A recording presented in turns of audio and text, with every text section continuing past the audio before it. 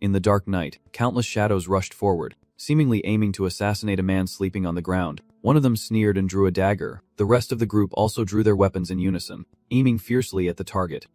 Suddenly, a sharp glint flashed in his eyes. He lunged down, throwing the knife straight into the cocoon with considerable force, causing the cocoon to deform. After a while, the cocoon remained completely still without any movement. Looking closer, it turned out there was no one inside the pouch. Now, he realized. Gritting his teeth, he turned toward the direction of the voice. Someone was already waiting right behind him, the moonlight shining on his face revealing a solitude that was far from weak.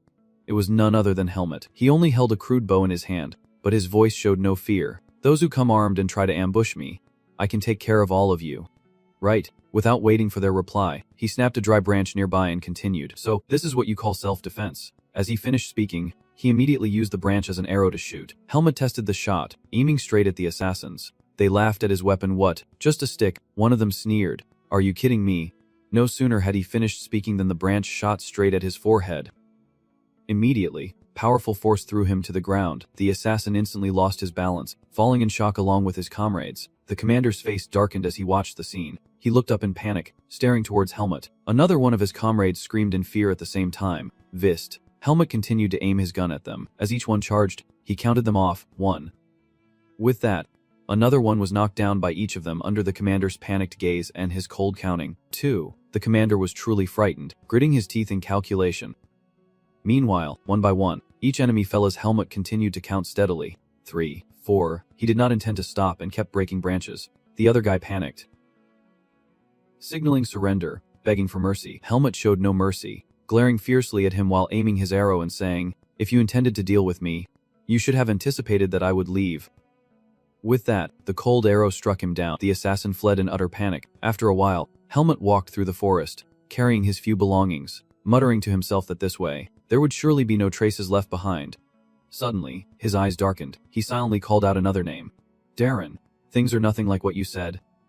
Saying that, Helmut leapt up. He vanished into the darkness of the empty forest. The human world was just too boring. Helmut dashed away, lost in thought. The past resurfaced in the meeting room. A group of people were engaged in a heated discussion. Someone spoke up. "It has been a long time, but are the traces of the Demon King still intact?" Another replied, "If you are talking about the primeval forest, then any living creature with magic power won't be able to pass the barrier, so it should be fine." Hearing this, the man fell silent, but the worrying thing was that the forest itself was also shrouded in magic power. Not being able to use such a vast land was a problem, and another agreed, "That is right." Suddenly, someone sighed and said, "If there is a forest filled with magic that makes people never return, could not we send those who must leave there?" The others were startled by those words and all turned to look at him, while he continued, "There are always those who are difficult for us to deal with, and besides that forest, there is no better place to eliminate them." Then he slammed his hand on the table, resolute, as the others around him nodded in agreement.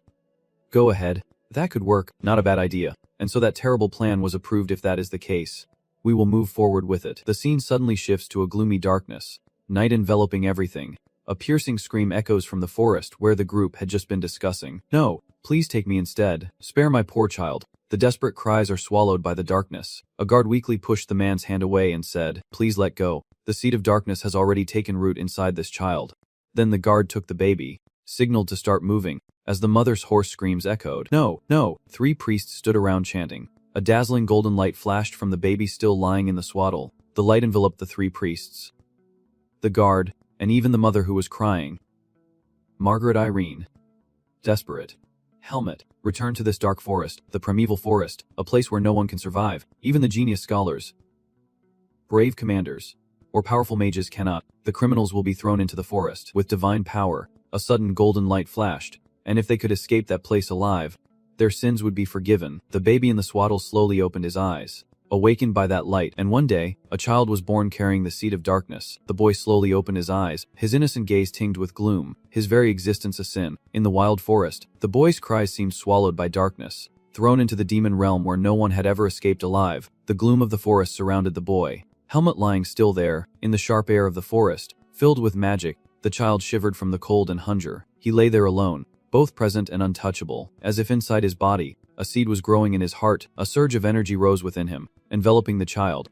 Finally, one day, the light gradually arrived. 10 days passed, and he remained still, regardless of sun or rain, night or day, and the child survived stubbornly. One day, in the sunlight of the forest, a creature appeared. Alaga came. With a glance that seemed frightening, it slowly approached Helmet. Then, it tried to roar to assert its dominance. In the end, it was still the creature that raised little Helmet. That day, the child's fate was sealed. 10 years later, in the dark forest, the laughter of children began to echo as young Helmet dashed after the rabbit, shouting and then stopping in his tracks. Helmet glared at the stubborn prey, scolding it as the rabbit slipped away. Finally, he lunged forward. Helmet looked at the prey, gritted his teeth, and quietly let it go. With that, the scruffy rabbit was caught in his hand, letting out a painful cry. Alaga lay in the shade, watching Helmet with the eyes of a mother fox. Full of excitement, he shouted loudly, "Alaga, I caught it." Hearing that, it crouched down and jumped close to him. Alaga gave the rabbit a swipe with its claw, fatal blow sending it far away. It ate the rabbit and asked, "So, Helmet, have you gotten used to hunting yet?" He replied, "Yeah, but so far I have only been able to hunt rabbits." Alaga's claw pierced a tiny object. He held up the small stone and said, "Look closely. This is called a mana stone. All magical beasts possess." Alaga continued, "If you eat a magical beast, you will become stronger. It will also replenish your energy and extend your lifespan." Helmet was amazed to hear that, and Alaga continued, "However, this rabbit is quite small, so its magic stone is small too." Helmet tried to grab the magic stone, saying, "Because this came from the deer I hunted." Alaga guessed his intention, stepped aside, and easily knocked Helmet down, saying, "Not so fast." Helmet was knocked down with a bump on his head. Whining, "Give it back to me," but Alaga ruthlessly refused. "No way." He explained, "You are human, not a demon beast, and if you eat this, you will become a demon beast." Alaga suddenly grew serious, "And if that happens, you will have to live in this forest forever." Helmet looked unconvinced, smirking as he replied, "Tight." "Ridiculous." He tugged at the rabbit's skin, muttering, "Even if I do not eat it, the skin's still stuck in here. Is not it better if I just eat it and get stronger?" Helmet carried the sharp rabbit and followed Alaga, still talking nonstop. "I am still too weak. I can't go anywhere beyond your territory." Alaga heard this and frowned. "You can leave." Helmet was doubtful. "Knife?" Hearing this, it repeated seriously, "I said, you can get out of this forest." He doubted. "How do you know? Did not you say we could not get out?" Alaga replied, "I have never seen anyone escape before, so I thought no one could, but someone told me it was possible." Helmet asked cautiously, "Who told you that?" It replied vaguely, "A human I met before." Her answer immediately snapped Helmet back to reality. He turned around and asked, "A human?" Alaga immediately crushed his hope. "So, you are thinking of going to find that person?" Daunty dream. He has probably already gone somewhere in this forest.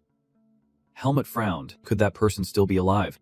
The one who witnessed their passing with their own eyes. Alaga was left speechless. Not knowing what to say, he thought for a moment then dismissed it, saying that guy is old now. He used to be very strong. He continued, "But a human, no matter how strong, will weaken because they cannot withstand the magic power in this forest. It is just that you can't sense it because you have the seed of darkness. The last time I saw him was a long time ago. He must be around 90 years old now." Helmet doubted. "Did not you say humans can live over 100 years? Where did you meet him?" Alaga played the emotional card, saying, "I fed you, raised you, but now you are determined to leave." "Disgusting." She said just that. She grabbed a dry branch, ready to hit him, but Helmet quickly dodged and replied, "Did not you tell me to take care of myself?" He frowned and kept dropping hints to Helmet, saying maybe he is not even there. But Helmet was determined if he is not there, then I will just come back. That sentence angered Alaga. He growled in frustration, "Fine. Go then. Do whatever you want." Helmet was not to be outdone, asking for information. "So where is that place?" He could not help but reveal it. "To the east of here." Having gotten what he needed, Helmet immediately turned back east. He escaped, disappearing from Alaga's sight. Now, finally realized it had fallen into a trap. Stunned. "What?" It hurriedly called out. "The person who left along the way was wearing the same color as me." Helmet did not care. Wiping away sweat with excitement, there was someone in this forest, and not just anyone, but a very strong person without the seed of darkness. Helmet wiped away quickly.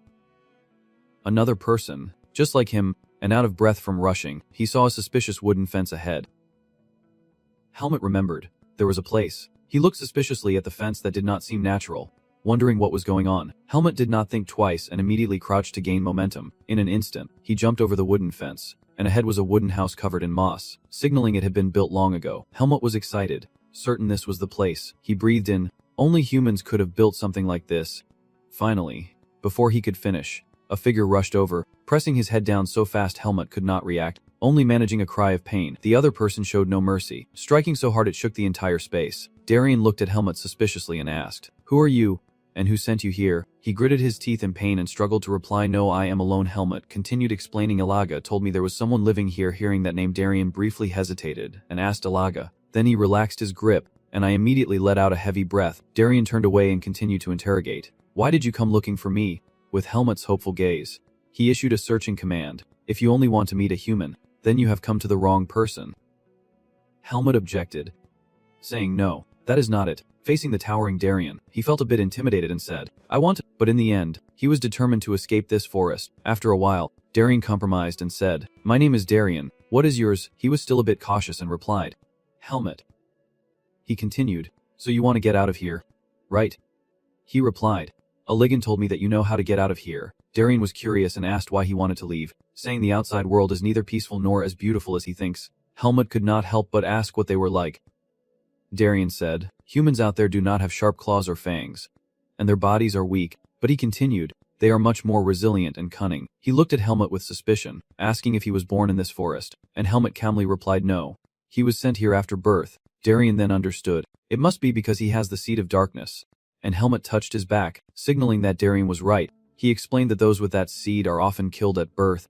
But since you were spared, you must have a high status. At least you are a noble. Helmut asked again, what is a noble? Darien said something unrelated. But it probably did not matter anymore since you were sent here. And I have to repay that debt. With that, he turned back, his voice growing serious. Listen carefully, kid. He did not wait for Helmut's reaction and continued. The reason he was left in this forest was because of the dark seed inside him. He imagined Helmut covered in wounds. And if it was still there, even if he left this place, he would always be hunted and eventually perish fighting others. After speaking, he asked Helmut if he still wanted to leave this forest.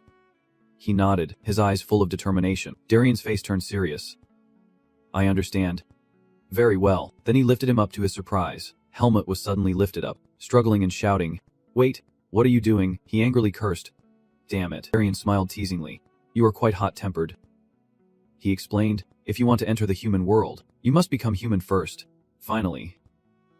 Helmut stopped, staring at him with eyes sharp as knives, but Darien paid little attention and said, let us go. I will make you human. On the way, Helmut could not hide his curiosity and asked what he had to do to get out of here, and he replied, you have to cross the boundary of this forest, but for now, just forget about that. He reminded him that he must become stronger first. Then he must find someone who knows how to get through it. When Helmut asked who, he refused, saying he was not ready to tell him yet. He hesitated, pondered how to become stronger. He carried him into the wooden house and said, just do as I say. After a while, Helmut angrily climbed down the tree and protested. Darien, why do I have to do this? Darien calmly turned away. That is how people live. He argued, you live like this too, but this place is so dirty. Darien replied, so you want to keep living in the forest? Helmut clenched his fists, frustrated but unable to vent. After a moment, a bed made of straw appeared, and he stared in surprise before asking, what is this? Calmly. He replied, it is your bed. The kid and Helmut were surprised. He asked about the bed, then jumped on it. Lay down, and felt completely comfortable. Helmut breathed out and asked, can I rest now? Darien teased. Lazy kid, there is still a lot to do. Get up. He grabbed a set of clothes and handed them to him. Put these on. Helmut put it on and immediately complained that it was tight and uncomfortable. He explained that humans have to wear clothes, and since he did not have many, he should not ruin them. He was quick and nimble. After a while, the two of them went back out into the forest. Helmut followed Darien and asked why they were going outside again. He replied, people need to know one more thing, and he would teach him about what can and cannot be eaten. He looked into the bag full of vegetables and continued, explaining how to make the inedible edible. Helmut was surprised edible. He pulled out a twig, dipped it into a small fence, and while working, said that every creature's twig has a core stone, and even if you remove it, there is still residual magic energy. But there is one thing without magic energy. Then he dipped the filtered root into the stream and said, this is water. You can cut off the core and wash away the magical energy from a creature with water. Then he handed the root back to Helmut and said, try eating it.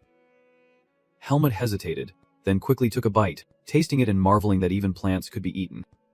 How amazing. Darien quickly stood up and said, if you are done, let us head back, and he obediently agreed. After a while, Helmut looked very serious and said, I really need human knowledge. Then he stretched out in protest. But what does that have to do with fetching water? He was carrying 2 buckets of water while muttering that the man had been making him do strange things for days now. Is not that a bit too much? At the same time, a beast was hiding behind the bushes, stalking Helmut. Swift as a flash, Alaga lunged to attack, catching him off guard, spilling both buckets of water. Helmut jumped up and asked suspiciously, Alaga. It looked at Helmut with mocking eyes. teasing. What are you doing? Trying to be funny. He honestly replied that the man told him to fetch water, and Alaga was speechless, asking why he would listen to that human when he never listens to him. Helmut ran his wet hair back, resigned, saying the man promised to make him stronger. Alaga calmly lay down and continued to ask, now that you are stronger, what will you do? Will you leave the forest? Helmut was determined. You said I am not a beast, so I have to go to the human world. Alaga fell silent for a moment. It then asked, if you leave, will good things happen to you? He answered firmly, I do not know, but if I stay, nothing good will happen. With that, he turned and walked away, saying, I am leaving now. See you later. Alaga stared blankly after Helmut's departing figure. After a moment, he thought for a while and then turned away. He turned away, his face filled with sadness. Alaga left alone, telling himself the boy would be fine. In another corner, the water bucket was roughly knocked over. Helmut struggled to maintain his stance, focusing despite the sweat pouring down. Darien stood behind, reminding him to straighten his back. Helmut, unable to bear it any longer, said with difficulty, Darien, I am so tired. He then urged, do not you want to leave this forest? Helmut clenched his teeth, crying and scolding, pushing himself to keep his stance. Darien looked at him, thinking the boy was enduring quite well, glancing at him grinding his teeth and standing firm. He thought deeply that those who survive in this forest must be different. He decided the boy was born with more than just the seed of darkness and was worth raising. The sunset gradually fell, casting a faint light over the forest. Helmut's face was pale and lifeless. Seeing this, Darien reminded him, Helmut, stop and sit down here. At that moment, Helmut seemed relieved. Leaving his stance and taking a deep breath, Darien quickly helped him up. Helmut complained, I am so hungry. You are being a bit harsh. All right then. After a while, a large pot of soup boiled fiercely on the stove. Under Helmut's burning gaze, Darien reminded him to eat, and Helmut reluctantly obeyed, just after taking a spoonful to taste. Helmut cud. Then his eyes lit up, and he kept scooping, exclaiming, this is so good. So good. Darien watched intently as Helmut's face lit up with flavor. Helmut kept asking if this was really soup and how delicious it was, while he was still devouring the food. Darien suddenly stood up. He was curious. Darien, are not you eating? He did not answer. She frowned and reminded him. Listen while you eat. Darien opened a wooden box nearby and continued. Helmut, you came to me to leave this forest, and now you are trying to become stronger. Helmut kept eating while Darien kept talking. But you are not a beast in the forest. You are just a weak human without fangs or claws, and no matter how hard you try, human strength has its limits. Then he took out an object and said, that is the reason. He swung it like a sword and said, I want to teach you swordsmanship starting tomorrow. His eyes showed deep contemplation as he continued. But before that, I will show you what a sword truly is. Then Darien demonstrated a few moves with the sword. He stepped forward to a large rock, with Helmut's focused gaze. He reminded, watch closely now. Darien swung his sword forward. His eyes gleamed with sharp intensity. Then, he gathered his strength and swung the sword with great force. The sword struck the ground with great force, shaking the earth. Helmut watched closely and asked, did sparks just fly off that piece of wood? Darien said nothing and continued to perform. He swung again, aiming straight at the rock, and the edge of the sword sliced the large stone in half. After a moment, the stone began to sweat from the slash. In Helmut's horrified eyes, the deep stone exploded into small fragments. Helmut was both surprised and exhilarated. The huge rock had now shattered into small pieces, scattered across the ground. Only then did Darien speak loudly. This is the way for humans to survive. Helmut gaped, amazed by it. Darien stroked the sword and continued, saying, just like how magical beasts have their own magic, imagine that humans also have a source of power like that. Helmut looked at his hands with doubt, but Darien explained that although the seed of darkness within humans is different from others, it still possesses the same kind of power. Helmut realized, thinking to himself, so this is the power I felt when I met Alaga or Darien, and out loud he exclaimed, amazing, I want to learn how to use it too.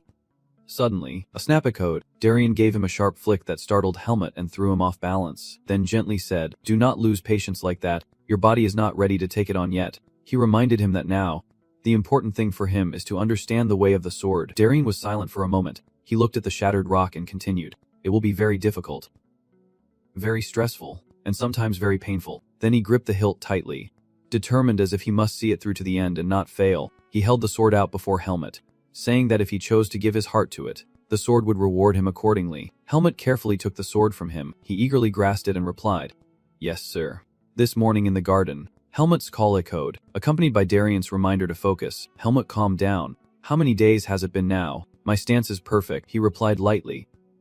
Oh heavens, you have already learned to talk back to me, and I am sure I told you to use honorifics with me. He reluctantly corrected himself.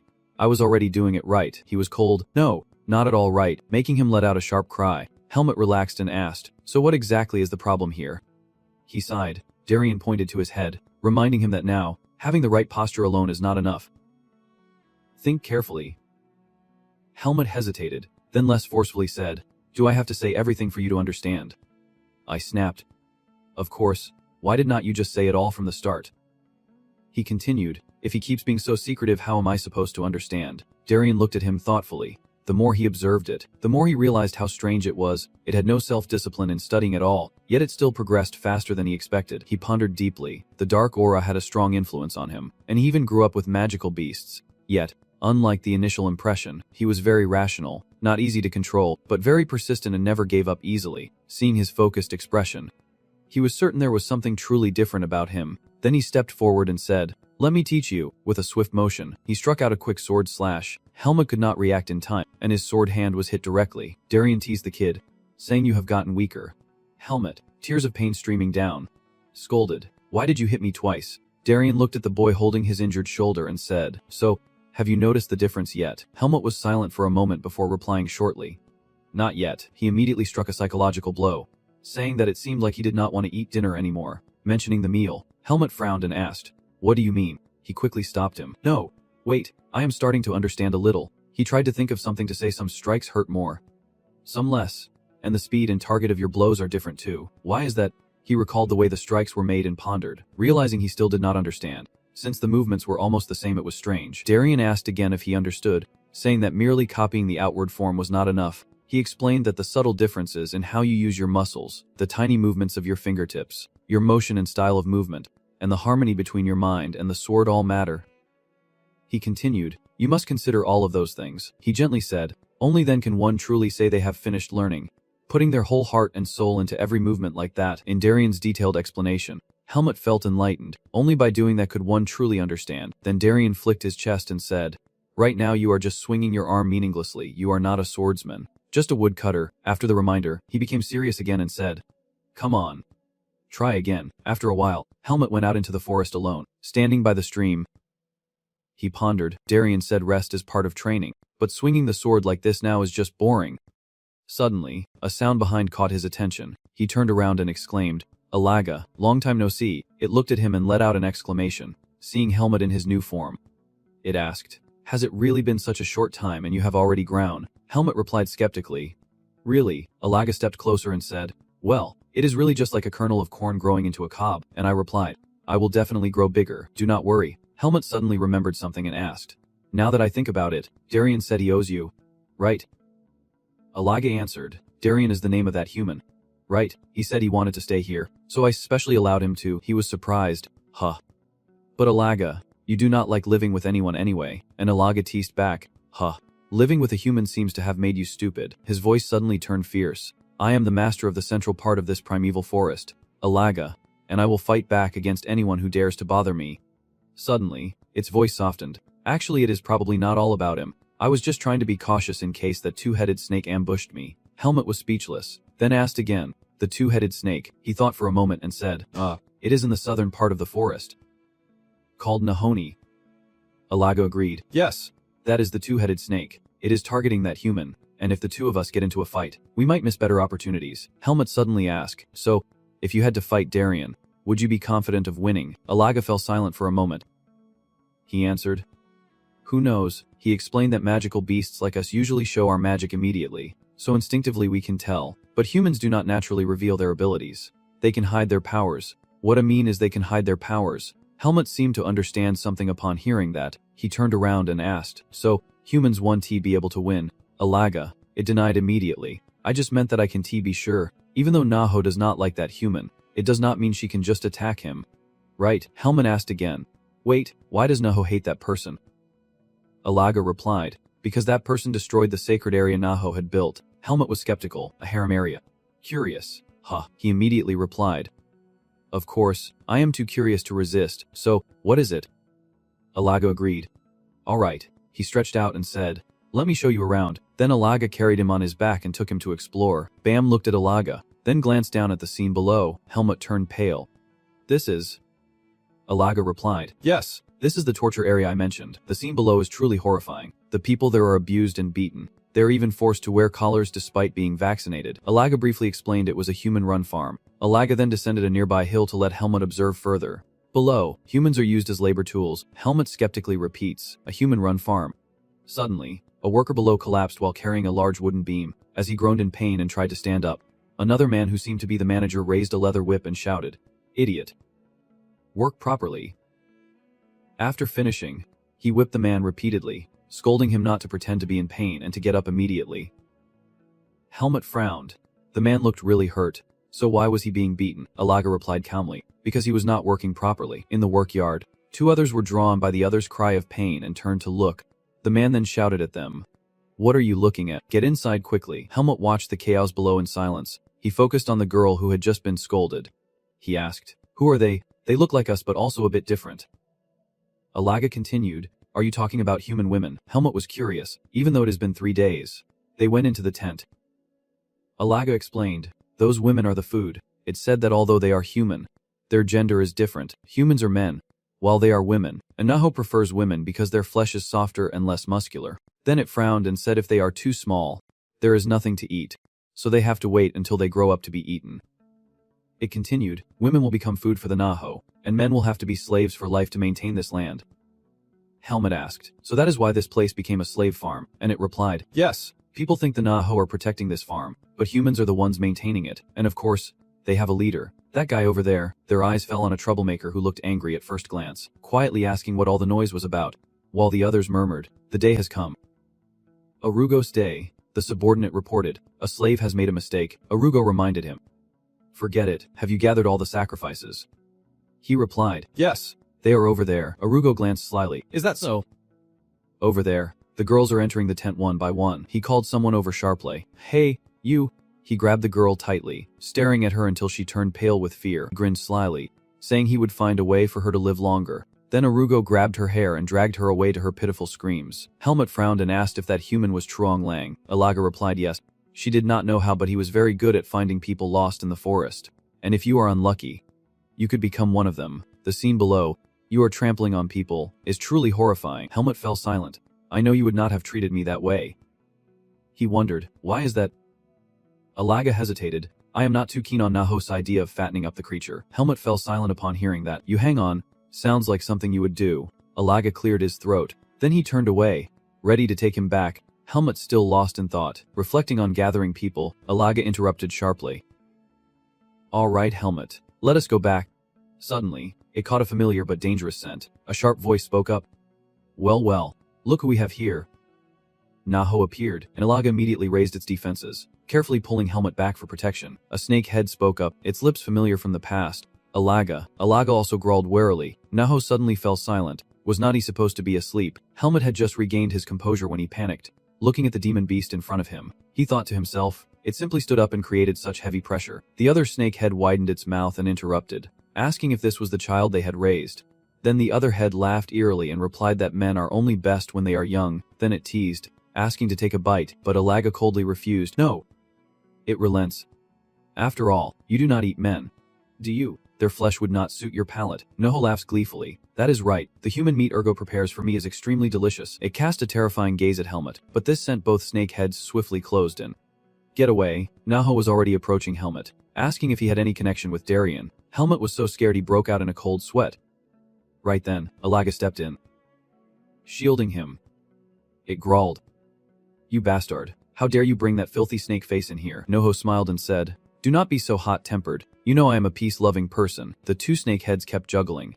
"I just want to check why I smell that deadly scent coming from its clothes." The past resurfaced as Naho spoke coldly. "Just a few years ago, since he destroyed my farm, it is only natural for me to be wary of him." Alaga quickly intervened, saying it had nothing to do with Darien. It was just mixing clothes to wear. Noho was suspicious. "Is that so?" But then it sneered, feeling light as air. "If you were not here, I would torment it." Alaga warned immediately. "If you dare lay a finger on it, I will tear you to pieces."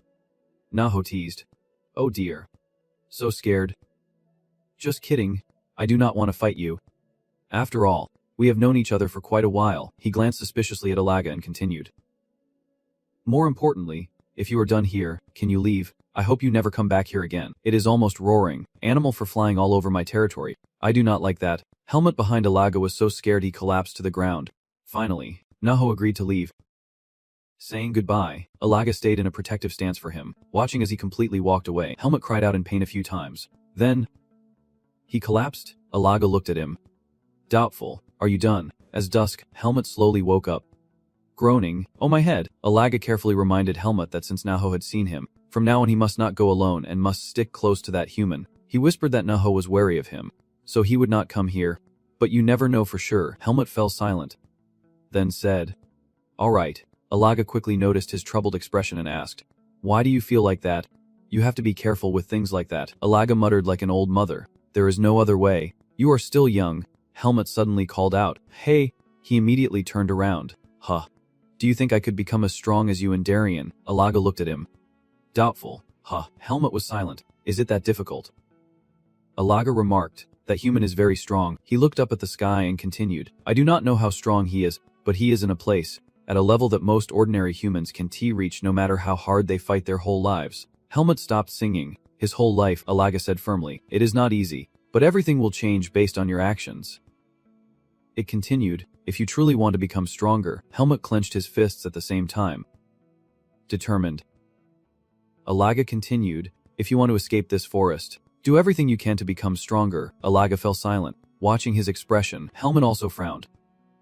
Saying nothing, then he sighed, "Let us go," and added, "Those humans are coming. See you later." Just as he said, Darien carried a bundle of straw on his back and slowly approached. He saw Helmut and said, "I guess you went out with that leopard again." He turned back and called out, "Darien." Without waiting for a reply, he kept walking forward. The sun was about to set. Time to go back. Helmut felt restless inside and said nothing. He watched Darien's steady back. He looked again at lonely Alaga. Alaga was also aware of his gaze. It suddenly turned back, thinking to itself, "I will follow this person." Seeing its eyes, he felt like he had caught the signal. Helmut smiled. He turned around, walked with Darien, silently agreeing, "Okay." In the middle of the night, Helmut was in so much pain he could not sleep. He curled up on the straw bed, crying out, "Damn it, my stomach hurts so much." He was desperate, sure he was going to die. That afternoon, Darien gave him some strange herbs and said, "Helmut, eat this before going to bed today." Helmut took it. Curious, "What is this?" he said bluntly. "Poisonous herb." Helmut startled, "You are telling me to eat this?" But before he could finish, Darien flicked him and ordered, "Just eat it and do not complain. I will help you control the power of the shadow seed." Now, Helmut writhed in pain. "Oh, this might really be poison." He complained, but he never said it would hurt this much. Then he cried out in pain again. Helmut gritted his teeth. "What did you make me eat, Darien?" Meanwhile, Darien silently watched the night scene. He muttered, 5 years. No, maybe about 4 years. The next morning, Helmut still threw himself into training as usual. The strikes gradually grew stronger and more precise. He kept chopping at a large tree. In the blink of an eye, the tree trunk was covered in deep cuts, while he was diligently training. Darien approached. He watched the young man who kept trying silently. Finally, he spoke, "You are starting to use the sword more skillfully, right?" Hearing this, Helmut stopped and greeted him. Darien. He happily shared that recently he felt his body was much lighter and his focus had clearly improved. Helmut wondered if it could be due to the poisonous grass.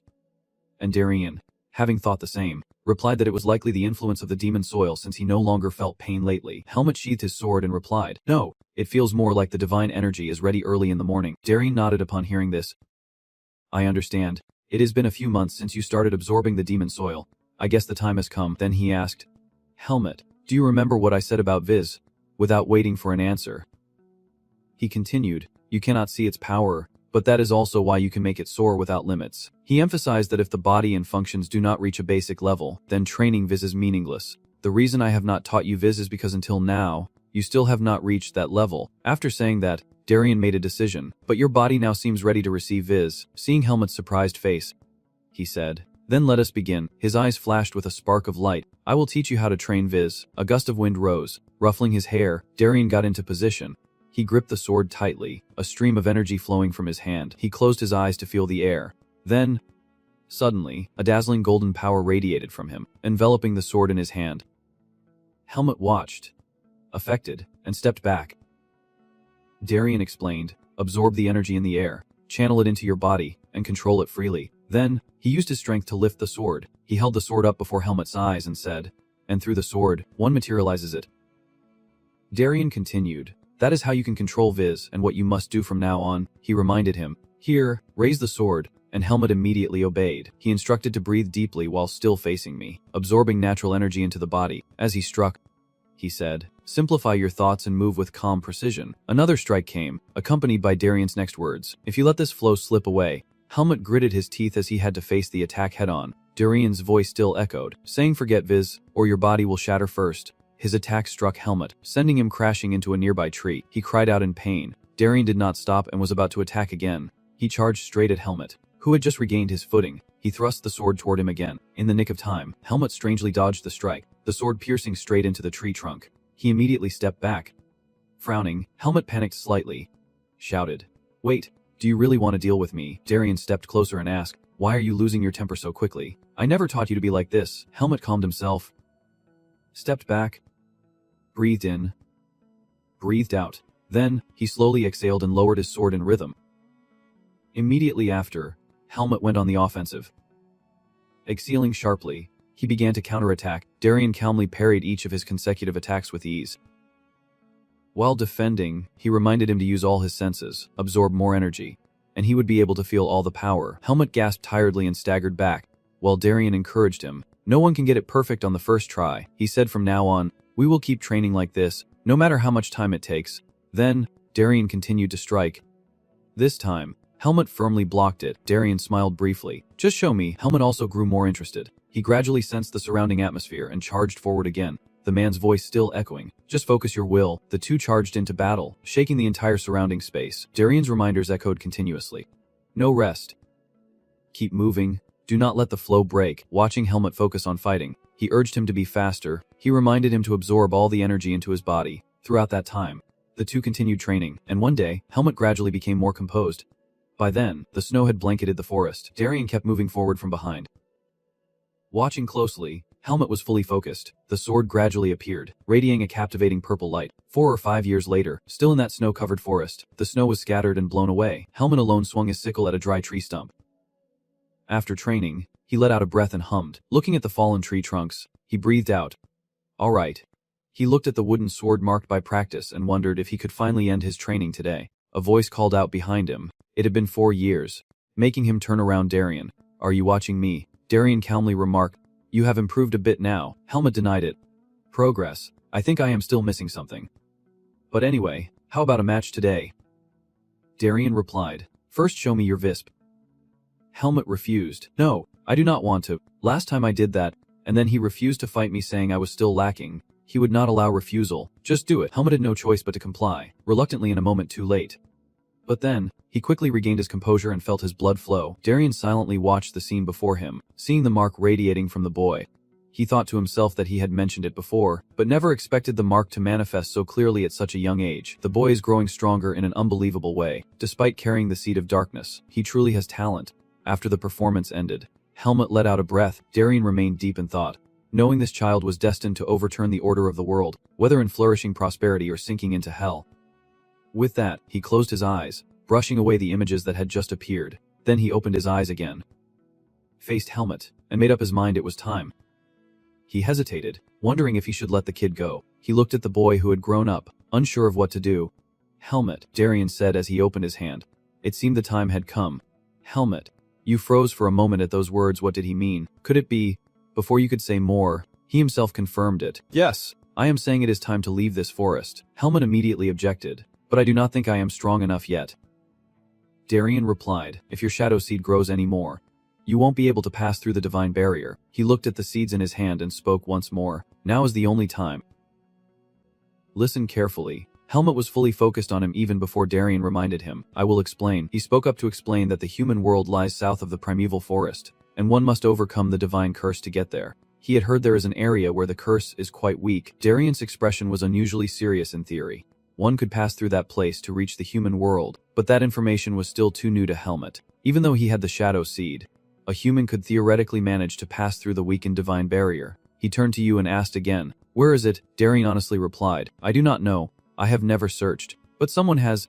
Helmut listened carefully to this guidance. There is a human village within the territory of the two-headed serpent. Surely the village chief Arugo would know. That guy knows where the human village is. He suddenly remembered that person. And when he mentioned the two-headed snake, he meant Nahor, and Helmut soon connected everything, realizing that Arugo was the one who governed the humans in that village. To reach a conclusion, it was him. Darien glanced at him as he spoke once more. Finally, he promised that you will experience countless things in the human world, and those who have only lived in the forest may find the outside world bustling and lovely. And he also reminded you that tragedy always happens quietly. Helmut pulled away, alert and listening carefully to the words to come. Darien explained, it is not something you can stop just by being cautious. And you can't avoid it either. When that time comes, you will feel helpless and in extreme pain. You may experience anger and despair, or even reach out to rely on the darkness. His large hand reached out as he continued. But no matter the situation, it was placed on Helmut's shoulder along with the final advice. Do not lose yourself. Darien turned the question back to Helmut, saying, I only asked that of you. Do you have any other questions? His hand was already clenched, and Helmut asked again. You said you had no intention of coming with me. Right. Darien let out a long breath, considering the words. Then, neither fast nor slow. He confirmed, yes. His eyes briefly showed sadness. Then Darien slowly widened the distance between them. Ready for their parting. If you have nothing more to say, I am going to sleep now. I have something to give you, so remember to come back in the morning. He turned his back to him as he finished speaking. I want to be alone after such a long time. Helmut did not respond. He remained silent and soon was alone in this forest. As night cast a somber shadow over Helmut, his gaze returned, lips already pressed tightly together. Beside Helmut now appeared the figure of Alaga. She gently asked him, looking not very excited, is not it true that you can leave tomorrow? Helmut turned his head at the sound of the voice. Alaga. He did not hide it, but he was not very happy to admit it. That is right. And then Helmut began to open up. Finally I can leave this place. But I feel like the words you said were a bit hesitant. Too complicated. I do not know why. Why I feel this way. Alaga told you not to speak. It turned its head to the side, as if displeased to see Helmut helpless. He concluded later that it was proof you were slowly becoming human. Helmut grasped the doorknob. Alaga stood outside waiting for him. It gently nudged him, urging him to go. Helmut nodded slightly and mustered all his courage to open the door. His eyes suddenly widened in surprise when he saw Darien already sitting and waiting for him with a few items on the ground. He did not look up at him or say a word. Helmut frowned deeply and softly called out, Darien, but there was no response. Darien remained motionless. Helmut called again, Darien. In the end, I forced myself to admit that I have an uneasy feeling, but I guess the time has truly come for me to leave. Helmut leaned down to pick up the weapon Darien left behind. He looked at the man with lingering sorrow. His expression revealed unhidden sorrow as he silently vowed to remember him. Darien was gone. He sat still and quietly passed away. Helmut let you look at him. Then he gently closed his eyes. When those eyes opened again, their expression had completely changed. The image of Darien was deeply etched in his memory. Helmut grunted quietly, and Alaga responded without much surprise. I guess his lifespan has come to an end. He paused briefly before asking again. Who knows? It never meant to hide anything from you. He told me before. Then he tried to comfort me. Don't he make that face? Every meeting was already destined to end in criticism. Alaga tilted his head and continued. He lived and died as if his life was already destined, so you do not need to feel guilty. After saying that, it wagged its tail again. He tossed his head toward Helmut. It seems I can finally give this to you. Helmut reached out and caught it. He looked around and moved toward the item. What is this? Alaga asked. When left here, you were wearing this, he said seriously. Take a look. You might need it when you leave here. Helmut opened it and saw a necklace with a pendant shining bright gold. Alaga spoke up to explain. It is made of gold alloy, a rare metal. The Hen people are descendants of a noble family. Helmut slowly opened it. The inscription inside read, let the light guide your way, but the head. Helmut continued. Family. That must be my mother's name. And he nodded. So, once you get out of here, go find her no matter what happens. Maybe she can help you. Followed by some reminders. The person planning to go to that farm. Right, that terrible Aho is in hibernation, so he won't go out unless there is a major riot. But even then, if I enter his territory, he will find out. Helmut made you promise. Don't worry, I can handle it myself. He looked at him, completely trusting. All right. Hurry up, this is your only chance now. And he blinked as Helmut took his first steps away. After walking a bit, he stopped, turning to him. He spoke, Alaga. Take care. Alaga could not hide the smile on his lips as he replied. All right. Helmut. Its gaze once again fixed on Helmut's silhouette. The words in its heart unconsciously escaped into speech. Take care of yourself too. Meanwhile, in another quiet place, there was the silhouette of someone moving, revealing a face drenched in sweat. One of his fingers pointed toward the burning candle. Ergo's gaze was empty, and suddenly Helmut's blade pressed against his neck as a warning. Don't move. One of the main types of magic is dark magic. It is a source of demonic energy. It can even make a weak mage become strong. Moving on, among countless mages, There are those who have crossed the boundaries that fate never intended for them, driven by a single desire to possess magic and infinite power, and he was no exception. Ergo was once a mage who was always jealous and envious of others. He yearned to become the strongest but chose dark magic as a shortcut, because he felt he lacked the talent, and to achieve his goal, he needed to collect the dark emotions of humans. Therefore, through activities like raiding House C's illegal human trafficking, the necessary ingredients were gathered with ease. Not to mention the endurance and fear emanating from them. It made Ergo even stronger and more ruthless. Things never fully turn out well. However, during a manhunt, the mages determined that his crimes had been exposed to the light. The end result was that he was captured and sentenced to death or exile. But Ergo was clever, and to avoid immediate execution, he chose to go to the primeval forest. Path to survival opened for him. In the end, it was here that he met the two-headed snake. He was allowed to stay within the serpent's territory as a response to his submission and worship. Next, Ergo used magic to gather all the exiles in the forest. Then, to avoid being killed immediately, they submitted to the spirit beast. This is also the history of how that area was formed, and that is how the human farm was created. As for him, Ergo became the leader of that farm while the others were treated no better than beasts. As for the true master of this territory, Naho never bothered to interfere with what Ergo did, as long as he continued to offer tribute. And so, in submission, Ergo's ambition stirred once again.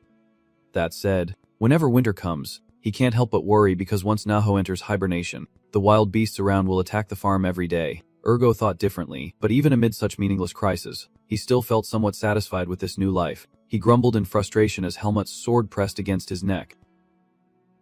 Leaving completely. Winter was always the root of deception. What did he want? He replied curtly, his eyes flashing coldly.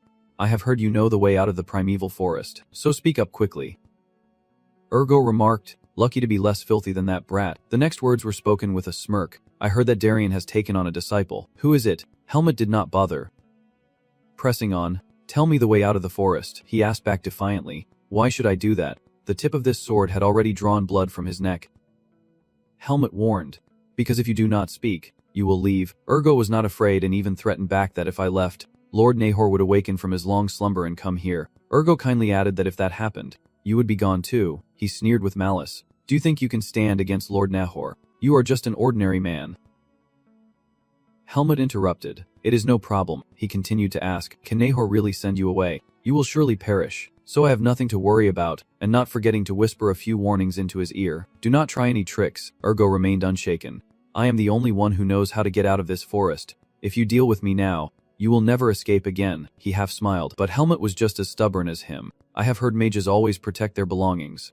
No matter what, I will find it if I search your house thoroughly. I just want to simplify the process. The blade remained firmly pressed against his throat. Ergo rolled his eyes and spoke grimly.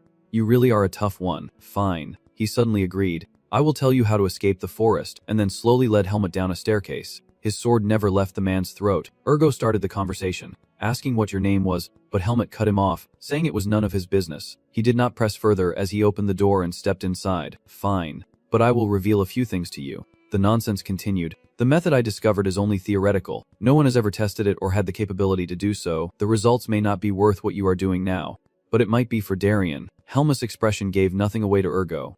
And since you are still here, it means he has no intention of leaving this place. He abruptly turned his head to question what happened to him, and when met with silence from Helmut, Ergo guessed the reason to no answer. He must have left. A satisfied smile escaped from the man as that hand reached for the book. Helmut quietly demanded, hand it over, but Ergo calmly refused. The harsh words were spoken. Hey, what do you think about becoming my successor and living here? He silently replied briefly.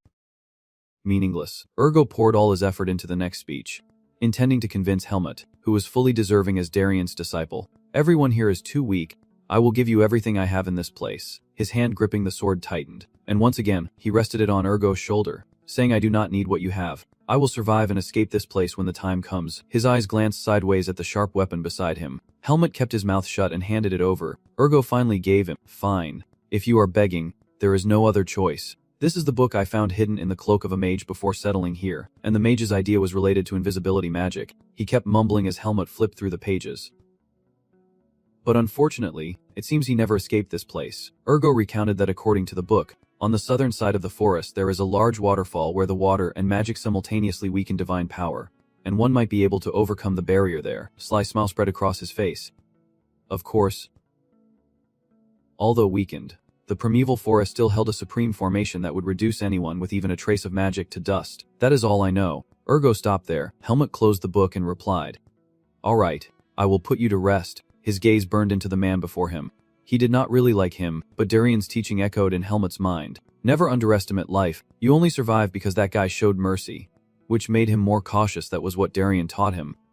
So instead, Helmut threw a stone straight at Ergo, his eyes widening as he spat out a mouthful of saliva. The ropes Helmut used tightened around him. Then Helmut quickly pressed his pressure points, stepped back a few paces, and spoke again. You will be released after a while. From now on, do not do anything bad, Ergo shouted angrily.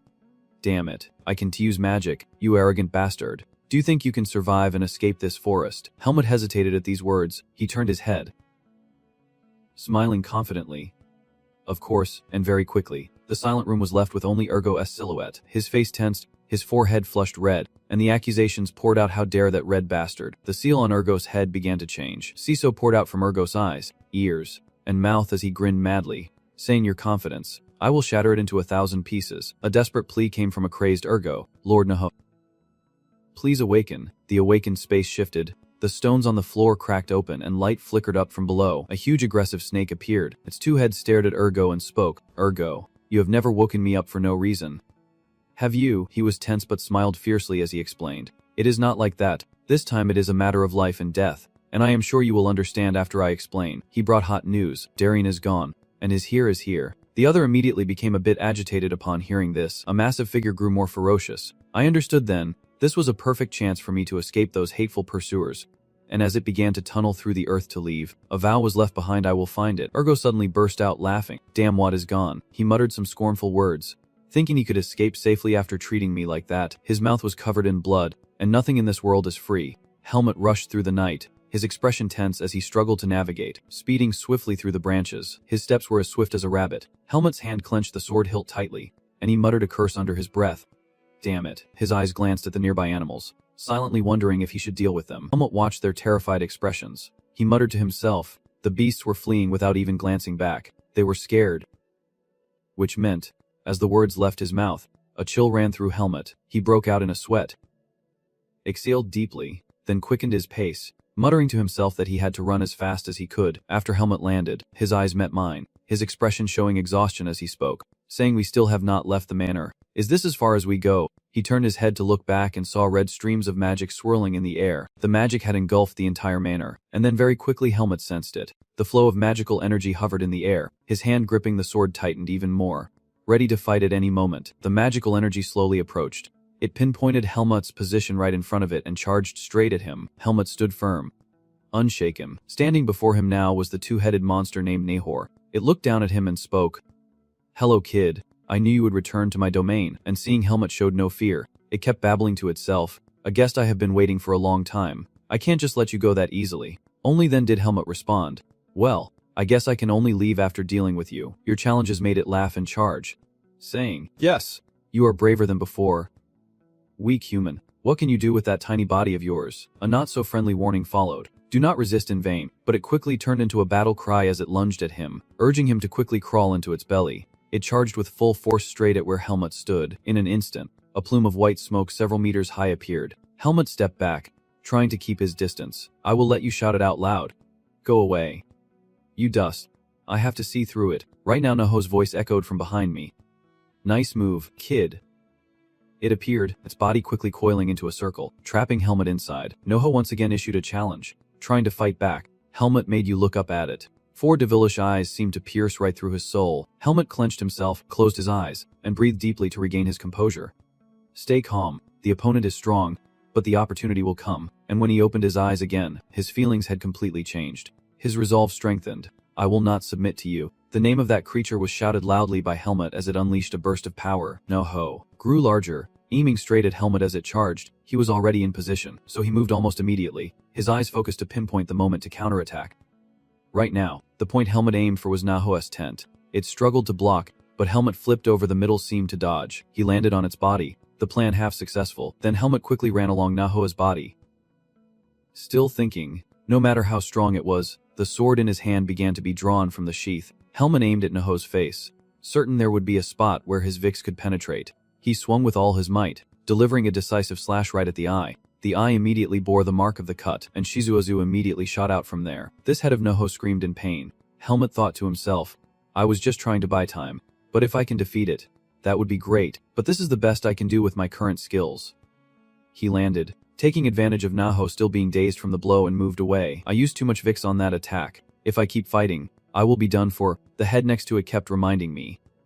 You insect, snap out of it. Helmut rushed forward with a single goal in mind, but was horrified by what he saw next. The intact head brazenly bit the attacked head, its mouth yelling loudly. The dull head. Helmut frowned and turned back to watch. Siso gushes from the bitten head like a spring, accompanied by the intact head's furious curses. The one he could not even finish off. Noho breathes a sigh of relief, and with a sigh, I just dealt with a useless thing. Its attitude changed in an instant as it aggressively lunged at Helmut again and fell with force. He struggled to raise his sword in defense, but no matter how hard he tried, the pressure radiating from Naho was overwhelming. Helmut was quickly knocked away. His body slammed into that surface with considerable force. Naho's magic spread throughout the surrounding space. It looked around and then spoke. The person trying to escape after that attack. The next words spoken were a confession. I lost a head, so it will be harder to see. It looked around desperately, screaming in pain. The kid is done for. At this moment Helmut was hiding, gasping for breath. He warily looked at the sword in his hand and muttered a comment. I know it is very strong, but I still dared to face it, and all I can do is slash at its eye.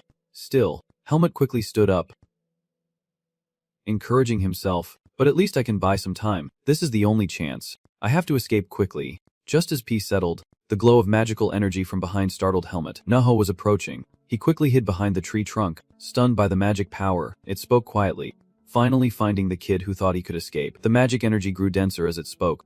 Do you think you can escape me in this forest? Helmut clicked his tongue in annoyance. Naho immediately rushed forward. It opened its mouth wide, ready to snap up the scent in front of it. Helmut gritted his teeth and silently wiped away the sweat, determined not to leave. His hand gripping the sword tightened unconsciously.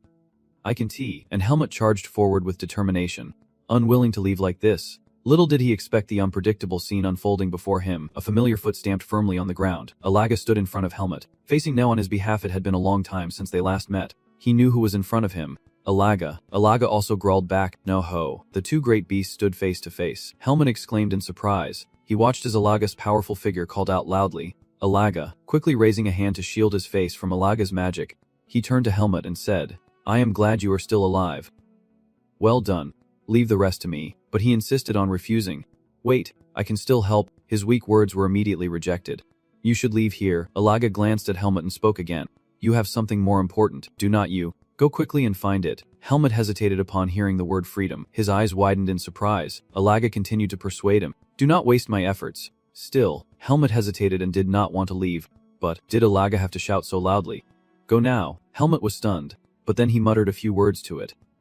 Thank you, then quickly ran away, trusting Alaga to handle everything. Its blue magic confronted Naho right there. Naho let out an annoyed shout before unleashing his magic power. You filthy cat, how dare you block my way in my own territory? These words made Alaga glare and retort sharply. Blocking your path? I am just doing what I need to do. Yet all it got in return was Naho's contemptuous laughter. What kind of friendship is this? It is not even touching or heartfelt. Its eyes glowed with a strange, eerie light as it muttered, terrifying species. Naho started rambling on, saying that actually, she should thank him for coming willingly, and that she would deal with him immediately and devour that brat alive. But in response, Alaga issued a blunt challenge. There is no one else here but you. So do you really think you can do what you just said? Let us see what you will do. Noho opened his mouth wide in a threat. Alaga growled back fiercely, and the two great beasts charged at each other. A sword flashed by. Helmut exhaled with a sigh of relief. Finally it is over. The ground was now covered with the bodies of fierce beasts. Several different species have fallen under Helmut's hand. After passing through Alaga's territory, I have been running non-stop for 2 days, surrounded by corpses and blood. He continued to comment that as long as they are not on the same level as Naho, he can handle them without any problem. A fleeting thought flashed through him. If in a world without those two, where he never met Alaga and Darien, he would not have survived here. That only strengthened his resolve. He had just one chance left, and for the sake of Alaga and Darien, the horseman had given him this opportunity. Facing the waterfall ahead, Helmut made his resolve clear. He had to leave this forest. He looked up in surprise. This place was so different from Alaga's territory. He could barely sense any magic, yet the shadow seed was still reacting, and I began to feel the magic power inside my body. Is it reacting to the god or not? Luckily I wrapped it with Viz, otherwise it would have caused a big disaster. Unexpectedly, in my hand now was a strange item. This feather is. A large shadow swooped over Helmut's head. He struggled to defend himself. The creature also noticed Helmut. It landed as it spoke. A human boy. What are you doing in my territory? Helmut gritted his teeth, cursing himself for not realizing sooner that the warlock had warned him about this. But he never expected a demon beast to be lurking near the supreme formation. The creature began to introduce itself, saying its name was Irel and asking for his. Let me think. I have heard that name before. I am Helmet. Standing before me now is the ruler of the north, Irel. Alaga said that Irel is very curious about things around him, and I smelled something very familiar on you. He kept observing Helmet and remarked that the scent was faint and unclear. But he could never forget it. Yes. You carry the scent of Nahor. Irel's eyes drilled into the person before him. And there was also a faint scent lingering on them for a long time. Could it be Alaga? Interesting. Very interesting, and directly declaring, "So are you Alaga's child or Nahor's?" Helmet replied firmly, "I am Alaga's kin." Irel looked up with interest. "Is that so?" "If that is true then." But the power around him suddenly erupted. "Does that mean a member of Alaga's family has infiltrated my territory?" Helmet carefully explained, "I was not sent here by Alaga. I have my own reasons," and he successfully caught its attention, asking if there was any reason for him to forgive you. "So tell me." He paused carefully to choose his words. After a moment, he finally spoke, saying, "The reason is that what I am trying to do might actually mean something to you." Irel found it increasingly confusing. "Mean something to me?" Helmet nodded in agreement and continued to persuade, saying this is the perfect opportunity to satisfy your curiosity, because his words were like a world-shaking declaration. "I will be the first to pass through that formation and leave the primeval forest." Hearing this, Irel could not help but laugh. Helmet watched it and laughed loudly. Irel spoke with a hint of disdain. "A weak human kid. Do you really think you can do it? The dark seed inside me is telling me you are just like a ghost beast." But Helmet remained completely confident and continued, "Then let me try, because I am the first human to come here." He looked at it, certainty shining in every word and gesture, determined to pass through that supreme formation. Irel fell into deep thought and sighed, saying it had been a long time since they had seen a human they wanted to watch get their hair turned gray and burned in that formation, which would be such a waste. But Helmet offered another argument. Many would come to this forest, but he would be the first to pass through the formation. He declared, "It will be me." Irel opened his eyes wide, momentarily speechless. It tilted its head, analyzing the person in front of it. Then it spoke. "All right, you are a very smart person, and I want to see you follow through on what you said." Irel looked into the distance and continued, "It is true that you are the only fool willing to risk your life to leave this forest." It looked back at him and said, "Whether you leave or survive does not concern me, but if you succeed, you will be the first person to ever escape this forest."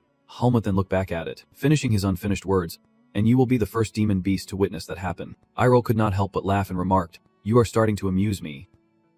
"All right then, because I want to see if you can leave this place. I will protect you until you reach the formation. If anything happens or if you have something to say, just tell me, and I will relay it to Alaga if I meet him." Helmet's eyes widened a bit more upon hearing these words. He politely replied, "If that is the case, then tell Alaga that I have survived and managed to leave this forest." Helmet's expression was strangely serious. Irel looked at him and spoke, which meant he understood the intention behind Helmet's words. "No matter the outcome, but you still want me to say it again, right?" Irel did not ask further and instead directly agreed with him. "Fine, I will tell Alaga exactly the same." And he used a special title to address the person before him, Alaga's special child. He let out a breath, his eyes refocused, and Helmet instantly charged forward. With only one chance left, he jumped into the cold water. Pushing himself to move, Helmet enveloped himself in a sphere of magical energy as he moved forward. His eyes never left the point ahead, but Helmet soon faced obstacles. Still, the determination in his heart never wavered. He had to get out of here. Helmet's eyes returned, filled with nothing but determination to leave the primeval forest, a transcendent entity called Divine, granting the power to cleanse evil. Water before Helmet burned fiercely. Protecting humanity, he shielded himself, charging forward to eliminate all evil. Helmet himself felt it too, the power coursing through me. His eyes only grew more determined, but at this moment, my body felt as if it was being pierced through. Helmet thought, pain I had never felt before. In a daze, Helmet silently wondered, I can't maintain my consciousness. Beasts turning into humans, and a human turning into a beast. Where am I supposed to go? Somewhere else. The wooden wheel slowly rolled down the road as a curse escaped. Damn it. The voice continued from the group ahead. Tanya, this place is too close to the primeval forest. Why are we resting here? Tanya turned her head and replied, Hey Pin, you know if we rest, we can travel farther. Right? The more I hear you talk, the worse Pin's expression gets if we run into a monster while we are exhausted. Even a fourth-rate mercenary like me won't be able to fight it off, so stop whining and go get more water. He trudged along reluctantly. Damn it. It is almost dark, and Tanya immediately asked back upon hearing those muttered words. What the hell? She even gave him a kick, and once again, he barked harshly, saying nonsense. Hurry up and move or it will get dark. Pin dragged the 2 buckets of water in his hands. Complaining, feeling strangely uneasy, he was half asleep, working absent-mindedly, just scooping water to go back, but at that moment, Pin's gaze caught on something. What is this? How can a stream have a tide? The unconscious figure of Hyomut struck Pin's face, instantly turning him pale with shock. Pin could not help but shout loudly. Then he was seen gasping for breath as he ran back. Tanya could not help but wonder, what happened next? Finn added, "You just saw it." Pin, pale as a banana leaf, recounted that there was a dead body, a corpse by the stream. But as soon as he said it, the people behind him objected, saying there could not possibly be a dead body in a place like this. That guy must be scared. You must be confusing it with the thorny patch. Right? Tanya, on the other hand, patiently asked, "Where did you see it?" "I will go check it out." Pin nervously pointed. "Over there." But this only made Tanya more frustrated. She kicked and shouted, "Do not just point like that. Lead the way. I still need to collect more water." No choice. Pin had to lead her to the place. Tanya kept reminding as they walked, "If you confuse it with something else, I will deal with you." He insisted, "No, I swear." He quickly spotted Helmut lying there and immediately pointed, shouting, "Over there." Tanya and Pin moved closer to take a look. Her voice slowed down. "It really was a corpse," Pin proudly said. "I told you, I was serious. Hurry up so we can go back. I do not want to look at it anymore." But she immediately cut him off. "Wait." A sharp breath escaped from Helmut. Tanya suddenly shouted loudly, startling Pin. "Pin, come here quickly," he replied calmly. "Strange." She lifted Helmut up to check. "He is not dead. He is still alive." Helmut's vision gradually became clearer after a while. Tanya smiled and said, "He is waking up."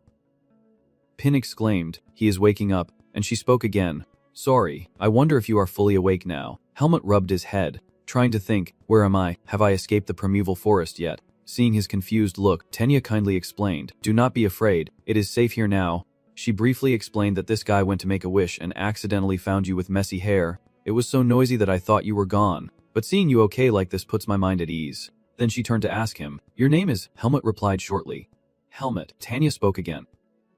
"Anything else?" But his answer disappointed her. "I do not remember." She thought for a moment. "Really? That sounds a bit confusing, but you do not seem to have any other injuries. Or maybe you just got hit on the head." Then she reached out her hand kindly and said, "Oh, by the way, my name is Tanya, a rank 4 silver medalist from the Mercenary Legion." Their hands clasped, bringing a strange feeling to Helmut, as if there was someone else inside him. She looked around and asked cautiously, "Do you know where this is?" Helmut replied shortly, "No, I do not know," and Tanya was not very surprised. Instead, she gently explained that this was a decaying forest and asked if he did not remember where he had passed out, which must be serious. Then she asked if he remembered anything at all. Helmut hesitated before answering, "My name is, and I know how to use a sword." The answer made Tanya think. "You know how to use a sword? That is a relief. Then your physical condition must be fine. You just need a doctor to check your head." And then an offer was made. "We will help you until you can walk on your own. Trust me." Without waiting for him to say a word, Tanya directly proposed, "From now on, taking care of you will be my responsibility." Helmut was momentarily overwhelmed by Tanya's kindness, and only later was he able to respond, thanking her. Later, Helmut sat on a rock to gather his thoughts. He thought to himself, feeling the pain with every slight movement, "I am still alive, but I need more time to fully recover." Helmut spread his hands to check his magic power. "Right now, I am in worse shape than when I first started training." He kept calculating silently, thinking the seed of darkness would disappear, but it was still here. Helmut once again placed his hand on his chest and sighed.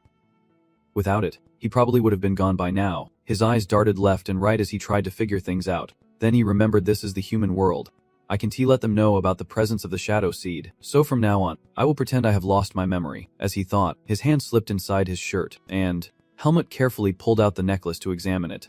Determined to find its owner, he stared blankly at the sky, calming himself down, not rushing but taking it slow. The next day, everyone on the team was amazed while in Helmut's taxi. Is that the skinny guy from yesterday who followed Pin to bathe? Now he looks like a completely different person, from young men to middle-aged men. Everyone was surprised. Just bathing alone can't change someone that much. Some were even dumbfounded, unable to believe it. Could he really be a noble? Because Helmut before them was incredibly elegant. You are the only one, Pin, who is not captivated by his appearance. Which is interesting. When I found him at the hot springs, he looked like a walking corpse. One of the mercenaries dared to ask, "Let me ask, are you a noble, or the son of a family in Vietnam?" Helmut replied calmly, "I do not know. I already told you I have amnesia." Suddenly an arm draped over his shoulder. Who cares who he is now? He is a new member of our mercenary squad. Now Helmut glanced at her and spoke, "Did you sleep well, Tanya?"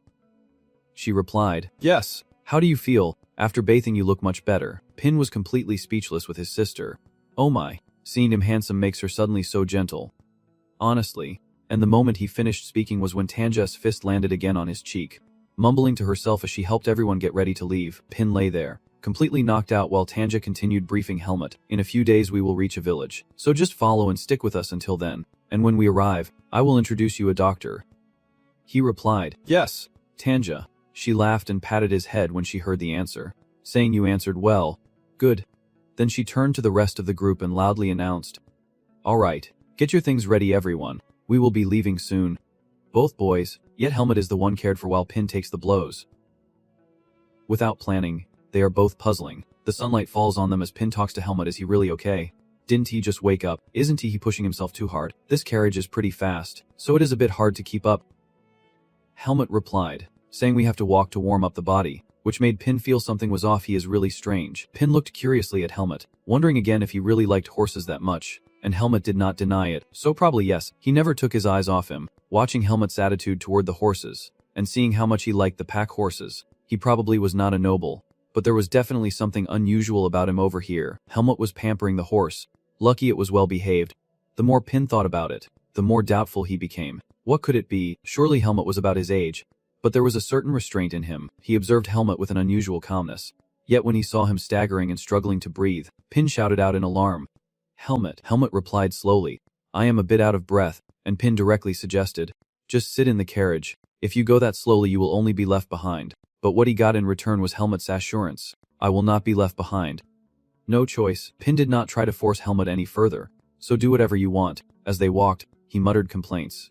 Oh man, he does not care at all about the people worried about him. How careless. While Helmut was wondering about his current condition, feeling strange and tired, he remembered the past. Even in the primeval forest, he never took more than a day to recover. Then he let out a long sigh, reassuring himself as he kept moving with the group, telling himself that if he just kept walking like this, he would definitely get better, because the doctor frowned thoughtfully and gave a diagnosis, saying it seemed like you showed no abnormal signs. Your physique is very strong, and people like you recover very quickly. Tanya asked suspiciously, what? Are you sure you examined him thoroughly? These words successfully angered him. What? How dare you? I will prescribe a medicine and you can use it when needed. She was upset and snapped back. I already said he was unconscious and just woke up recently. At least give a proper diagnosis or something. Or are you just a quack? He responded angrily without politeness. What? A quack. He just has a body that can recover quickly. He has no problems at all. No matter how much you examine, you won't find anything. At that moment, Bin gently spoke up. So, when do you think his amnesia will go away? He snapped at him. No matter how late, his memory will come back. His mind is perfectly fine. Then he handed them a pack of medicine while saying, take the medicine and get out. You kids are hopeless, so young and naive. And she even called me a quack. Tanya was angered by his attitude. She shouted too loudly and started moving her hands and feet. That old man is crazy. Bin tried hard to stop her. Wait, someone stop Tanya.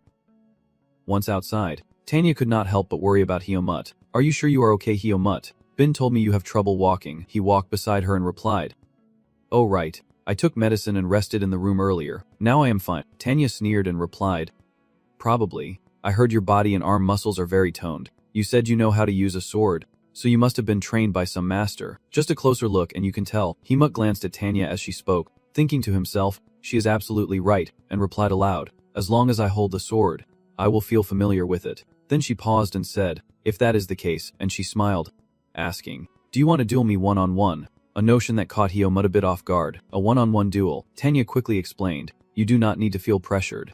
Just think of this as a way to warm up your body. Who knows? Maybe your memory will come back. Then she reached out and suggested, we have nothing to do until tomorrow. So what do you think? Hyomut silently observed her, momentarily at a loss for words. The person in front of him was Tanya, third-class silver medal mercenary. Someone with such talent was quite respected in the human world. He calculated and agreed. All right, this battle will let me see how strong I really am. In another area, the shadow of Muscle appeared. Muscles are everywhere as the team members train hard. Comments echo around. Everyone is practicing. And it is great to see that. They stopped when they saw her. Tanya, coming to warm up too. What is going on with you? And when they realized Helmut was with Tanya, they could not help but gossip. What? Helmut, you are going to fight Tanya one-on-one. Sounds interesting. Everyone kept warning Tanya to go easy on him. Tanya, you will ruin his pretty face, and I am definitely talking about his face, you bastard. How dare you tease Tanya? But it is true, the more you hear the angrier she gets. Damn you guys. They were punished by her in an instant. Their faces bruised badly. Tanya exhaled while the others lay knocked out on the floor. She tossed Helmut another sword. Here, a wooden sword. We will duel with this, and there is only one rule. We fight until one of us falls to the ground. Smiling, She added, "Go all out against me. I may look like this, but I am the vice captain." Helmut remained silent, feeling the sword in his hand. He had not fully recovered and could not use his viz, so instead of charging at her with full force, he would have to fight while redirecting her attacks. Taking a deep breath to focus and stay alert, Helmut quickly took his stance, and the others on the team watched with excitement. Thinking, "Look at that stance. This fight is going to be fun to watch." "Come on." The duel quickly began. Helmut kept rushing forward to attack, his eyes scanning for an opening, his left side, but unexpectedly Tanya easily blocked his strike, pushing him back, and he thought to himself, "She blocks the sword too easily. She is stronger than me." Tanya sneered, and Helmut's expression changed, becoming completely serious. He really could not underestimate her like that. Just as he thought this, Tanya lunged forward with a downward slash. Helmut was pushed back, thinking to dodge before striking. She took a deep breath and continued her counterattack. She kicked hard at Helmut's body, and he could not hold back a painful cry. Damn. As he dodged the strike, he realized his body would not move as he wanted, feeling like he was underwater. What should he do? Just then Tanya suddenly spoke up. "You are overthinking it. I admit it." Following him, she said to increase the intensity of the attacks. Helmut was helpless in defense, unable to find an opportunity to counterattack, and then Tanya closed the distance, instantly appearing right next to him. She struck Helmut in the chest with her sword. He turned pale from the pain and was thrown far away. The sword in Tanya's hand was struck hard. The other members of the team were also shocked. Tanya's sword pointed straight at Helmut's face, forcing him to admit, "I concede." She looked down at him and said, "Judging by those eyes, I guess you are very disappointed." Helmut gasped in admission. Of course. Then he explained that being overwhelmed by the relentless attacks left his mind in complete chaos. Ready to give up, compared to Darien, she still has many weaknesses and her swordsmanship is not very effective. Tanya continued, "But it is still pretty good. You fought well." At this moment Helmut thought to himself, could Tanya be stronger than he imagined? He told himself, just like Darien said, never underestimate the human world. The problem is not being defeated by a rank 1 or 2, but by a rank 3. Suddenly a voice rang out from somewhere. "Tanya is a very strong Mott swordsman. Among the mercenary team, it is only natural that you lost, so do not let it distract you too much." Other members of the team also patted his shoulder saying, "That is right, Helmut. I was quite surprised to see how strong you were when you tried to break through her defense earlier. If you had just a bit more strength, you could definitely do it. You are definitely different from Bin." Helmut focused on the man in front of him, who said with a smile, "I am V, the captain of the mercenary team and a second-class gold medal mercenary." Fiend looked at Helmut and praised him. "Well done, Helmut, you passed the entrance exam." His face still showed a hint of stubbornness. Entrance exam entrance. He looked at him and slowly explained, "We saved you, so we did not want you to wander aimlessly without any memories. We thought, why not take you with us? So we decided to test you, but they also made sure to clarify a few things about Helmut's participation. Of course, our mercenary team is not just some random group that anyone can join. That is why when you arrived in this town, everyone stood at a distance watching you." Helmut gradually began to understand everything. "That is why, except for Tanya and Fiza, no one approached me. I guess they could have just ignored me. These people, they have done something deceitful." Fiza kept smiling, but he actually did not have much of a problem. "Some guys tried to woo my sister Tanya, but you did not, so everyone agreed to let you join." Without hesitation, he handed him a piece of paper with an explanation. "Here, a level 4 mercenary certificate. This is your temporary number that we assigned, so make sure to register officially with the mercenary guild later." The shift leader clapped him on the shoulder warmly, introducing Helmut to the other team members. "Now Helmut is one of our teammates.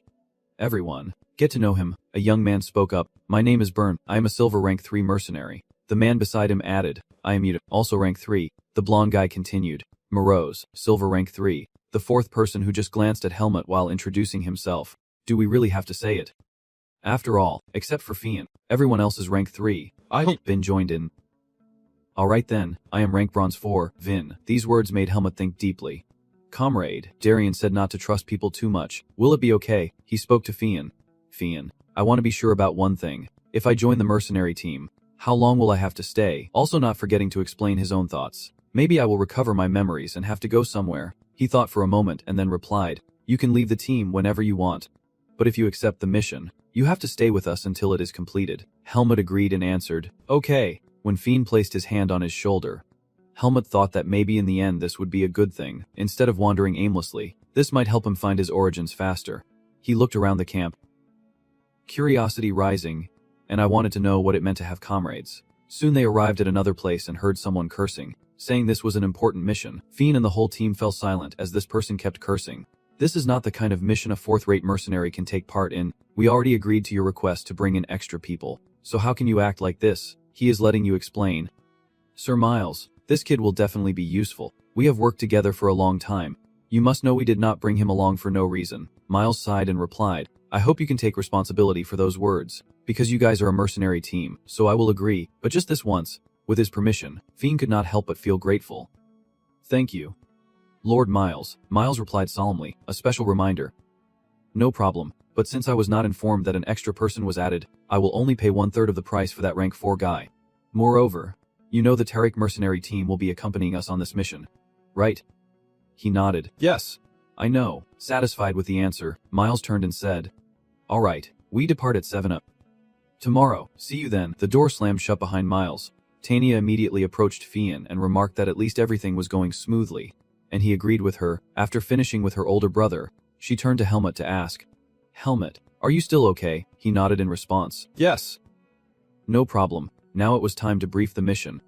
All right, tomorrow's mission will be described as a large-scale escort. Even if we get ambushed, the rank 4 members do not need to fight unless it is an emergency. So do not worry. Tanya blinked mischievously and added, but the rank 3 members, get ready. I am not exactly sure what they will be escorting, so it is hard to predict the strength of the ambushers. Leaving behind a few somewhat scary words, the two of them left, so make sure to get a good night's sleep tonight.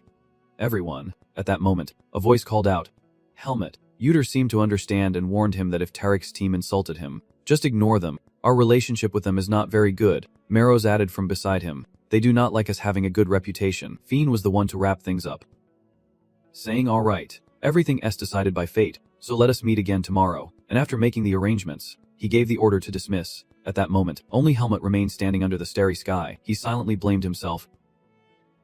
Feeling frustrated, remembering the earlier fight with Tanya, Helmut's hand clenched unconsciously, admitting he had not fully recovered yet. The magic there was controlled by him, and the discomfort in Helmut's heart grew stronger. It was just an excuse. He looked up at the sky, thinking, there must be many flaws, but he just could not strike faster than Tanya. His current self was not strong at all. A conclusion was reached. Not being able to use Viz right now is not a problem. Helmut closed his eyes and reflected, deciding to start by training his leg muscles. The sword quickly left the sheath. He was completely focused, his mind recalling the feelings from before. The first time he trained in the primeval forest. Just like back then, the day of the mission arrived soon, and Helmut's group moved together under the command of the captain. Now, the mission begins. It is very important, so we must be careful. We are getting paid a lot for this mission, so let us make sure it goes smoothly.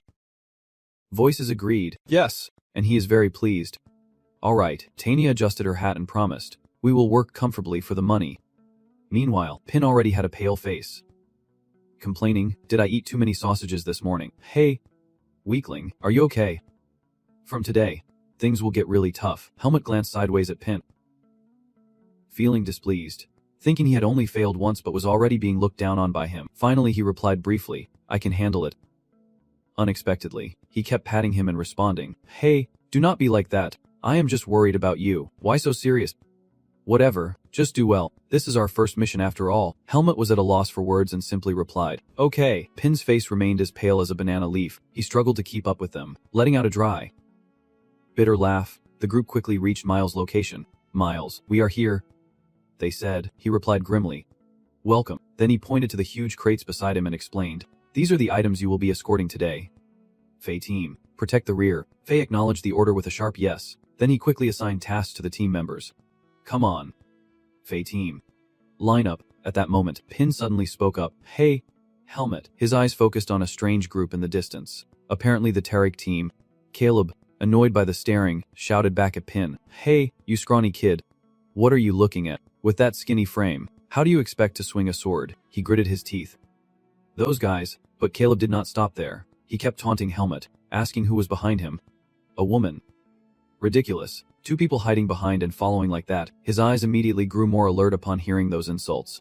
They said the relationship between the two sides was bad. Were they testing him? Helmut observed the mercenary team, thinking and comparing their strength with the opponents. Both humans and magical beasts did the same. He was curious but stayed cautious, wondering if the one who spoke was the team leader. Though he did not seem very strong, then he set a goal for himself. By the time this so-called mission ended, he would have to keep an eye on him. A few days later during transport, an incident suddenly occurred when someone tripped another person. Caliph swept Bin's legs, causing him to fall, and he was joking about it, apologizing, saying it was his fault and that he made the same mistake every day, calling himself stupid. Bin's face turned red with anger as he spun around and shouted, "You bastards, Every break you do this. How long do you plan to keep it up? But Caliph insisted. I told you it was an accident. If you are so mad, why do not you hit me? A threatening look flashed in his eyes as he continued. If possible. Bin lowered his head in fear, not daring to say another word. At this moment Caliph shifted his target to Helmet beside him, saying, Helmet.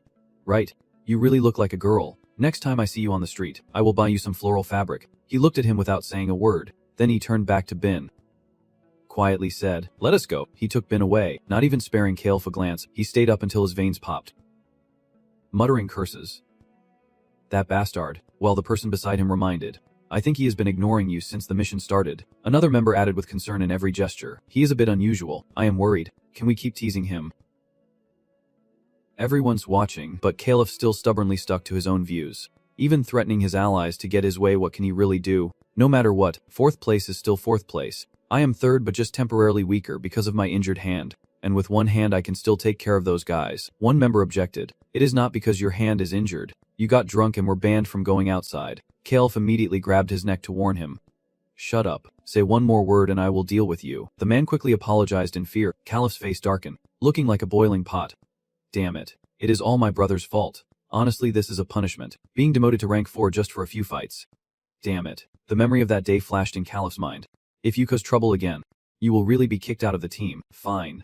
The more he thought about it, the angrier he got. Just because he is rank 2, he dares to look down on me. His eyes bloodshot with veins. Caliph's thoughts grew much darker. From the start, he had annoyed me with his arrogant attitude. And today he blatantly ignored me like that, making me want to get rid of him. He let out a sigh, struggling to free his neck from their grip as he spoke.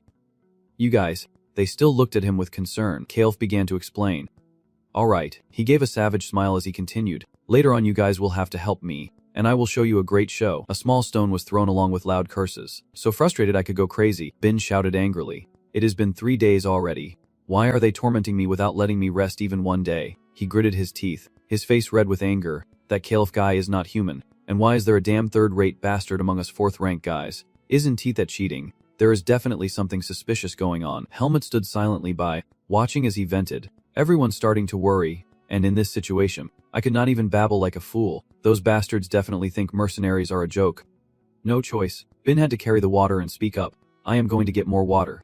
And if they provoke us again, I won't hold back, they will all be dealt with.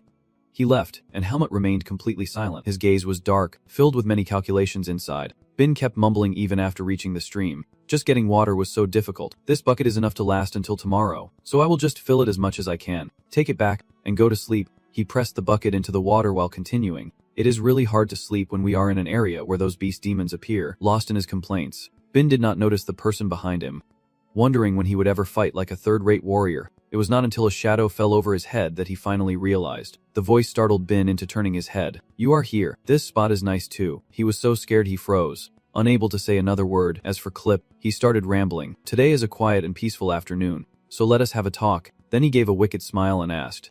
Right. After giving Bin a good beating, Clip climbed on his back and said, Hey. Your friend. Have you ever taken a shower with him? Bin heard that and immediately questioned him back. What? This bastard. That bastard. He is starting to think about some weird stuff. He is definitely a man. Clip sneered and said, If you have not seen it with your own eyes, shut the hell up. We can check it together. I will call him over. Bin glared at him. I do not want to know. At that moment someone approached from behind. One of Clip's henchmen who had brought Helmuth here was very pleased, saying, So you brought him. Good, you came obediently. Helmuth brooded in thought, knowing something was happening. His eyes turned to Bin lying on the ground, and although the beast was in the primeval forest, fighting to level up through strength, he stammered and called his name. Helmuth. Helmuth clenched his teeth in anger, realizing there was no longer any difference between humans and beasts. He concluded about the people in front of him. Were these the kind of people Darien warned him not to trust? The man with a grim face spoke up, so his subordinates surrounded Helmuth as they continued. Should we check it out? Helmuth quickly took a stance, still concerned about his current weaknesses. I have been recovering continuously but still continues viz. I am a bit worried but, my hand touched the sword, my gaze sharpened. I have fought Naho in the forest before. I just need to stay alert. Helmuth silently calculated that if Pin was right, these people were all rank 4, weaker than Tanya, who was rank 3. He would focus on defense and then attack the weakest first, his hands swiftly drawing his sword as his mind raced. If he could not hold them off, he would use Darien's swordsmanship. Caleb gave the order and instantly his henchmen rushed at Helmuth, grabbing him and stripping off his clothes. There was no brawl, Just a loud noise and someone's tooth flying through the air. With the fear in Caleb's men, Tanya's arrival and her punch stopped everything before it went any further. What is going on here? Caleb was so shocked that his eyes widened. Helmuth glared silently without saying a word. She once again questioned Caleb's team. Why did Tarek's mercenaries cause trouble with our squad? Caleb acted as if explaining. Well, they just wanted to have a talk, Tanya coldly retorted. I personally heard you order them to strip him. Caleb smiled faintly and replied. Men usually build friendships that way. How would you, as a woman, understand? But the more she spoke, the uglier Tanya's expression became. Hey, can you try using your brain a little when you talk? She turned to Helmuth and asked. Helmuth, hold the shield up. Then he turned his eyes to Caleb and said, You are rank 4. He sneered back at her. Do not mention me, I am a proper rank 3 mercenary. Tanya was not to be outdone, continuing to rub salt in that wound. But now you are rank 4, am I right? And she succeeded in making his expression worsen. After making sure Helmuth and Pin were leaving, Tanya left a warning. It is best not to deliberately cause trouble with my mercenaries again, she threatened in a sharp tone. If there is a next time, I want to let you leave this peacefully. Understood. Caleb did not argue further, slowly leading his men away. You guys, let us go. They split into 2 groups heading in different directions. After Helmuth helped Pin approach her, he spoke up. Tanya. Tanya gently patted Pin's crying head and comforted him softly. Do not cry anymore. From now on there will be many things like this happening. Go get some water and come back, he replied nervously. Yes. Tanya let out a long sigh, thinking to herself, our mercenary team members are too knave. There is an unspoken rule not to mess with the 4th-rate guys, but still, she continued to comfort Pin as she thought. They should help each other a little so they do not fall apart. Helmuth quietly watched everything. At night, the silhouette of someone practicing swordsmanship appeared. Helmuth pushed himself, swinging his sword relentlessly. After a moment, he stopped and sighed. Then he looked at the pile of broken gear he had just cut in front of him and wondered if this was enough for today. He kept thinking while feeling that his body was finally stable. He figured he should reconsider since he had spent the entire week since the mission started just focusing on recovery. The hand holding the sword unconsciously slashed while thinking about something else. The problem was, he moved his hand once again, and cautiously concluded, I think I still have not recovered enough to use Viz. Deep inside, Helmuth began to calculate. Viz still would not appear yet. Darien's teaching echoed in his mind. Viz is water, and the human body is a bowl that holds water. If the body does not meet basic standards, training Viz is pointless. Helmuth muttered in response. I know that. He looked at his palm, muttering to himself, but right now I can't train as I wish, clenching his fist with determination. He thought he would just have to strengthen himself as much as possible. It is almost time to gather. The session begins with a reminder. From this area onward, monsters will frequently appear. Everyone avoid doing personal tasks alone. Do not go to the restroom by yourself. And if you need to get water, bring a 3rd-rank person with you. Bin replied, his voice heavy with sadness. Yes, I have. Helmuth thought to himself. Now I can't even train alone. I can only hope Vince returns before the Seed of Darkness goes into a frenzy. At that moment, Trap Bin turned to him and asked, Hey Helmuth, have you ever seen a magical beast before? He continued, speaking with some fear. No, they are just like what Shin and Burn described. They really look terrifying, so I have to be prepared. Its jaw is this big and its teeth 4 eyes. I wonder if you know anything about them. I am not afraid. I can win if I know the enemy and myself. Helmuth looked at Vin, seeing him trembling all over. People say knowledge is power. Finally Helmuth spoke up to explain. There are many beasts like that, but some are different. He sighed softly. Really? Whoa. That feels so relieving. Huh. You are losing your memory, but you still remember. Helmuth stepped aside when he realized he had gone a bit too far. I was just speculating, he cursed inwardly. Time to leave the party. They continued on their journey, some drinking water while complaining. Oh my god, why does not water taste like this? The other guy smiled from behind and suggested, buy a new bottle of water. You always save money on useless things. He agreed. After this mission I will buy a fancy bottle. Then he confessed a little more. If I had money, I would not be doing these missions that take me so far away. The 2 of them chatted as they walked, but nothing happened beyond what we expected. Once we get there, we will have a lot of money, finish the mission, and then go buy some drinks. The guy got excited and bragged, saying his village has great dark beer, want to go there this time. He was holding a water bottle in response. But who knew he would get his head blown off right in the middle of the conversation. Black beer sounds good. You buy the black beer. I will get the fried chicken. The other guy laughed at first but then suddenly got cut off. He pointed forward with an unexpectedly terrified expression. In front of them, a demon beast was tearing apart the head of the deep number person. And the sudden appearance of the monster immediately put the group on high alert. It chewed up the rest of the guy's head. At this moment, Marcel was terrified.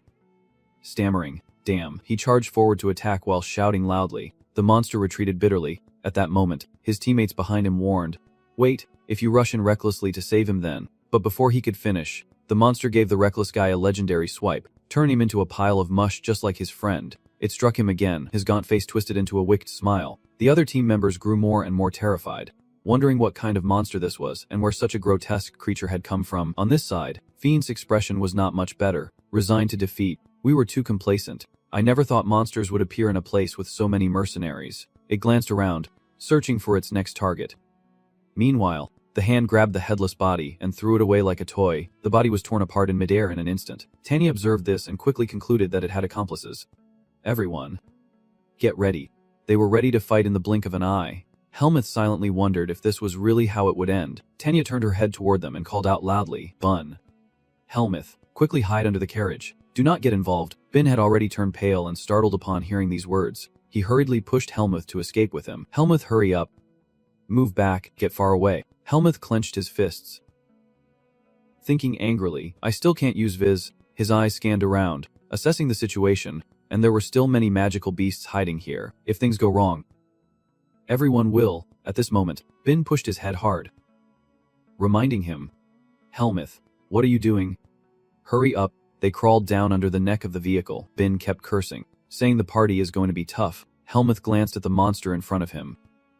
Calculating that giant beast after observing it, he concluded it was not as strong as Igalo or Nehor, but still very powerful, the leader star, and he continued to estimate the combat power of his allies. Among the mercenaries, he thought only the level 2 mercenaries could use Viz. A wave of helplessness rose in Helmuth's heart right now. He could not draw anything out. The mercenaries' eyes were filled with caution.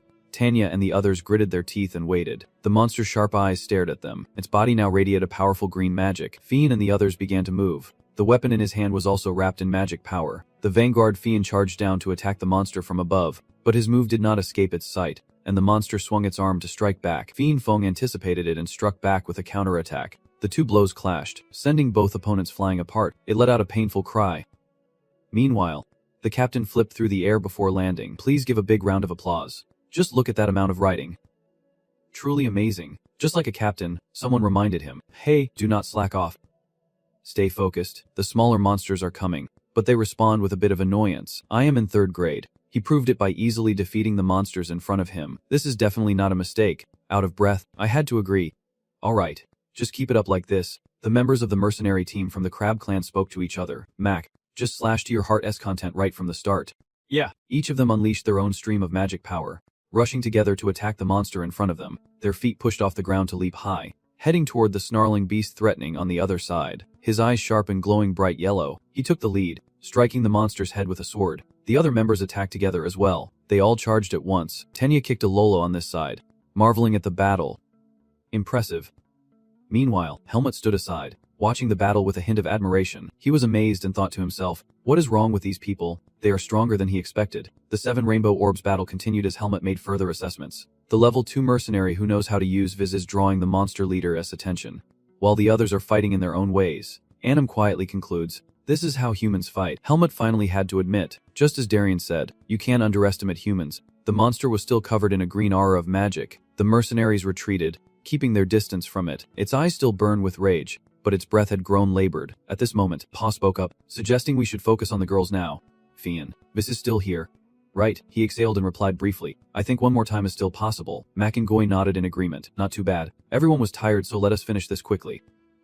Unexpectedly, the monster suddenly put all its strength into its legs, leaping up high to everyone's surprise.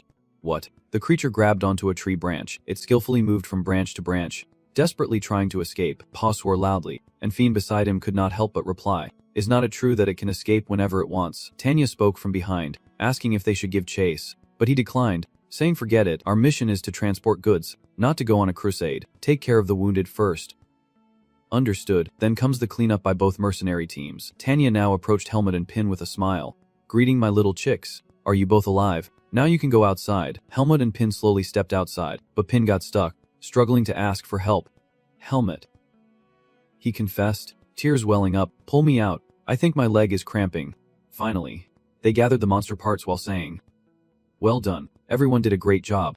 After checking the wagon, just handle the remains of the stubborn monsters, and make sure they are completely gone. Helmut curiously asked about handling the bodies. Marrows nodded and explained, yeah, things like beast skin and shadow seeds can fetch a high price. Then he showed a purple stone covered in beast slime, saying, Look, this is a shadow seed. Helmut let you observe it while Pin shouted to dodge. That night stay away from me, morose. That Kua smiled without joking. You guys should find some demon beasts and try it out. It might come in handy later. I never thought I would see the shadow seed here, Pin continued morose. Based on what I have heard about the seed, it destroys a person's mind when inside them and gradually turns them into a beast. Well, but there is no way we will ever see people like that. He let you explain. Usually they leave him before they are born, or they are sent to the primeval forest if they want to survive, but he is not sure. So it is better to be careful. Those people can turn into beasts at any moment. Helmut's face darkened without a word.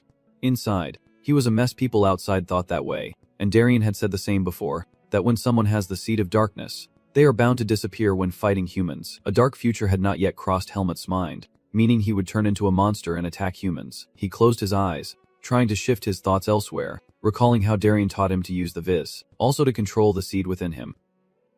Helmut brooded, lost in thought, knowing that even if his viz returned, he should hide it at all costs among the crowded humans, because many dangers would arise if they suspected his power was linked to the seed of darkness. Finn and Tanya silently watched them. He let out a breath and grumbled as he watched a level 4 mercenary trying to do something, reminding me of my own past. Tanya, standing beside him, added, "Yeah, Finn has grown a lot since that guy in Nam, but of course, he still has a lot to learn." Finn and Helmut were still arguing fiercely over here. His gaze stopped on the magical beast, and a word of amazement escaped him up close. "It really looks terrifying." Helmut's gaze briefly met his, but there was something strange about this one. Then he quickly pushed Finn's hand away and said, "Finn, wait a moment," to which Finn asked confused, "What is wrong?" He laughed mockingly and joked, "Are you scared?" "That is right. This is the first time you have seen a spirit beast this close, is not it?" The kid kept babbling, not noticing the hand reaching out. "Do not worry too much. Just think of them as cooking ingredients when taking on the cooking task, whether monsters or magical beasts." His stingy expression when talking about them as meat was the same. The newcomer then quietly turned his head, while the piglet silently reached out. The next thing heard was a piercing scream as the monster's hand grabbed Finn's neck. Piglet reacted immediately. Finn's face was pale from shock and fear, while Piglet remained highly alert. Focusing on the sword area, he struck a blow, slashing through the monster's body, sending half of it flying away, leaving Finn terrified and collapsing to the ground. Exhaling deeply, then he looked at Hiemut and spoke up, "That was really scary just now." "Thanks, Hiemut. Are you okay?" He was busy lost in thought. This feeling was, Hiemut suddenly replied, Yeah. The face of the piglet reflected on the sword in my hand. The feeling passing through it was very different from when I was training. It was like something inside me had been unlocked. Maybe I had regained the energy to write. The other team members came over and started teasing Finn, saying, "Hey, is there still one survivor left? Are you doing this on purpose?" Hiemut admitted bluntly, "Yes." I had to laugh. "I knew it since I saw you fight Tanya. I was sure you were not like Finn." As soon as his name was mentioned, he immediately got worked up. "Hey Gina." After a moment Finn spoke up again. "Thanks. Piglet, I will save more soup for you next time." But Sun and the others kept teasing, "You repay him with soup? Huh. Then what else is there but a delicacy from Tranjiang?" Meanwhile, Tanya on this side is hesitating, wondering if she was mistaken. A few minutes ago, she turned around sensing something, and what she saw was Hiemut's magic as he drew his sword. Tanya could not believe her eyes. She stared wide-eyed in his direction but remained silent. Hiemut's hand was now moving with magical energy as he sat leisurely on a rock to train. Piglet's eyes were closed at the moment but quickly opened, accompanied by a stream of thoughts. He was confident while checking his own body. "I have regained my viz," and as Hiemut continued to ponder, he realized that just instinctively wielding the sword could also use viz, thanks to Bin, watching the magic flowing in his hand.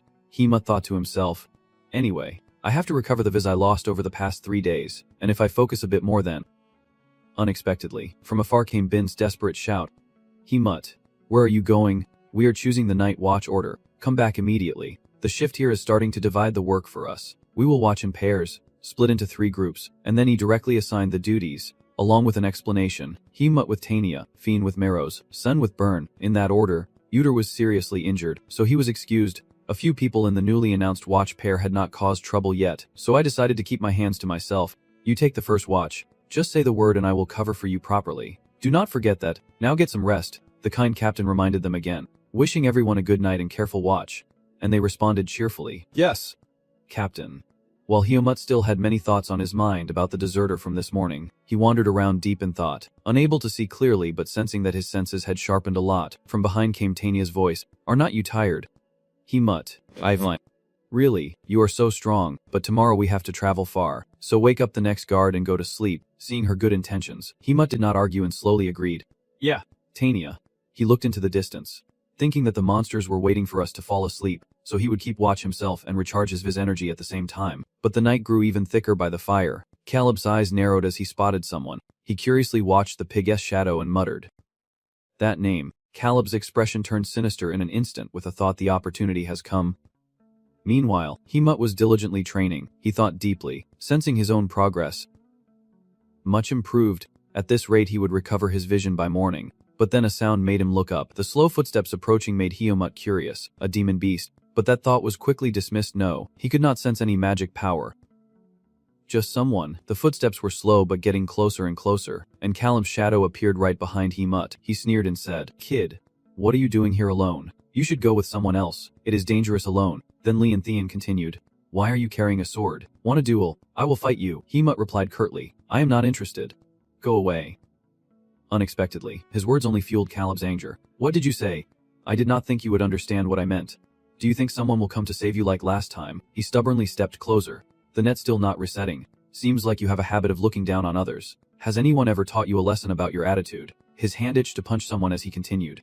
"But since we are at it, I might as well teach you now. If you break an arm or a leg, it probably won't matter anyway." Hemut did not even bother to look back at him, saying, "You will only learn after getting hit once or twice. And if you end up gone, it just means you are too weak, so do not hate me for it." Only then did he finally speak up. "Is that all?" His eyes showed nothing but contempt for the other as the question was asked. He said so much just because he wanted to fight. Hemut's sudden attitude left Caleb stunned for a moment. What the hell? He continued to enlighten him. Everyone in the mercenary team looked out for each other, but not him instead. He acted like a wild beast. Hemut snapped harshly, cursing, "If you are going to be a sacrifice, do it properly." Fourth-rate mercenary of Tarek's team. Caleb froze for a moment, then cracked a bitter smile. Only now did he respond, clearly not happy. "What, like a wild beast?" Living decently, the bandaged arm was suddenly freed, along with Caleb's anger. "Maybe you do not know, but people get stronger by stepping on those weaker than them. You look down on the fourth rank just because my hand is bandaged. It is cold now. You bastard. I will show you who is really on top." And then he instantly swung his fist at Hemut with a piercing yell, saying, "I will make sure you never look down on anyone again by gouging out your eyes and crushing them." But unexpectedly his hand was easily caught by Hemut with just one hand. He glared at Caleb silently, saying nothing more. Caleb was so shocked his eyes widened, and in one swift move, Caleb was forced to his knees by Hemut. Still stunned. Damn. This strength. Even with his hands locked, Caleb kept yelling like an animal. "What? You want me to kneel? You bastard." Hemut's face darkened threateningly as he replied, "I thought you were like a demon beast, but your eyes are even older than theirs." Caleb's expression changed as he accepted Hemut's lesson. "If you want to settle ranks, you should choose your opponent carefully." With one final word, Hemut broke Caleb's arm, knowing his own limits. He trembled but still raged without surrendering. "No, I won't accept this." Then he resolved to rush at Hemut at full speed. "Who cares if you like me or not?" Caleb drew the weapon in his hand. Caleb struggled fiercely toward Hemut, but he gently caught him. Caleb kept attacking, while Hemut just stepped back, listening to his nonsense. "Go away. Go away." After a while, Caleb growled tiredly, "This reckless brat." Unexpectedly, his eyes widened in terror when he saw Hemut's magic go. Right. In the blink of an eye, Hemut had slipped past Caleb. He was stunned to see his own legs spurting blood. A piercing scream echoed, followed by Caleb lying on the ground in tears from the pain. Hemut felt a bit regretful, thinking to leave immediately, realizing he had not intended to use the pen and had gotten too carried away when writing again. A thought flashed through his mind: if he left him here, he would be exposed. Hemut slowly approached Caleb, who was struggling with the vaccine. Spivev, he struggled fiercely with his thoughts. Should he deal with him or not? Just deal with him. His hand gripping the sword tightened. The seed in his chest began to glow, and if he now placed those strange seals on Hemut, his eyes would turn wicked. The seal extended up Hemut's neck, and his eyes turned a strange black color. Hemut smirked, thinking to himself that he could handle him. Handle him. The seal quickly extended toward the pig's eye, and a sword slash was unleashed.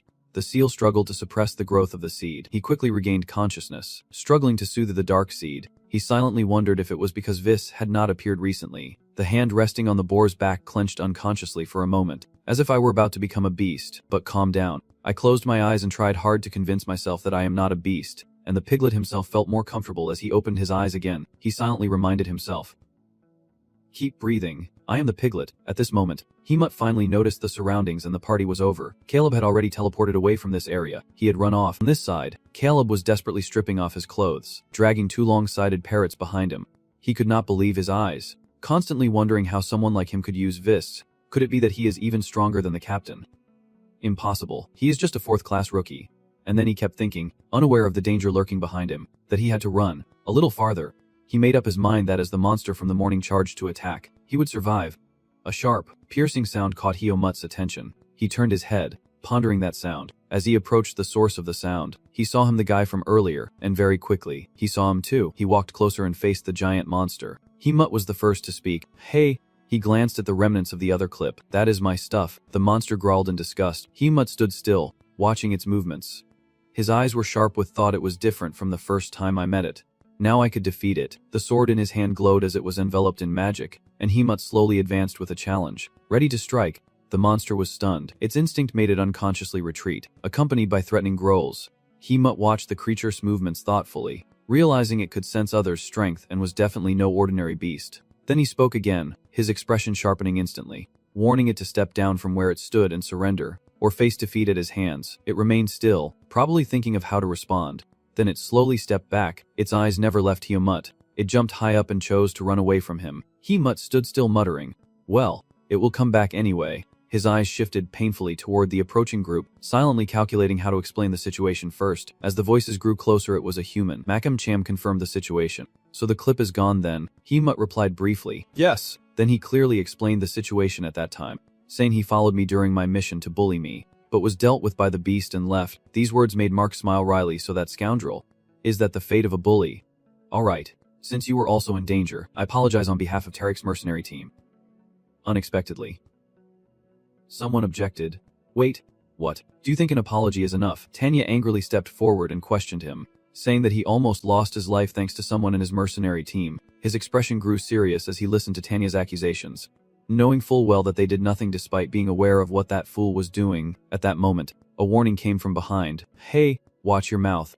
The sneaky guy grimaced and reminded Tanya that the person she was talking about was my brother. She immediately controlled her attitude and replied slowly, "Although it was an unfortunate event, if you had properly supervised him, this would not have happened." The little man's expression grew uglier as he leaned closer. "So," the next words were hissed through clenched teeth, "that she was trying to insult our entire mercenary team. Not just my brother." The argument was forced to stop when Mayels shouted, "Enough." He reminded them both to calm down, saying now is not the time to argue. We need to come up with a concrete plan. Then continued analyzing despite their expressions showing no sign of easing. The Tarek mercenary team was indeed at fault for what happened, but the other mercenary team also needed to reconsider their words. He pointed at Helmuth and declared, "We can no longer do anything for the elder, but we will entrust the remaining mission to this child." Hearing those words, Tanya reluctantly agreed. "Alright, Mayels, just do it that way." Receiving her concession, Mayels let out a light sigh. The atmosphere between the two mercenary teams is really bad. I will think of a safer way for us to face the demon beasts." He spoke up again, warning that 3 servants had already left, so from now on everyone should be more vigilant. Members of both teams responded in unison. "Okay." Then came a scene where Helmuth was suddenly bumped on the head painfully. His face contorted, and he exclaimed, "That hurts." Tanya shouted angrily, "Pain is only natural. Kid, you just barely escaped." She showed no restraint, unleashing a torrent of scolding words. "If you had told me while we were on guard, I could have followed and protected you or something. So why did you wander off alone in a place like this?" Helmuth himself was also thinking that this was the reason he needed to be more careful. Tanya spoke up again. "Do you know how shocked I was that only you disappeared?" She sighed softly and muttered, "I guess I should pay more attention to what is about to happen. After facing that guy, what right do I have to scold you?" And then she tapped his hands and hips, reminding him not to go out alone from now on. Understood. Her worry gave Helmuth a strange feeling. This feeling, he quietly admitted his mistake. Apologizing. Unconsciously, a familiar feeling arose in Helmuth's heart as Darien's shadow lingered on Tanya, both cold and warm at the same time. She gently stroked his head. "Alright, from now on be more careful." Helmuth thought, just like Darien. Then he half closed his eyes, agreeing to her request. "I will do that." When Helmuth opened his eyes again, his thoughts changed as well, feeling more human. The story quickly spread to the other members of the group through the messenger, and this incident made him even more cautious. Last night, a mercenary was ambushed and taken out by a demon beast. They think it was the same one that ambushed us earlier. "Everyone, save your strength to get out of this forest as quickly as possible. We can't afford to lose anyone else." The whole team shouted in unison. Then the wind blew, followed by a fierce battle with the blocking monsters. Each person used their strengths to easily defeat the beasts. They support each other, fighting in formations, while the rest of the members protect the cargo. A large number of monsters appear, and another battle is underway. There are really too many of them. We might have to fight like this for 1 or 2 days. but since everyone is tired, things will gradually become more dangerous. As usual, Bin wore a worried expression in a corner, quietly wondering why the beasts were targeting from behind. Beside me was Helmet. Silently thinking, and more importantly, I could sense the energy of those beasts. Helmet's eyes turned to a hidden corner where the lovers had been hiding for several nights, but it was unclear. They stood quite far away while the scouts moved around the mercenary team, slowly sending small packs of beasts in multiple waves. He cautiously thought, guessing the attack plan of this creature. Not yet. It would come later. Then suddenly a voice shouted while bandaging, "Today really is an incredibly long day." Sin tiredly leaned against the tree and sighed. No one goes uninjured on days like this, but you to cut him off? Saying, "Quiet. Do not talk about bad luck like that." Sin kept teasing him. "Why were you so slow that they bit your leg? Are you some kind of weakling?" And Yu quickly blushed from the teasing. "Do you think I got bitten because I wanted to? I was trying to avoid them too." They kept joking under Fiend's watchful eye. "Oh heavens. I must have hit you too hard. You are still too energetic." Tanya, standing behind him, spoke up with some discomfort. "The party's over. First you, then Marcos. Now sign to." "I did not think they would attack us relentlessly day and night like this."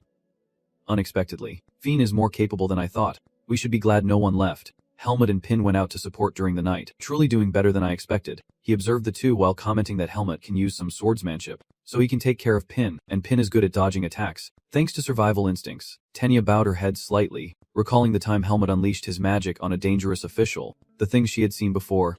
Helmet. At that moment, Fiend interrupted her thoughts, saying the more important matter right now was that those beasts were only targeting our mercenary team. Tanya replied to him, "I do not know why they did that, but the other side really did not fight at all today." Her attitude was not particularly hostile toward Tarek's team.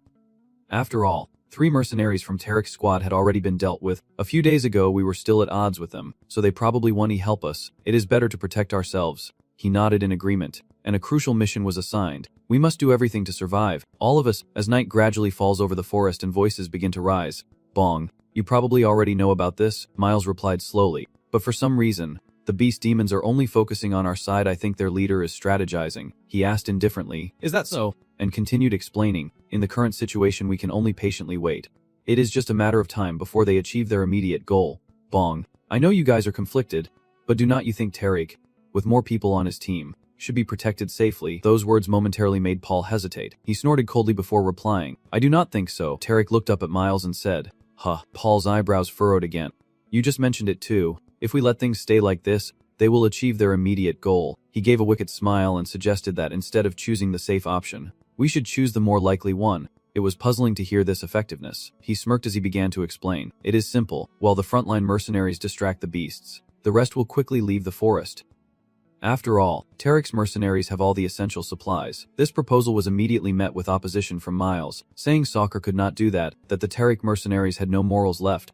But Bao threatened him, sending a reminder that today, Miles, is the time to keep a cool head. Along with persuasive arguments about ethics and faith, beautiful words, Bao concluded firmly that is not survival what matters most. Miles remained silent, gradually shaken by his words. "The war beasts are threatening us, capable of wiping out our entire group. They are just waiting for us to be exhausted." Biao's speech was long but backed by many arguments. "And if all the mercenaries and merchants leave, you won't be able to compensate for their losses in property and lives." He stared intently as Miles turned pale. Then continued, "Of course, if Miles has a better solution, we are willing to follow it. I am just pointing out some possibilities." He was faced with a tough choice. Pressured to decide, Miles made his decision. Meanwhile, on Helmut's side, a newcomer sighed, feeling discouraged at the thought of having to face another ambush today. She frowned, muttering about their current state. Both the people and horses were exhausted, and they still did not know how much farther they had to go. Then he cast a look of disdain toward the remaining mercenary team. Those Tarek brutes obviously would not bother helping. They have just been watching us all morning, and even clashed with us before. They should know better than to go beyond the limit. Now Fiend spoke up, "I knew it. If this keeps happening, when the demons come, something really bad will happen." Tanya interrupted when she noticed something strange. "Huh. What are those guys doing?" She watched the carriage in front suddenly speed up, and in an instant, Tanya's team was left behind. The Tarek group ran desperately. She turned pale and shouted loudly, "What the hell are you doing?" Some other members were still drowsy, not fully grasping what had happened. "Wait, where are they going?" At this moment, Fiend looked around cautiously and warned, "Wait a moment." He gradually realized and shouted in anger that because our team kept focusing on the beasts, they planned to openly use us as bait. Fiend's eyes turned toward the forest, where the demon beast's eyes were wide open, waiting for them. "Damn it," he concluded sharply. "We are cornered. We have been abandoned, and Helmut remained completely silent. He pondered as he looked around. So this is how it ends. Too late to catch up now. The beasts have already surrounded us. He muttered angrily, his voice heavy with rage, using another group as bait to save himself. Looking around, Helmut wondered how many in this team would survive if it all ended like this, then keep searching for solutions. If I act now, Fiendong raises his sword high and wide, reminding that the monsters will regroup as long as our forces are fewer. Everyone get ready. As the words ended, the beasts all lunged at them at once. Coming right at them, the beasts' blood splattered quickly, facing overwhelming numbers. The mercenary team members could not hide their exhaustion. Tano also panted as the battle dragged on. Fian, as the leader, struggled to maintain his dignity. While Helmut pondered anxiously, are not they curious about who I am? The mercenaries swore one thing: if we go down as mercenaries, and if we die like this, at least it is worth it. The moment those words were spoken, Maros shouted loudly, "Nonsense. If you leave here it will only be a meaningless sacrifice.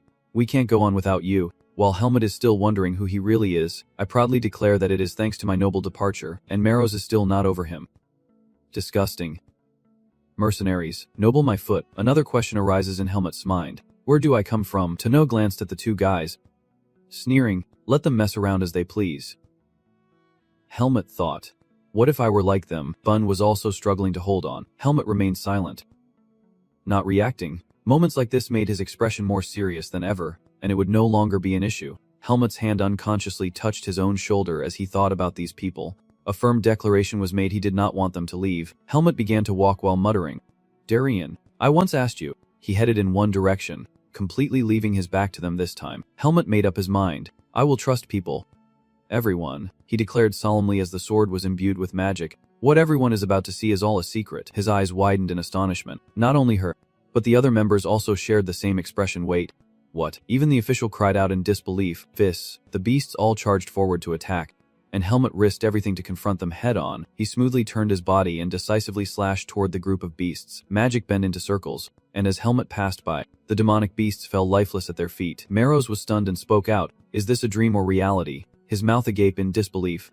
No way. How could this be? Helmut continuously unleashed purple sword strikes and powerfully stabbed down a beast. Helmut's expression was one of focus. He landed and quickly stood up, facing the remaining beasts. Helmut took down several more with just a few sword strikes before they could react. The strike was delivered so fast they had no choice but to retreat. A few struggled to escape, but it still could not escape its fate of being slain. Helmut's face showed no change in expression. He only let out a long breath after clearing most of them. Watching Helmut face the pack of beasts alone, the other members could not help but be shocked. They took a moment to recover before shouting, Heaven.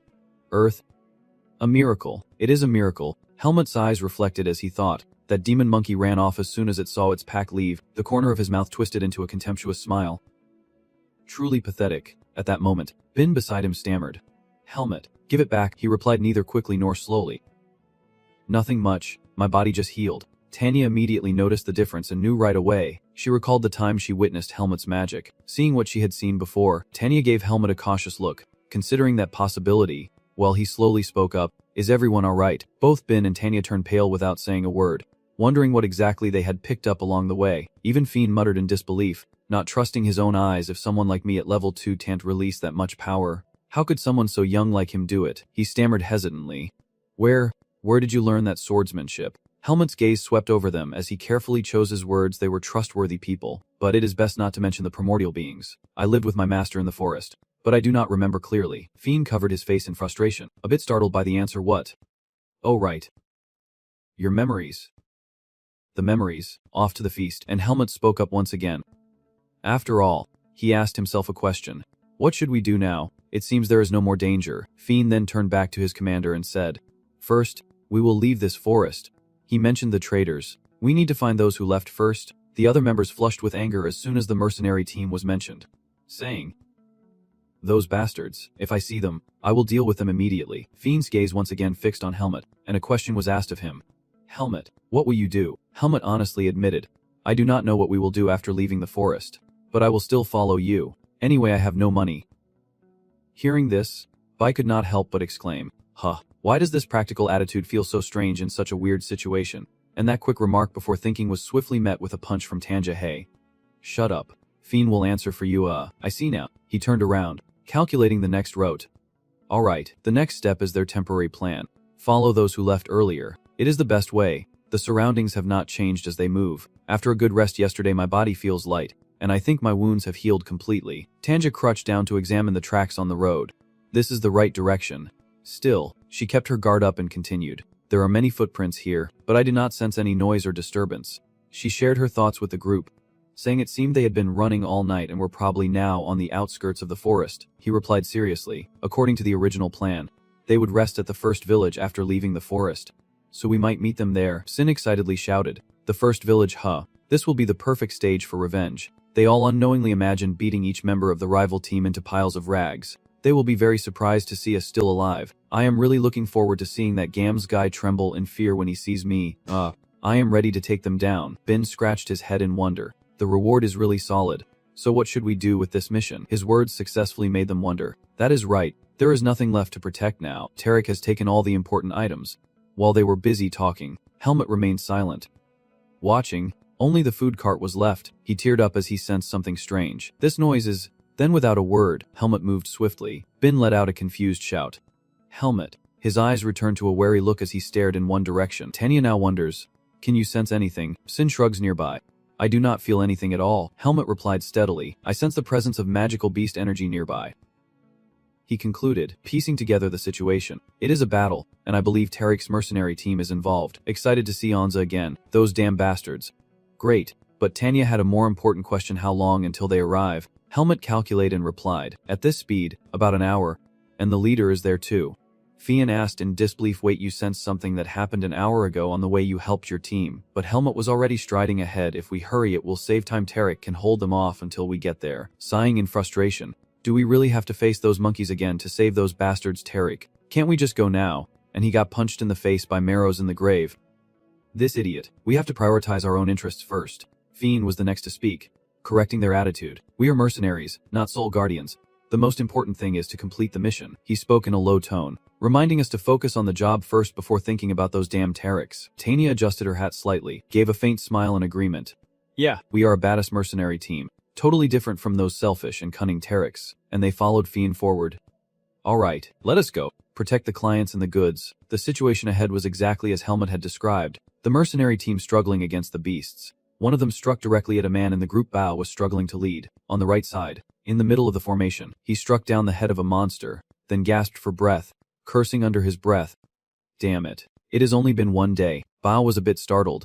The leader appeared behind him at that moment. His eyes glanced backward, cursing silently, from one disaster to another. He never thought they would persistently chase after us like this. That beast killed someone in Bao's team. Yet the hired fighters still are not satisfied. It opened its mouth wide,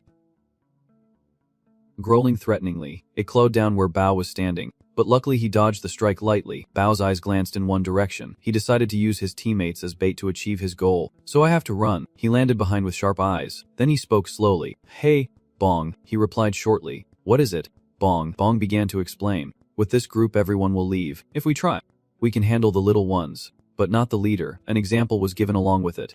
Look at their strength. I think the mercenary team is already hyped up. Max seemed to understand the meaning behind those words. Then, he nodded in agreement. Yes. Then Bio proposed that if we run now, all the witnesses will completely disappear. Mac, standing nearby, listened to this and knew our reputation would be safe. And he could not hide the smile at the corner of his mouth. What a great idea. An immediate order was given to disperse at once, and the team members instantly reacted. Huh.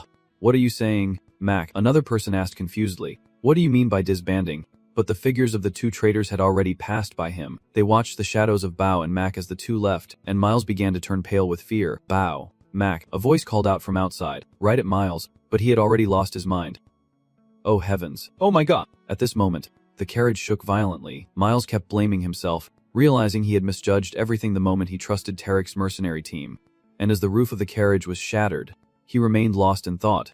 I should have known this would happen when we abandoned the mercenary squad pay. The figure of the Sosozo-covered leader appeared. It reached out its hand toward him. Miles was drenched in sweat, terrified out of his mind. He was convinced of one thing. Witnessing the monster chewing on the people nearby, he was done for. Miles' face turned pale as he stammered a few meaningless words. Everyone has already gone. We will all go.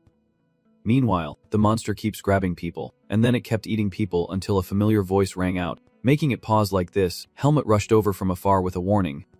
Drop him. As Helmut charged to attack the monster, it also stretched up from below toward him. Helmut's eyes remained fully alert as the sword in his hand plunged straight into the beast's body, making it echo several meters away. At this moment, Helmut growled again. I said put it down. The beast suddenly thrashed. The hand holding its antelope froze. The next moment, it threw the person away without hesitation. Helmut smoothly turned that person away and faced this one. His eyes narrowed sharply for a moment. The words of Fiend echoed in Helmut's mind.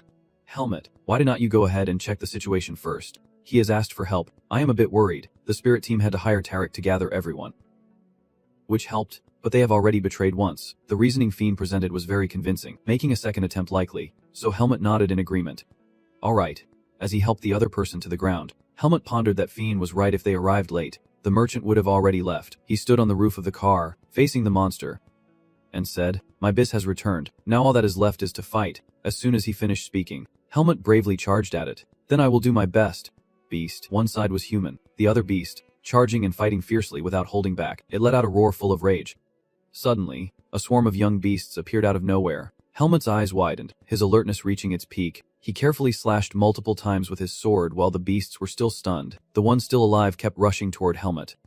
Suddenly, the leader let out another roar. Helmut watched it carefully, silently noting that this was the strongest demon beast he had ever encountered outside the forest.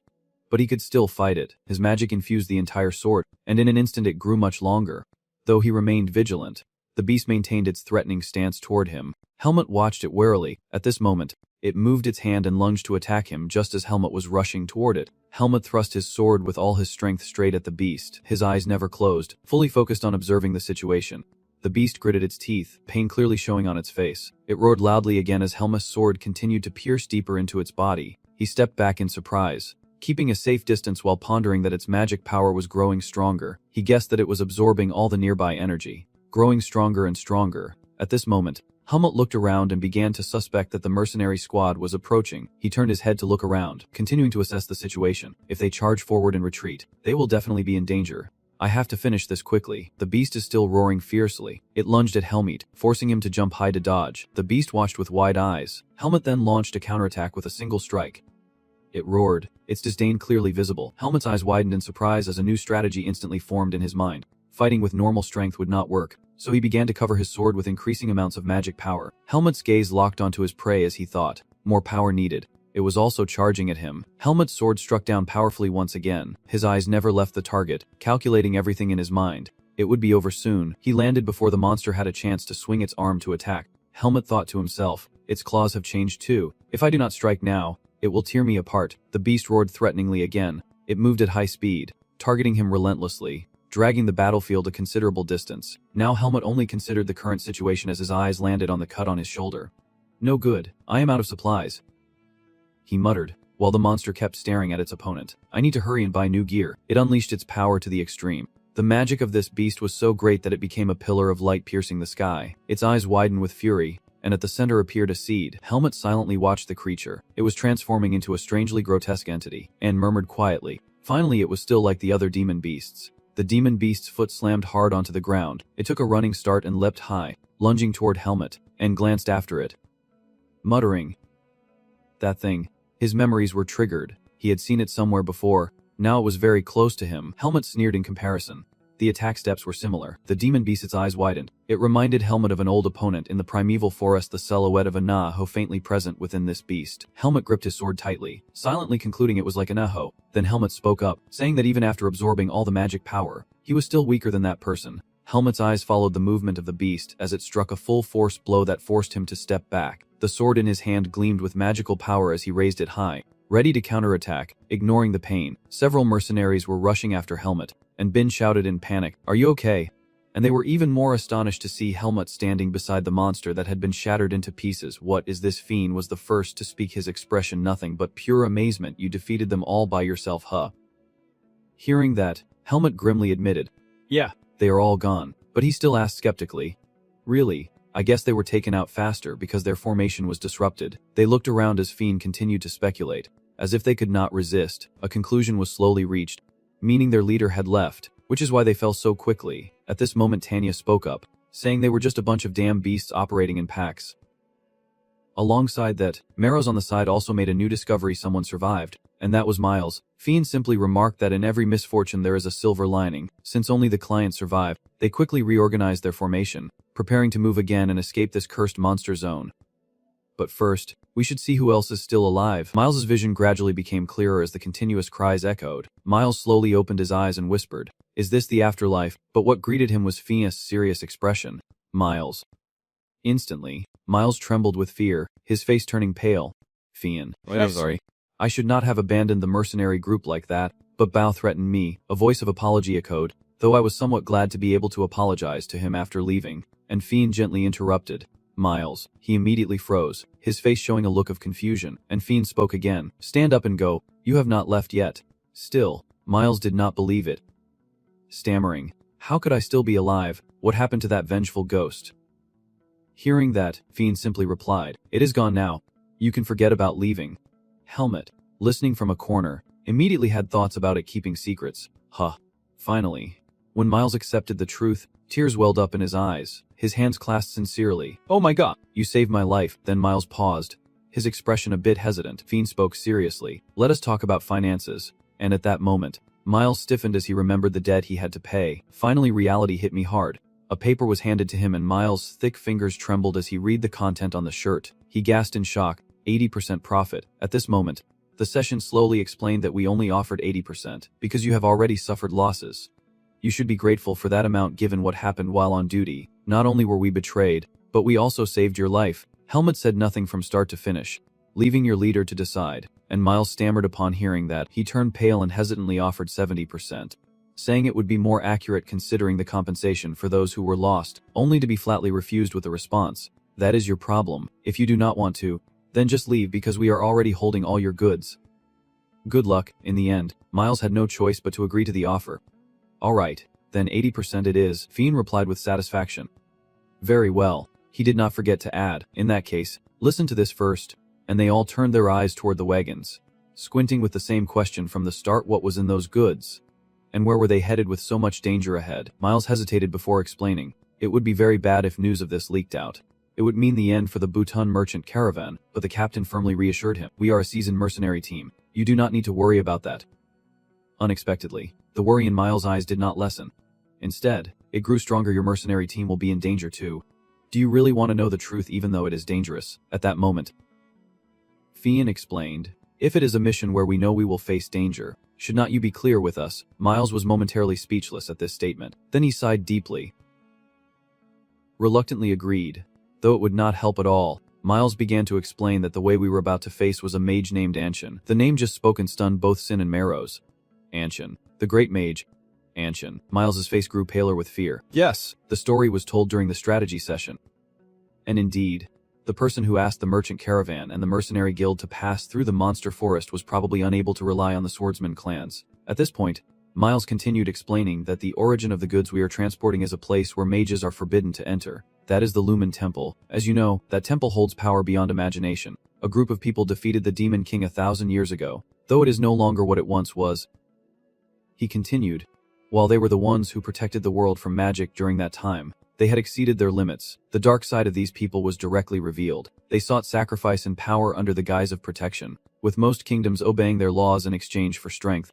But Helmut quietly listened from the side. These people could never control that wizard, and they were always trying to suppress him.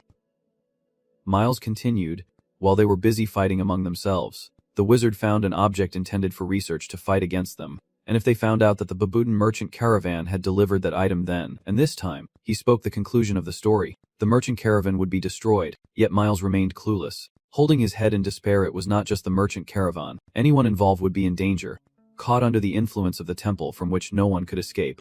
He explained that we initially did not want to take on this mission, but the truth is, the mage Anshin had saved the caravan leader before, which is why we did not refuse the task. Only now does Helmut come to Tanya and speak up. Is that mage Anshin really that famous? The one who answered you was Morose.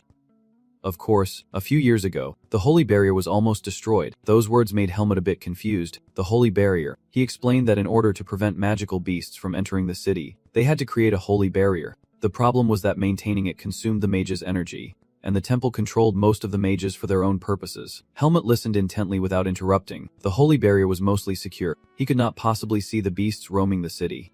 Right, after the barrier was destroyed by that mage's influence.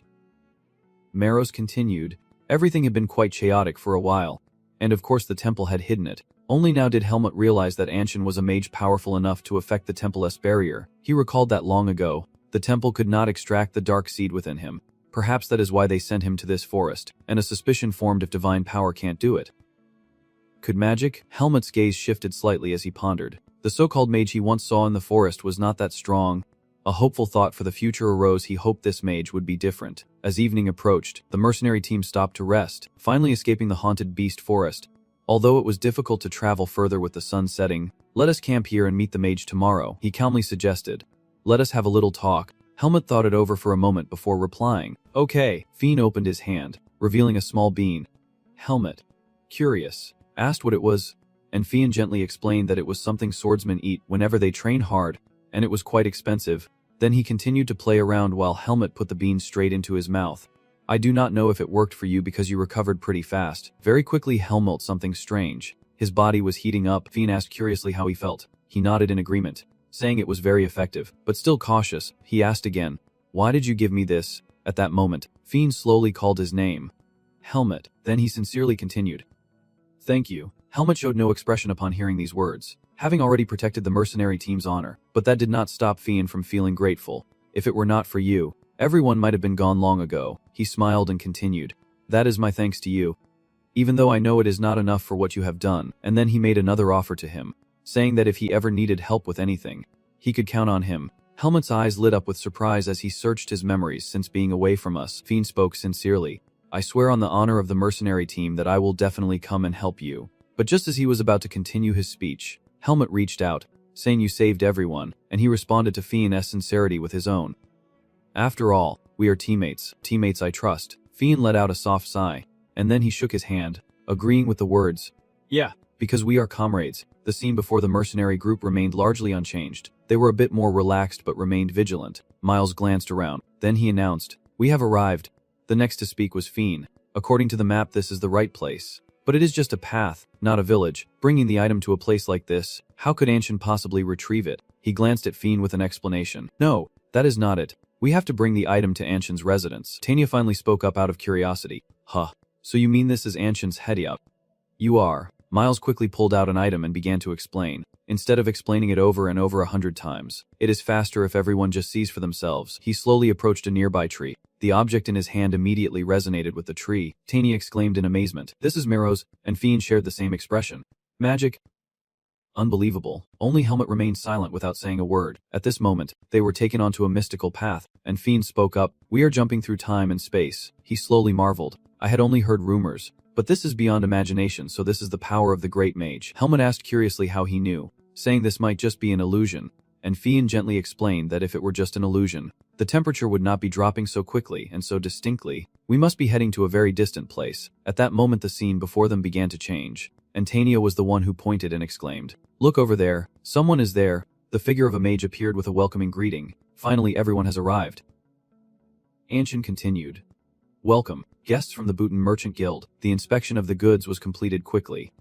"All right, everything is here. Some items are very rare, so well done. I am very satisfied." Anshin could not help but remark, "Besides, there are fewer people than I thought. There are traces of people all over the carriage. Have many left?" Miles bowed his head, embarrassed to admit, "Yes, that is right. Many people died at the hands of the giant demon beast we encountered on the way, and only a third of the members are left here." Hearing this, he could not help but feel sorrowful. "Oh dear, everyone must have struggled a lot to get here. I think I can sense a large amount of magical power from inside the carriage. Is it the aura of a demon beast?" Miles continued, "Yes, we have already taken care of it. So if you want to buy it, we would be very happy if you are interested." Upon hearing this offer, Ancient paused for a moment before replying, "Really? Well, if that is the case, add the mission fee and raise it to 150,000 marks." Miles replied sincerely, "Thank you, sir." Meanwhile, Ben on the side narrowed his eyes and shouted loudly, "What 150,000 marks?" Crazy Uter next to him also could not hide his surprise. "I heard that archmages have huge wealth, but they probably spend as much as they make." At this moment, Ancient continued to order, "Unload the goods and take the carriage away. I want to be using it." Miles bowed and replied briefly, "Understood." Meanwhile, Helma was watching closely. He can confirm that this person is very powerful. His strength is different from Ergos. And not only that, he completely conceals his mana as well. Little did he expect that while judging others, he would be discovered by the very person he was judging. So this is a great mage. They locked eyes, and Anshin was the first to speak. Whoa.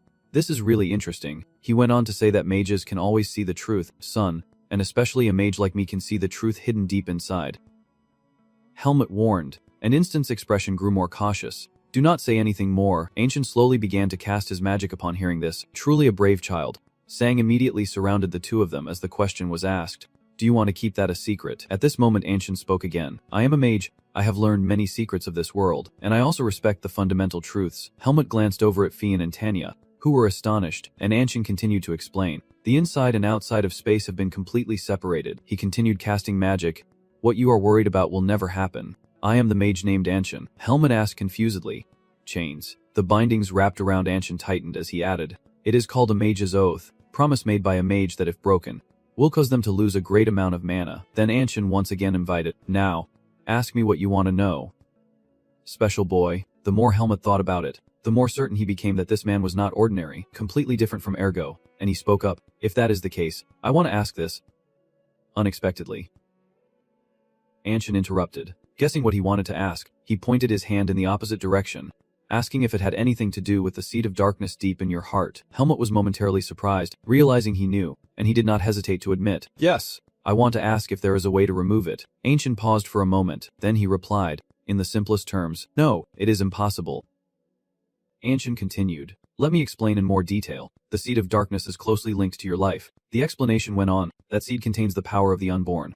Sheltering within babies who were meant to leave while still in the womb, they owe their existence to the seed of darkness, and must be its host for life. He emphasized the last part with a serious look, saying the seed of darkness is no different than your heart. If you remove it, you will die. After hearing the whole story, Helmut replied, I thought a great mage would know how to handle this. These words slightly offended Anshin, who said, I am a mage, not a god, and this is the first time I have met a human who can control that shadow seed. Helmut asked confusedly, Control. At this moment Anshin began to explain. Yes, the dark seed usually requires mana from its host. The more you avoid mana, the more your mind gets consumed, and you will unconsciously commit crimes. You will either go mad because your mind can't take it, or be devoured by mana and become nothing but a beast. He cast his gaze toward Helmut, silently marveling. But he was very different. In theory, he could suppress the seed by using another power, a power that could only be mana or fist. Only then did the chain on him begin to loosen, both forms requiring exceptional talent and a great deal of time. But a seed that does not receive mana attacking the mind much faster than that. Yet you train your fist while absorbing enough mana to keep the seed from going mad. The magic staff hovered around Helmut with undisguised curiosity and was not even detected by the temple, which was quite fascinating. Helmut's eyes glanced to one side. He did not even consider that he came from the primeval forest, unsure whether to feel relieved or not. Anshin continued. Even the priests of Lumen would have a hard time tracing the seed unless they thoroughly examined his body. He honestly explained that even he, a great mage, would only detect it because of its reaction to the dense magical energy here. Otherwise, he would not notice it. A thought formed in Helmut's mind after those words. He should avoid areas with strong magical energy as much as possible. Anshin advised Helmut that right now, he had no bright future ahead. The seed will grow stronger and become a powerful individual, and if you can avoid the temple until then, that would be best. He warned, but like those with the dark seed who have become criminals or monsters, that seed will eventually consume you, your sword will eventually destroy this world, and your hands will take countless lives. That is the fate of those who possess the seed of darkness. But Helmut was determined to reply that it would not happen. He looked Anshin straight in the eye and declared, because I am human. He could not help but laugh. Yes, you are right. His gaze turned back to Helmut. For humans are those who predict fate and also those who change it. Anshin added, it has been a long time since I have felt this way. I will watch you, the special boy, if you cannot overcome it, not forgetting to give you a promise. I might have to stop you. Helmut's gaze softened a little. Anshin pointed at the magic staff, continue to guide, and who knows, if you reach a level far beyond mine. The formation was lifted just as the promise was made. Even the darkness will obey your will. Here, the man holding the money bag approached. 3/4 of the reward is yours, he said as he handed it to Helmut. Fian raised his hand to his head in guilt, saying he wanted to give more, but the other members had already done their best. He explained, so I also want to reward them. Helmut grunted. Fian turned his back and hesitated as he reached into the car. Madam. He took out a bag and held it in front of Helmut, asking, is this yours? I found it while packing and still have not found its owner. And Helmut quickly recognized what it was. He bowed his head, thinking to himself that the thing he brought from the primeval forest, which he thought was lost, was actually here. Helmut replied, yes, that is right. Thank you, Vin.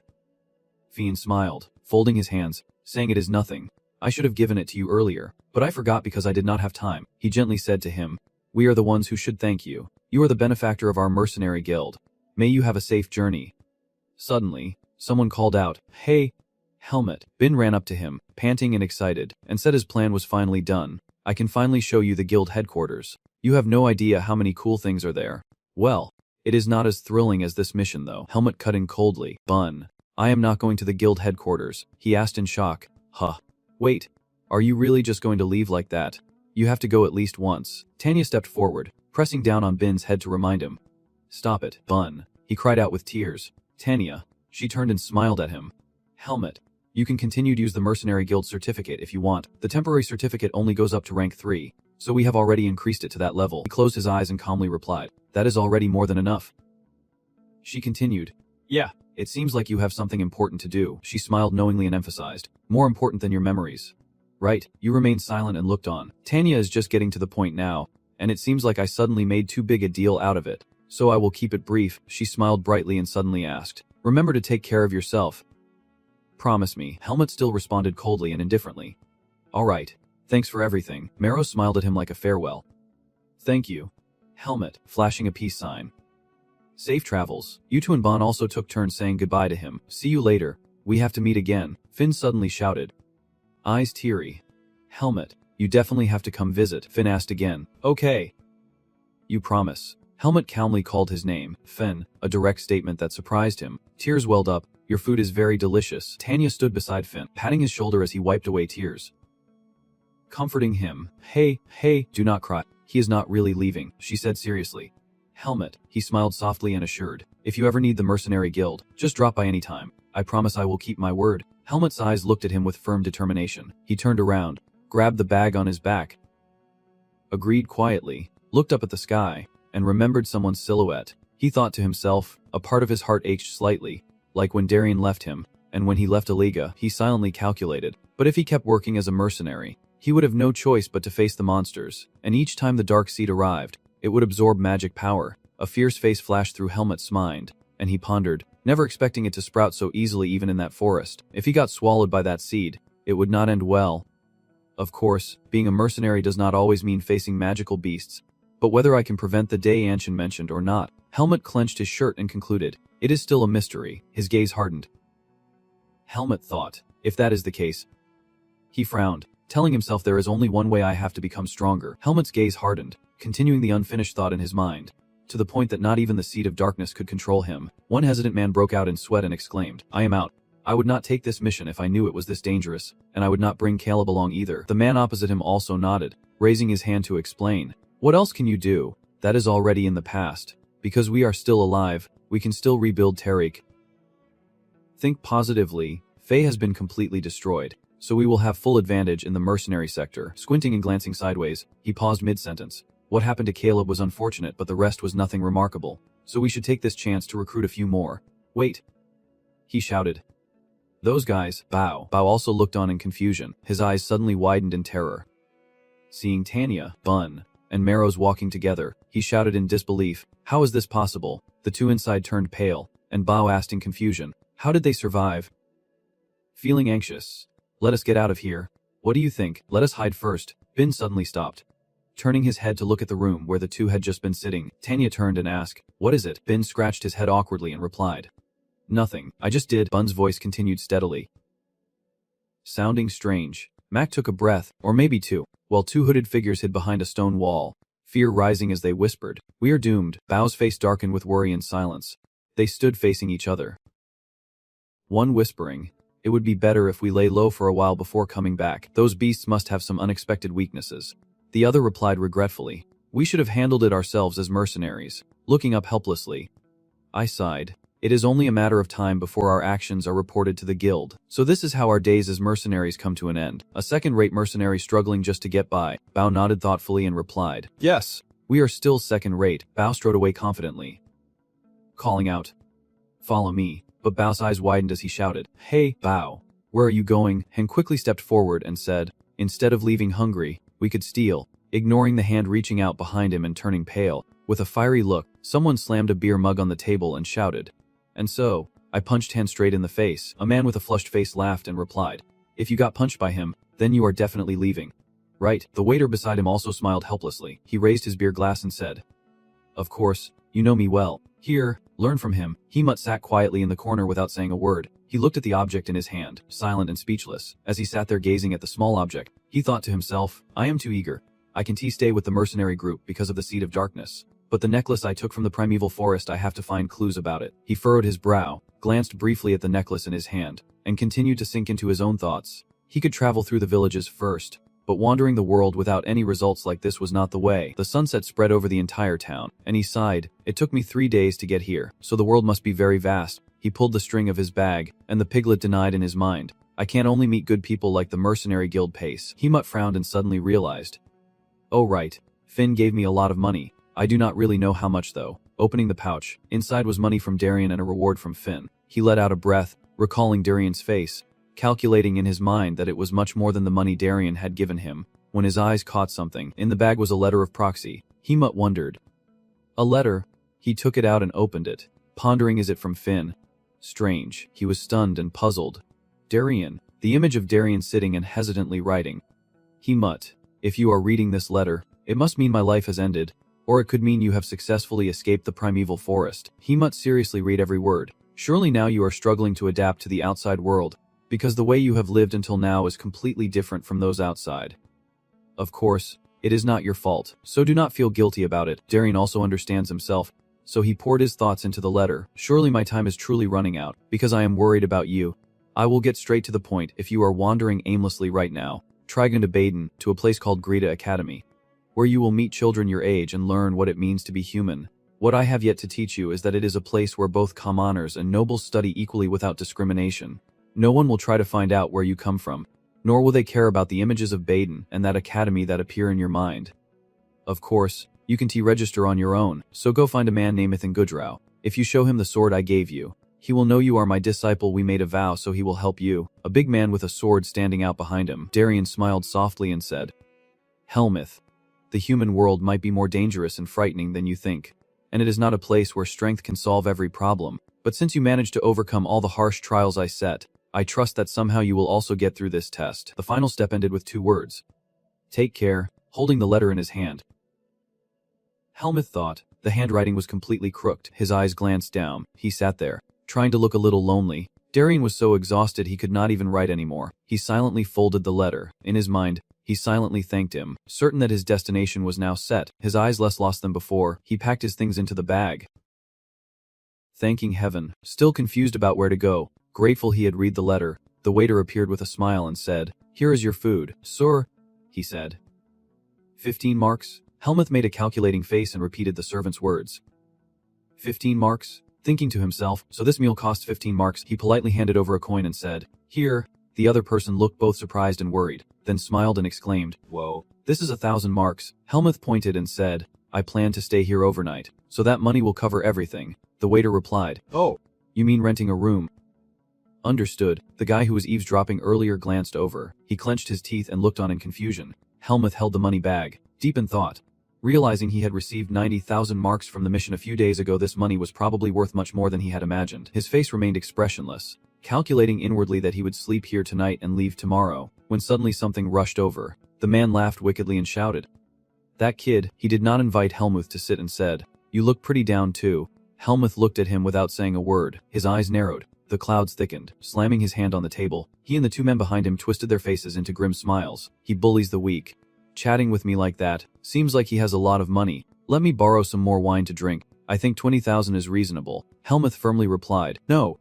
The waiter standing in the corner thought to himself, What is wrong with these people? He burst into a mad laugh and shouted back, What? A large hand slammed down hard on the table. The man suddenly stood up, causing Helmuth's food to fall to the floor. Helmuth glanced at the bowl, then said, You are out of line. Are you crazy? How dare you defy me? He calmly asked again, Who are you? The man flew into a rage, swinging his fist and shouting, What? Scientific strength. The man's eyes went dark before he could finish speaking. Surprised as his punch was easily blocked by the small Helmuth sitting in the chair, he grabbed the trembling hand of the guy, still coldly asking, Did not I tell you no? Are you diff? The guy clenched his teeth, thinking to himself, How can a kid be this strong? The guy behind Den foolishly rushed forward, swinging his fist and shouting, Kid, get lost. Who do you think you are, blocking our boss's punch? The fist came swinging, but Helmuth easily dodged it. He swung his arm. The guy took a punch to the face, his expression twisted in pain. He was sent flying, and seeing this scene, everyone in the bar was stunned. Helmuth frowned, still holding his defensive stance. The guy's face twisted in anger as he shouted, "Girl, who the hell is this guy?" He looked calmly and replied, "It is me." Helmuth swung his leg, kicking the table loudly into the guy while replying, "Mercenary." Before he could react, the table slammed into his face. The bag fell right into his hands. Helmuth grabbed it. He slung the bag over his shoulder, looked down at the man groaning on the ground, and warned, "Get lost. Do not bother me." He let out a startled cry. The others rushed forward to support their boss, who held his face and said, "Wait, I will make you regret not obeying us." He waved his hand to order, "Let us go." "Really, get out of here. I can't drink in a place like this. It is too insulting. Watch your back tonight. Now that you have disobeyed us, you will get stabbed sooner or later." Helmuth, do not show any reaction and just watch. The door slammed shut. His face darkened. Exhaling sharply, he thought to himself, "I guess there are troublemakers everywhere." "Really annoying." The waiter quickly called out, "Sir." Helmuth looked over. He turned pale and said, "You have to leave this town immediately. The singing has declared war." He asked confused, "What singing?" The waiter waved his hands nervously and fearfully explained that they were thieves ruling the underworld. Not only with criminal records but also ready to deal with anyone for money if you do not leave this town quickly. Helmuth was a bit surprised and thought to himself that they were even more troublesome than he expected and that defeating them now might be better. He silently calculated in his mind, not wanting his place to get dirty, so he would probably call them somewhere else. The kind waiter advised, "You do not have time to stay here like this. I will refund your room fee, so you have to run." Helmuth asked bluntly, "Those people will come back?" He was caught off guard and quickly replied, Yes." The servant was sweating with fear. "Of course they will," he said quietly. "If they come back." He looked up, straightforwardly asked where I was, and told me to tell them I had gone to the forest behind to fight humans. The servant called after me in panic and confusion. Excuse me, sir." "Wait," but I walked on firmly, declaring, "I will return. So prepare a room for me." He thought to himself, "I will see what they do." In the dark alley, a man raised his eyebrows and asked, "Are you really going to do this?" The group standing there, one annoyed man said, "Of course. Get lost. You have seen how blatantly disrespectful he is to us. In this business honor is life." He scratched his face awkwardly, but he was incredibly strong, and on top of that, he was a mercenary. The man who caused trouble in the restaurant looked angry and shouted, "What? Are you scared now? Damn it. You are really useless."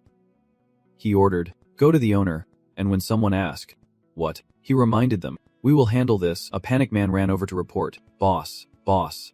Where did you find him?" he asked with a grim expression. "All right. What did that waiter say?" The gang leader said he is not in the inn but has already gone to the forest behind it, clearly running for his life, probably realizing that if we go all out, we will take him down for sure. The other man laughed and asked, "What is so funny?" He glared, stuffing his mouth in anger. "Kid, you ran to the wrong place." The mysterious man raised a finger to show he understood and said, "We know that forest like the back of our hand, so there should still be traces left. Let us go deal with him."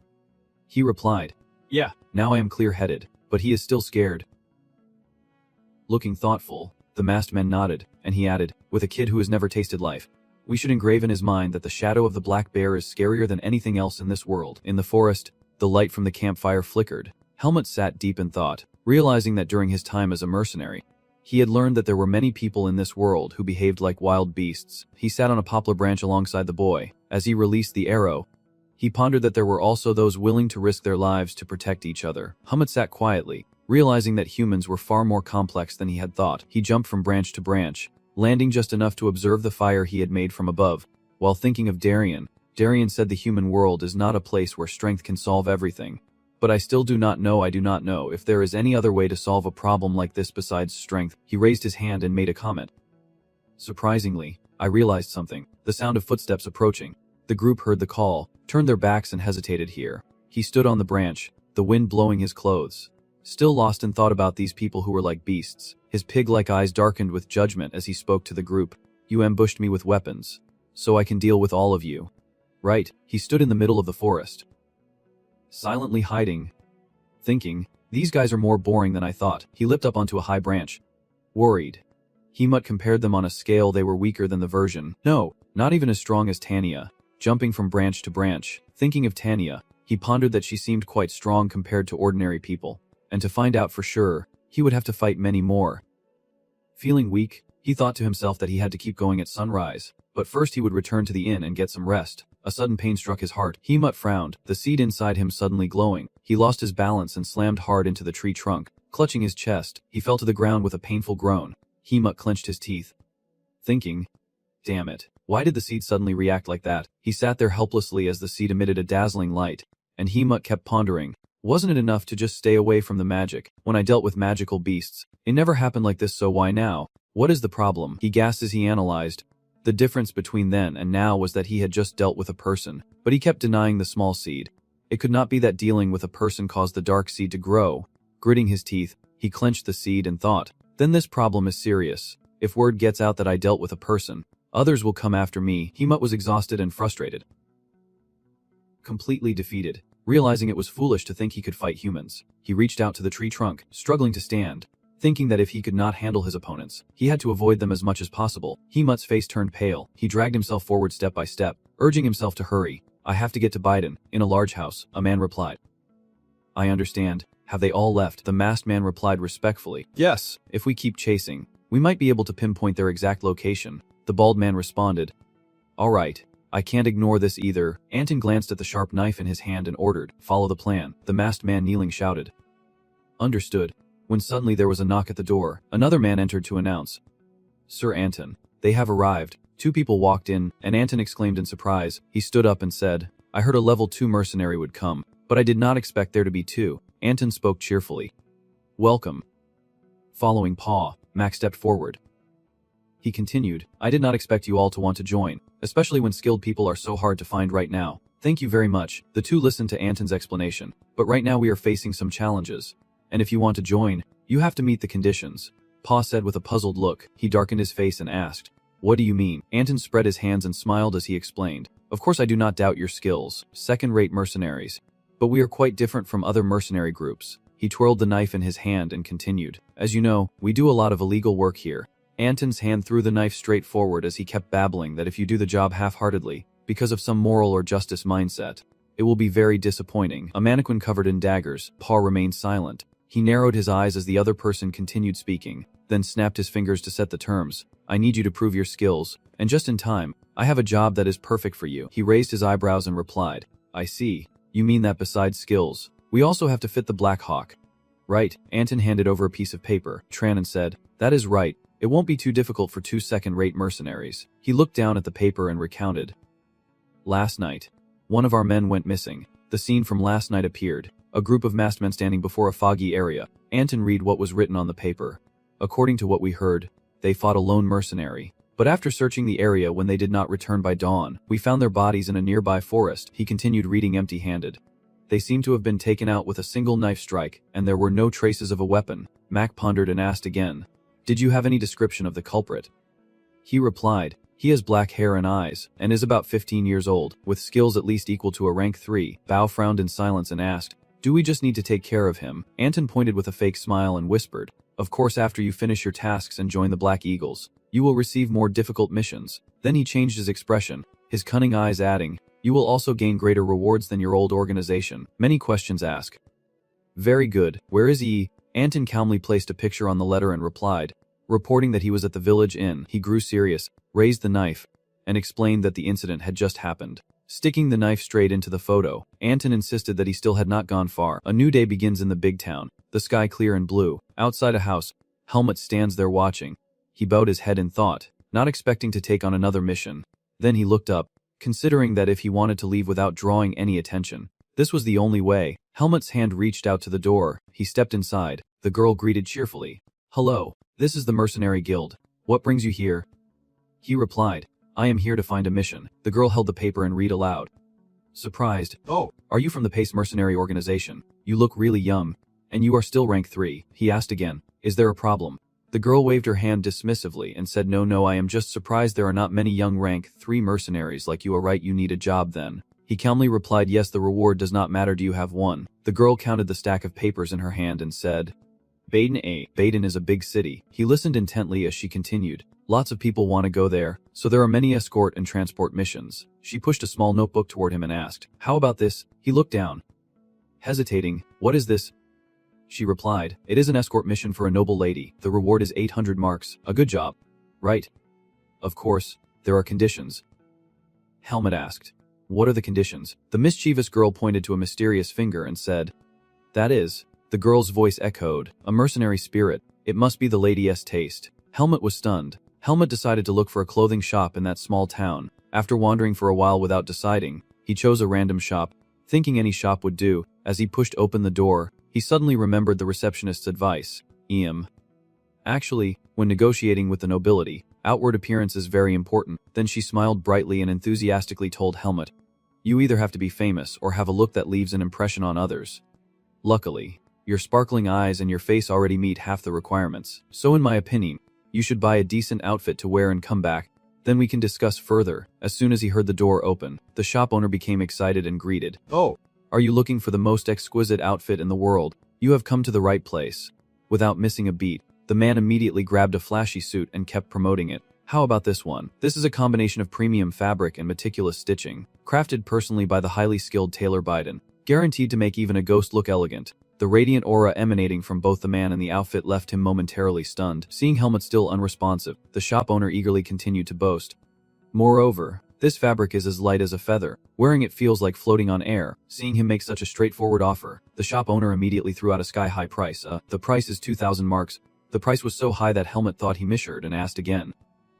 2,000. The mission reward was only 800 marks. After hesitating for a while, he thought to himself, maybe I should just take on a different mission. After some time, Helmet returned to the mercenary headquarters, and when the receptionist saw him, she gave a shy smile and welcomed him. Whoever pays, pays. Helmet returned with a more refined and elegant aura, and seeing this, she said beauty comes from fine clothes. The receptionist could not hide her delight as she stepped closer and playfully tapped his shoulder. Looking closely, you are actually quite handsome. Ho ho. She seemed excited, but he quickly reminded her, I am Helmet. Not Kung. The girl shyly withdrew her hand and replied, I just said that because you look cute. Then she explained the mission to him, saying, all right, I have already sent you the information. Since you are considered the face of the mercenary organization, you have to meet all the requirements. She kept talking without noticing that a mercenary who fits the noble class's taste is rare, and he is just too perfect. At that moment, the girl widened her eyes and spoke up, there he is, a man exuding elegance in a tailcoat suit. Hearing her introduction, Helmet also turned his head curiously to look. Seeing the man appear, the receptionist smiled and said, welcome, sir. May I ask if you are from the Cherringen family? He spoke with a serious expression. Yes. I am here to approve the mercenary chosen for the mission. No sooner had the man in the vest spoken than he stepped closer to him and quietly assessed, scanning him over before saying, I heard the kid is still young, tall, and well-mannered. Without further ado, he immediately reached out to Helmet and said, looking good, let us go. The man spoke and turned around, inviting him to follow. Before leaving, Helmet turned back to look at the receptionist, with a bright smile lighting up the scene. She kept waving goodbye. See you later. Hearing her enthusiastic greeting, he nodded slightly in response out of courtesy. They left the inn unaware that someone cloaked in shadows had been watching them all along. He tearfully confirmed the two had passed by, then immediately left, carrying with him full of schemes and plots. Leaving the warm sunlight that lit up the streets of the town for the two of them to walk together, the man in the tailcoat spoke first. Introducing himself, my name is Jilton, the assistant priest of the Cherringen family. Haven't you two ever heard of the Cherringen Marquis? Helmet replied frankly, I have not. Hearing that, Jilton thought for a moment and knew that the Marquis was a person of high status. Your job is to act carefully. Have you ever done an escort mission before? He did not hesitate to conceal and honestly replied, I have escorted a convoy before. Upon hearing the answer, Jilton said, all right, escorting is similar to convoying, except this time the subject will be a person, not an item. Then he continued, if you find it too difficult, just follow what the knights advise, complete the mission and you will be paid. Helmet nodded slightly. After a moment of hesitation, Jilton was a bit surprised and said, you are quiet. That is good. Humility is a virtue needed for an escort. After walking for a while, he led Helmet to the entrance of a magnificent mansion. Inside, the luxury was breathtaking. Every detail dazzling as if stepping into a fairy tale world. Jilton led Helmet inside, leaving him stunned by the lavish scene, where a man was already waiting for them. Helmet looked around in confusion and asked where they were, and the man explained it was the hotel where the Marquis's lady was temporarily staying. Hearing that, Helmet thought to himself, the Cherringen Marquis. So this is what the life of the powerful is like. The man who had been waiting for them there spoke up. Here I am. He could not hide his surprise and wondered, was he really with the mercenaries? He looks too young. Jilton glanced at Helmet and calmly said, I have checked with the mercenary guild. There is no mistake. If there is any oversight, Please guide him. As soon as Jilton finished speaking, he stepped forward and shook his hand. I understand. Nice to meet you. I am Kendrick, he simply replied. Helmet. After the greeting, Jilton turned to Kendrick and asked, Where is the lady? Kendrick gently replied, The lady is having breakfast in the restaurant. He then said to Helmet, All right, let us go there. Inside the restaurant, a familiar voice whispered to the white-haired man wearing a hood. Oh, Miss, you worry about me so much. You are truly kind. The girl with golden blonde hair spoke with her sparkling eyes, saying the food at this hotel does not quite suit my taste. The chef at my home cooks so deliciously. If the lady could occasionally visit my villa, that would be wonderful. Her loving atmosphere enveloping the silver-haired man, unaware that Jilton and Helmet were entering. Her affectionate words were suddenly cut off by Jilton's sharp remark, and upon hearing this, Miss Genya immediately turned around and asked irritably, Jilton, what are you doing here? He then pointed towards him and introduced, This is the newly hired mercenary. She just glanced briefly and said dismissively, So what? Let him be. Genya narrowed her eyes and said, If he is fine then he can handle it himself. Then immediately turned back to the person whispering to her earlier, I have something to discuss with Lady Arya. A sudden voice rang out, No. Arya suddenly stood up amid Genya's surprise and said, Since we have to leave early, I need to get ready a bit. Genya's face showed disappointment, his voice lingering, So why not sit with me a little longer? Arya did not respond and just left the table. The moment Arya and Helmet passed each other, he instinctively sensed something unusual. He watched her hurried departure with wary eyes. Helmet kept his eyes on Arya, thinking there was something off. She had already reached the door, but he still could not look away. A gut feeling told him something was wrong. When he passed by her, he was sure he was not mistaken. Watching Arya's figure disappear, Helmet silently doubted. He just did not know what it was yet. But there was something very strange about this person. Seeing Arya leave, Genya spoke up to Juden in frustration. I think I should head back to my room too. Then she ran off with tears streaming down her face, crying out in pain.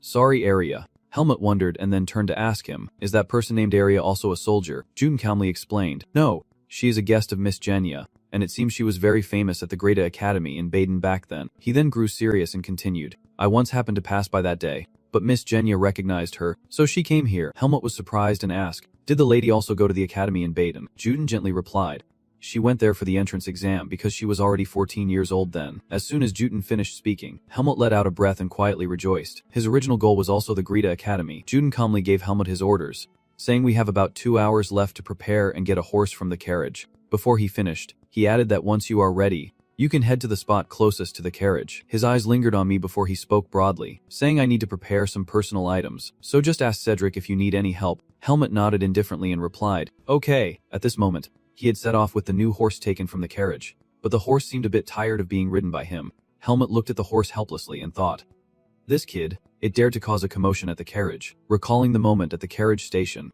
the horse fiercely resisted being ridden, and the handler shouted in fear, I am sorry but it is the only one left. It really likes to show off, haha. Then I remembered the cute horse at the owner's place. It still would not obey. Completely different from the horse at the mercenary organization, Senia had already reached the carriage and called out loudly, making him turn around involuntarily. Sir Alia, please get in the carriage. Let us talk together. She leaned out and called to Alia. Over here. Ali's face remained cold as he slowly walked toward the carriage. He was not hurried, taking deliberate steps towards Senia. Ali's figure passed by without noticing Helmet smiling on horseback. Helmet suddenly noticed a purple glow emanating from him. At that moment he suddenly realized something and thought to himself, I get it, he is a mage. As the sun began to set, they also started their escort journey. On the way, Helmet could not stop thinking about Alias' image just now. That is right, if it is magic then everything makes sense. No wonder I felt something was off. Before him now was Alias' purple aura growing brighter and brighter, making him wonder, yet he still did not know what kind of magic it was or why he could cast spells on himself. He could not take his eyes off him and thought, he is really suspicious. I should keep an eye on him. Inside the carriage, the conversation kept going. I heard you are top of your class in magic. Right, Ailey replied confidently. Yes. Hearing that answer made Genia excited. So a test must be nothing to you, right? I am really worried. I do not know if I can do well, he replied coldly but somewhat kindly.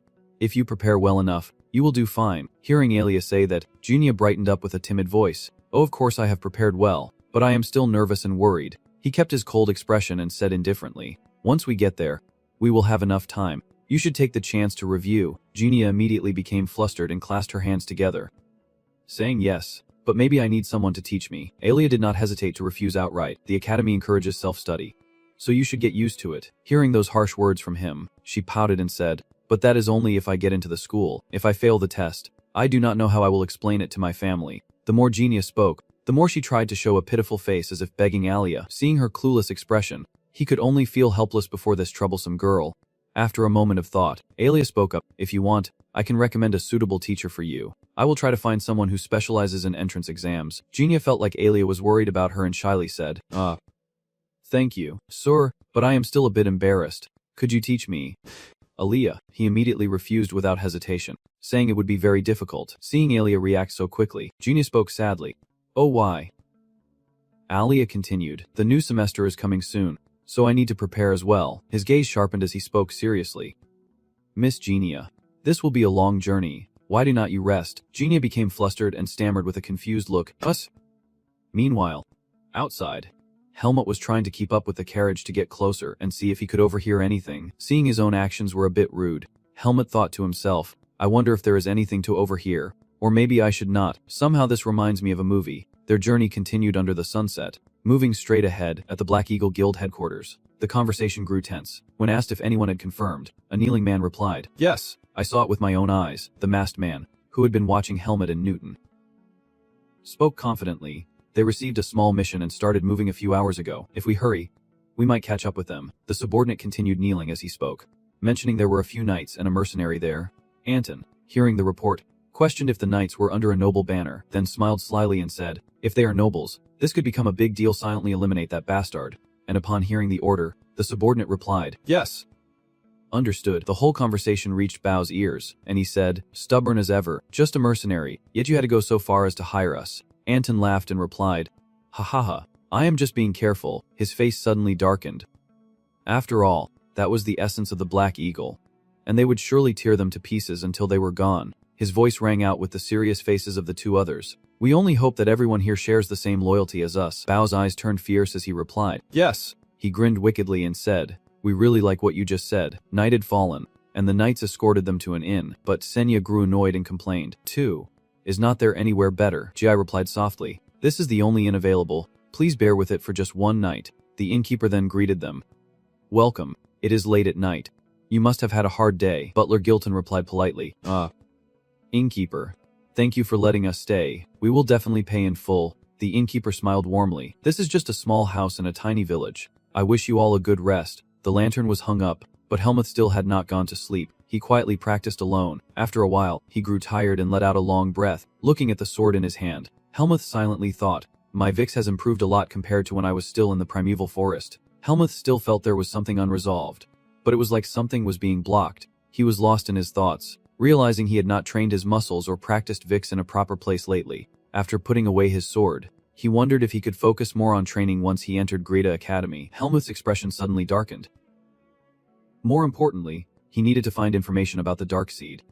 Suddenly, Helmut sensed something was wrong and quickly scanned his surroundings. He stood on the defensive, looking up at the stars shining brightly in the sky, making him suspicious. After watching for a while and seeing nothing, Helmut told himself he thought there was something here. In the quiet night, the Milky Way stretched out in a stunningly beautiful veil. Pure magical bird radiated a captivating aura that caught his attention, and he realized it was hers. That bird was a spirit beast summoned by a mage. Seeing that he had recognized it, it immediately broke the spell, pleased and freed. In that room, the summoner silently praised, "He is quite sharp. If I had watched longer, he would have caught me." The mage's name was Alia, and he watched Helmut with silent admiration. After all, ordinary people could not do what he did. As Alia withdrew, he grew curious about Helmut, a strange bastard, and he bent down, resting his hands on his knees, lost in thought. He saw Helmut just now and thought to himself that he had met many skilled mercenaries, but a third-tier mercenary so young was truly rare, when suddenly a voice rang out, breaking his train of thought. "Lord Alia." The knocking on the door came urgently from outside along with a frantic voice. "Sir Alia, are you asleep yet?" Junia became excited and knocked with all her might in the middle of the night. "I know you are still awake." Lord Alia saw the maids rushing over, disturbed in the middle of the night. "Miss Genia." They immediately raised their voices to remind her. "Miss, you must sleep before 9 of the clock or you will age prematurely. The master has strictly ordered us." Genia was dragged away against her will, screaming, "I just want to talk for a moment. Just 1 minute," she shouted loudly, leaving Ellie in the room helpless. "Let me go." "Why are you wearing makeup at this hour? Tonight might be my last night." They were noisy in the middle of the night in the hallway, making him tired and complain.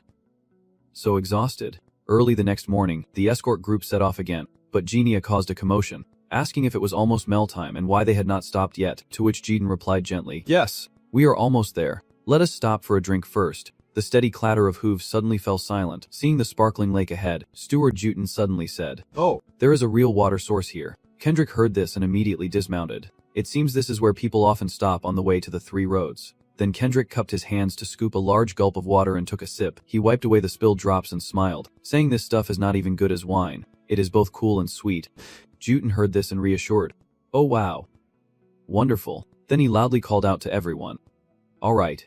Let us have lunch here." Seeing the fragrant dishes and the water served to Genia, the knights looked envious, impressed by the feast. "Just look at all that food," one person complained as he watched plate after plate being loaded onto the cart. "They were enjoying salad and meat while we only had a loaf of bread with a piece of dried meat." He looked around and sighed, saying he had to drink water just to get by after the meal. "Still hungry," the other person replied. "This trip alone takes up half a day." The soldier kept complaining, "Life like mine is so boring and tough." Hemut finished all the food, and Trat thought, "I really miss the food cooked by Fim." He just raised the cup to taste when he suddenly noticed something strange. Huh. Hemut stared intently at the cup in his hand and wondered, "What is this?" Then he looked back at the pond where he had just taken the water. The taste was a bit strange. Sensing the odd flavor, he became suspicious. Could it be poisoned? Seeing everyone else drinking it happily, he reconsidered, but everyone else seemed fine. Was he just confusing the taste with something else? As Hemut thought this and looked back at the cup, a soldier called out, "I am so tired. I am going to take a nap." Under the harsh midday sun, the air felt thick and heavy. Sweat dripped down Newton's face, and as he wiped it away, he said warily, "Mrs. finished lunch, but I feel a bit tired." He then headed to the carriage to check and said, "Miss, the luggage is all packed. I think we should." Before he could finish, the miss fainted, causing Newton to panic and shout, "Miss Genia. So it turns out you were saying that tonight will be our last night, the day of Area." Seeing Genia was still fine, he sighed in relief, thinking the young lady was just dreaming. Suddenly, Newton felt dizzy as the sensation hit him immediately. Looking back, everyone around was dizzy too. "Oh no, suddenly I feel so sleepy." Newton realized the situation was bad and shouted in shock, "Kidrick, where are you?" "Kidrick." He was startled to see Kidrick also collapsed on the ground. Newton shouted loudly, "Kidrick." Newton also staggered, unable to stand. What is happening?" The butler collapsed to the ground along with everyone else who had fallen before, leaving only him as the clearest headed among them. Witnessing everyone staggering and collapsing to the ground, Helmut realized it and without hesitation poured the glass of water onto the floor. He sat still without moving, just waiting for the ringleader to step out, and sure enough, that is what happened. Hearing their footsteps approaching, he knew he was right. They had arrived. It was Paul and his gang whispering to each other, probably already knocked out by now. "No need for sleeping pills if we are caught dealing with nobles. We will be in big trouble." One of them noticed something unusual and shouted out, "Then we just need to use a method that leaves no trace." Wait, he was surprised to see Helmut still standing firm, asking how he was still conscious. Mock and Paul standing behind realized something, and Bao immediately spoke up, "Is not that the bastard from the mercenary squad? Why is he here?" It seems he just realized something and said, "Wait, do not tell me." Bao suddenly thrust his sword forward and cautiously asked, "Are you the one who destroyed the Black Eagle gang in those rumors?" Helmut bluntly exposed him, saying, "You are a second-class mercenary of Tarek's mercenary team, and when your squad was attacked by the Marquis, we could not find any trace of you." Their faces froze in shock as Helmut said coldly, "So it turns out you joined the Black Eagle. You traitor." Feeling humiliated and angry, he tried to rush forward. Damn it, but was held back. Then he gave a bitter laugh.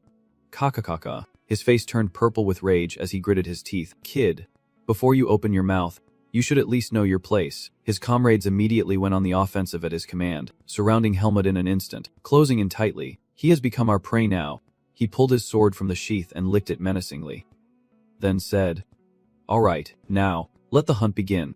He looked at him with eyes that seemed to want to crush him, and Helmut immediately raised his sword to defend himself. He glanced at them for a moment and thought to himself, "There are too many of them."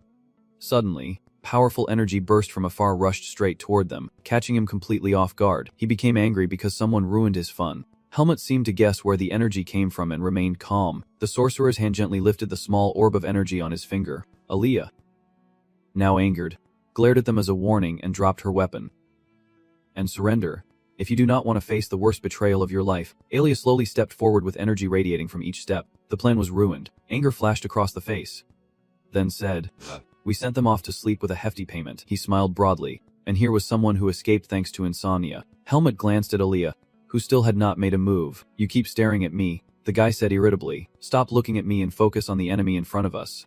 "Idiot, Master Aaliyah is here."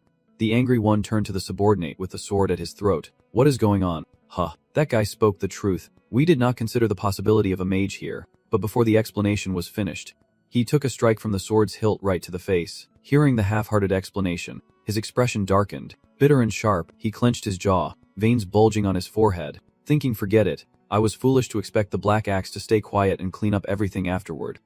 Suddenly, he drew his sword and charged forward, ready to have a lively conversation with that stupid bastard over there. His eyes flashed with red rays and then narrowed easily. Without hesitation, he used the writing on the sword to attack. Then he lunged down from the sky, unleashing a flurry of attacks. Even the piglet was no pushover, blocking every strike fiercely. At this moment, the eye's legs also began to move. He had set his sights on Alia and smiled like a predator. If you do not stay still, I will give you a departure as light as a feather. You see him rambling like that, but you do not even bother to respond. Alia formed a sphere of gathered energy and spoke coldly. A mage who does not act is a mage who is done for. What is going on? Suddenly, a shadow darted through, tearing the silent space in an instant. The sword clash between Hiomut and Bao was tense like a stretched string as they leapt through the branches, pressing each other with intense pressure. Bao, thinking he's got the upper hand, taunts, "What is wrong? All talk but look at you now." Hiomut ignores him, dodging and attacking relentlessly.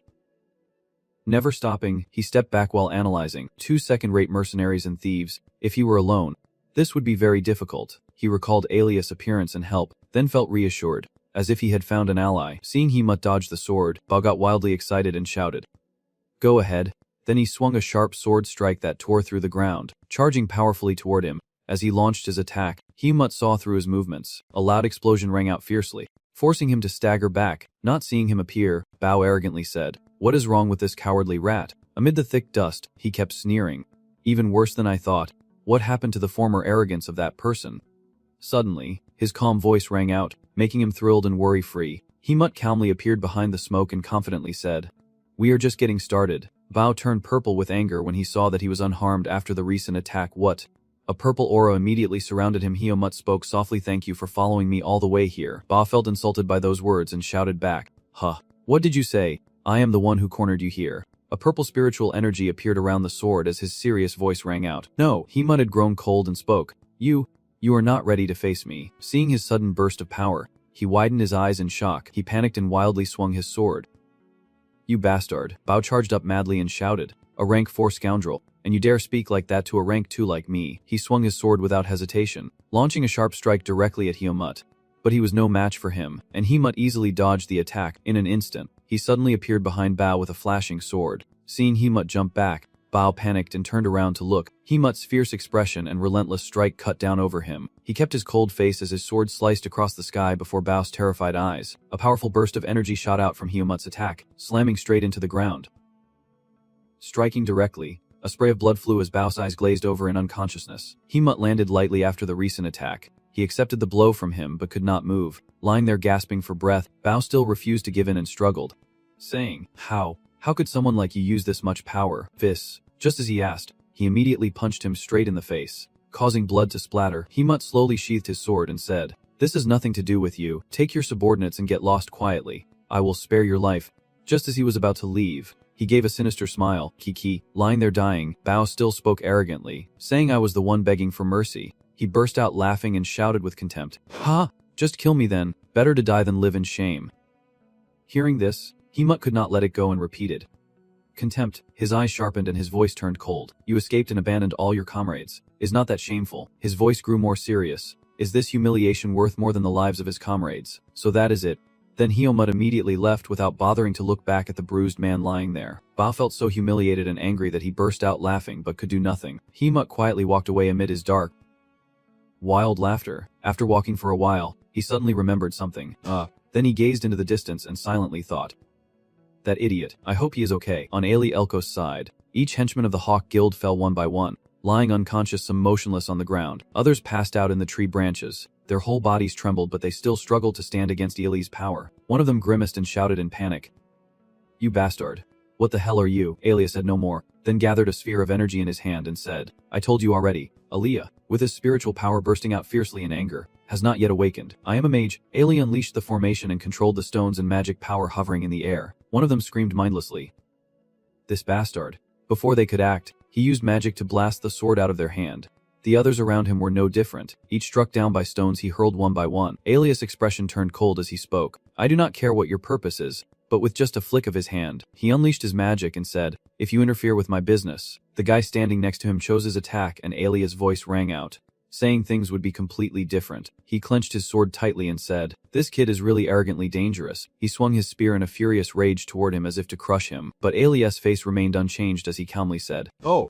Still trying to act tough at this point, he gently raised his hand toward him, generating a powerful magical force and launching it straight ahead. The intense spirit energy orb made him fear Alia's chosen attack. He was immediately knocked several meters to the side in an awkward position. Seeing him pushed back by Alia, they panicked after hearing him say, "You all have to face me together." They stood frozen in fear. Alia finished casting a magic circle and then stood still. The group from the guild panicked, and one of them shouted to run. It was a binding spell. Alia did not hesitate and quickly cast the circle, shouting, "Where do you think you are running off to?" One of the fleeing men was immediately trapped by his circle. The remaining ones also fled in panic, but were caught one by Alia within the magic circle. He kept moving, launching waves of golden circles at an incredible speed. Then he immediately threw all the circles at the fleeing enemies in front of him.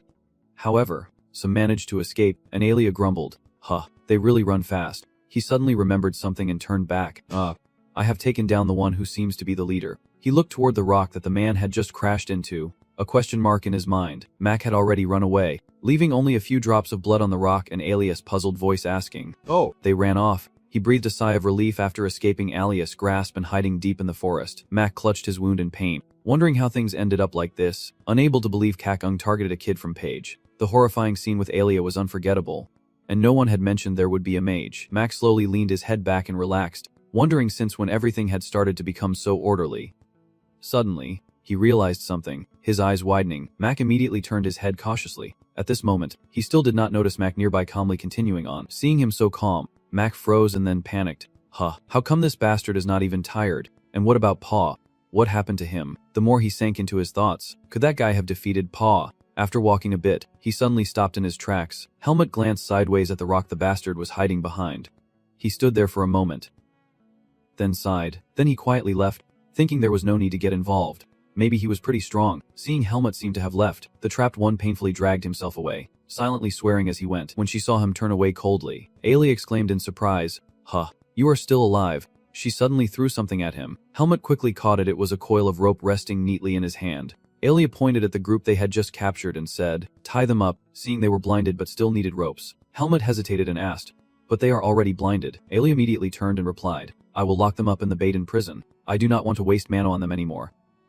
Hearing that, Helmut groaned. "Oh, prison." Only then did he realize Darien said it was where wrongdoers were gathered. Was there really such a place? Remembering the moment he let those two go, he thought to himself, "I did not have to let them go. What bad luck." Suddenly, Alia spoke up and asked him, "But how can you not sleep?" Hearing the question, he became alert. Helmut tried to avoid the question and came up with an excuse, saying he did not drink the water from that stream. His answer sounded unconvincing, so Ailey immediately unleashed a burst of magic at him, but Helmut managed to dodge. Ailey narrowed her eyes then widened them. Do you think I did not see?" Helmut just stood there without making a move. Then he suddenly asked Ailey in return, "What about you? Why are not you sleeping?"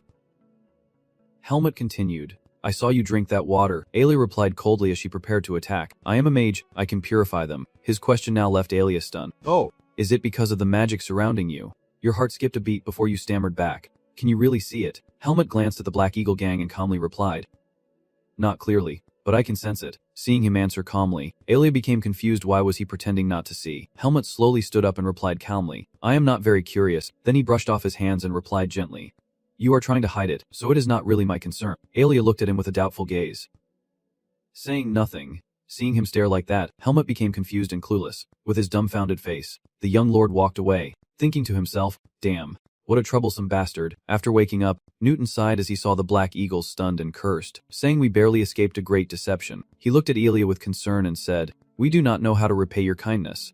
How should we thank you?" The young man replied, "It is nothing. I was just doing what a traveling companion should do. No need to repay me." Then he glanced as if wanting to say something else.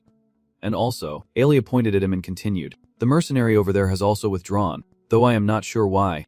But I do not think he was put to sleep either." Alia still looked at Helmut with suspicion. He calmly replied, "That medicine has no effect on me." Newton covered his mouth and laughed.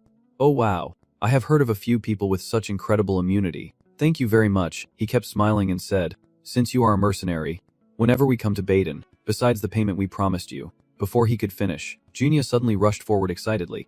"Look, Lord Alia. Her eyes sparkled with heart shapes as she jumped toward Alia, startling him. Her eyes kept shining with hearts as she happily said, "You appeared and saved me in my time of trouble." Junia clasped his hand tightly and said excitedly, "It must be fate that brought us together." She held his hand even tighter with sparkling eyes. "Genia of the Juringen family, want to repay you with this body no matter the cost." Junia excitedly said, "Please marry me." Alia immediately refused coldly. "Sorry, I already have a fiancé waiting at home." Her words left Genia speechless. "But once I graduate from the academy, I will marry her immediately." Hearing Genia's sobs, Juringen became helpless inside. "Oh well. Forget it." She burst into tears, prompting everyone to comfort her. "Miss, please do not cry in a place like this." While Newton was pulling her away. Juringen, exhausted, ordered, "Let us keep moving." After a long journey, Butler Newton wiped his sweat and sighed. "Phew, thanks to traveling nonstop day and night, we have arrived safely." Under the bright sunlight, they set foot in Baden, a bustling and lively place. Arriving at Than Gate, Helmut began to dismount and took the opportunity to stretch his legs while looking around. After a moment, he thought to himself, "So this is Baden." In front of him now were the guards of the Blue Gate, where everyone entering and leaving had to be checked. Newton also dismounted and called out to Helmut, "Hey, you there?" And he replied, "Yes." He then spoke up, "Thank you for your hard work.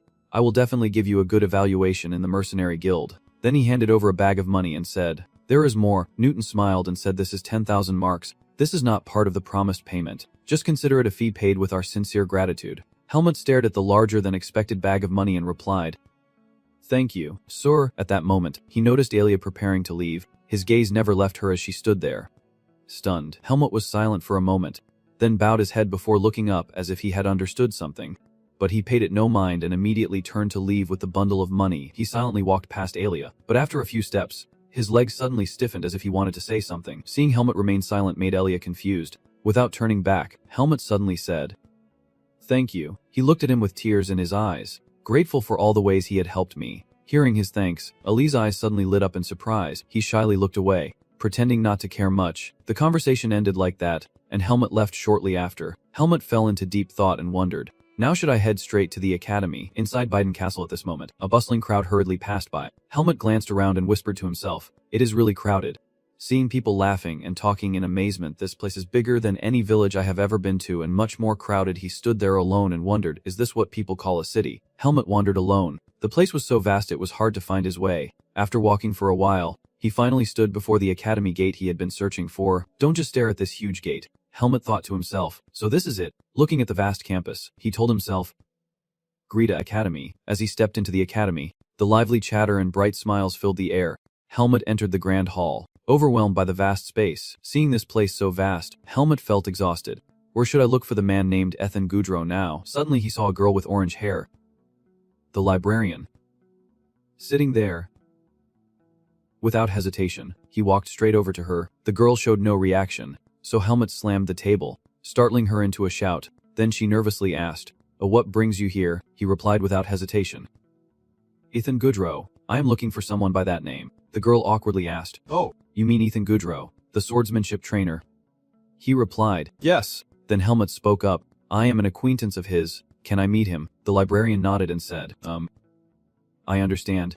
Please tell me your name." He immediately replied, "Helmut." Right after signing, the girl began leading him to somewhere in the academy. She took him to a red door and said, "This way." Then the girl used the leaf to appear on the magic circle.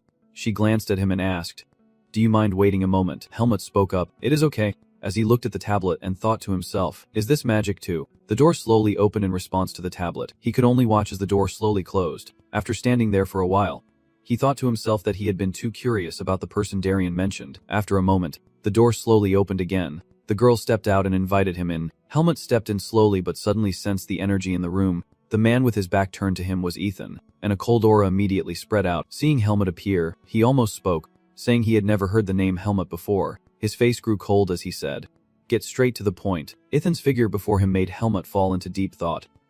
That aura, not as strong as Darien's, but among all the swordsmen he had ever met in the human world, he had to be one of the best. Then he looked up with a serious expression. Ethan's face remained unchanged as he thought to himself that if he was a mercenary, he must be top tier. Seeing no reaction, Ethan spoke up, asking, "Your name is Helmut, right?" "I want to ask again." He looked at him with suspicion and asked why he had come to see him, and hearing that, he quickly regained composure and said, Helmut immediately drew his sword from its sheath and then drew the blade in front of Ethan. Seeing his strange action, he curiously asked, "What does this gesture mean?" Helmut calmly replied without hesitation.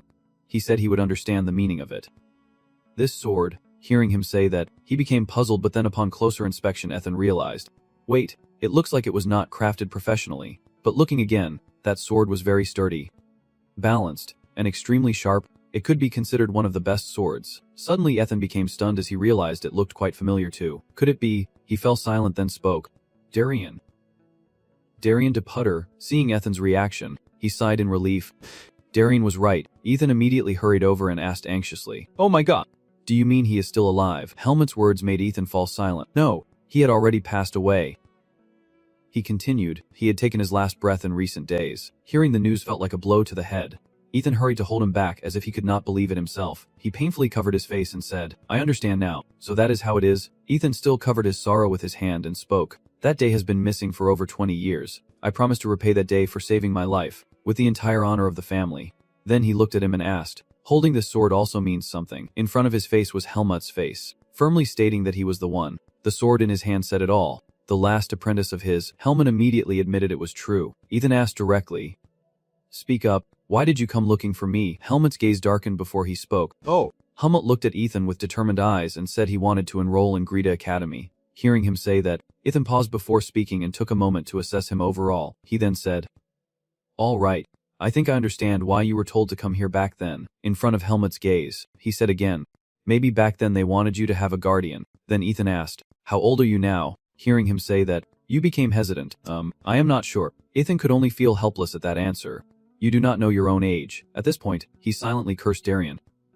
"That bastard." Helmut held out his hand and counted again. 14 or 15. Watching him count for a long time, Ethan could only think, has he lived all these years without knowing his own age? Ethan then lowered his voice and said, "I understand now, judging by your aura and appearance." After assessing him for a while, he said he did not seem like a 14-year-old first-year student. Looking at the documents on the table, Ethan suggested, "Then let us just say you are 15.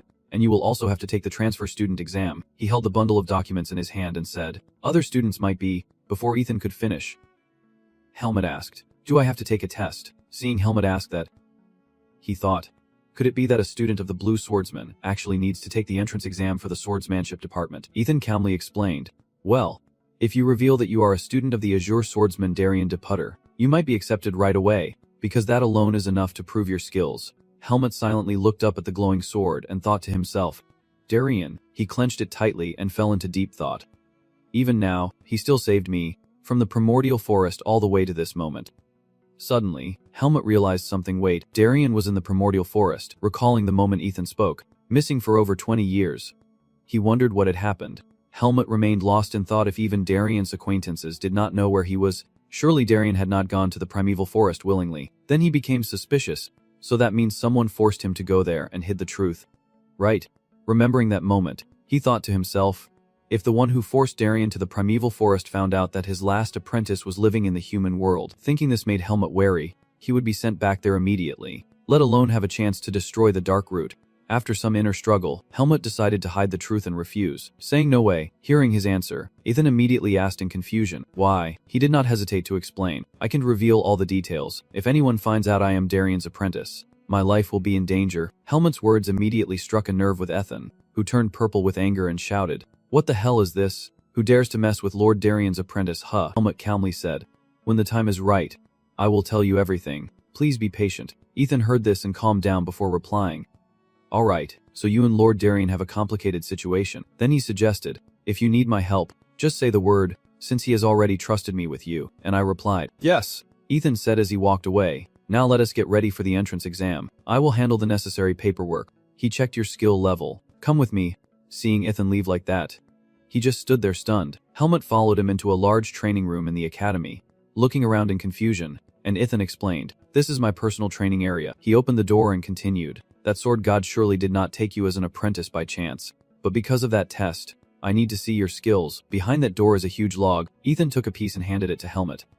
Then said, "Try to break it." Hearing the command, he got into position, ready to draw his sword and follow his orders. Then suddenly Ethan spoke up to stop him. "No." He pointed to the pile of wooden swords behind Helmut and said, "Use the wooden sword back there." He did not hesitate either and immediately grabbed the wooden sword to test its balance. Ethan looked at him and thought to himself, this is birch wood, a type that is harder to work with than most others. At this age, if he can chop through that piece of wood, it can be considered a great achievement. Ethan seemed to sense something unusual, but seeing him hold the wooden sword with confidence amazed Ethan. But he was not surprised at all. Faced with Helmut's fearless demeanor, Ethan realized that this kid made him a bit cautious, already used to wielding the wooden sword, not knowing how strong he really was. Just as he thought this, Helmut focused on the log and immediately used Viz. A powerful aura enveloped the wooden sword, instantly slicing through the log in the blink of an eye.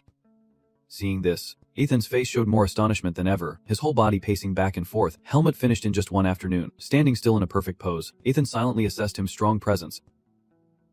Extraordinary power, so he assured that at this rate, passing the entrance exam was almost guaranteed.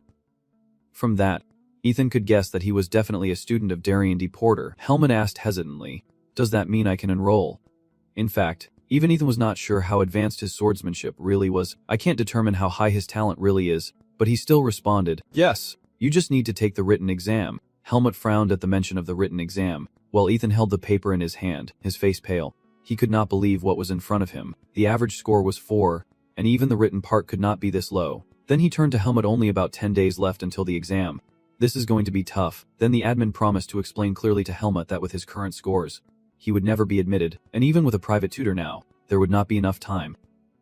Hearing this, he looked a bit downcast and asked, can't you teach me? Ethan. He was straightforward. No, I am a teacher at the school. Ethan had to regret it. We are not allowed to tutor anyone applying. The consequences could be unpredictable. He also mentioned that usually students at the academy tutor others, but since the exam is so close, he is pretty sure all the good tutors are already booked. That made Ethan even more worried. This is bad. Helmut remained silent without saying a word. In his mind, he recalled that they said the mage was very famous at the academy.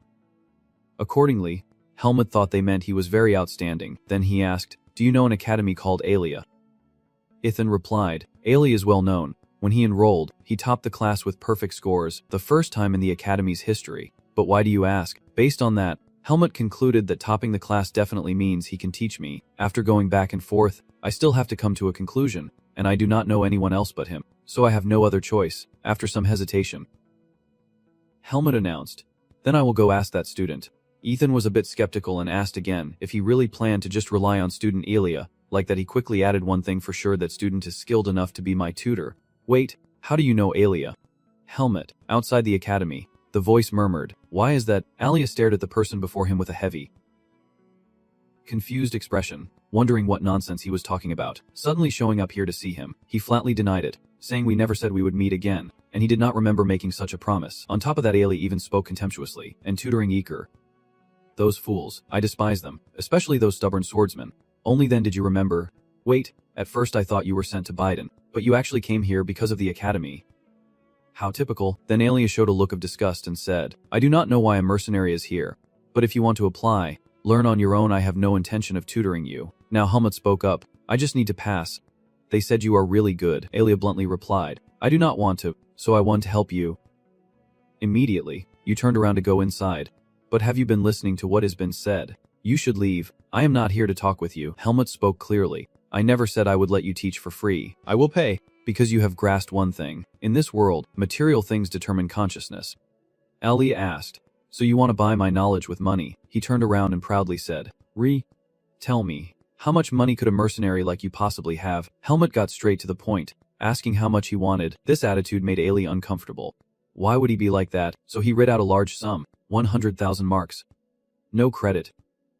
Paid up front, and if you think you can pay in installments, forget it. But Helmut calmly said, all right then. Alaga was momentarily stunned by those words. Then Helmut said calmly, I will prepare the money, so let us start tomorrow. Alaga hesitated and asked again, what? Are you serious? Are you sure?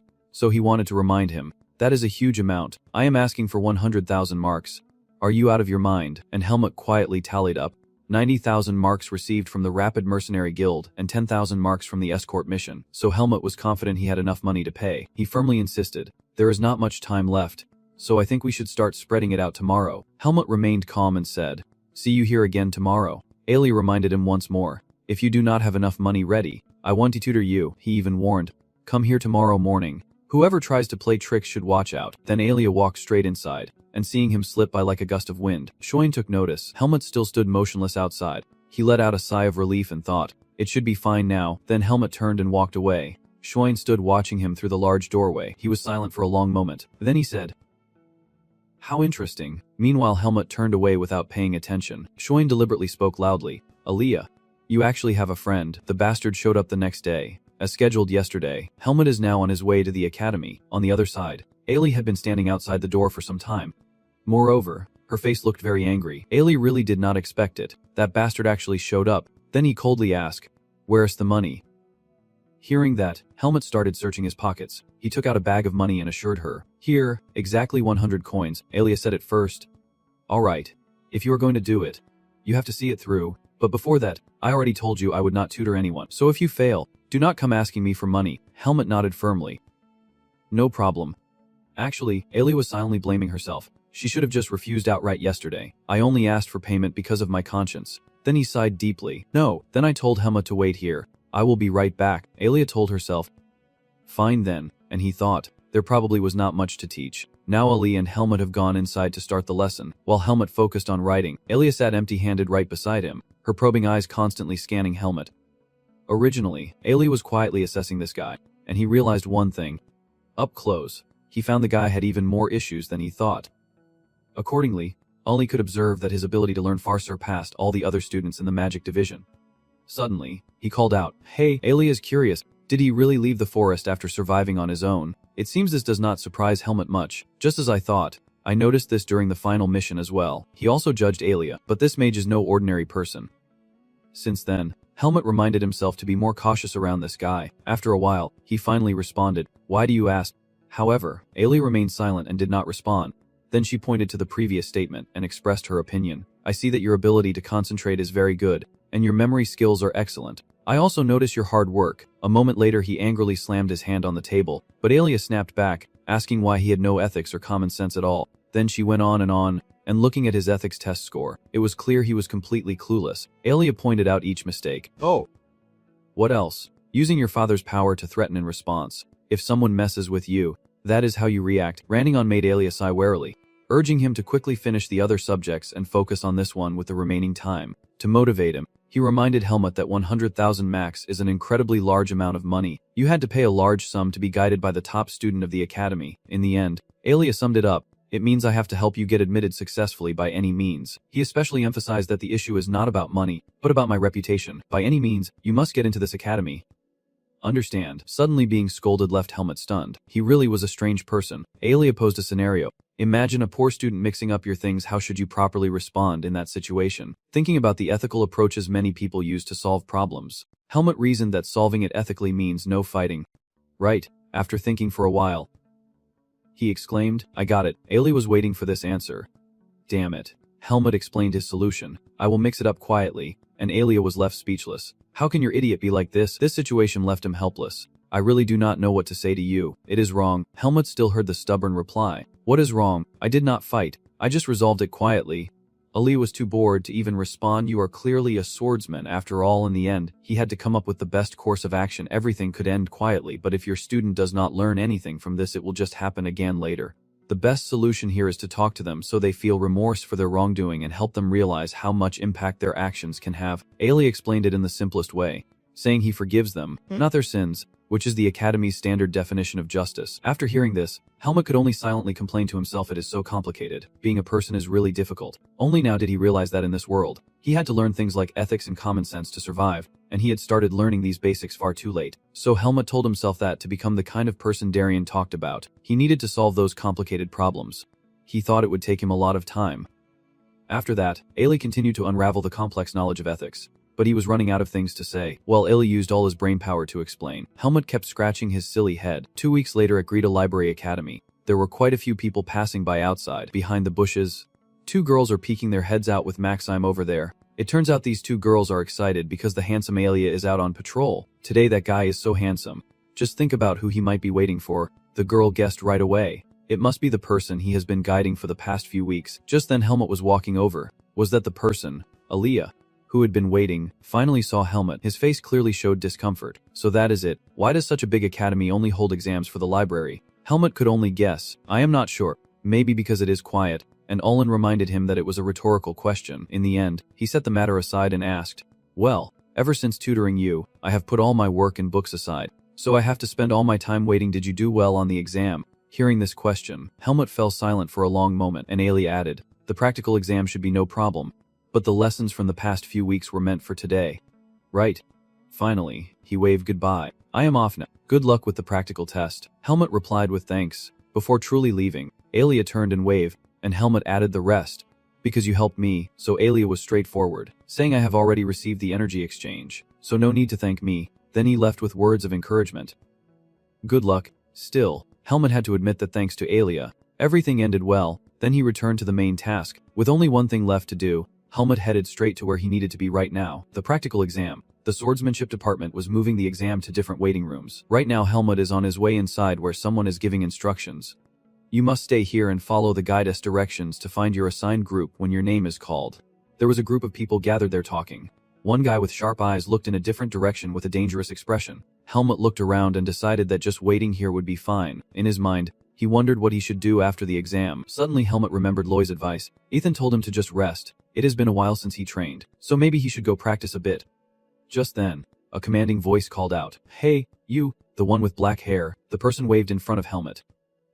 Greeting him, they started a conversation as if they were very familiar, wondering what they were so focused on. He cheerfully introduced himself, saying, Hello, I am Sabat Rugo, the second son of the Rugo family. Then he asked back, What is your name? Just by looking at Helmut, I could tell something was off with him, so I am sure he has some kind of motive for approaching me. Seeing that I did not respond, Sabat looked a bit confused, so he spoke up to reassure me. Hey, what is wrong? Is it because of the student regulations?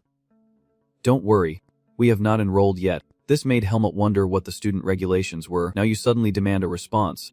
Why are you talking to me? But Sabat still acts friendly. You do not need to be so guarded. I am just trying to befriend a transfer student. In fact, Sabat had his own agenda, especially since he was rumored to be a student of Alia. Although from a low class, knowing him might be beneficial. On the surface, he seems obedient. I simply introduced myself as Helmut. Sabat sneered clearly. Helmut, a common name but very fitting for you. What is your family name? He added, It would be better if I knew which clan you came from. Right, Helmut unintentionally mentioned his family, and Sabat immediately confirmed. Yes, it would be better if we were close beforehand. Right, if we join the academy, we have to know each other anyway. Helmut fell silent in thought. The only family he knew was the name on the pendant. Margaret Irene, but since he was abandoned in the primeval forest, he probably should not say that name out loud, so Helmut straightforwardly admitted, I have no family. The answer fell into silence. Sabat was surprised by the information just received. No family. Really? You are saying you are a commoner? Helmut confirmed without hesitation. That is right. Immediately, Sabat showed clear disdain. Oh heavens, even though I could not recognize you, to think I ended up meeting a commoner first is truly something. Not only that, he was also arrogant in questioning. But even though I could not accurately determine his identity, why did he act so confidently? The one beside him chimed in mockingly, asking why if he knew his place, why did he even request to join the academy in the first place? Sabat teased cheerfully, so that bastard probably does not even know what a prison is. Maybe no one ever taught him that. Then he turned back to glare at Helmut. Hey, commoner, how did you manage to be so clueless from the start? He was mocked. So do you have money or something? Then suddenly someone appeared, making the guy next to him shut up. Candidate. A man appeared from behind Sabat lecturing. We know you are happy your written exam is over, but since there are still other students, hold back for now, because insulting someone based on their class or gender is strictly forbidden in the academy. He seriously warned. From now on please be careful with your words. Candidate number 15. Sabat. Then he loudly announced, we will now explain the exam to everyone for 5 minutes. All candidates please settle into your seats. Since Sabat was insulted to that extent, he had no choice but to withdraw and leave. His shoulders trembled with anger. When Sabat was a short distance from Helmut, he called out, Hey, he sneered quietly. If you are just a lowly commoner, then at least you should bow your head low like one. Do not act so high and mighty around those of higher status, and caused others to misunderstand. Helmut glanced in the direction Sabat had just left. The person conducting the exam spoke clearly, thanking all the candidates for their efforts in the written test. We hope everyone will do well in the practical exam. Next, he announced that the practical test would be conducted in groups and divided into 2 rounds. There will be a total of 4 groups, and the scores will be determined based on that. Meanwhile, the eyes of those around were all fixed on Helmut, looking at him with contempt, even those standing in the far corner, and Helmut could clearly feel it. Everyone was staring at him, their eyes just like that bastard from before. That is why it made him imagine that this place was no different from a primeval forest. It is humans and monsters, but there is a clear hierarchy between them. Although strength in the human world is not determined solely by power, as they say, Family is more important than individual strength. Helmut believes that he will definitely learn something here, so for now, he just needs to focus on the test. The instructor announced, the last group. Group 4, please step forward. Outside, there is a tree trunk placed there. Chujian continued to explain. As we have told everyone before, the first round of the exam is to cut through the wooden log. He said everyone must use the wooden sword provided and are free to use any sword techniques or vice. Someone chopped the wooden sword so hard their veins popped. The announcer added that the time limit is 5 minutes after everyone starts swinging. Even if you do not manage to cut through the wood within the time limit, you won't lose your right to participate in the next round, so I advise everyone to do their best. And once you are ready, you may begin. Helmut held the wooden sword in his hand without a trace of worry, thinking all he had to do was cut it cleanly. Simple enough. Yet he believed that even if it was harder than it looked, it was still just a tree, not something he could not break. Immediately, Helmut raised the wooden sword, his hand clenched tightly. Should I finish this now? Then Helmut brought the sword down on the wood, leaving the supervisor wide-eyed in shock. Meanwhile, Helmut kept his eyes tightly shut. And surprisingly, with just one strike he split the wooden log in half. Witnessing this, he was very shocked. I am the supervisor, and it took me several strikes to cut through the hard wood, yet he managed to split it in one move. Helmut spoke plainly. Are you done yet? The announcement rang out. You have passed the wood-cutting round of the test. Inside the room, the candidates are chatting now that the competition is over. The large door is slowly opening. Shabat was smiling happily when he turned around to look. Helmut stood coldly in front of the large door. Before anything else, Shabat was already mocking. What is this? Are they using rotten wood instead of some fine hardwood? I think I need to ask the supervisor. This time, Helmut's face clearly showed disgust. At the same time, the supervisor entered, and since the last group had gathered, he explained the next round of the exam. He revealed that the second round of the exam would be one-on-one duels. Next, the rules were explained. Under the supervisor's watch, everyone will duel one-on-one using their own swordsmanship for 8 minutes, and the final results will be determined based on careful evaluations. The supervisor added that opponents will be chosen randomly, and your results will be determined regardless of whether you win or not. So show us your best skills within the time limit. Shabat burst out laughing, saying this exam is truly unfair. Then he looked at Helmut and said if anyone duels that lowlife, they automatically lose. He felt a gaze on him and glanced over slightly. Seeing this, Shabat grew even more excited, sure that he had heard what I said. Helmut is silent but clearly annoyed. This guy keeps getting on my nerves. Not knowing his place, I should make him shut up. Sensing Helmut's gaze, Shabat almost sneers. What is the matter? He put on his annoying face and provoked. If you are so bothered, why did not you hit me? Shabat revealed a dark smile mixed with a terrifying look. Come on. Now he is like a madman constantly ordering. Hit me. If you are tough enough, then hit me. Helmut stared at him silently. This bastard is driving me crazy. Yet his hand quietly clenched, holding back his anger. What if I just punched him? The sharp sound of the referee's command snapped him awake. Please welcome the first match. The referee's voice echoed from afar, making Helmut turn his head. Number 29. Helmut. His next words slightly unsettled Shabat. And number 8. Andro. He stared at Helmut's back and muttered. Lowlife, I can easily crush you underfoot. And immediately another voice chimed in. Yes, that Andro is lucky. Helmut glanced at him briefly. In the end, he turned away. No longer wanting to pay attention, there will be another chance. The scene shifts to the large arena where judges and contestants are all present. Ola looks at the contestants and greets them with a smile. The first candidates have arrived. Ethan sits calmly beside her and speaks up, inviting them in, because the referee bowed respectfully before Helmut. Greeting everyone. Are you all ready? We will now begin round 2. His eyes briefly glanced to the side as if recognizing something. Seeing the nod from him, Helmut thought to himself. Ethan. He glanced over at him and asked casually, is that the person you introduced? Ethan quickly turned and replied calmly. Yes. So this match will be judged by the two of them. Their laughter eased the tension a bit. This is the first time you have nominated someone. He must be really special. A meaningful smile appeared on his usually calm face. After meeting him, everyone will understand why. Meanwhile, the referee here has started overseeing the match, which will last a total of 8 minutes, with each round lasting 4 minutes. The match will end when one of the fighters can no longer hold their sword or continue fighting. To repeat, the purpose of this match is not to determine a winner, so we ask both fighters to do their best. After explaining the rules of the match, he swung his hand down on the emblem. And now, it begins. Andro exhaled. Trying to steady himself, he thought he just heard something. The whispering wind by his ear only made his mind drift further away. This guy was just a commoner. His hand lightly sliced through the wooden sword. Secretly scornful, thinking the muscles were too weak to even break a black wooden stick, but on the opposite side, Helmut was already ready to swing his sword. Overall, he was just an ordinary guy without proper training. While Andro was still thinking, his figure had already flashed by like the wind. With the swordsmanship skill honed since childhood of Minthi, Suddenly he was knocked down to the ground amidst admiration. Both Pachika people could not hide their surprise. Meanwhile, Ethan was quietly smiling with a confident look. Andro looked at the wooden sword pointed at him, his face turning pale. Helmuth looked down at him from above with a cold demeanor. There was not a trace of mercy in his eyes. Is that enough? The referee quickly ran over and raised his hand to stop the match, declaring number 8 unable to continue. He gritted his teeth so hard his whole body trembled. What? I lost. It is clear that Andro's connection channel grows stronger when he is angry, as if he is a wild beast. Pachika watched for a moment before commenting that the sword strike was very fast and powerful. I did not expect a child to be this skilled. Orlando looked on with eyes full of approval. These kids are the same age, yet their true strength is so great. It is hard to believe, but if the match continues like this, we won't be able to properly assess the skills of either side. Andro is now struggling to get up from the ground. Ethan sat silently in the judge's seat, tightening his grip as he thought. I know this guy's skills are no joke. His assessment of Helmuth had changed now, but he did not expect him to be this strong. He once again picked up his sword and took a ready stance. I heard there are 2 matches, so there is still one more. Right, she raised her hand to her chin, a hint of worry appearing on her beautiful face. Whoa, that kid really is impressive. Pachika's voice continued as Andro struggled, but the purpose of this test is only to evaluate the candidate's skills. He glanced over and agreed. That is right, but if the second match is like this too, we can't really assess the kid's skills. After a month of silence, Ethan finally spoke up. Helmuth. He gave him a reminder instead of just focusing on defeating the opponent.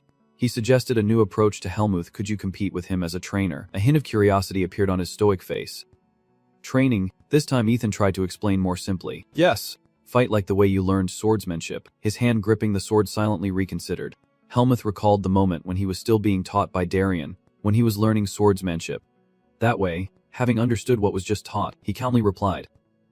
I understand. He finally nodded and glanced toward the arena. The moment he called out, Andro snapped awake. Candidate Andro. Ethan also gave him a small hint for the upcoming match. Status and background do not matter. The important thing is that you can compete against an opponent who is on a completely different level from you. After a brief pause, he continued, your skills are not inferior to your peers, so be confident and show us what you have. A silent drop of sweat fell on his forehead. Finally, Andro nodded with a strong and determined spirit. Yes. I understand. Regaining his spirit, Andro gripped his sword tightly once more. Looking at his opponent, he could not hold back his admiration and said, you are really strong. Andro himself admitted his own mistakes, apologizing for underestimating you, saying he was only focused on status, yet now he carries a confidence greater than all fear. But still, I have my pride. Helmuth listened to his honest words without any expression. This time I won't lose so easily. The muscles on Andro's face tensed, causing his eyebrows to furrow. He charged forward like a blazing comet, shouting, watch this. Andro decisively swung his sword in a sharp arc. However, it was quickly blocked by Helmuth with a simple move. While maintaining his stance and defending, he offered advice to him. You need to strike faster. Your range of movement is too wide, making your attacks easy to block. Andro paled, stepped back slightly, and let out a soft cry. Immediately after, a series of powerful bursts of energy surged forward. He carefully unleashed 3 consecutive strikes, easily overwhelming his opponent. Helmuth kept a cold expression and calmly gave his opinion, saying the balance at the center was too weak. If you only focus on attacking, your center of gravity will shift forward. Andro gritted his teeth in pain at Genji. He still steadfastly pressed forward to attack. Impossible to stop. Just as he was about to strike, he smoothly slipped behind him. Attacking head-on makes it hard to change direction, so you have to pay attention to both sides when attacking. Gently striking a blow to the back, he successfully made Andro fall. When off balance, it is very hard to block an opponent's SS attack, so you must keep your distance. Ethan looked at the strange situation he had caused and did not know what to say, telling him to move to a better position and not to attack recklessly. The perspective now shifted behind his ear. He recalled past memories when he was gravely injured and unable to fight back. Darien. Faint smile appeared on Ethan's lips as he struggled to stay alive. The wound on his abdomen looked severe at a glance, and he felt his life was coming to an end. He closed his eyes, accepting the impending departure. A beam of golden light appeared in the dark cave. This one. That one. The sword in his hand radiated terrifying power. After a single strike shattered the 3-layered cave into pieces. Ethan's normally calm face was now filled with surprise. If you keep sitting there like that, you will really be gone. Darien appeared before him in full armor and a heroic stance. With his thick eyebrows furrowed, he spoke gently. Stand up and go. And now that serious image almost merged with the current Helmut. Stand up and go. The wind blew his tattered cloak, making Helmut look even more like Darien. For some reason, Ethan's lips curved into a faint smile. He was back. Several application forms were laid out on the table, and I think we have chosen the right candidates. It seems Olin pondered and gave his own assessment, saying this year's candidates are quite varied in ability. Chica thought carefully before speaking. First of all, she smiled softly, her eyes sparkling with excitement. I have high hopes. I wonder how far they will go. Ethan picked up an application form and looked at it, gently touching Helmut's photo. He softly murmured that this child will become truly outstanding. The golden sunlight tinted the bustling street scene. 1 week later. In Baden, Helmut walked down the narrow street as if searching for something. Last time I was here it was around this area. His eyes lit up. It seemed like he had found it. In front of him was a wooden sign that seemed to mark the mercenaries' place. Got it. The young receptionist quickly greeted him with a bright smile. Welcome to the Baden Mercenary Guild. Facing Helmut, he still did not hide his smile. Do you want to make a request? Helmut replied flatly with an expressionless face. No, I am here to carry out a request. That remark made him momentarily awkward. Are you a mercenary? He seemed still unaware of what was happening and casually replied, Yes. Why? The boy had a different thought as he looked at that somewhat rough appearance. I see. I thought you were from some famous family. May I ask which mercenary guild you belong to? He handed over a form for him to fill out. I am Helmut from the Swift Mercenary Guild. I used to store my gear here. As soon as he saw it, the young man quickly confirmed. I understand. Sorry, I just started working here. Helmut from the Swift Mercenaries. Company 3. Confirmed. He then asked for more information to carry out the mission. What request do you want to make? I will do my best to help. Helmut sighed softly through his nose, recalling the moment of the powerful slam, while Ethan's eyes widened in surprise. 100,000 mats. Even Alia, how did you earn such a large sum? He was clearly still shocked by this information, asking where you borrowed the money from as he casually took a bite of food, saying it was the money I saved while working as a mercenary. A cold sweat kept running down his forehead. And if that is true, then it is fine. But I hope this is not all your savings, Helmut replied honestly and innocently. That is right. This only made Ethan more frustrated as he sighed. First I have to teach you about financial management. Helmut. Finally, he breathed a sigh of relief and explained to Helmut. Now I am your guardian, so you do not need to worry too much. But you want to always have money during a recession. And you want to know when you will need it. So living without any income or savings is like being a wild animal, he said with a very serious expression. He looked at Ethan curiously and asked, So I just need to make money, right? Sitting back down in his old seat. He explained, I am just telling you how everything works, since there is still a month until registration day. Just do what you enjoy. He gently raised his hand to touch my face then casually said, All right, I will go ahead and take on that request. His lips curved slightly in agreement with the idea. Fine, that is okay. But you must not take on any requests that are too dangerous or high-ranking like protection missions. Understood. Back in the present, Helmuth gave the boy a task I could complete within 3 days. He stood on tiptoe as if reaching for something high up.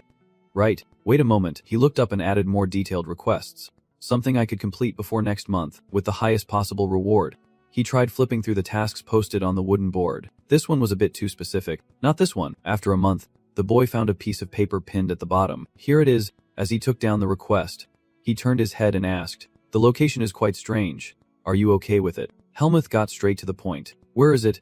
The young boy handed over the mission sheet in front of him. While I was still focused, he said. Greta Academy. The paper was now stamped with a red seal in the bottom right corner. Under the afternoon sun, Helmuth quietly read the information written on it. Next is what is written on the paper, reporting the appearance of a student ghost at the academy, which reportedly appears more often at night but in various locations. So the details are unclear. Until now, the evidence or cause remains unexplained. They also requested to avoid all risks and dangers, investigate the identity of the Academy ghost, and report back after dealing with it. He raised his hand to his chin, carefully considering for a moment. I chose this request to get familiar with the Academy's structure. But this is nothing like the tasks I have handled before. While he was still lost in thought, a shadow approached. Did I pick the wrong one? The sound of footsteps snapped Helmuth back to reality. Are you Helmuth? Turning around, he was curious to see who it was. But all he heard was the other person's voice filled with excitement. You, the person who appeared was Cheyenne, with a youthful and innocent look. Definitely him. Alia S. student, he was so excited he could not stop asking questions. So you really transferred here? I tilted my head slightly, a hidden question seeming to appear on my face. What are you talking about? The image of Alia shining like an idol was brought to life through Cheyenne's words. It was the first time Alia, the star of the Magic Academy, had interacted with someone, so it was impossible for this not to cause a stir. And seeing that joyful expression made Helmuth a bit embarrassed. Should he really let him teach him? Then he looked at his uniform and asked, So, are you a mage like Alia? He tilted his head slightly, hesitating as he confirmed, Well, kind of, but we are still a bit different. The hand gently covered the words as they faded away. For example, his long eyebrows slightly furrowed, his eyes filled with seriousness. A circle of magical light appeared along with his smile. Something like that, raising his hand slightly to shield his eyes from the dazzling light. Helmuth wondered silently. Magic? Suddenly, a cute creature appeared. Its name was Ratine. Ratine lowered its head and looked down with its big round eyes, making him curious, is it not magic? But mana. Yet Helmuth's face still showed no particular expression. It did not know why it rushed toward him like a whirlwind. His brows slightly raised as his alertness quickly kicked in, and it attacked. Helmuth's hand clenched into a fist. True to his nature, he decisively threw a punch at it. In Helmuth's eyes now reflected a tiny golden spark. Ratine was a bit surprised to see his fist pass through her mouth. It gently slipped away with a hidden expression. It seems Ratine is annoyed by Helmuth's actions. He carefully withdrew his fist, judging his attack, yet it unexpectedly pierced through with such fierce force that he could not stop. Oh my god! You are the first person to hit Ratine. Seeing it flying around me, Helmuth could not help but ask, what is this? With an introduction from him, Ratine stuck out its tongue and playfully blocked him. This friend is a light spirit named Ratine. It is a bit mischievous, but not dangerous. He also explained that even if it causes harm, you can just stop it with physical means. Shoyan's finger moved slightly as if giving a command. Since the spirit has no physical body, it happily fluttered between the two of them. Only a few chosen mages can control them. In the end, Ratine landed confidently on his head, one of the few present. The two of them formed an incredibly adorable pair. I am Sign, the first elemental mage of Greta Academy. However, Helmuth kept staring without looking away. I thought maybe I could catch it. Shuyan lightly scratched his face twice and forced a smile before answering. Finally, he came to a conclusion about the new friend. He seemed like a funny person, and Helmuth responded with a calm expression. All right, nice to meet you, Shuyan. I am just recalling my mission, but now I have something to take care of. Just thinking about it, he abruptly turned his back and left, saying I am currently carrying out a request, so I will be going now. Shuyan's eyes widened in surprise. A request? Are you a mercenary? If it is a request to be done at the academy, maybe it is. He mentioned a familiar name, the Academy Ghost, which made Helmuth instinctively turn his head. What? You know about this request too? He snapped his fingers sharply, clearly understanding the story. Of course I know. I am very interested in that rumor. Then Swain pointed at himself with full confidence and said, what do you think? Want me to help? The scene shifts to a gloomy building at the academy at night. So this is it? He casually asked him a question. Where was the ghost last seen? And the news he held now brought fear. That is right. Deep sigh escaped from Shuyan's lips. It is just an ordinary building belonging to the Sword Academy. But ever since the ghost appeared, it has been deserted every night. In the long corridor, only a faint light glowed. While outside, mysterious shadows loomed. As the voices of the two drew closer, the shadows slowly faded away. Are ghosts really that terrifying? Shuyan both lit the way and answered the question, saying he did not think so. He carefully explained his reasoning, unless it was an evil spirit summoned by dark magic. But in that case, I think the professors were already involved, and they probably know that thing is not dangerous. Hearing this, he quickly turned to the right and said, is that so? Good then. Let us split up here. He did not feel anything wrong with the plan. Would not it be more effective that way? He hurriedly followed his steps closely. No, searching together would be better.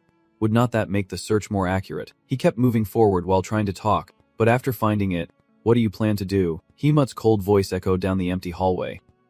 Of course, to destroy it.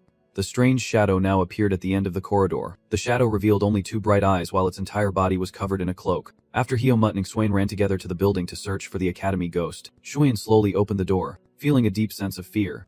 However, when he stepped inside, it was completely empty. Hemut whispered, there is nothing here. Shuyan heard this and immediately turned to Ratine. Right? Could it be that they had moved to a different building? Hemut still was not convinced, searching every corner but finding nothing more. After closing the cabinet door with no clues, he thought to himself, we are missing a lot of evidence. Then he turned to say something to Shuyan. Maybe. But at that moment, he and Ratine were focused on something and did not respond to Hemut. He walked over curiously and asked, found something? Shuyan calmly replied, nothing at all. Then he did not mention it again but suggested, let us go to another classroom. He agreed. Okay. Shuyan stepped out of the first classroom and called back. Hemut, when did you say you would finish? As requested. Suddenly, Shuyan saw something, his eyes trembling intensely. Seeing his strange expression, Hemut replied, there are about 10 days left. Why? Shuyan turned pale and stammered. There. He pointed to the middle of the dark hallway where a shadow surrounded by a strange aura appeared out of nowhere. Its eyes glowed with a faint ethereal light. Hemut scanned the shadowy figure with sharp eyes, wondering if it was a demon. His hand quickly reached for the sword hilt hanging at his side. The shadow was getting closer and closer. Its footsteps suddenly stopped. Hemut stood in front of Scion, trembling. What the hell is going on? Unexpectedly, in front of the shadow, he reached out to remove the hood, revealing Ailey's handsome face, who looked briefly surprised. Why were the two of them here? After explaining everything clearly, Aelia snatched the paper. A request. June quickly stepped forward to explain. Yes. He needs to find the ghost in the academy, and I am helping him, while Alia is examining the paper in his hand. What caught his attention was the value of the reward. Alia thought to herself, 3,000 max if successful. Then, Alia lazily flipped the paper back to Hyoma. Do rich people still do these kinds of jobs? If you have been accepted, just stay home and sleep. Is this how mercenaries usually work? Hyoma replied calmly. I do something to pass the time. Shoin has had one question all along. What are you doing here? We are here because of a request. Hyoma hesitated before answering.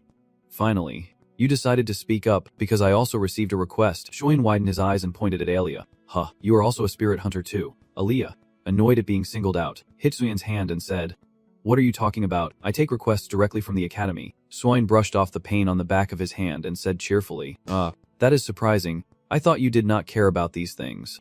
Because it is good for you. Huh. Alia was speechless when she saw him. I am curious too.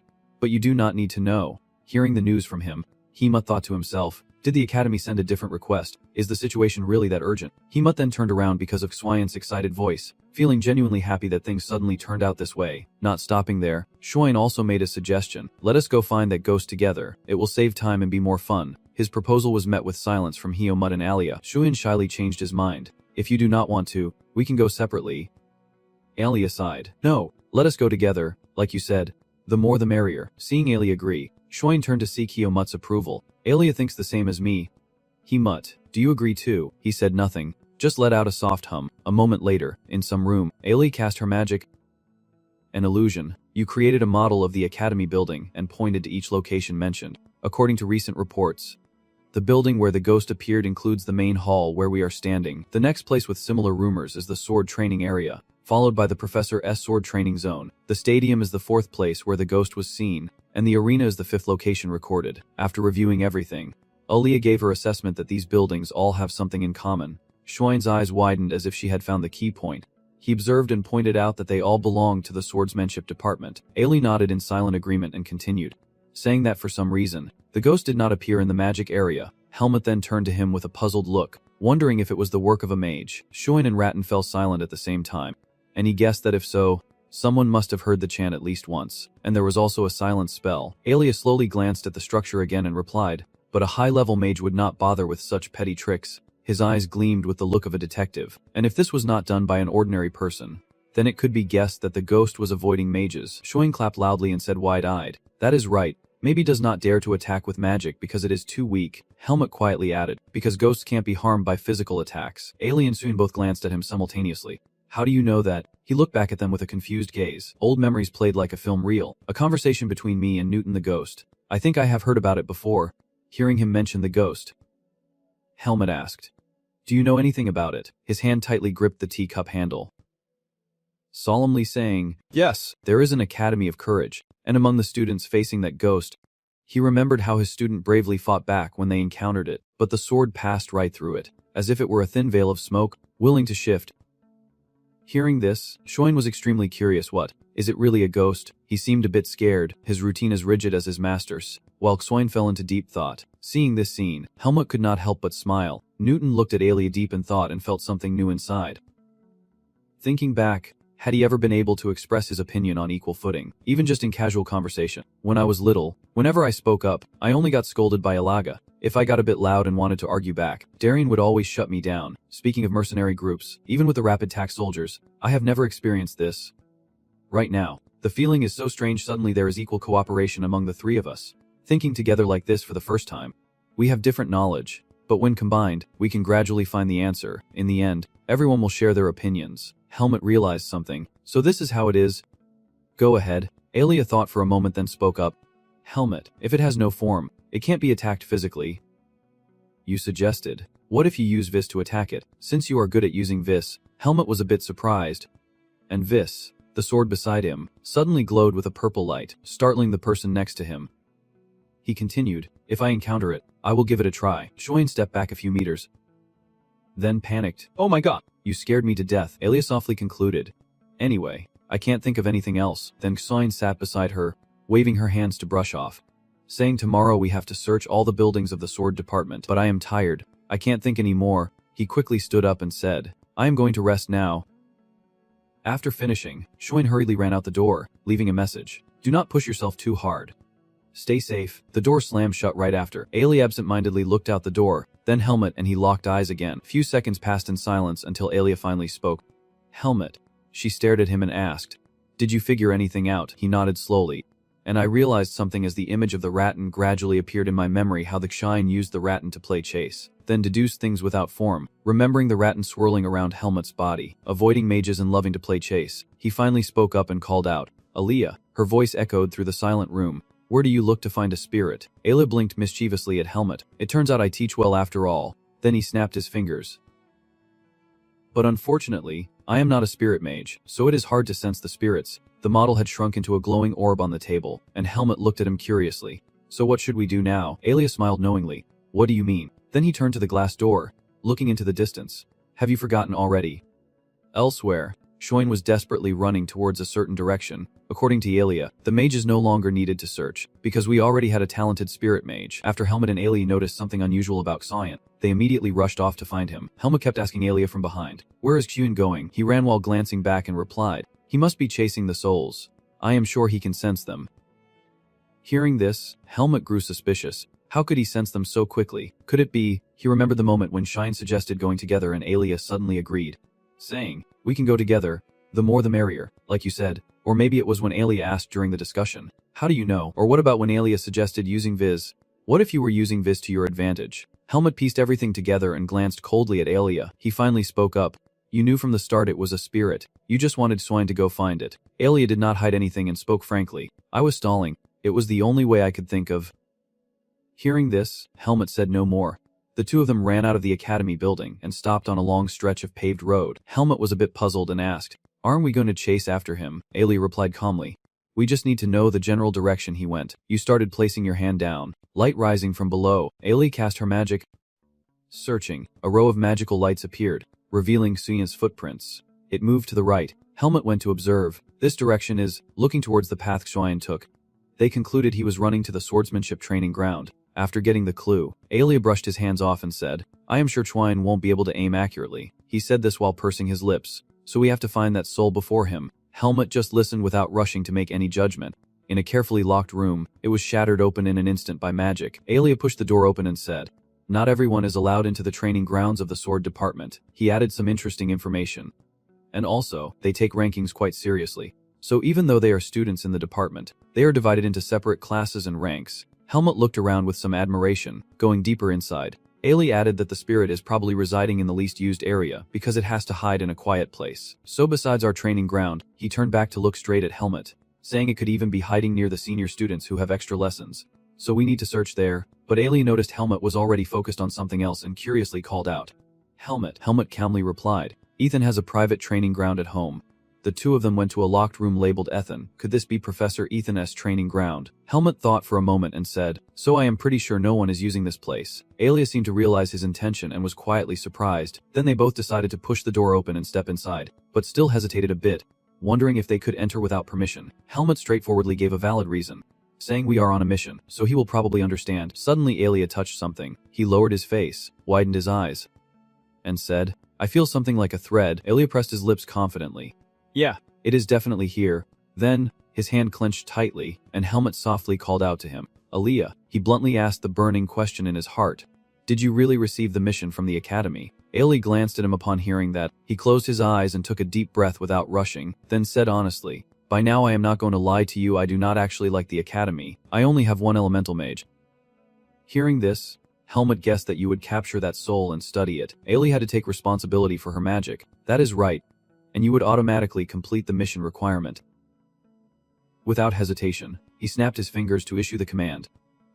Silence falling, at Aelia's feet, a magic circle appeared, and a glowing orb materialized in his hand. He absent-mindedly looked at his palm and said, "I have erased all traces of myself because I am a mage." Then he sat down and made a request to Helmut. "From now on you should pull me out, because I am also helping you. I need you to support it." Helmut asked Aelia back, "What if I refuse? Have not you provoked me enough? So you have to settle the debt this way." The two argued but did not notice a shadow creeping out from the wall. Helmut sensed something was different and turned to look around. In front of him, the shadows were multiplying. Noticing he kept focusing in one direction, Billy also turned curiously. "What is it?" He frowned in confusion. Why did the person suddenly stop? But before he could finish speaking, the ghost transformed into a terrifying monster drooling as it stared at Helmut. Ailey glanced at it quickly and shouted a name. I think it is Evolve, the Academy Ghost. Without hesitation, Ailey rushed forward before Helmet's astonished eyes. Well done. Helmet. He focused magic into his palm, wearing a pleased smile. I should ask it before stopping. Without finishing his sentence, he launched several magical stones called the Wall, which surrounded the ghost. It quickly slithered away like a snake to avoid them. Ailey gritted his teeth and cast another round of magic. Not a chance. He launched the spell straight into the circle to suppress the energy. Mana spread out like waves in concentric circles. Helmet saw Alia's illusion and grew curious, but Alia urgently shouted, Seal him. This bastard won't be able to leave the training ground, but when I cast this spell, I won't be able to move, and the caster will weaken. Just keep injuring it severely. It would be foolish if it escaped. Now the ghost is trapped in the magic matrix and can get out. Hearing that, Helmet drew his glowing sword and thought to himself, Alright then, they say swords usually do not affect it. Thinking this, Helmet drew his glowing sword. Then like the wind, he rushed toward the ghost. He aimed straight for the flash of light in its chest and struck. The ghost's body dissolved like dust. It let out a painful scream. Its original form also distorted. Then, Helmet glanced at the ghost, thinking to himself that he would use Viz to strike it down. Seeing the ghost's body shattered into pieces, he wondered if it was enough. Suddenly, the ghost glared at him with full fury. It restored its shape in an instant and returned to its original form. Roaring furiously, Helmet's eyes narrowed, coldly staring at the Academy ghost. Knowing this was not over yet, at this moment, he and it were both on the offensive, ready to fight. Helmet seized the opportunity to charge forward, silently calculating to add a bit more power this time. The ghost also refused to be passive, rushing forward at the same time as him. His feet lifted off the ground, its sharp eyes stared at him. Helmet met its gaze without hesitation, as if they both shared the same thought at his coming. Suddenly Xin and Rattan appeared out of nowhere, and he unleashed Rattan's energy. Rattan. This made Helmet abruptly stop. The light from Rattan cut through the middle of Helmet's battle with the ghost. Sin quickly pulled out a cool shield, his magic flaring intensely. He glanced at him with a very annoyed expression. Helmet, what do you think you are doing? Helmet was surprised by Sin's sudden appearance. Sin tries to create a shield to separate Helmet from that ghost. He furrowed his brow. Why would you risk challenging that spirit? He keeps going. That is the dark soul. It is very insecure, so we need to approach it gently while the ghost is watching him closely. Right now, he is looking at the struggling ghost and explaining, I used a light screen to block it, but neither Rattan nor I can hold out much longer. At this moment, Helmet also paused briefly to observe his opponent. It does look a bit angry. Alia, who has been setting up the formation all along, suddenly speaks up, so how do we catch it? Those words made Singh flinch slightly. His face turned pale as he quickly looked over at Alia. Alia. You, Singh was extremely upset, pointing at the ghost and scolding. You want to capture the kid and use it for experiments. How can you do that to such an adorable child? Alia spoke up helplessly. No, you are still maintaining the magic circle you just explained. Well, it is because you do not want to cooperate with me on soul research. And you are also the only spirit mage in the academy. Sin and Rattan both imagined Elia's scary face. He responded loudly. That is because you want to do those scary experiments. Then you turn to look at the ghost and keep going. We just found it, and now it will be completely sealed off. He warned Alia that losing it would be very dangerous. Keep the veil going, Alia. Alia arrogantly glanced at Sin and nodded a few times. Then, Sin began assigning tasks to Helmuth. And Helmuth, can you buy us more time without attacking it? He paused, weighing the pros and cons before answering. I will try to calm it down. Alright. Suddenly, Helmuth grabbed his sword and leapt through Ratina's shield. Surprising everyone, I will try, but I do not know how long I can hold out without attacking it. The ghost, sensing danger, quickly surged forward to break Ratina's shield. Soon after, Helmuth blinked right in front of it and swung his sword, but it managed to dodge. Helmuth was caught off guard and thought to himself, it is too fast, but I can still do this. With that in mind, he decided to unleash a flurry of sword strikes forming a sharp net. Telling himself, I can hold on. The ghost was no pushover either. The places it was slashed faded like light smoke but quickly healed. Softly calling out, Helmuth, he cast his magic, creating a glowing orb that expanded just a little more. At that moment the ghost snarled, black energy escaping from its mouth. Suddenly its long tentacles twisted like arrows and stabbed forward. It seemed to explode with rage, glaring at Helmuth with full resentment. The ghost did not hesitate and stabbed straight down at him, and Helmuth thought to himself, this is too dangerous. Helmuth quickly dodged in time, but the ghost did not let up, launching more attacks from behind, and he hurried to evade this demon. After running for a while, Helmuth stomped his foot to gain momentum, spun around on the hill, and directly jumped behind the ghost, swinging his sword down. Knowing he could not touch it, his eyes sharpened as he paused for about 3 seconds, wondering if he should clear it out a bit.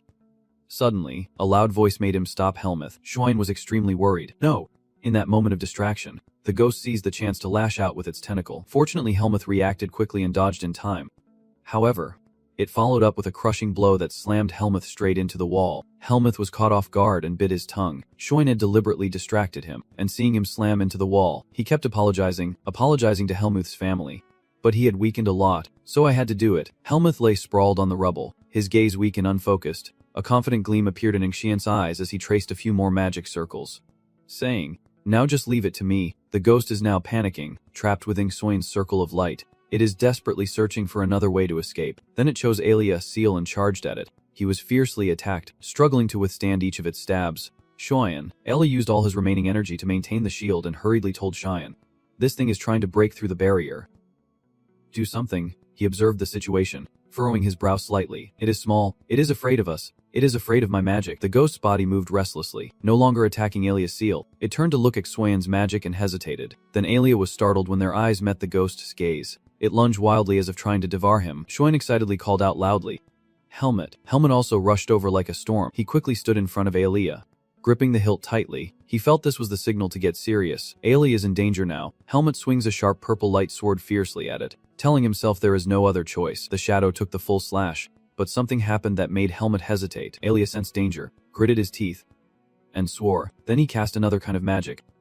A barrier. The phantom sneered. It charged straight at him but suddenly split into two smaller phantoms, attacking Alia from behind. It passed Helmut and Alia, rushing off in a different direction. Xian realized the ghost's plan and shouted out, "No, it is running away." Helmut quickly chased after the ghost. He jumped up to block the ghost's escape route, decisively quickened its pace, trying to run away, but seeing Helmut's face, it could not help but panic. The purple blade flared up and lunged straight at it. Helmut, as a true bounty hunter, raised his sword. "Xian," he commanded. Right now, he slashed at the ghost's body, its eyes filled with terror. In its gaze, there was a final desperate look. Suddenly, the tip of the sword stopped just a few centimeters from its eye. "Sharp," the hunter asked in a commanding tone. "Are you scared?" Xian saw that things were going the right way and shouted, "Well done." Then he quickly created even more magic circles. Xian's eyes gleamed with determination as he directed his energy straight into the head of the charging phantom. Xian tried to muster all his strength to command. "Turn back." He released a blinding light, unable to see anything. The golden orb in Xian's hand still glowed brightly. Helmut watched him intently. Alia beside him did not take her eyes off either. Then everything suddenly went dark. The space was engulfed in darkness, and the hall inside the building was filled with smoke and dust. Xian exhaled softly, looking at the small thing floating in his hand. As the dust gradually cleared, the shadow revealed its true form, a black orb resembling a rattan. Pouted its lips, and Xian arrogantly declared that only a spirit mage could handle souls. Helmut stood silently, while Alia let out a long, heavy breath. After capturing the academy ghost, it turned out to be a cute little spirit like a rattan. Xian showed off the mini ghost to his friends, and he secretly pointed at it. "So this is the problematic monster." "Yeah." He got a bit flustered when the annoying ghost stared at him. "I get it. Pretty interesting. What can a spirit possibly do in a place like this?" Hearing that, Xian switched to detective mode. There must be many reasons behind it. Xian began explaining his own deductions confidently, possibly influenced by magic, suggesting that at some point creatures on Earth were distorted. Though unlikely, this could be a trace of dark forces, but in the end, everything turned out well. Taking the opportunity, he even pretended to brag about his mage abilities. "I know Helmut received the mission, but if it were not for me, Xian, the Academy's only elemental mage," had Alien next to him roll her eyes and tell him, "Hey, shut up. Why are you explaining so much?" After that, the three of them left the Academy building and went outside. Xian looked around curiously. "We already showed them the Dark Soul, so why have not they come to reward us yet?" Alia sighed and said, "You heard it earlier too." Alia repeated what the blonde guy said. "We have to make sure the monsters do not come back, so come back in 3 days. Alia turned to Xian and asked, "Why are you in such a hurry?" "It is not even your money," Xian replied excitedly, glancing at Helmut. "What are you talking about? Helmut is part of our group now, is not he?" "My friend." Hearing that, I was a bit surprised. "My friend," Xian slapped his hand down to confirm. "That is right. Friends." He widened his eyes, looking at Helmut with a sparkling gaze, saying that our present bond has formed a relationship of mutual support. If it is not friendship, then what is it? I guess fate arranged for us to be like this from the very beginning. These words stirred something in Helmut's heart. Then Xian held out his hand in front of him and said, "Come on." He looked at Helmut and said, "From now on, pay more attention to me." The sunlight shone between them, as if connecting the first thread of their friendship. Helmut frowned at the words "friends." He recalled the times they met and joked around with Bun. His gaze had changed so much that even he might not have noticed it.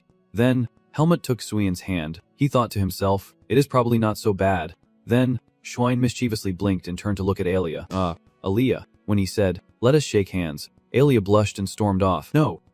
You fools." Schwein bounced under the clear blue sky while Alia fell into the trap, being coaxed into befriending Helmut and Cheyenne. Helmut, a friend of Jihad. Another friend. Should we have our wealthy friend Alia buy meat for us? Alia suddenly got tricked and got angry. "Do not drag me into this, there is no time to eat now anyway. We still have to clean up," Schwein replied with a start. "You are right. Early this morning we destroyed the training ground. Now let us return to our luxurious mansion." Helmut stared wide-eyed at the paper in his hand. He had just received another task. And what caught his attention was the line that read, "Third floor, room 301. What does that mean?" Ethan sat across the table, propping his hand up as he explained. "I guess that is the dorm room you were assigned to. All students at Greta Academy are required to live in the dorms. Are you ready to start the semester at noon?" Helmut replied calmly. "All right." Hearing the confirmation, Ethan furrowed his brow and advised him. "Very well, the opening ceremony will take place tomorrow, but there is still time." He looked at Helmut and continued. "So now going to check out the place where you will be staying is probably a good idea." After that, Helmut took the opportunity to stop by the dormitory, his attitude remaining unchanged. His eyes scanned around. Many workers were coming and going. Just a few days ago, when I was looking for a task, I glanced at the porters and thought, the whole academy is usually very quiet, so this is the first time I have seen a scene like this. In front of him, the academy was as crowded as a morning market. Suddenly, a loud announcement caught his attention. That person called out loudly, "Those who have been assigned dormitory spots, please come here to collect your luggage." He thought to himself, "I guess I have to go there." He walked back to the information desk and handed over the letter. The guide quickly opened the envelope, smiled, and greeted him, saying, "You have been assigned a dorm room. Please wait a moment." After reading through the information once, his face turned pale. "Third floor, room 301. The scene shifts to a tidy room bathed in shimmering sunlight. There was a sigh from inside. "Have I been too relaxed these past few days? So tired. I won't be making any friends." They placed the ring on a pile of books on the desk. Caught up in all sorts of trouble because of strange events, the silver ring sparkled faintly as the sunlight hit it. Wearing a floral long-sleeve pajama with ruffles, the person sat on the bed, murmuring to themselves, "That is right." He kept telling himself it was all because of that damn kid. By now Helmut had received the key and was heading toward the assigned room. The key had the room number 301 engraved on it. He passed the first floor, then the second, and finally reached the third floor. Finally Helmut stopped in front of room 301. He paused for a moment, thinking to himself, "This is it." Inside the room, the person wearing the ruffled sleeve shirt was still mumbling that ever since meeting him, everything started to fall apart. With his purple hair and distinctive purple eyes, ever since the semester began, I did not want to see him again at all. On this side, Helmut inserted the key into the lock. He began to unlock the door. The person wearing the ruffled sleeve shirt was revealed to be Alia, who promised himself never again. The scene shifts to a dark, narrow alley with the sound of heavy breathing. Speaking of scolding, do you think I am just spouting nonsense? He got so agitated that he grabbed a spear and aimed it at his two subordinates. If it were not for that, you would probably think Hak Hung was easy to mess with. The blonde young man turned pale and stammered, "No, it is just that Baden's defenses are too tight right now." Hearing the words, he clenched his jaw, eyes flashing with anger. What is wrong with this kid? Suddenly, a hand gently rested on his shoulder, urging, "Save them from execution." The man in black stood behind him, gripping his hand tightly as if the rules of Black Star were absolute. His eyes were bloodshot and filled with rage. His lips moved, muttering repeatedly, "Yes, those who defy order should be executed immediately." Suddenly, a voice rang out, "Who should be executed?" causing Mach and Pa freeze in place. The man's voice rose again, asking what they thought they were doing, deceiving innocent people, failing to deal with a sick child. Gripping the knife tightly, something like a ghost with blazing red eyes stood behind Mach and Pa. "But no matter how many there were, I can easily find you. Losers who claim to be Black Rise are just fools destroying their own lives. Just like you." Pa noticed someone behind him and shouted, "How dare you!" The shadow passed through him. Blood sprang out like a faucet, splattering all over Mac's face as he staggered to his feet. Pa's head had been stolen, and Mac called out in despair. His face was dark and lifeless, quickly turning around to search the surroundings. "Who are you? Do not hide like a coward. Show yourself now." The shadow suddenly appeared from above, calmly asking him. Running away, he appeared behind Mac, holding a cold knife to his neck, and asked who was the real coward hiding all this time. Then, with a simple move, he took down Mac and Pa. This terrifying scene made the henchman turn pale. The shadow let out a soft sigh. They dared to disgrace that bastard. He smiled slyly, still holding a knife stained with tomato, and kept impersonating them.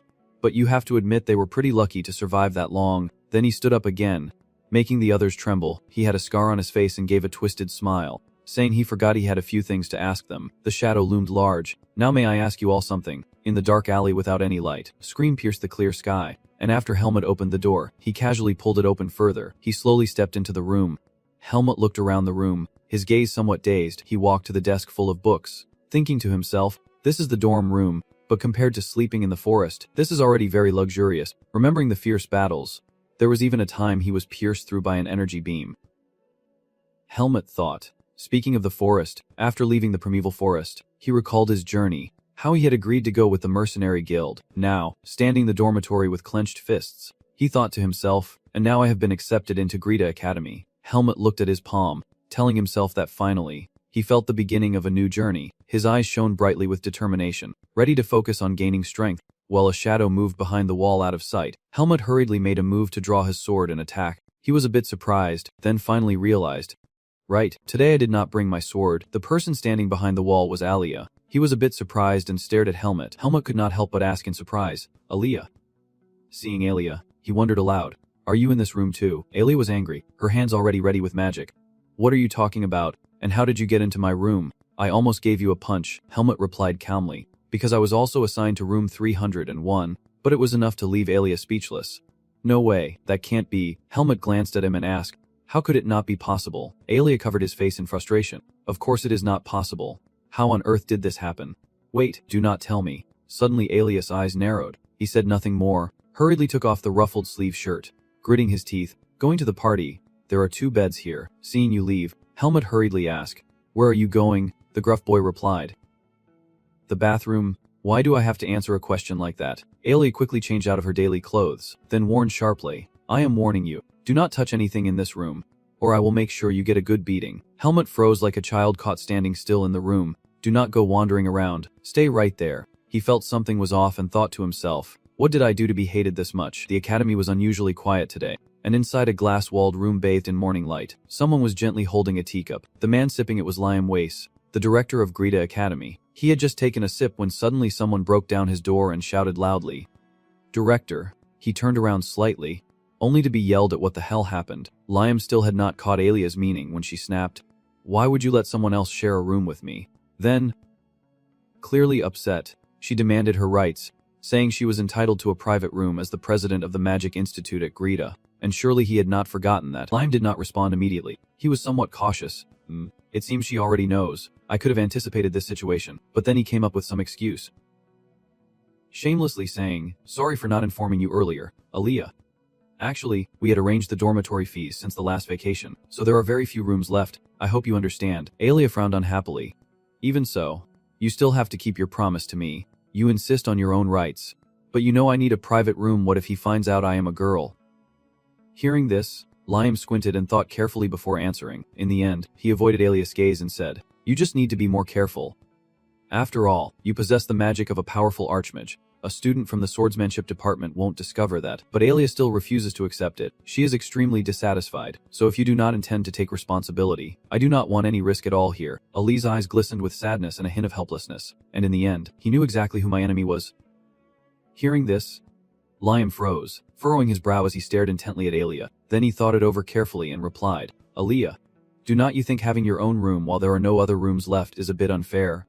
Besides, I have already tried to arrange for you to have a familiar roommate, so please try to endure it for this semester. At least, Alia felt disgusted and close to that guy. Liam still acted like nothing was wrong, did not he? I mean, you have guided him, studied with him, and even hung out with him. Alia had to refute, no, I only did that to repay him. Then he walked in with a troubled look, saying I do not even know him that well. We barely see each other, remembering my memories with Helmut. You are always good at following him. Just thinking about that made Alia feel uneasy. Liam sighed deeply, his voice serious. This is my responsibility as a teacher and guardian to help you with your friendships. I have said it before. If you get along well with him during this semester, I will definitely arrange a single room for you. I promise. Hearing his words, Alia felt somewhat doubtful. Then, the room fell silent again. He leaned back and looked up at the ceiling. Finally free, but only time will tell if she is truly convinced. He could not help but think about Alia. She was destined to become a good person. Elsewhere, the door to room 301 swung open. Helmut had remained standing there ever since Alia left, seeing Alia sigh helplessly.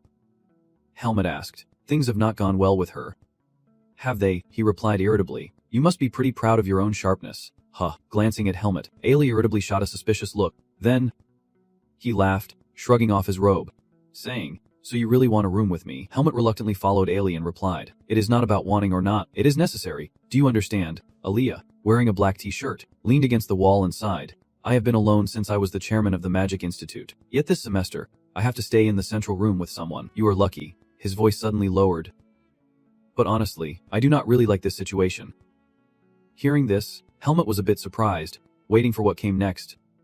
Ailey glared, gave Helmut a sharp look, and offered, I can use magic to help you with many things.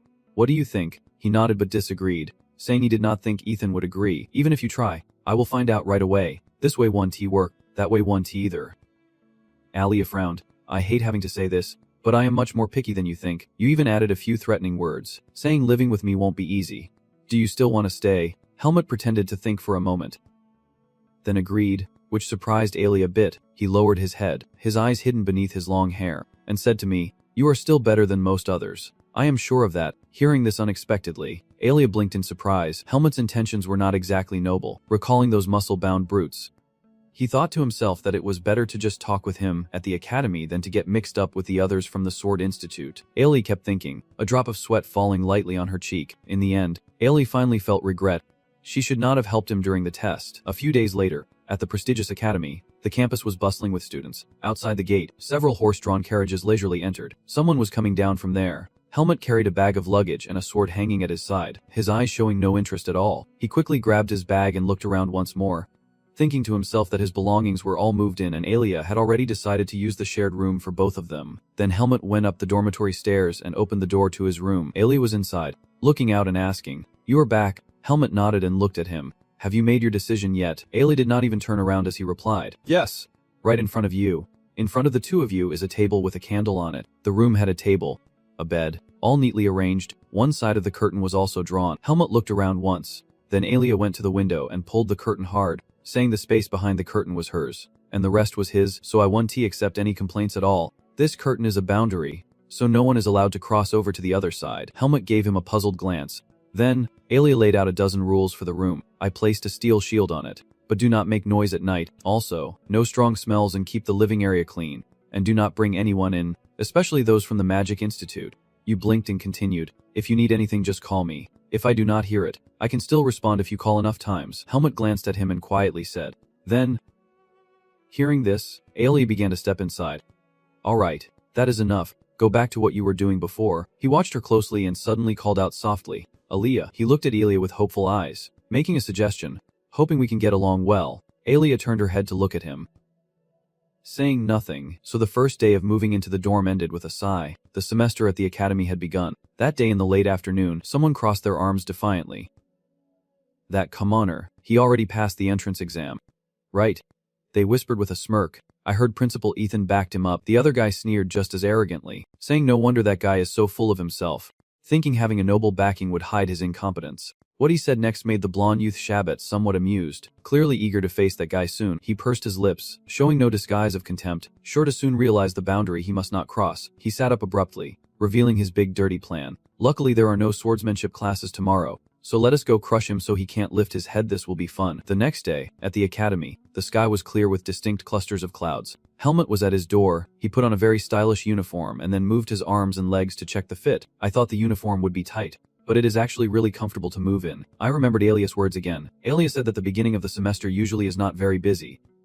After class, I will head straight to the personal training room. Suddenly, on the dormitory floor, there was the familiar green head of Cyan. Helmut. He looked pale and pointed at Helmut with his shoe. You just came out of room 301. His head was full of question marks, and he froze, replying, so what? Cyan was completely stunned.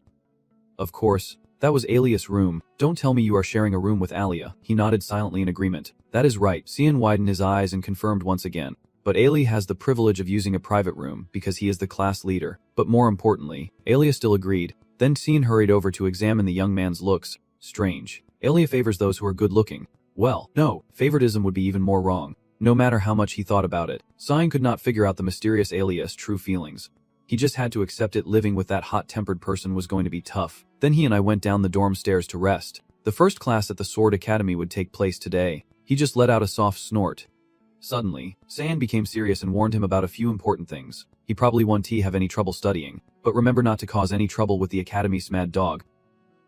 Hearing that, Helmut imagined a growling black dog did the academy keep dogs. Xian was stunned by his naive expression. Huh. It is just a greenhorn. You must be the #1 idiot in the world. Xian began a lecture on the legend of the academy's mad dog. There is a person named Azuka, the top of 2nd year, who last year punched several troublemakers without hesitation. One even had to drop out because he tore his arm.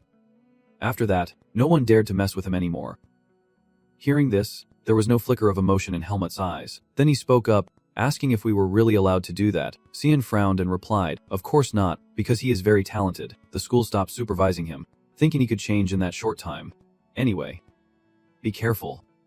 With that, Xian walked ahead and waved goodbye. Do your best in class. By the way, I am in room 307, so if Ailey has any problems, just come find me. Helmut silently watched his back disappear. Alright. Meanwhile, in the academy hall, small groups of students gathered in 5s and 3s.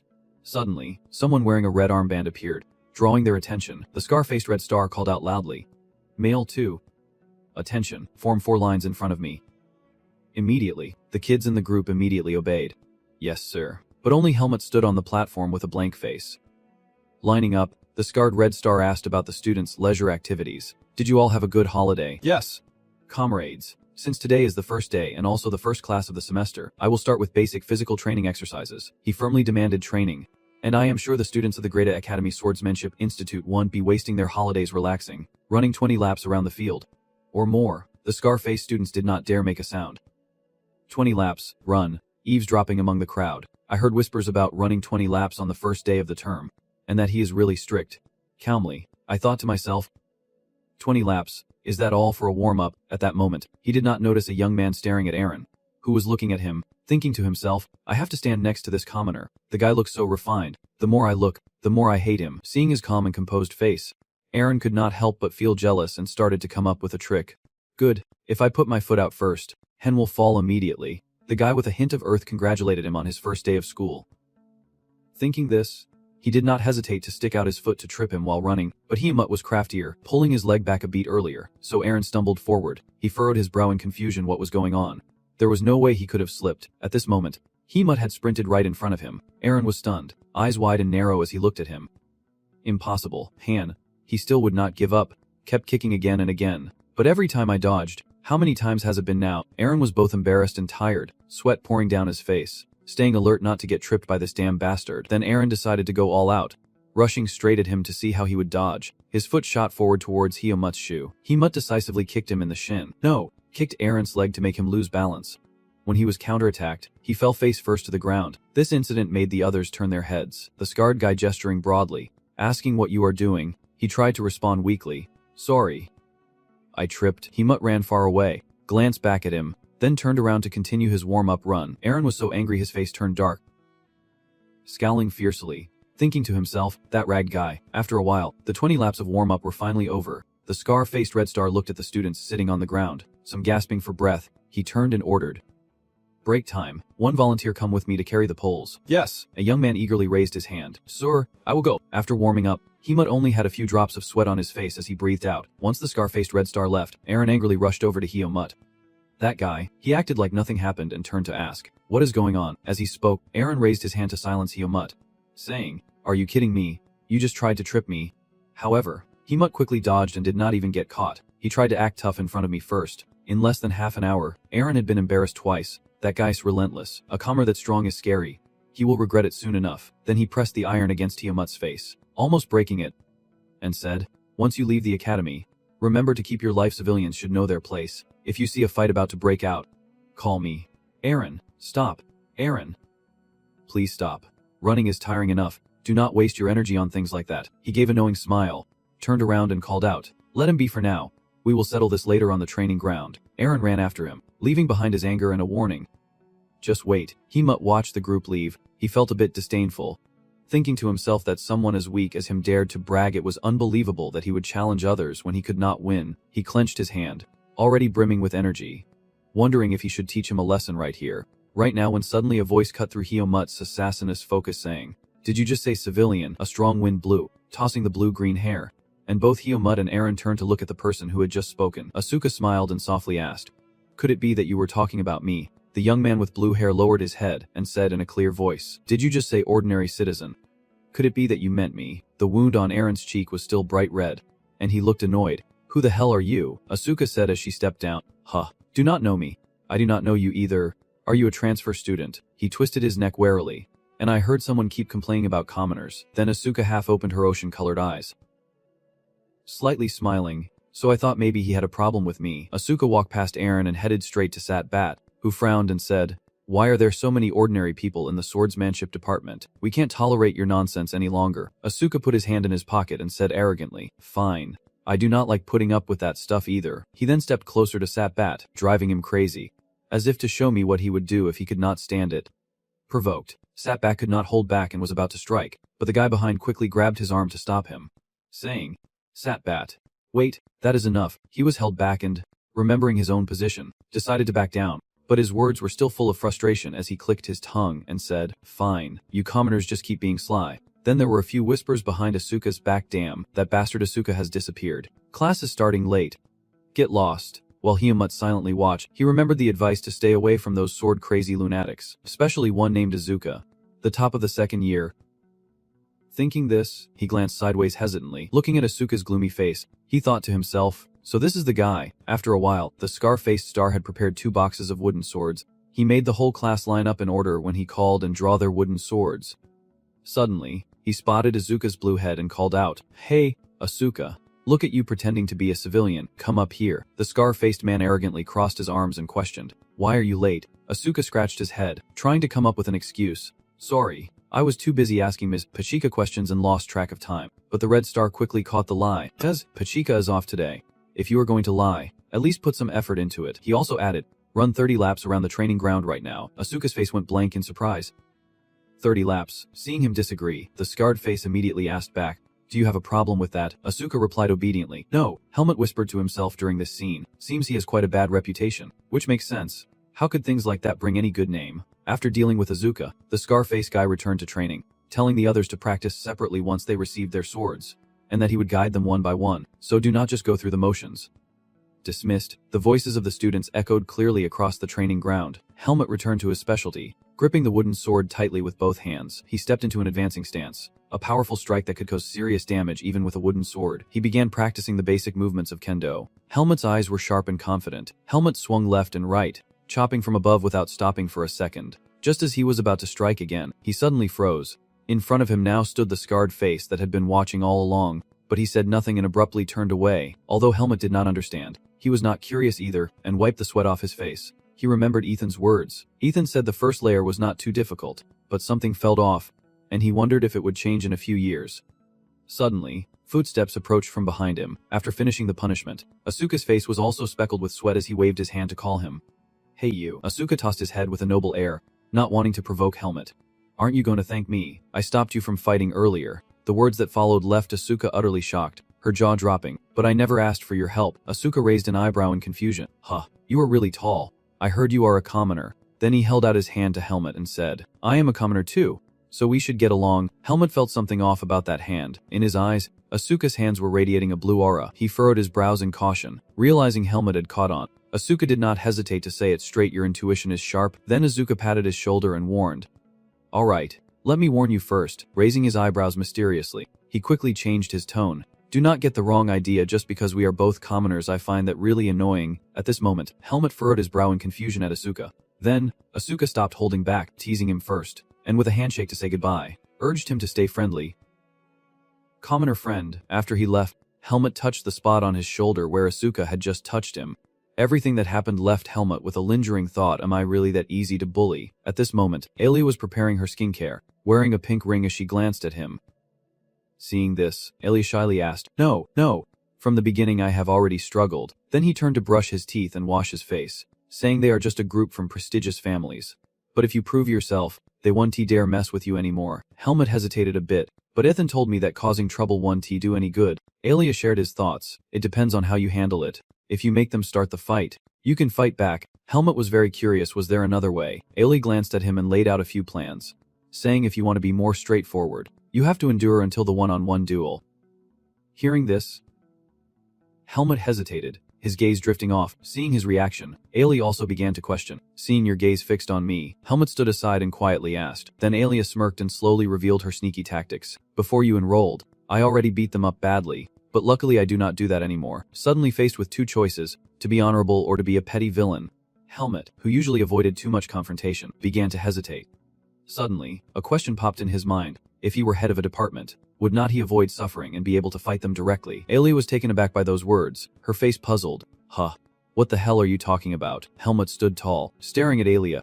If not, then there is someone here I just do not understand. At the same time, elsewhere, Asuka encountered Shab's trio, his eyes looking at them like they were inferior beings. They passed each other without a word. Only Aaron and Jerome glanced back to watch his retreating figure. Suddenly, a voice echoed, making Asuka stop in his tracks. Surely he must be happy now, having gained another civilian friend. Shabbat pursed his lips and taunted. Let us see how long you can keep acting superior with that one advantage. I will turn you into a good dog soon enough.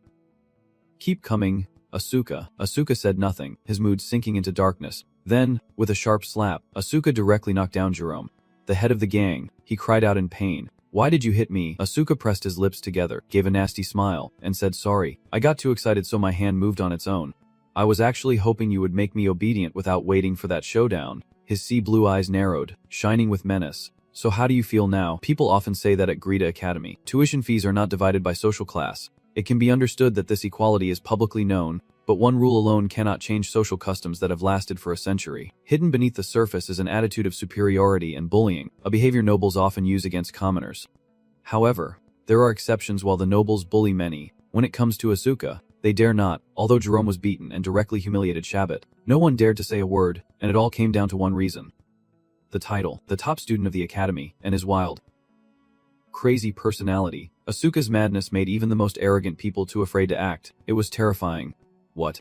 You think I will obey just because you look at me like that? Shabbat was furious, but when he felt the pressure radiating from Asuka, he had to soften his tone. I heard about what happened last year. Just like that nickname. You really did lose your mind, did not you? Asuka's face was as dark as a pot bottom, his tone full of challenge.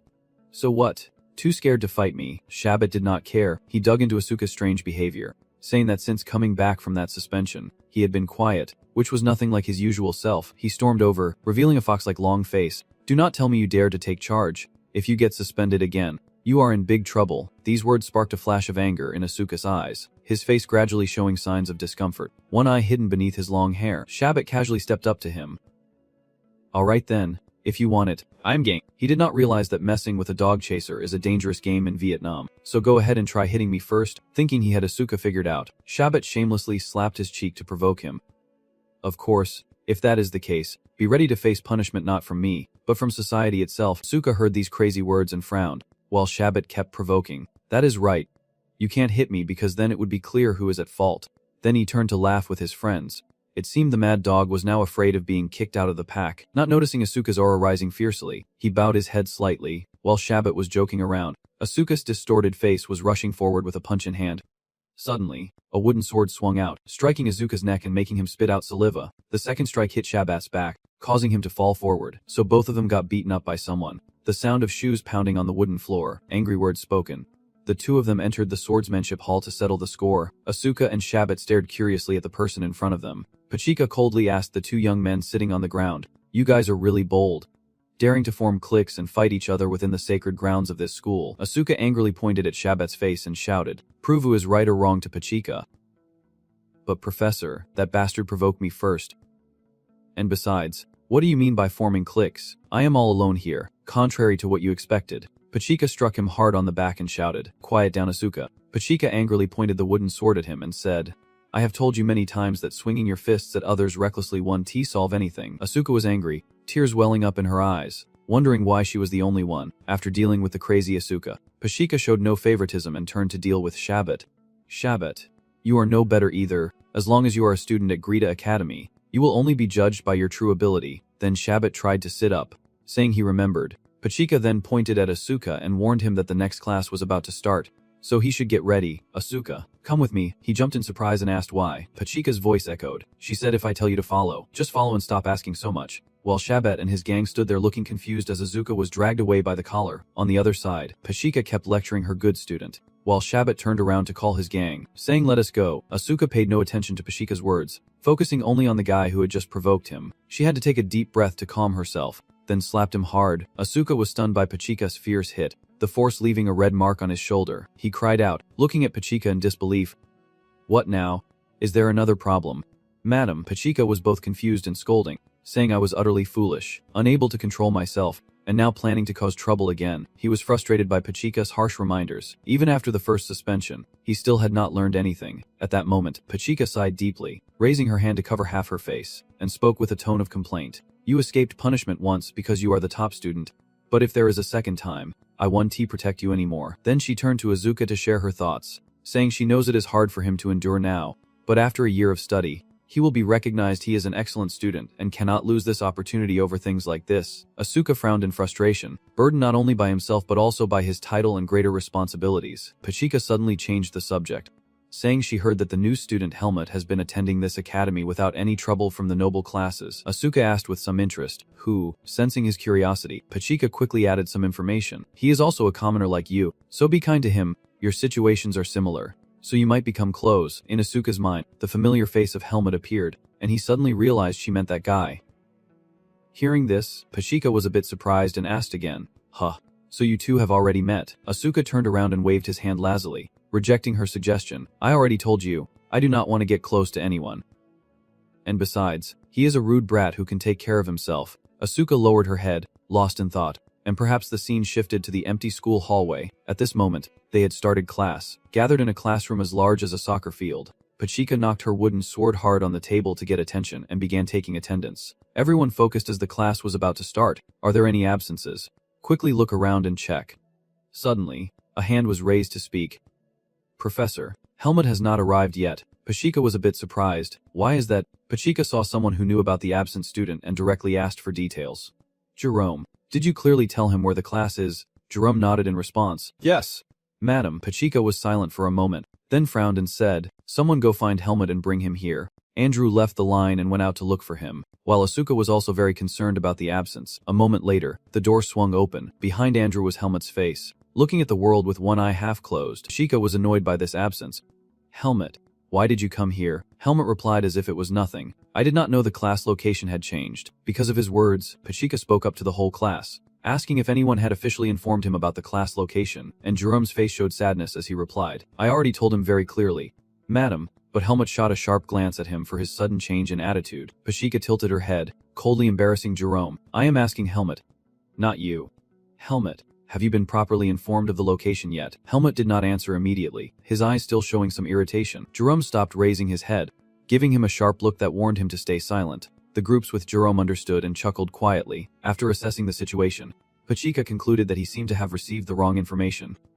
Therefore, she intended to take charge and asked, Helmut, can you be honest with me? Before he could finish speaking, Helmut calmly replied that he must have misheard the message from his friends and apologized to her, addressing her as Professor. This humble reaction made Pachika pause for about 3 seconds. Pachika frowned in confusion while Jerome smirked, convinced his plan to mess with the ball had worked. Pachika could not say another word. I see. She decided to punish Helmut according to the rules. Whether intentional or not, he had delayed the class and would have to take responsibility. At the end of class, remember to run 10 laps around the field. Only then did Helmut move to stand at the back of the line and respond. Yes. Madam, Pachika could see he was clearly unhappy. Pachika's voice announced, then let us begin the class. Asuka below still glancing sideways at Helmut. He could not stop thinking about Helmut's earlier act of yielding. That guy's skin was no different from those ordinary people. Class resumes as Pachika reaches into the wooden box for a core ball. She introduces the lesson plan, saying today will be a basic training session. We will spend time developing your physical strength because when using a sword, your stamina directly affects the stability of your strikes. Pachika uses the tip of a wooden sword to balance the ball and says, I will give each of you one of these core balls, and your task is to place it on the tip of your sword and keep it from falling. As she stretched out, she demonstrated how to balance the ball on the flat of the sword, saying anyone who can keep it there for 30 minutes can leave class early, so I hope you all do your best. Understood. Without waiting for a reply, Pachika retracted her sword and caught the ball in her hand, and the whole class responded in unison. Yes. Madam, the students began to disperse for practice, and at that moment Pachika called out to Helmut. Helmut, come here and give me a hand. He quickly went over. Yes, madam. Asuka's gaze never left Helmut, as if there was something difficult to say. Watching Helmut and Pachika toss the ball for everyone to practice, Asuka could not help but feel annoyed. Helmut. Yesterday, when I saw him, I thought he was fierce, but it turns out he is just a sly coward afraid of power. Asuka coldly caught the core ball thrown at him, thinking to himself, I am different from guys like you. He then looked at the nobles who only know how to flatter each other. And even if I have to leave, I will never bow to these nobles. At this moment, only Jerome had not received the ball yet. And he was quite arrogant since Helmut was the one throwing it. Helmut aimed precisely, holding the core ball and spinning it around to warm up his wrist. Then he put all his strength into it and threw it straight at Jerome. A perfect curve. The ball sped like it was cutting through the wind. Jerome froze, his body suddenly heavy and unable to move.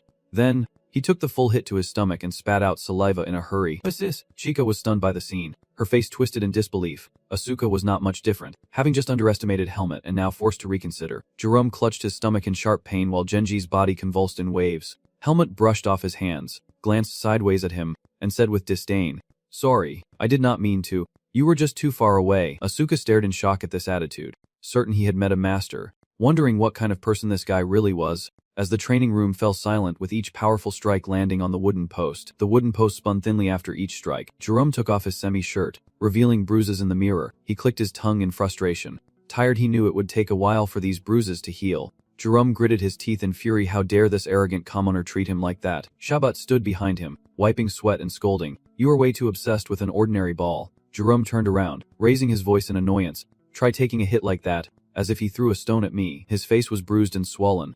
He was close to breaking down. And after that damn Azuka, this common trainee. "Shabat, are you going to let this slide?" Shabat just sighed at his immaturity. Aaron sat to the side, also troubled. Asuka's attitude was well known. But what was that newcomer thinking? Daring to bother us. This is bad. More and more people are forgetting their place. Shabat calmly stretched his neck and wiped the sweat. He threw the towel down completely, then calmly walked past the two of them, reminding them not to be so impatient, and to start treating those guys well from tomorrow. Watching him practice swordsmanship seriously, the two others panicked and shouted, "What? Shabat, did I just hear wrong? Are you seriously telling us to befriend those commoners?" He cut them off sternly. "Shut up, you short-sighted fools. Since when did I tell you to befriend them?" Shabat put all his strength into the sword strike and reassured them. "You want to see them much anymore, so be nice to them while you still can." Jerome looked puzzled.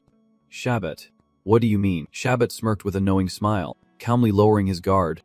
He said, "Just wait and see." The clear sunlight shone down on the magnificent academy. Shuin joyfully exclaimed with full strength, "Helmut, I heard the news, so you got punished. Huh. I thought I would go see the new transfer friend, but he is already in trouble after just 2 days." Helmut just smiled softly. He seemed to radiate a soft, shining aura all around him. "So that is how it is?" Shuin met his gaze and suddenly froze. He pointed suspiciously at Helmut. "Is that really the appearance I imagined?" What happened? Aelia also popped her head out, confused. "What kind of deal is this done? T just barge into my room like that?" Shuin rested her hand on his shoulder and smiled quietly. "Come on, do not be so mean.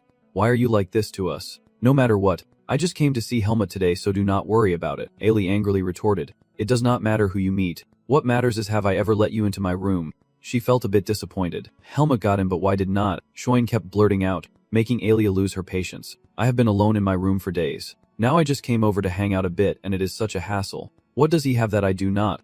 Look, that is just his true nature. Did I do anything wrong?" You threw the pillow hard at the two people nearby, and they quickly left. Shuin and Helmut were kicked out of the room, and he sighed, wondering if that was how social interaction worked, then glanced lightly at him. Who knows what he is thinking? It is really tiring. He suddenly realized something and panicked. "Sorry for getting you kicked out of the room because of me.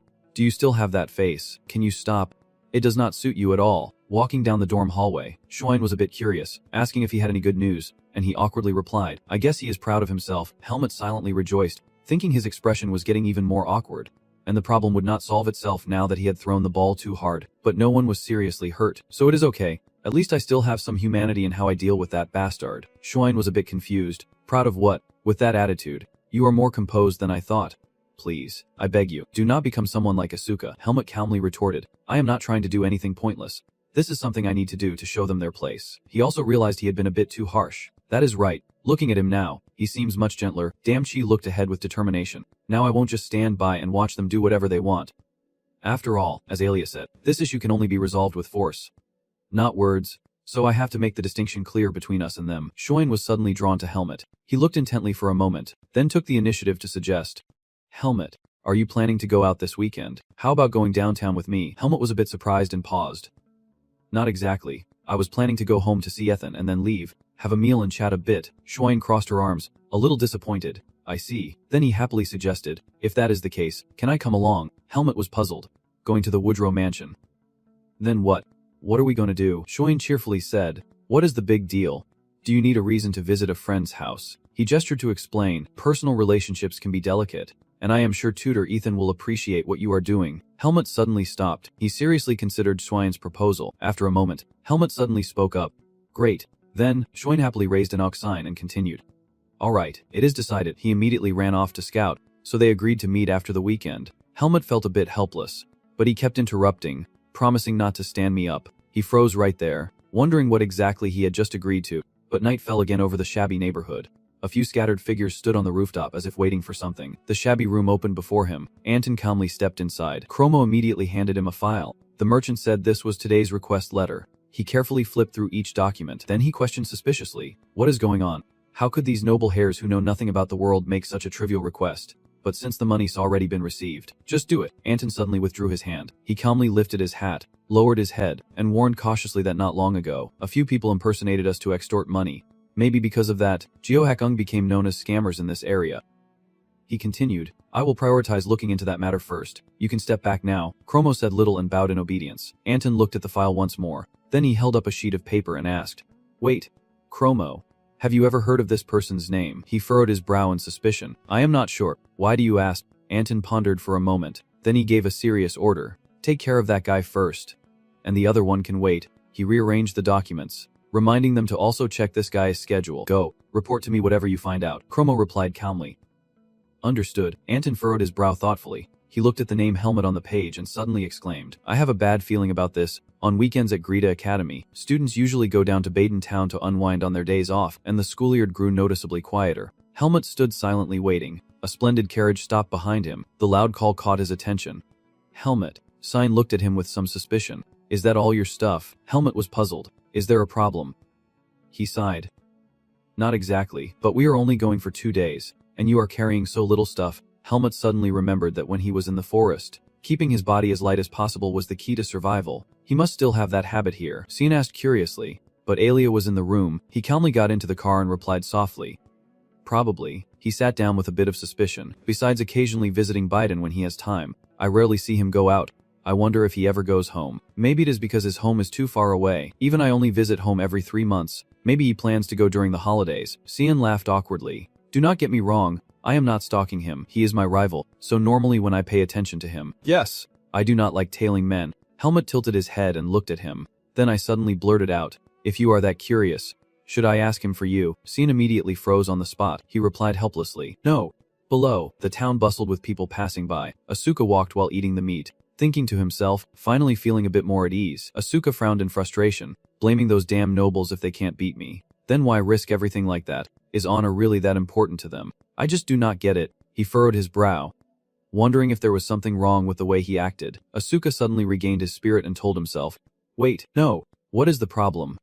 Why should I think about them? I would rather let go than bow down to them. Asuka bit into the meat and wondered. Thinking about it, what the hell did Helmut do? Most of the time he obeyed, but that time he resisted, maybe because he usually endured it. The imposing shadow of Helmut suddenly appeared in his mind. He happily recalled Jerome's face and laughed teasingly. Seeing Jerome roll around on the ground after being hit by the ball was really funny. Asuka strolled through the town, thinking quietly without noticing the shadow standing behind him. It is not like I want to be friends with him, but I could talk to him a little. His steps faltered. Asuka turned his head to look at the bustling street. A sense of unease welled up inside him as the market street grew even busier than before. Asuka quietly weaved through the shops, glancing around as he turned his head. From above, a strange man kept following Asuka's every step. He stopped. Asuka looked ahead with confusion and asked, who sent you here? The strange group continued to surround him. They watched Asuka warily. The 2 big guys behind were no easy opponents, blocking his escape. Asuka looked around suspiciously as they closed in on him. He suddenly spoke up, saying, well, I do not know if you are going to talk or not. He watched them warily, unconsciously touching his side and thinking to himself that his sword was still being repaired. He sneered with a hint of helplessness. All this just over a childish fight. I do not know which clan they belong to, but they are definitely skilled. They still silently draw their weapons. Asuka frowned and cursed silently. You little brats, then spoke up. You better say something. He waved his hand frantically, shouting, causing them to panic and call for the coach to come here, then quickly used arrow-like speed to rush towards them. Asuka coldly threw a punch at one of them. The powerful force made him shudder. Asuka grabbed his shoulder and used it to flip upside down. He effortlessly flew over their heads, leaving them in complete shock. Asuka landed softly. They were still stunned. Standing frozen, seizing the chance, he quickly ran away. They panicked. How is it so fast? One of them spoke up to remind. What are you standing there for? Chase after it quickly. Asuka dashed forward like an arrow. He panicked and stopped. It turned out the end of the road was a dead end. He panicked and stopped in his tracks. A group of people gradually appeared from the corner. The other side was also trapped. Asuka, caught in a dilemma, was surrounded from all directions. He frowned, sneered, and cursed silently. Damn it. I will play with you all for a while. And the night gently enveloped the luxurious mansion. On the table lay an array of exquisite delicacies that delighted the eye. Ethan spoke politely. Thank you for joining us today, Shoyan. I hope the food suits your taste. Shoyan placed his hand on his chest. Gladly expressed. Of course. Kudro Minor, the food is very delicious, just as the Kudro mansion's reputation suggests. I was completely amazed by the grandeur of this estate. Ethan smiled happily and replied, you can just call me coach instead of being so formal. He smiled with quiet satisfaction, thinking to himself that he could not believe Helmuth actually had such a normal and polite friend. I was worried for nothing. Helmuth doubted. I wonder how someone can change so much. I will have to ask again later. Shuin suddenly spoke up. Do you want to visit Baden while we are here? He calmly replied. No, I was planning to train. Ethan interrupted him. Listen to them. Baden is a big city. Visiting Baden would be great. Helmuth's expression immediately darkened, looking at Swine walking ahead with satisfaction. He thought to himself, I guess this is why Darien brought me to the academy. He spoke up with sympathy. Look at him. It must have been really hard to leave such a wonderful home and move into a dormitory, and having to share a room with someone so grumpy on top of that. Helmuth immediately retorted. Ailey has no problem with me at all. Schwein doubted. Really? Do you know why that is? He tearfully complained because he was the one who bullied me. Not you. He called me early before dawn to help with his research and even made me summon more spirits than I ever have in my life. Helmuth looked at him in confusion. But because of that, you became better, Schwein replied through tears. That was the only consolation. Thanks to that knowledge, he suddenly remembered something and turned back. Alia seemed to listen to him. So why do not you speak up? Before he could finish, a familiar figure suddenly appeared before them. The atmosphere grew heavy and a rare silence fell. Shuin screamed in fear. Helmuth spoke calmly. Wait a moment. You are. Asuka held her wound tightly and struggled to speak. Speaking of Kakao, you two have to help me. A group of people surrounded them again, fully armed, closing in on the three of them step by step. Shoyan panicked. Who is that? Helmuth noticed their torn clothes. He squinted with annoyance, singing in pain. Asuka swore to the heavens.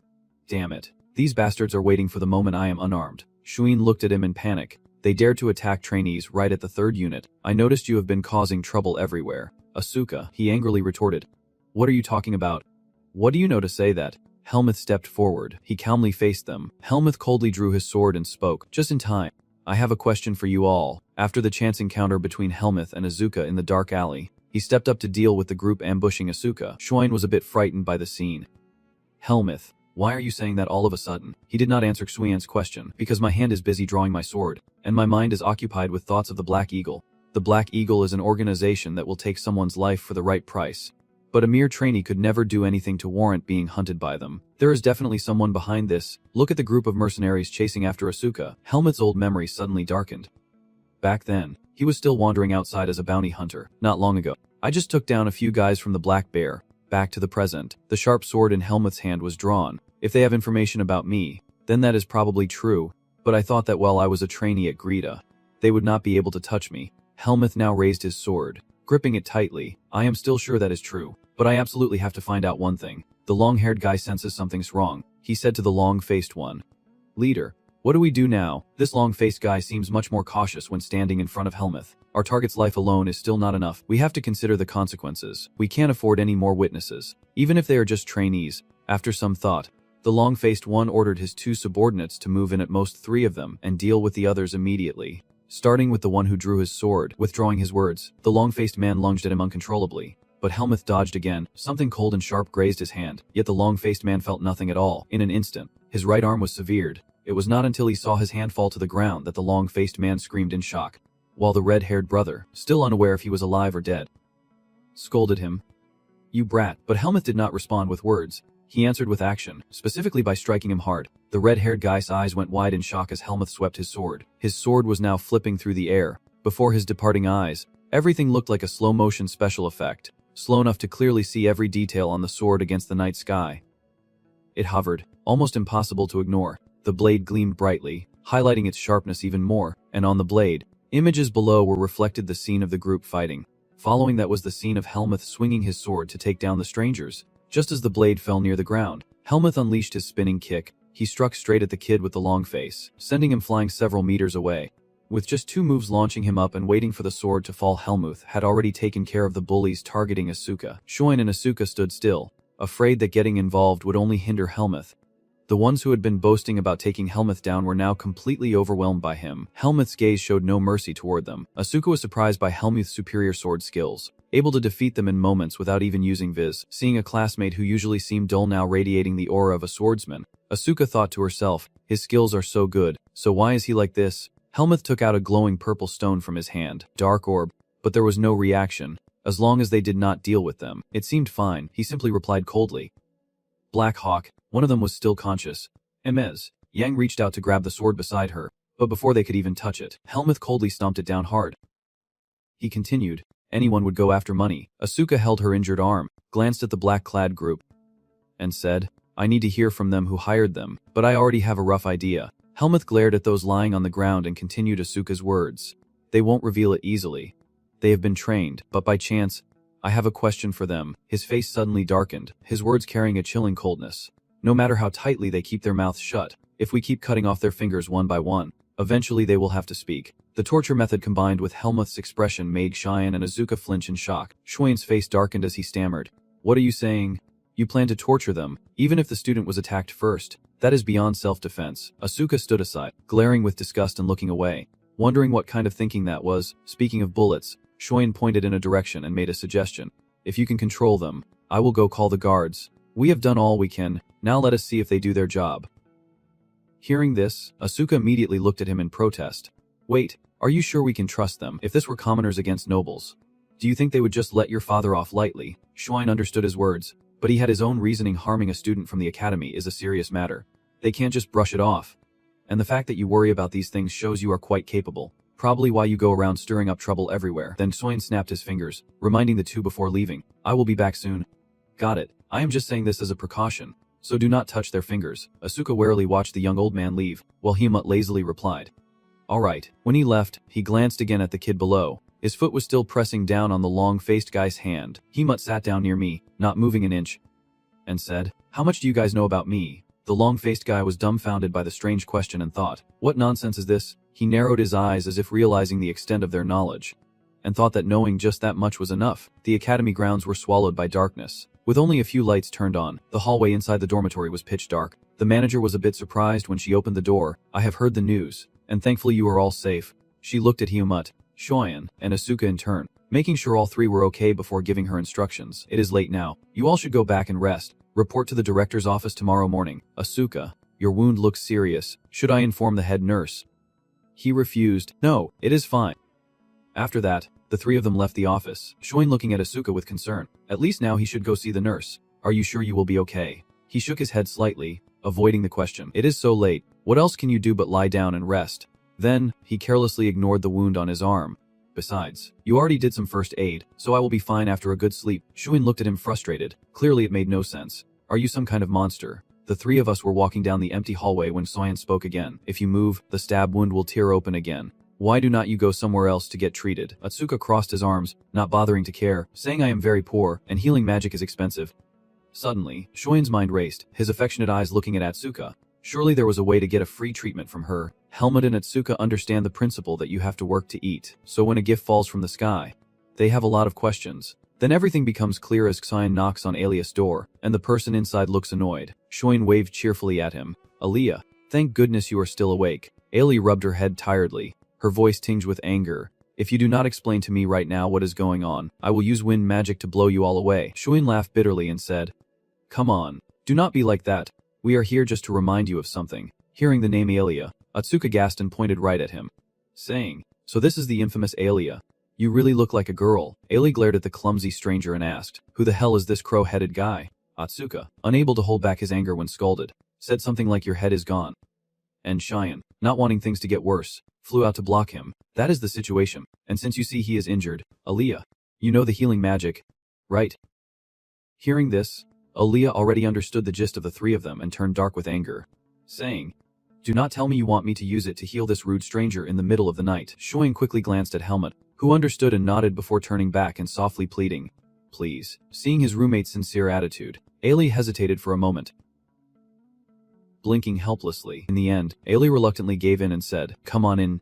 And with a nod of approval, Shoin gave Helmut a big thumbs up. Alia walked straight into the room and announced to everyone, "Just so you know, this is not free. Do you know how much it costs to heal with magic outside? At least I should be paid something." After saying that, you immediately turned and pointed at Helmut. Helmut was slightly startled and asked, "Why do you want me to pay?" Alia immediately explained that he was involved because Azuka asked for healing, so she let them in. Is not that obvious? Alia turned her head and carefully laid out the condition. "If I heal him, what will you do for me?"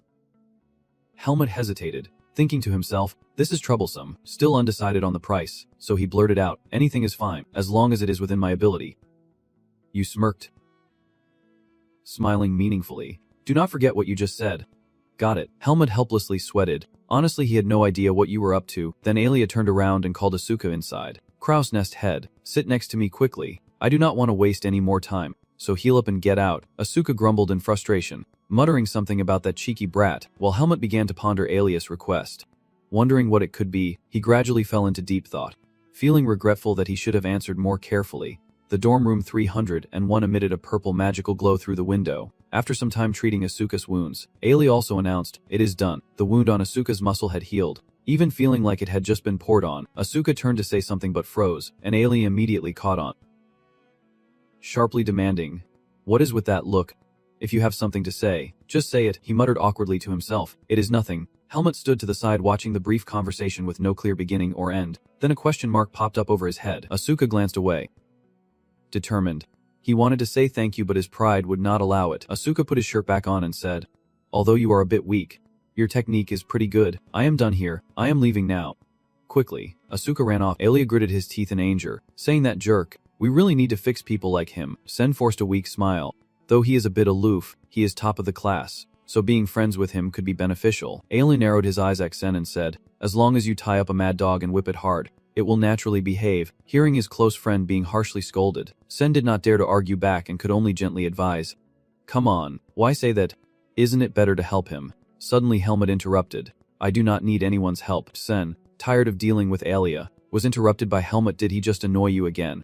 Then he started lecturing about the power of friendship, saying you can underestimate relationships. "Helmut, you are skilled, I know that, but you can't do everything on your own. You will regret it later, so start preparing to face the consequences now." Even though Sen said a lot, Helmut did not bother to listen to a single word. He turned to Alia and sighed. "Alia, you are the same. Why do I even be friends with two kids like you?" Alia retorted angrily. "Well then, if you do not like it, do not be friends anymore. I won't be friends with you either.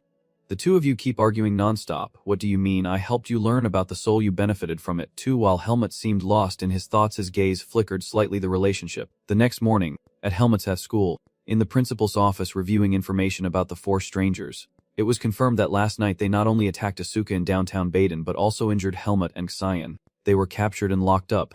"But I heard they escaped this morning." Liam's concluding sentence made the three pairs of eyes stare at him intently. Asuka, furious, slammed the table and shouted, "What is going on here?" Liam raised his hand in surrender, saying, "I do not know anything more. I only heard this from the prison guards." Xian was thinking, piecing everything together. How will the students and guards handle this, since it threatens the students' lives and can be taken lightly? Liam was questioned by a kid like Xian. He rubbed his temples and replied, "Of course, I am not taking this matter lightly. Right now I have people investigating, and I will report back to you if there is any news." This approach did not convince Asuka. The three of them fell out of the headmaster's office, Asuka still fuming, saying, "We should have listened to that lazy pig and beaten them up and interrogated them right there." He frowned and asked, "How could those four escape so easily? Do you think the prison doors at Biden's place are made of paper?" Knowing you are in a bad mood, I hesitated to speak up, but they are still investigating and working hard to search every day. Those words did not convince Asuka. He glanced at Xim, gritting his teeth, and said, "Do you know what the worst thing in the world is? I would rather you handle it your own way than wait around for someone else. Hey, do not act like you are not involved when you are actually really good at this. You are only second to me." Asuka calmed down, put his hands in his pockets, and sulked, calling him careless and asking if he was trying to be a model student. He mutely replied that was not it. Was not it him who told me to be a bit friendlier. And Xin nearby stepped in to stop them from arguing. Hey, stop it. Speaking of which, Xin Kyo, cross to the other side. Weave goodbye. I have to go back to class and next time meet the dean. Hopefully everything will be settled. Asuka glanced at him lazily, muttering under her breath, "I do not think so." Just then, Himut was about to leave when Asuka called out curiously, "Where are you going now?" He did not look back and replied coldly, Training, I have been neglecting it lately for some reasons. Asuka walked behind it, sighing softly. Truly diligent. In the academy hallway, two dejected figures followed one another. Hemut felt a bit annoyed by the tail following him. He turned around and asked, "Why are you following me?" Asuka replied casually as if nothing happened. "I need to go this way too. Just mind your own business and go your own way." And so, the space returned to its peaceful state. Asuka kept following Hemut, lost in thought for a while, before he spoke up. "Hey, come to think of it, your skills are pretty good. Do you get upset when you see others trying every way to climb up to your position?" He stopped walking but glanced at Asuka. A thought popped into his mind. Now you are the one annoying me. Still, Hemut did not act too rude. Still answering Asuka, "I said I had no intention of behaving like you anyway." Asuka heard that, pouted inside. "If you use the ball to hit a kid, you will have to leave the game. And I think you already get what I mean." Asuka glanced at Hemut and smirked out of habit.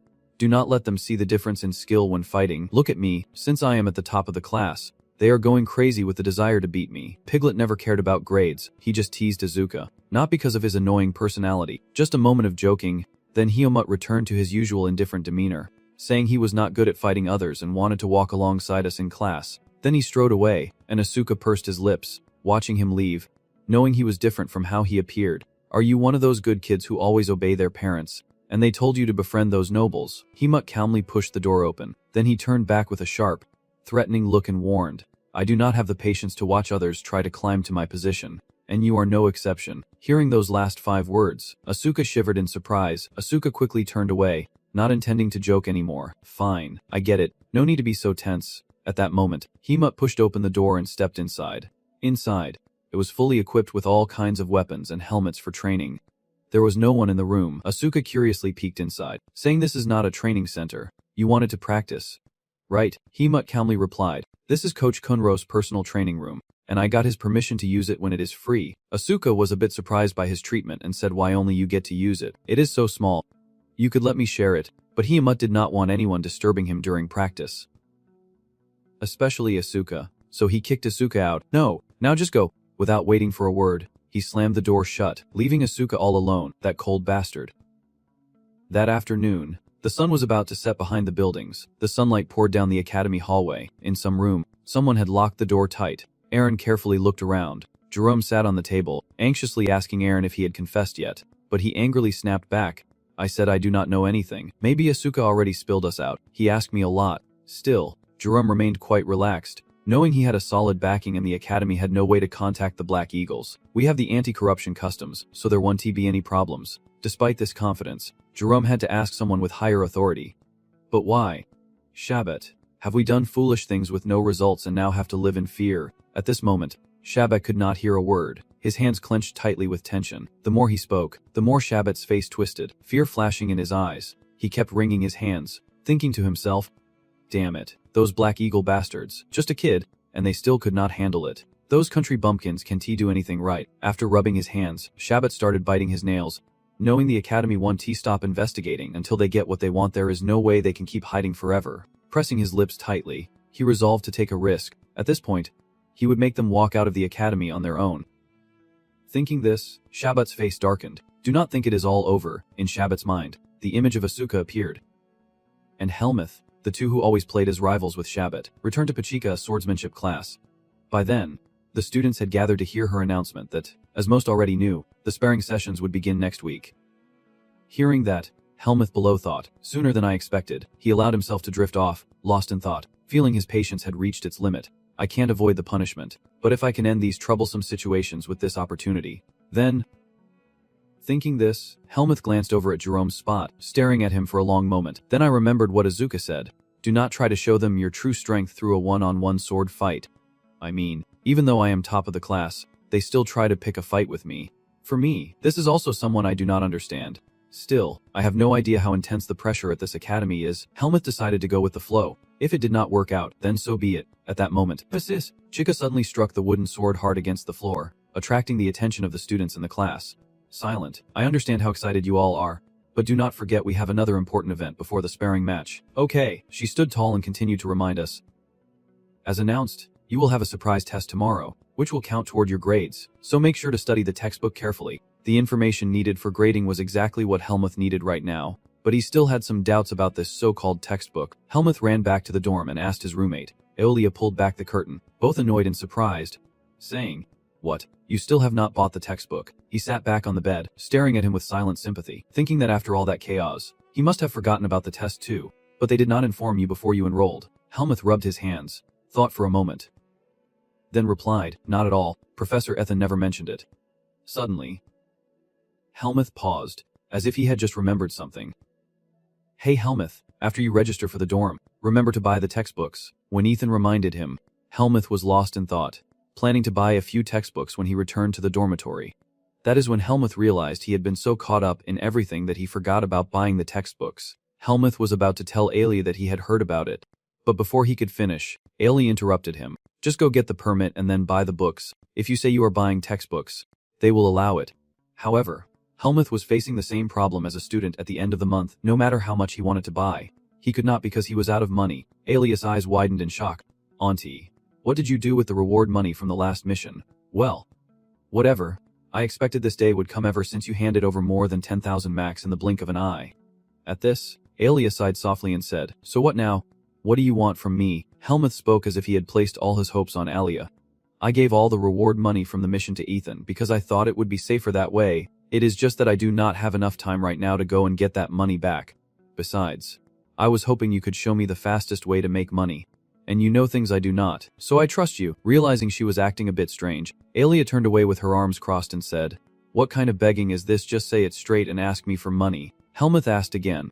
"Money," she calmly explained. "Yes. That means I give you money now and you pay me back later." Helmuth nodded in agreement. "Understood. If you agree, I will pay you back by the end of this week." Ali's lips twitched a few times. Looking puzzled, "You really agreed that quickly?" Without saying anything more, Aelia turned back to draw the curtain. "Wait for me a moment before you go so I can change." Helmuth was a bit surprised. "You are coming with me. Can't I buy it by myself?" Aelia turned around and replied arrogantly, "I do not think I can stand staying at home wondering if you will buy those weird textbooks with my money. And I am also saving up, so stop talking and let us go."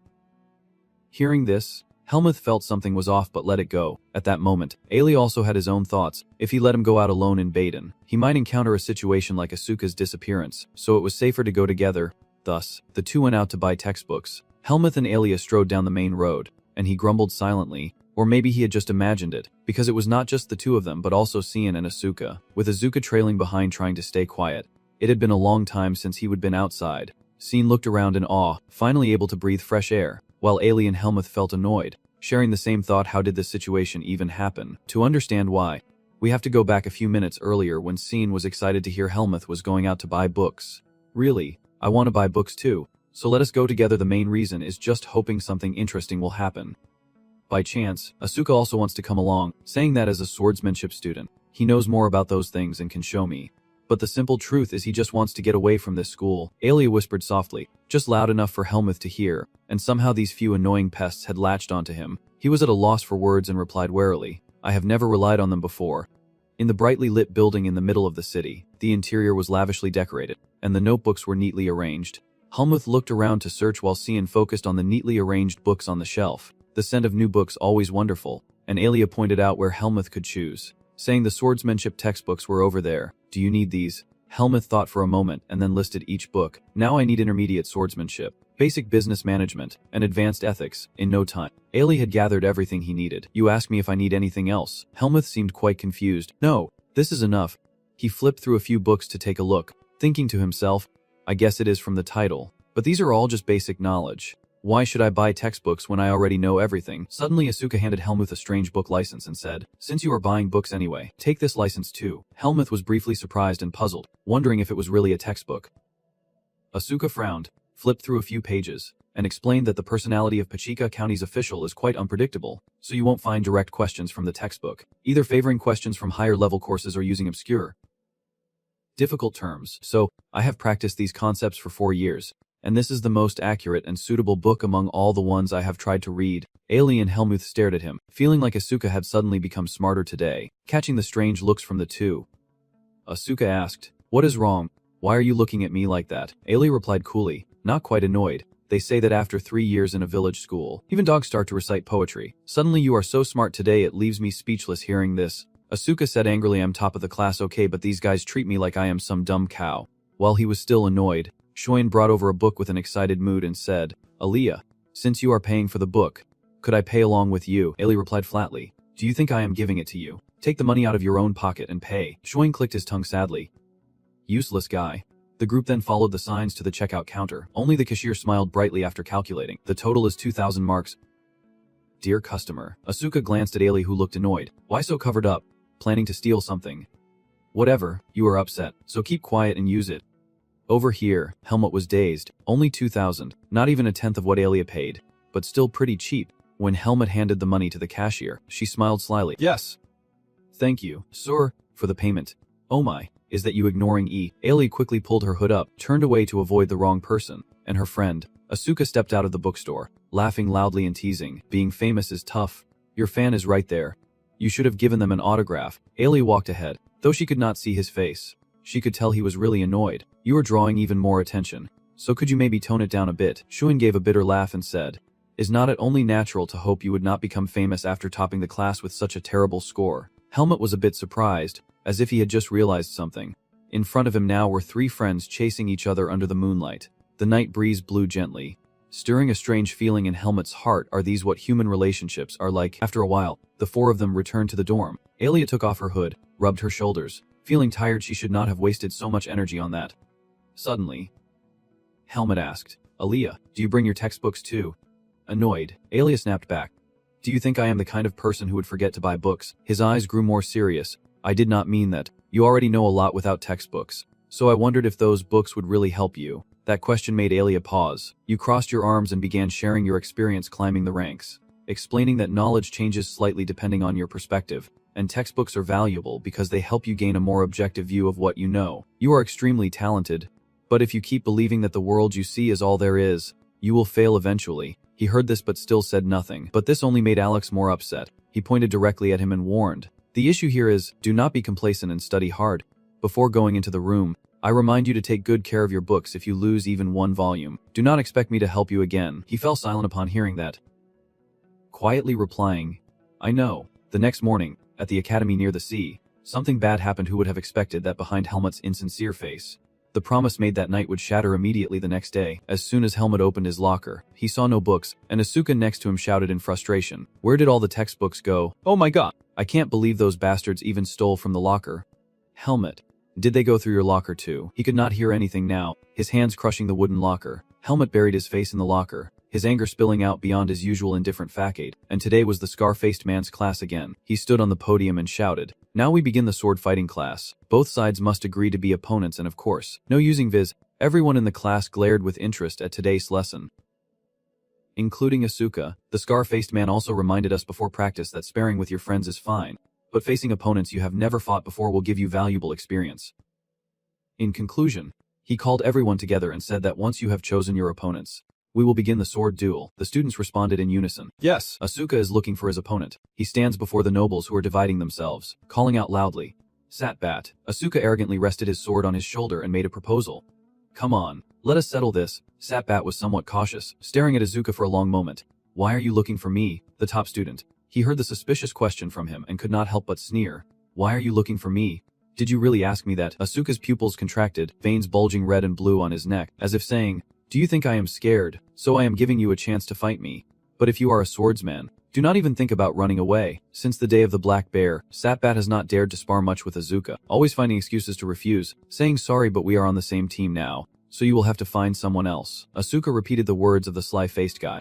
Did not you hear the coach say to find a different sparring partner than usual? But Satbat still could not shake off his provocative nature, and had asked, Since when did you start listening to the coach restrictions? Why do not you fight the commoner who is close to you? Asuka put on a scary face and said with hidden meaning, So you plan to play like that? Satbat glanced at Aaron behind him, who nodded as if understanding. Satbat pursed his lips and said, Fine. If you really want to. Then suddenly a voice cut in. What about me? The whole group turned to the one who had interrupted Satbat. It was Helmut. He spoke with authority, taunting the low self-esteem of the nobles, saying even if you all attack me together, I would not care. Anyway, the outcome does not change. Forming alliances is just what weaklings do. Suddenly Helmut seems pretty cool, but Satbat has not quite figured it out yet. What is with this polite guy? Aaron placed his hand over his, stepping up to argue himself, looking at him with a smirk, saying I am more than enough to take down someone like you. He even sneered in challenge. If you are confident then go ahead and try. Recalling the conversation a few days ago between Aaron's group and Satbat, at Helmet's group's personal locker. Satbat planned to sabotage by stealing all the books to provoke them. Listen carefully. If we sabotage their locked cabinet, there will be no magic control class. They will target us, so when that happens, just provoke them enough and then accept the challenge. Jerome was a bit stunned by the plan and spoke up with doubts. Accept it. I do not know about this Helmet guy, but we can beat Asuka. You are saying we should just take the beating, Satbat said coldly. We will use Viz. Miu's dirty tactics caught Jerome and even Aaron off guard no matter how dirty they played. Sokka reminded them in panic that the Red Sword class strictly forbids using Viz. Satbat spoke up to reassure. Listen to me, he revealed a mysterious smile and deep eyes. Calmly explaining, if we call it self-defense against their retaliatory attacks, we would only be punished, but if their hands or feet get crippled. For example, they won't be able to stay at the Swordsmanship Institute anymore. He sneered. It is worth doing after all, but Jerome was the hesitant one. Wait, Satbat, do not you think so? Suddenly, Aaron next to him shouted, fine. I agree, making Jerome widen his eyes and glance over. Aaron's done. If you are upset, look at Jerome. Jerome, if you are not joining us, just step aside. Hey, Satbat, I will do as you say, but in return, my opponent will be Helmet. He is still pretty bitter about constantly getting beaten by Helmet. What he did, I want to personally make him pay back. Satbat was quite amused by the reckless bravado. Fine. Go ahead your way. I just want to teach that bastard Vin a lesson. Speaking of bullets, Satbat sneered like a madman, eagerly awaiting the day of the swordsmanship lesson. Remembering the crazy plan and conversation with those two, Jerome was freaking out. After finishing preparations, Asuka stepped onto the training floor. On the other side, Sen was also ready. Asuka's face looked like someone had eaten all his rice, while Satbat seemed pleased because he was about to achieve his goal. That is right. Now you want to rush at me, do not you? He frowned, a gleam of satisfaction flashing in his eyes. Come on, attack me then, and I guarantee you will never be able to hold a sword again. I will teach you why commoners should know their place. Satbat had to hold a wooden sword, waiting endlessly as Asuka still made no move. The atmosphere in the training room suddenly fell silent. The other students stopped focusing on their training and turned their attention to Asuka and Satbat. Everyone was eagerly waiting for this fight. However, the longer it went on, the more uneasy Satbat felt. He is sweating profusely, alarm bells ringing in his mind, wondering what on earth is happening. Seeing the beast-like look on his face as he watches Asuka's lips, Satbat's heart screams, why is not he attacking first? Jerome on the other side immediately felt uneasy, furrowing his brow with worry. Satbat, it seems you still do not fully understand Asuka. Watching the tense atmosphere between the two in their sword training duel, Jerome felt a chill run down his spine. When Asuka wields his sword, he is truly like a hunting dog. He will stare intently at his opponent and wait for the perfect moment to strike. He still has a lot on his mind, and it seems he knows Asuka too well. Which means your plan was never going to work from the start. Looking at Satbat's tense, heavy breathing, he thought again, but Asuka's sharp eyes narrowed. The moment had come. He moved quickly, swinging the wooden sword as fast as a flash, rushing towards Satbat who was frozen in place. This wind-tearing speed creates great pressure, making Satbat freeze in place, his nerves stretched tight like a string. He is charging. Seeing Asuka's dark but sharp eyes, he reassures himself the low attack to the right side. I can block it. Thinking this, Satbat redirected his sword to block the move. However, he was tricked by Asuka, who changed the sword's trajectory to a downward strike. Satbat took a direct hit to the neck and shoulder. He was knocked down hard, lying flat and broken. What a ridiculous move. Satbat slammed his face onto the floor, both humiliated and stunned. Wesley and Jerome could not bear to watch and turned their faces away. Asuka knelt down by where Satbat was lying. He curled his lips arrogantly and mocked. You are not useless after all. Just all talk. You bastard. I should thank you. Your reaction to my bait was so obvious it made me want to stop hitting you. Satbat's face went blank, a flash of horror in his eyes. My left hand. No. My strike. It is broken already. How dare this lowlife trick me? Satbat struggled to get up, one hand limp. Reassuring himself.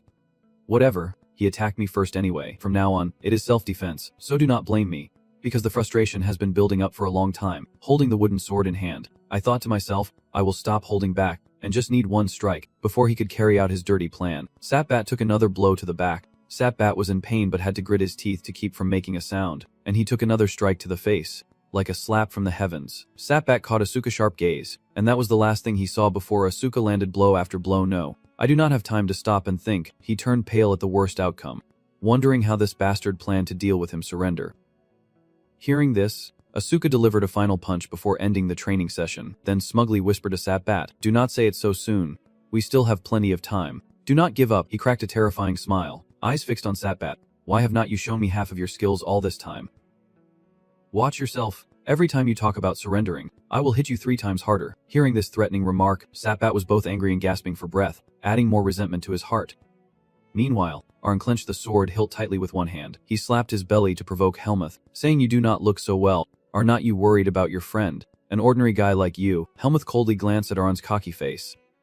He frowned, raising his voice to remind him, "Take care of yourself. I do not know how much time has passed." But the sound of the wooden sword hitting his body shows no sign of stopping. Satbat was being beaten so badly that he collapsed to the ground, struggling to crawl under the pitying gazes of all his classmates. However, the pain kept hitting him in waves, making his body tremble, and seeing this, Asuka called out, "Don't think that lying there pretending to be hurt will make me pity you and go easy on you. This is far from over, so stop whining and get up." Satbat was both angry and humiliated. Cursing inwardly, "Damn it. This can happen. I am a swordsman of the Rugo clan. How could I possibly lose to someone like him? Before my eyes now are several pairs of feet approaching, making me feel even more uneasy. What are those bastards still standing there looking at? They should be calling the coach or stepping in to stop this." Suddenly, Satbat's pupils contracted. It was as if he had just seen something terrifying. "What is going on? Look at those suck-ups staring at me with such delight." He clenched his fists inside. "Why are they looking at me like that? I am not someone you can look at with those eyes." Feeling the contempt in their gaze, Satbat angrily stood up and grabbed the wooden sword handle. As he struggled to stand, the two others quickly turned their faces away. In that moment, Satbat's resentment surpassed the limit. Asuka frowned in confusion at Satbat's strange attitude. He turned his back to him, revealing 3/4 of his darkened face. If that is the case, Satbat immediately turned, glaring at Asuka, his hand gathering a blazing golden spiral around the sword. Ready to send you straight to hell. He rushed forward like a gust of wind, catching Asuka off guard for a moment. It was probably just a small feint from Asuka. Flipping in the air, darting behind Satbat, and trying to land a hit on his back. Satbat's face was flushed red from the earlier blow, and now his eyes rolled back in pain. He then landed on the ground with a loud thud. He also condensed his grip, sneaking a glance at Satbat's miserable state. "You broke the rules, so I am going to break them too. So it is a counterattack." Gripping the sword hilt wrapped in blue aura, he lunged towards Satbat. Jerome shouted to stop it when he saw the scene. Asuka. Wait, but it was too late. The rigid blade seemed to strike straight at Satbat's neck. All the students present were shocked beyond belief. Unexpectedly, the wooden sword plunged straight into the ground. That was because the scar-faced man appeared just in time, altering the sword's trajectory. Asuka glanced at him with irritation. The scar-faced man looked sternly at the two informants, his voice full of authority. "Asuka. Satbat. The match is over. Satbat. Come to my office after your wounds have been treated. As for Asuka, come with me right now." Asuka turned back and asked the scar-faced man, "Why do I have to go too? He is the one who broke the rules. If you had not dodged that attack earlier, the teacher would be carrying you out on a stretcher right now." However, his experience is enough to be Asuka's father, so it is not easy to fool him.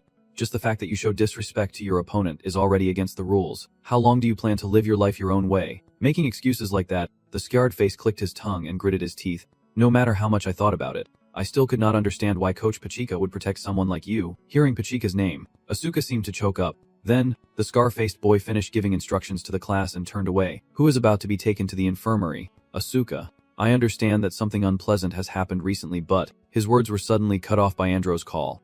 "Coach." The scar-faced one looked a bit surprised. "What is it?" "I am talking right now, so can you come back later?" He stammered, struggling to find the words. "It is nothing. Just..." Andro pointed in one direction and asked, "If you do not stop your friend, is that okay?" Scarface and Asuka could not help but wonder upon hearing that, the day before, in the academy hallway, there was the sound of someone rushing. "Aaron, why did not you stop him?" Jerome was really puzzled by Aaron's nod when he heard Shabbat talk about his crazy plan. "You know those tricks 1T work on Asuka, right?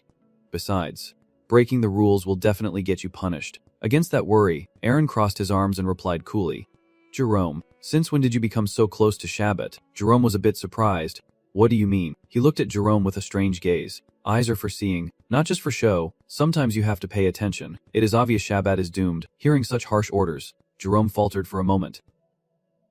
Shabbat stammered, "What do you mean?" Aaron glanced at Jerome and calmly replied that he only escaped punishment because there was no evidence. But who does not know that Shabbat used others to harm Asuka? Aaron furrowed his brow, his voice rising sharply, saying that for nobles, using a black bear is a disgrace, even if he uses it against ordinary people. Most students at the Sword Academy come from noble families. Does he really think their families would see that positively? He also revealed a truth. Shabbat has long been sidelined.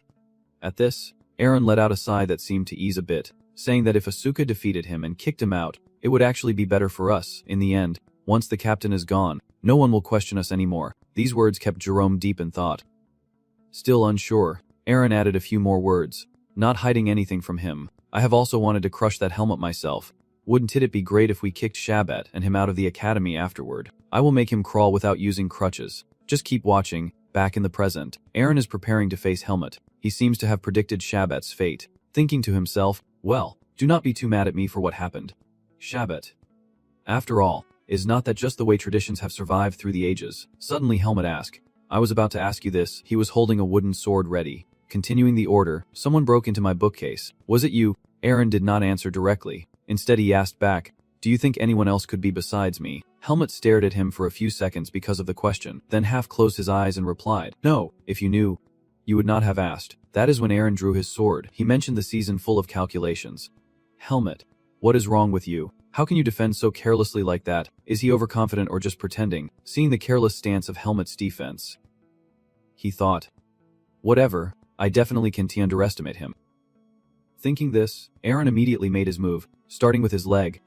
Suddenly, dust flew everywhere, and in the blink of an eye, Helmut was right in front of Aaron. The tip of the sword flashed by, breaking Aaron's blade in half and sending it flying into the air. He panicked as he looked at the break on his sword. Oh, what just happened? He must have parried the strike. Not noticing Helmut was already preparing for the second move from Aaron's clearly exposed stance. He took a hit right to the throat. Everything happened in the blink of an eye. Aaron collapsed to the ground, clutching his neck and gasping loudly. Tears streamed from the corners of his eyes. Unable to breathe, Helmut stopped and approached Aaron. Seeing his miserable state, struggling to breathe, saliva spilling from his mouth, he sat down beside me. And in the first lesson, you asked me a question. So now let me ask you back. His eyes were filled with killing intent as he said, do you think your noble status will protect you outside the school grounds? But Aaron kept going. I could have broken your neck with that last move. So does being noble help you come back from the gates of hell? These words pressed heavily on Aaron's heart, making him pale and his eyes watery. His pupils contracted as he thought to himself, no, this bastard is no longer human. Seeing Helmut's darkened face and the murderous gleam in his eyes, he was completely terrified. What the hell was that? Feeling the threat was enough, Helmut withdrew his gaze and sighed. Sorry, then stomped hard on Aaron's helpless hand. He was in so much pain he wanted to scream, but could not make a sound. Once again Helmut stared intently at Aaron, his accusing gaze blazing brightly. He grabbed him by the collar, radiating an overwhelming murderous aura. At that moment, Scar ran over shouting, Helmut. Aaron stopped the fight immediately. Drop your swords right now. Before he could finish speaking, the scar-faced man fell silent at Helmut's dangerous glare. As he and the students were running over, they stopped. The scene fell into a heavy silence as Helmut glared darkly at Aaron. Suddenly, he returned to his normal state and glanced at the kid he was holding by the collar. Helmut directly let go, letting him fall freely. He was gasping for breath at that moment. Then he turned to look at the scar-faced teacher, who was now feeling quite cautious about the student in front of him. Adjust your breathing, the scar-faced man ordered. Jerome, provide first aid to Aaron and then take him to the infirmary in the academy's administrative office. The scar-faced man was very serious about handling what was considered Azuka and Helmut's excessive behavior. I will give you both a chance to explain yourselves, so speak up. However, neither of you has anything to say in your defense. Seeing this, the scar-faced man praised, knowing that now the two of them were not in a position to defend themselves. He spoke while glancing at Helmut, saying that Asuka could have left. But Helmut, even you, the teacher did not expect you to act like you did earlier. Helmut bowed his head slightly and replied, I did not follow the rules of the duel. He then clasped his hands and asked again, is that all? Do you really think that is all there is to it? Helmut followed Scarface with his eyes as he was still talking. Having just checked on Aron's condition before coming here, Scarface began detailing Aron's injuries. His windpipe was torn, and the bones in his right hand were broken. At this time, Aron had been carefully bandaged. The scar-faced man looked serious and said that if he had not been given first aid back then, he could have suffered respiratory failure. There might be a way to heal his torn vocal cords, but he would probably never be able to hold a sword with his right hand again. Asuka angrily defended Helmut, saying, Coaches, those scoundrels even tried to make those despicable scoundrels unable to hold a sword anymore. So what if they did? He barely finished the sentence before getting hit by Scarface. He looked at Helmut and sternly reminded him, I am not asking you, Asuka, even if you did not break the one-on-one duel rules. Do not you think you went a bit too far? At that moment, Helmut suddenly spoke up, saying he really could not understand why the teacher was blaming him. The words he said next threw Asuka into chaos. Aron was weak, but despite his weakness, he was harshly insulting not only me but also my friend. Helmut continued, he is right, is not he? Friend. At this point, Helmut firmly insisted he was not wrong, saying he just wanted them to know there are things they are not allowed to touch. Encouraged, Asuka went on to tell everything, saying they even argued and stole all of our books. Teacher, the scar-faced man paid no attention to me, focusing intently on Helmut's words. So you mean to say that whenever you meet someone you dislike, you use one-on-one fights to cripple them? If that is the case, you do not deserve to study at this academy, he angrily reprimanded, saying that goes against the values of the Sword Academy. The scar-faced man's arguments are hard to refute, but is causing trouble for civilians. Humiliating them, stealing from them, and sending people to beat them up really the qualities of the Sword Academy. Sir, you are quite agitated, scar-faced. I do not support any of this. Helmet, you better respond clearly, so the teacher can't do anything either. Helmet reaffirmed his rule, saying you simply want to solve a problem the master could not, and as a student of the Sword Academy, what you did is not wrong. Unexpectedly, the scarred man said nothing and drew his sword immediately. The sword slash swept away the hair. This slash had damaged the office's floor. Helmet was a bit surprised. The scarred man frowned, correcting his mindset. Helmet, do not twist my argument in another direction. I am just a strong oppressing the weak. As he spoke, he sheathed his sword, saying if he used force to defeat me and make me pay for my rebellion, would I accept that kind of justice? Then he began to lecture on how people should treat each other in this world. There are nobles and commoners, the strong and the weak. And even though I am a noble, I am not allowed to trample the weak just because I am strong. The scarred man's argument was so sharp it left Helmet speechless. Do you think what you did today was any different from looking down on others, just because you are a noble? Asuka looked up to see him being lectured at length. After thinking for a moment, Helmet spoke first. So what exactly am I supposed to do then? His question somewhat proved that the scarred man's words were just empty theory. He turned inward and slowly explained that the academy and the teachers were at fault for not taking action until now, and he apologized. The scarred man clenched his sword tightly as if making a firm resolution, saying the academy does not aim for domination but rather equality. Asuka and Shabbat remained silent, waiting for the next words. He then turned to speak to both of them. To everyone from ordinary people to the strong and the weak, we are all human beings just the same, and if you truly remember that, one day you will find your answer. Then he looked at the two bright faces and said, despite everything that has happened, you both are truly outstanding students. Being scolded and then praised, Helmet's emotions suddenly became chaotic. After a moment of thought, the scarred man continued, anyway, I still have to punish you for your actions today, so I will forbid you from participating in one-on-one fights, but I will allow the two of you to fight each other, so it is more of a reward than a punishment. Sounds fun. Just then, the scarred man handed over a stack of papers. Asuka just stared blankly for a moment, not understanding what was going on. After waiting for a while, the scar-faced man's expression darkened and he said, why do you look at me with such suspicion? There is no way it is just limited to one-on-one fights. Right, go write 50 apology letters, and you can come back until they are all done. This punishment is like a terrible shock for two guys who love wielding swords. That afternoon, there were still loud complaints. Wait, coach, the theory class has started. Come back and take me. I have been very lenient with you all, so stop complaining. Helmet kept screaming. Come on, please, coach. That night, as the full moon hung in the sky, Asuka looked at his blistered hands. He puffed his cheeks in a sulk, his hands completely numb, while Asuka was complaining. After finishing writing and going outside, it was already dark. How could he say he had been lenient with us? That cruel coach. Helmet was staring at his blistered hands. Unlike Helmet, Asuka frowned, clenching her hands tightly without a word, thinking to herself that she did not regret activating her power. Thinking of this, Helmet remembered the blame stone glowing inside him, but he had made a mistake. For a moment, he lost his composure after training so hard. He still could not fully control it. The more he thought about it, his eyes narrowed, flashing with anger. How could I have done that? Seeing him silent and frowning, Asuka turned to ask, what is wrong? Why do you look like that? Helmet, your hand must hurt a lot too. Right? Helmet put his hand in his pocket and replied faintly, today I had to write a letter so I could not train. Asuka was surprised by his crazy dedication. Whoa. Training too hard already? How can you still have the mind to think about training after spending the whole day writing an apology letter? Helmet glanced at Asuka with a mocking smirk, saying he had not trained that long but had still improved, which made Asuka angry and shout, have you ever even seen him train before? Saying that, look at the guy who never cares about others and is always holed up in his private training room. Then suddenly Asuka had an idea and asked, since we are talking about the private training room, can I use yours? Helmet replied with a single firm word, no, and Asuka immediately got upset. You said we are friends, yet you won't even let me borrow a little. Nearby in the building, the scar-faced man quietly watched his two kids. He thought to himself, Helmet, I know you are a good trainee, but the scar-faced man hesitated as he watched Helmet's back, suddenly recalling the look in Helmet's eyes when he stopped him from fighting the aura he radiated then. Or rather, the charm. Feeling like he was overthinking, the scar-faced man quickly shook his head to dismiss the thought. No, that hypothesis was too far-fetched. After all, he was still more obedient than Asuka, so he could only sigh and silently pray that he would continue to study well without going astray. Suddenly, The scar-faced man noticed the damaged cut on the floor and was startled. He would definitely have to use this month's salary to pay for fixing the room. At the same time, somewhere shrouded in darkness, inside a dimly lit house by a flickering candle, someone slammed their hand on the table. The people below bowed submissively. Anton sat calmly above, his face radiating fierce intent as he glanced at the useless ones beneath him. The candlelight flickering in the silent room, no sound breaking the stillness. N sat quietly, staring at his subordinates, gently stroking his beard before saying, "I lost the spy in Badan who helped you escape," causing the horn-haired subordinate to feel uneasy and apologize. "Sorry, leader, we failed miserably." But the one-eyed young man beside him interrupted. "Please listen to us. The movements of that person are definitely not those of a second-year academy student." Horned Hair nodded repeatedly in agreement. "That is right, he is at least above a 2-star swordsman." Then suddenly Anton raised his hand, signaling enough. He leaned back and said, "I can't help it. I actually have to reward you for helping me find someone I have been looking for a long time."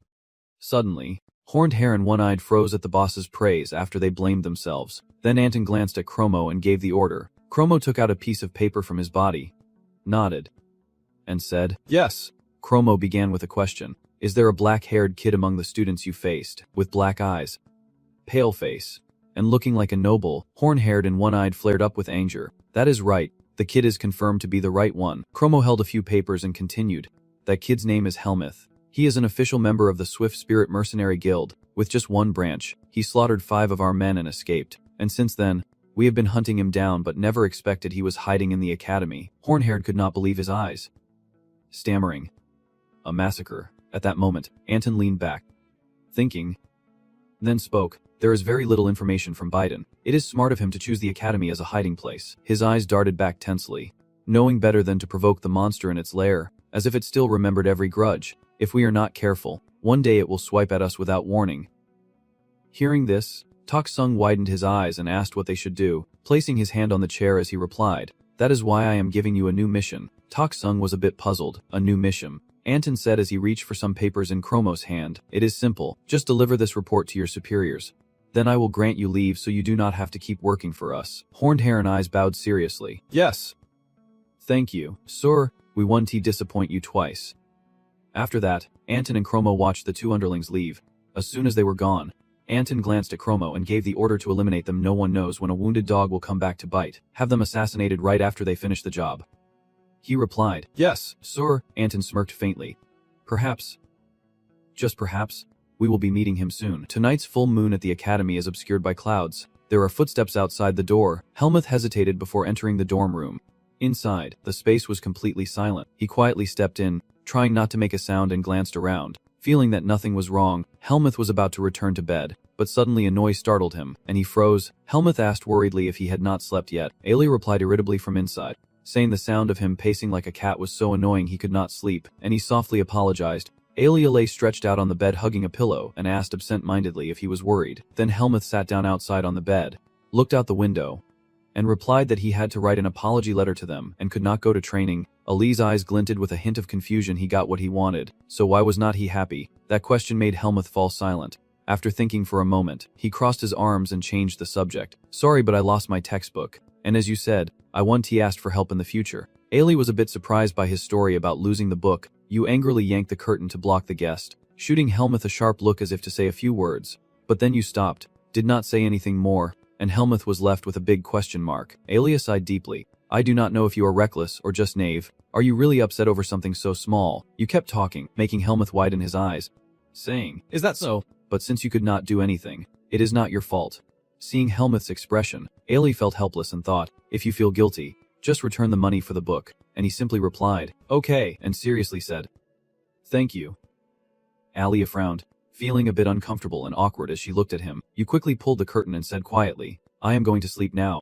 Inside, Ailey buried her face in the pillow and sighed a few times, your cheeks flushed with embarrassment. As night fell, the moon grew fuller and shone brighter. A few hours later, the morning sunlight streamed into the academy hallway, casting the shadow of a figure holding a sword on the floor. Helmuth tried to pull the door open, but it would not budge. He was a bit puzzled, wondering why it would not open. Then Helmuth checked the key again. It was the right key. So was it broken? Suddenly, a quick hand fell on him. "Wait. Hold on. Is that Helmuth?" Hearing someone call, he turned around and said yes. An old man holding a large flute smiled at him and apologized, saying the training room for instructors is being cleaned today. It seems like you are not using the central training room. Given his reason, Helmuth had no choice but to accept it. All right. No problem, he thought to himself. The central training room it is. After that, he left the private training room and gently opened the door to the central training room. Helmuth walked in, causing everyone in the class to stare. Everyone turned to look at him with strange expressions. Feeling their scrutinizing gazes, Helmuth also felt a bit uncomfortable. A few people from the class came to greet him, and it had been a week since that day, with many changes in the sword training room. Since the day of the rival class, he admitted he never liked close combat. Helmuth took a walk to find an opponent, casually observing his surroundings. But perhaps this is the unfair personal relationship the instructor mentioned. He also realized that they only pretend this is a fair relationship because they feel threatened, but out of fear of me. They also delude themselves with that sense of superiority. How could it benefit me to be fair to them? He walked over to a wooden dummy and began to activate it. Suddenly, a voice called out Helmuth. Helmuth. Andrew stepped from the side, and Woodrow was looking for him. The door slowly opened, and Helmuth slowly stepped inside. The person inside was still continuously taking notes. The teacher spoke without looking at him. Come in. Helmuth stepped forward and spoke first. I heard you wanted to see me. He nodded in response and said, Yes, that is right. I want to talk about what happened during the sparring match. Hearing this, Helmuth thought to himself, here we go, but outwardly he remained polite and said, Yes. Helmuth recalled the unpleasant experience before, and if he spoke like last time, he would surely be treated the same way. So it was better to show remorse and say, I apologize for disrupting the class. Next came a string of apologies, and at the time, I thought it was cool. I believed that the strong naturally dominate the weak, but after hearing the coach's words, I realized I was partly at fault, and next time, I will be more careful. Ethan did not stop Wood, but he looked a bit pensive, his eyes briefly glancing at Helmuth as he thought. I did not intend to call him over just to scold him, but with the current atmosphere, it seems like I have to. Ethan agreed with Helmuth's wish and spoke slowly, saying it is enough that you understand your mistake, and I hope you won't dwell on the past. The students who bullied you will soon face the consequences. And hearing this, he could not help but ask, Really? Now Ethan could not help but be surprised. Coach Olin still had not told him. Helmuth honestly admitted, No. He has not said anything yet. He crossed his arms and explained. Coach Olan has already gotten a confession from one of the ringleaders, so the academy will probably expel them, not forgetting to add firmly that even nobles cannot be forgiven for hiring Blackhawks. Helmuth fell silent for a moment, then muttered, I understand. And Ethan, seeing this, added, You look surprised. You must have been scolded badly. It makes sense. Coach Olin believes that good intentions go hand in hand with good actions. He did not stop there. Since everything has settled down, I am telling you this, standing up against injustice is a knight's duty. But the important thing is to know your limits. Listen, if you have learned moderation from this incident, just stick to that from now on. At this moment, Ethan added a burst of laughter and said, You know, everyone has a reckless youth. Including me. Every now and then there are incidents like this in the institute. Just be careful and do not get punished. Tomorrow take your friend to the mansion for a trip. Remember those snitches? Helmuth has some secrets. You do not have to be close with everyone, but at least have a few close friends at school. Not too close though. Trat thought. So that means I can go now. Right. He handed more things to him. Along with your new books, those guys already destroyed the stolen textbooks to cover their tracks. 2 heavy stacks of books were placed on the table, and Haha stared after them in surprise. He wondered why there were 2 sets, and Ethan smiled as he explained. Your friend lost his too. Right, you are Asuka, are not you? Since you are here, take them back for him as well. Hat was still not satisfied. But why was it you? Ethan's expression was warm, clearly wanting them to build a friendship, and in that moment I was at a loss for words when Sin signaled upon seeing me.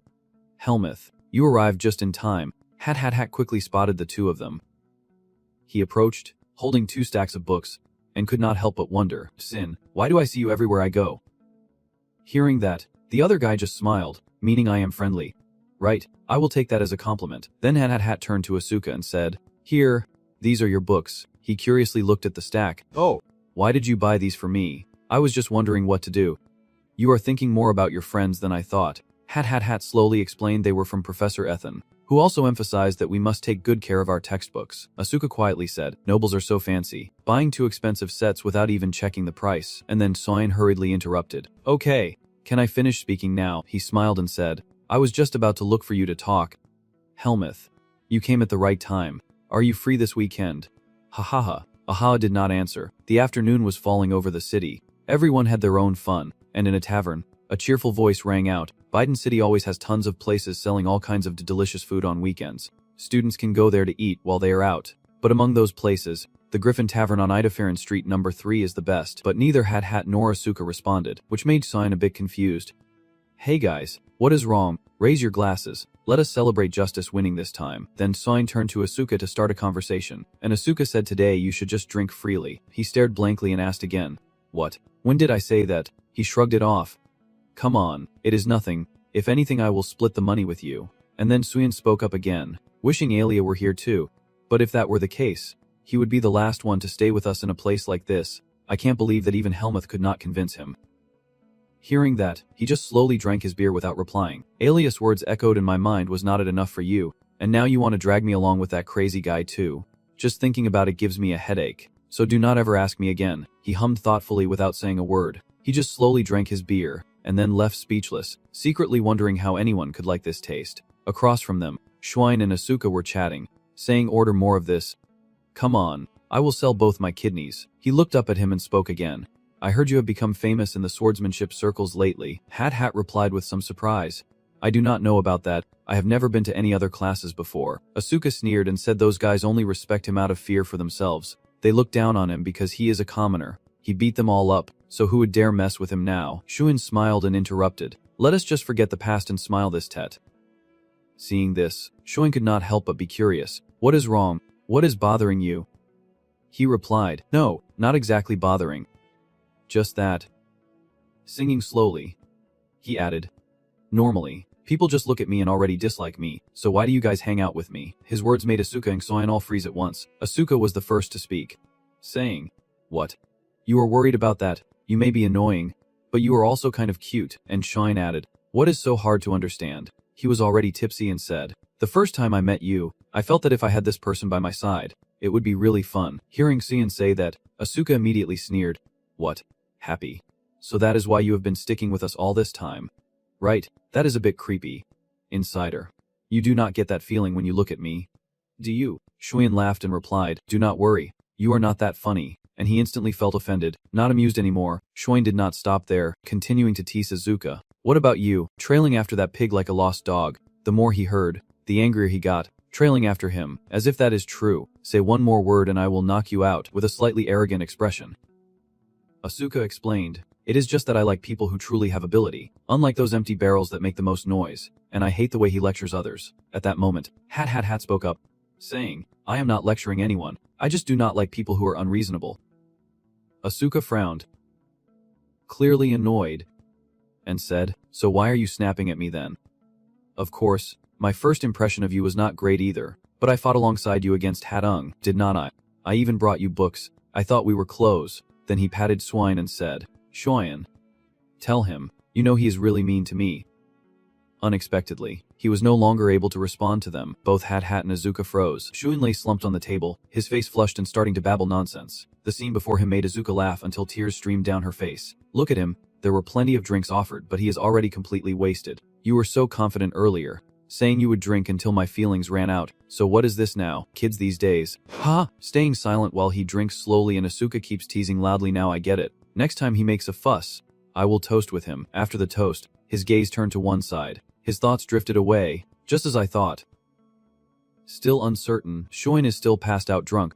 They have left the bar, and Asuka is shaking him hard, asking if he is awake yet. I am telling you, he is already way too drunk. Just one drink and he is completely wasted. Do not know why he even came here. Then from afar came a voice shouting, how do you know me? That girl. What on earth are you talking about? A group of people were laughing, talking, singing, exhaling deeply, and he could not help but be curious about the person holding the book.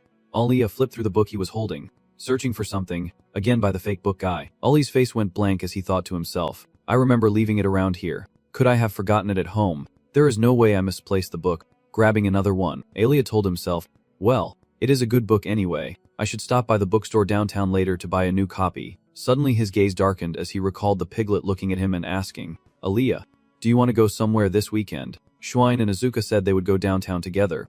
Looking down at the book, Alia thought to himself, then I just need to follow them. In a small town, Alia rubbed his temples and thought, do you think so? A group of girls surrounded him, flattering him eagerly. Lord Alia, there is a shop over there selling beautiful things. Please come with me. Sir, are you looking to buy books? Let us buy them for you. He thought irritably. This is not how it should be. he turned and said angrily to a girl with a heart-shaped face, "Why should I let you buy things for me? No need. Step aside." She replied, "Oh heavens, we just want to sit and have tea with Lord Alia." He sighed, tired of calculating. He could not have a normal conversation with these people, but he also could not use magic to blow them away. In a dilemma, Helmut appeared from afar. Alia on this side had already seen Helmut. Helmut wiped his sweat and waved at him. Alia furrowed his brows and glanced over. He slipped past the others, heading straight for Helmut, who was stretching out ahead. A hand grabbed my shirt. Alia turned around to explain to the group, "Sorry, but I already have a date with this guy today, so please step aside and make way." Helmut glanced over him looking confused. Azuka turned around, puzzled, and asked, "So that is Alia. You were ignoring us earlier, but now you are talking so fast and nonstop." Alia gritted her teeth, cursed silently, and walked away to avoid the fools. The girls freaked out in panic, saying it could not be true. How could Alia be hanging out with those people? Associating with people of a lower status like that would ruin her reputation that day. Azuka and Cian heard it and immediately darkened their faces, with one of them adding, "Especially with that rough crowd from the Sword Institute." A girl raised her hand to stop the speaker, saying, "Wait a minute. Could that green-haired guy from the Sword Academy be the famous swordsman Nini?" Cian and Azuka were annoyed, their entire presence radiating a fierce aura. Azuka turned to glare threateningly. "Suspicious? What? Finish your sentence." "You coward." Cian blushed and whispered, "I am not from the Sword Academy." And the girls nearby whispered, "Who is that beside him?" "We do not know." His eyes narrowed as he shouted, "Stop bothering others and get out of the way, or I will bite you." The girls immediately turned pale with fear. They always run away. Helmut helplessly turned and asked, "What is going on here?" Alia raised his eyebrows and glanced at him. He took a deep breath that startled Helmut. "Why did you hit me?" "You complained irritably, saying the road is so wide yet you still run into these kinds of people, and you smell like alcohol all the time. Move aside and use it." Asuka scolded. "This kid, do you have multiple personalities or what? Acting like that after asking for help." He pointed at Helmut, denying Asuka's words, saying, "I did not ask him to pull it out. I just saw this guy about to lose it when he saw me in trouble." Helmut looked down at him calmly and said, "I had no intention of helping you. I think with your skills these situations are nothing." He frowned, glanced at me, and explained, "No, now is not the time to discuss that. Forget it. It is better if I do not say anything." Someone looked toward Shuain and asked, "Shuain is sitting in the corner. But what is wrong with that guy over there? His face is pale and weak." The other replied, "Tell us." He has been mumbling all this time. Alia then took off her hood, looked at Asuka and ordered, "Darling, check the bag." "What?" he asked irritably. "Why are you ordering me around like that?" Alina replied curtly, "Just do it." Someone holding the bottle of medicine looked suspicious. "Poison." Ali explained, "It is an antidote. Anyone in the magic realm always carries a bottle with them. Just give it to him. He will wake up soon." Asuka sat down in front of Cian, pouring the medicine while grumbling, "If you had good stuff like this, you should have said so earlier. What a hassle." With the bottle still in his mouth, Shuain's eyes suddenly widened. He stammered, "Alia." He looked so emotional, his eyes sparkling with self-admiration. "You said you would not come. Yet you came because you care about us, this insincere person." Asuka sarcastically mocked, "Does it really work? He is just spouting nonsense out of panic." Ailey helplessly regretted, "It would have been better not to let him drink it." Xuan suggested, "Now that all four of us are here, where should we go? There is a dessert shop nearby that is really good." Asuka replied helplessly, "It is this late. Where else can we go but back to the dorm?" Helmut glanced at Ailey, who was resting his head on his hand. Looking bored, Ailey looked up, and Helmut turned as if he had something to say. Helmut spoke up, "Alia, do you have time tomorrow to visit the Goodwill Mansion together?" You turned to look at Helmut in surprise. Ailey did not answer. He asked if he should bring those people along, and Helmut replied no. He just wanted to ask for his opinion first. He then quietly expressed that it seemed Ethan wanted him to introduce Alia to him. Alia furrowed his brow and looked thoughtfully. He continued, "Why is it only me?" Helmut replied awkwardly, "Because if I invited others along, you would not go. You stubbornly insisted." "That is right," he sighed and explained. "Anyway, I owe you a lot." Ailey glanced at him and asked, "All right, when are we going?" He replied indifferently, "I think early morning is best. It would be troublesome to separate from Cian and Asuka again." Cian stopped and asked blankly, "Huh, you two are like that, talking behind my back?" Ali urged him to hurry home while he was still clear-headed since midterms were coming up, and Cian replied with a scowl, "No, with midterms approaching, I have to study late into the night, so do not nag me like my mom." But hearing that, he immediately refused, saying, "Fine." Just hearing that is scary enough. Helmut thought to himself, "I still do not fully understand what the relationship between people really is." But that day, I felt the distance between Ailey and me slowly closing. A hand was placed down, and he kept thinking. Or maybe, Helmut looked at the person in front of him silently, hesitating as he made his observation. "Am I the only one who thinks this?" Aelia turned to him, radiating a fierce aura as she commanded, Listen, this is a team battle. Our goal is to defeat Sien and Asuka to win. Helmut broke out in a sweat looking at her, seeing Helmut's blank face. He continued at length, like you know, I have never lost, and I have taught you thoroughly. Ali's expression hardened, his pupils dilated in warning, so if we lose, it is definitely 100% your fault. So do your best to win. Got it. Helmut watched this scene, speechless, and wondered. At school, students were chatting lively. The door opened. Ali held her bag and turned to ask, "Why are you here?" Helmut stared blankly, then turned irritably to ask, "What do you mean by that?" "I asked why you came here." Helmut replied, "I thought you were in the library as usual." He turned away to explain, "I just came to get a few things and will be back in the library soon. How's your exam preparation going?" He answered indifferently, "It is okay, I guess." You looked at me accusingly and asked why I was so indifferent. Helmut frankly said, "I am not worried about the practical test." Ali asked if that meant I was worried about the written test, and he replied that I already have enough entrance exam points anyway, and the elective class does not really suit me. Alia paused, puzzled, asking which elective class he meant. Helmut awkwardly replied, "History of the continent and magic," and Ali exclaimed, blaming him for not noticing the scent of the beast, while he seriously explained, exchange students are not given priority in choosing electives, and Ali sighed, complaining bitterly, but that subject prioritizes high-scoring students for selection, so exchange students are always at a disadvantage, and the academy has not offered any solutions. That is clearly unfair.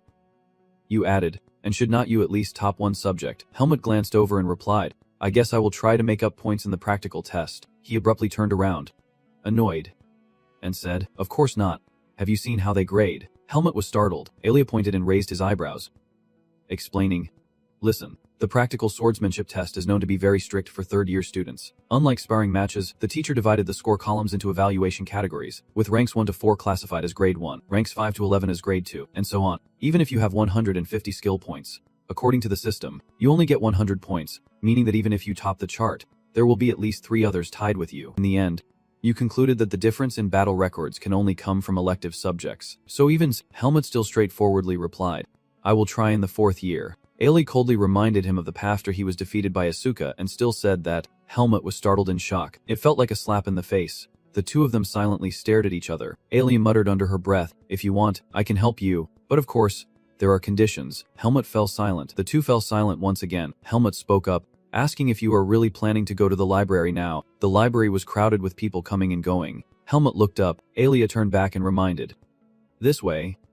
Follow me." As they walked down the hallway, Helmut asked where they were going, and Alia replied, "Private study room in the library that top students can register to use." Helmut glanced at Alia and sighed, "You have so much privacy, even in the dorm, but you grumbled, now I do not have any. Thanks to someone. Using the common room is quite troublesome for me. You understand that too." You open the door and remind them, "Only this place I will let you share, so study well." Shuin and Azuka sit there looking out, and Xian speaks up, "Sorry, but this room has already been reserved." The two stood stunned, Helmut with a puzzled expression. Shuin looked embarrassed, waving hello, saying it was Ariane and that meeting him here was truly a coincidence. Alia crossed her arms with a pale, annoyed face and asked, "So why are you two here?" Shuin raised her hand to explain. "Well, what is wrong with that? The top student in swordsmanship and the second in magic class have the right to use a private study room." Shuin turned to the headmaster and explained to Azuka, "I mean, why are you two going together?" Asuka replied with a slightly annoyed face, "Why else? We share a room to save space, and since we are in different classes, we do not bother each other anyway." Swain continued, "That is right, it would be a waste for one person to use a room alone. The two of you," Helmut, Alia, remained silent. Shuin awkwardly suggested, "So that is how it is, can you guys move to another room?" Helmut leaned in and whispered, "Something shady going on, Alia. He seems to have some hidden meaning." Alia suddenly clasped his hands and smiled brightly, his face lighting up as he exclaimed, "So that is how it is? Then we should not get in the way of each other's studies." Shuin pointed and nodded in agreement, pretending to be sincere. Alia really is different. Truly understanding, he cut in and said, "Because I have a better idea." Shuin immediately stiffened. Ali's expression changed in an instant, and he quietly suggested, "It is simple, let Helmut and Asuka study here, while you and I go to the next room. That way we save space and each room only has students studying the same subject." The two of them started sweating and stammering. "Boo, but," you cut in, saying, "So what? There is nothing wrong with that. Right? No need to hesitate," Shuin anxiously added. Then, before he could finish, Ali interrupted again, asking, "You always want to study with me, do not you?" You furrow your brow, a sly look in your eyes as you ask, "Or are you hiding something from us?" The two of them are left speechless and fall silent. In the library, the quiet space, Asuka sat deep in thought. Someone asked, So you are afraid Helmut will snatch the top rank and you are asking Shoin for extra lessons. Ailey glanced over at Helmut, who was dazed, and said angrily, "What is there to be afraid of with this guy?" Dawn, you know he was the only one to answer the final riddle correctly right after me without even using the textbook. Ailey replied bluntly, "I am helping him." Asuka pointed and exclaimed, "See, that is the problem," he explained helplessly. "I do not intend to lose the written exam, but I might in the practical one. But Helmut always has Aria's help, so of course I have to seek help too. I am not 100% sure I will win either." Ailey sighed, "If you are bluffing, you are more timid than I thought.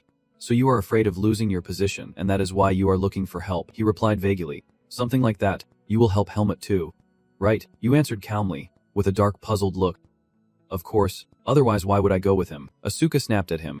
"Do you want to know how much I held back before unleashing all that?" Ailey raised a hand and asked, "But why him? You came first and he only came second."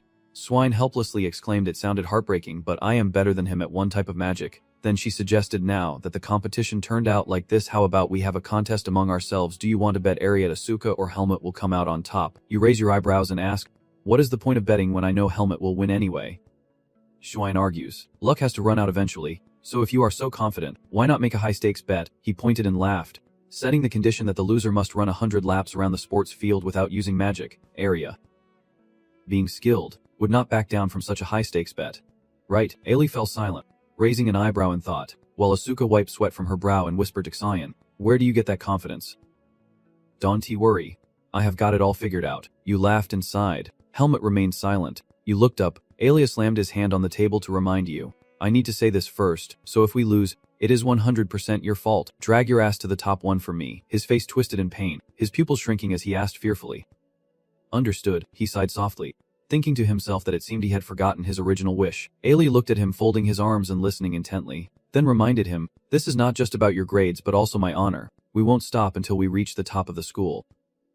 She ordered, "Now open your books and start by mastering the basics." The other two sat facing them as well. Asuka sat silently in a corner, glancing over helplessly, thinking how time flew like dogs running across the field. Night had fallen and the rain began to pour. Shuin stood by the window watching the raindrops fall, feeling nothing but dread, suddenly realizing the rain was really coming down hard. Just as Kian spoke, Ailey nearby immediately added, "Yeah, I know. In your hand right now is a small stack of wrong test papers.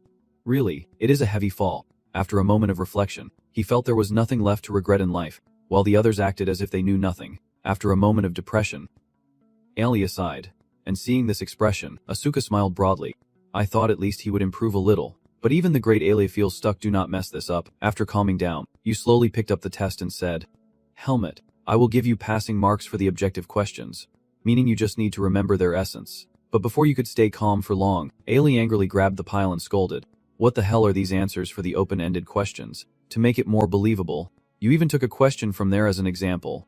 You were supposed to describe the difference between a normal mage and a song mage, and the danger that song mages pose." Mentioning this issue sparked Ailey's anger, but Helmut still responded provocatively, saying that unlike normal mages, song mages are evil creatures you must avoid encountering. What kind of answers are these? How are you supposed to face them? And more importantly, how many points will answers like these get? You told me to answer based on my own thoughts. This nonsense made the other person explode, but Helmut still stuck to his original opinion. "No, I told you to answer based on theory. Who would believe you have ever encountered them? But it is true." "Damn it. I mean," at this point Ailey was at a loss for words, and Asuka and Keen came over to Snoop, saying, "Show us." And without waiting for permission they grabbed the pile of assignments and started scrutinizing them. After reading a few pages, Shoin immediately pointed out Helmut's situation, saying, One thing is certain. Helmut, you have never answered an essay question before, right? As far as I know, exchange students mainly get objective questions on their tests." Asuka, standing nearby, now looks puzzled as she reads, "What subject is this?" "Understanding magic. Why are you taking this class?" The question was immediately answered by the person next to me, and hearing this, Asuka slyly advised, "Exchange students do not have many options in liberal arts." Helmut, do not give up after this term. Even Ailey finds it really tough. As soon as she finished speaking, Ailey slammed the table and stood up, startling the other two. You stood up with eyes blazing, voice trembling. Giving up is nonsense. The more Ailey thought about it, the more unwilling she became, and Asuka watched without knowing what to say. "I won't let my student lose to someone like you." "Hey, I do not know what to say. You look so serious I can't even get mad." Helmut, who had been silent all along, finally spoke up, only to be immediately opposed by Ailey, saying, "We will have to relearn how to answer open-ended questions. But I still have to train. You won't be allowed back to the dorm if you do not understand, so be prepared. As the sun sets, everyone in the room continues to study diligently. Besides studying, the two Asuka siblings also play pranks, and Alia takes it as a pastime. After getting tired of studying, the four of them rarely sit together to eat cookies. Helmut was doing his homework when he suddenly noticed something. Ailey flipped through the book and answered casually. They are not coming back. It is late and they are probably full. So they have gone to bed. Those two will pay for being so arrogant. Hearing this, Helmut lightly blamed himself, saying Ailey had to work so hard because of him, which surprised Alia. Then he calmly urged him on. But Helmut said straight, then work harder. Unless you want to see me run 100 laps around the yard. But how could you lose your top spot? Of course not. With that confirmation, he could not help but wonder. Was there a reason why you were so obsessed with being number one? Faced with this question, Ailey remained silent, gently closing the book he was reading before speaking. Everyone has secrets they can't share with others, and my reason is much the same. People said so, and Helmut did not ask further. Secrets that can be revealed to anyone. He has the same kind of secret. Understood. That said, he still guessed the reason in his mind. Alia is truly amazing. He will definitely earn the title of Grand Mage someday. Meaning, like Anshan, he will also discover the seed of darkness within himself, so there is no choice but to challenge him before that day comes. Helmut thought deeply. Seeing that reaction, Alia stepped forward to ask, and he honestly expressed his confusion. Enough. Is there any point you still do not understand? I do not understand this part about the abnormal magic receptors. In response to the question, Nitin said, let me see. Following Alia, he tucked his hair to one side, a gesture that caught his attention, and he looked at the side of the other's face in surprise. Alia remained unaware as Nitin explained briefly that it was a theory about how a person can have different spots where they receive magic. Abnormal means it is not fixed, and although the hypothesis has not been proven, the supervising professor, Sir Jukin, raised a question during the discussion. For a moment, you notice something strange about Helmut.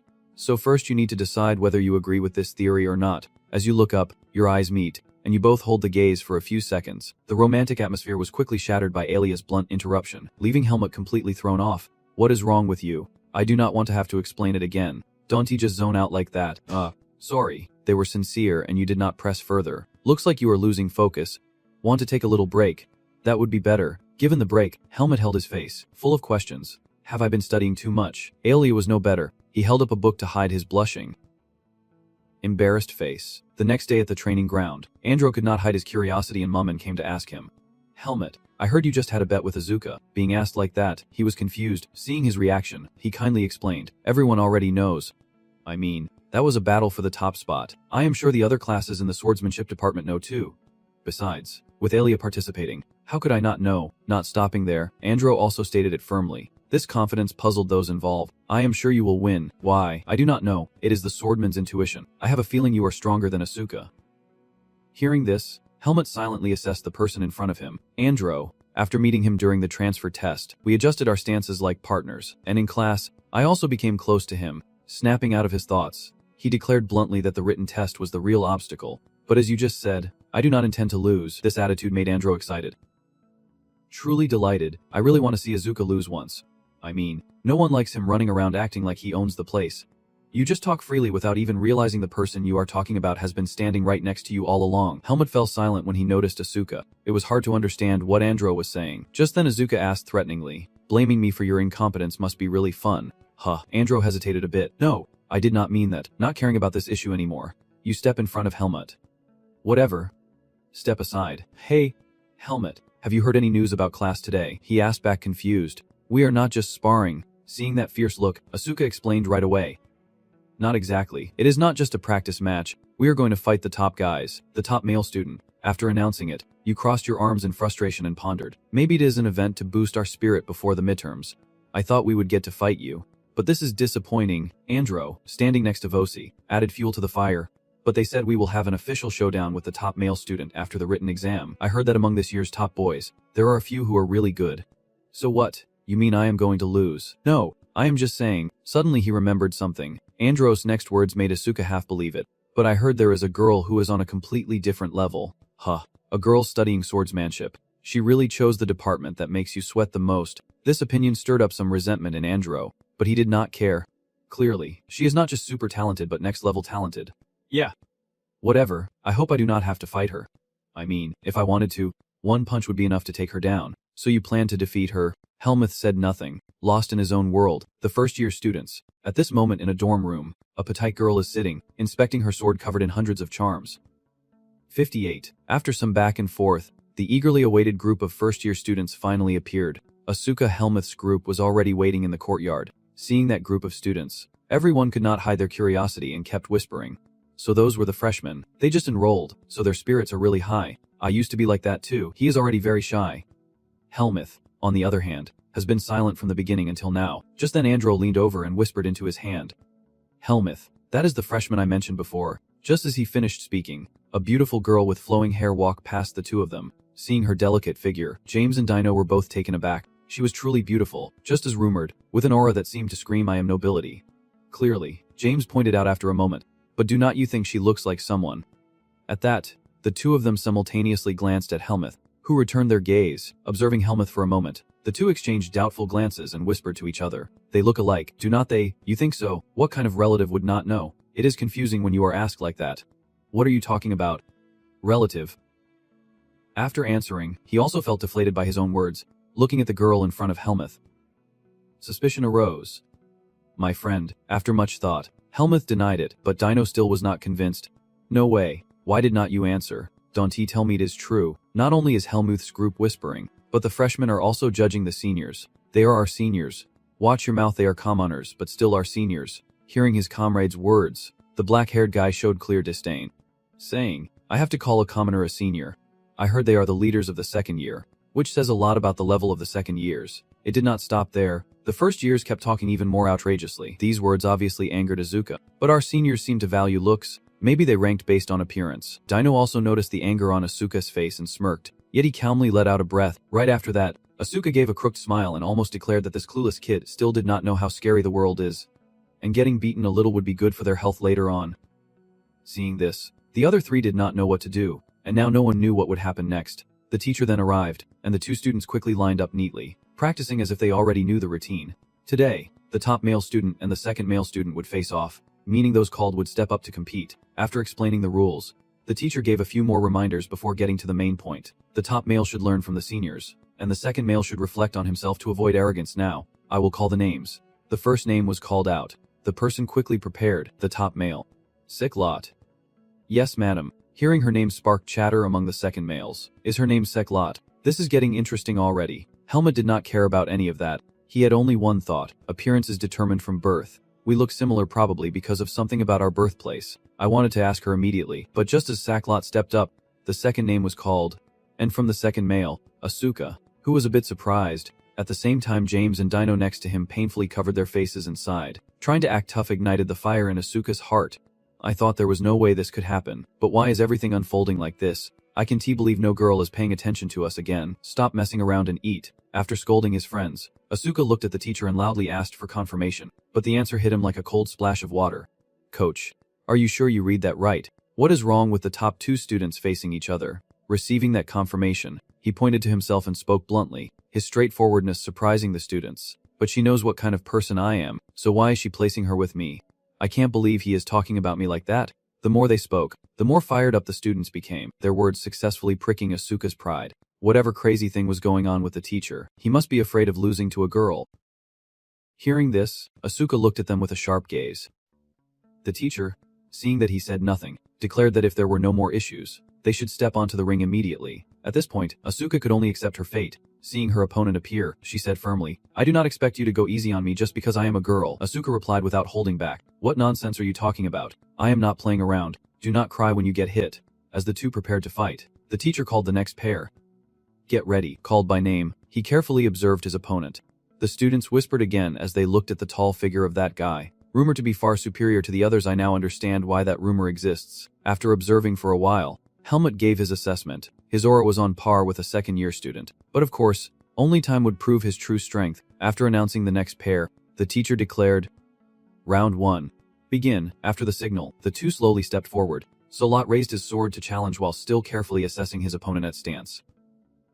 Before starting, Asuka asked, Why did you join the swordsmanship department? Asked like that, though a bit surprised, Satlot still replied briefly, To become stronger.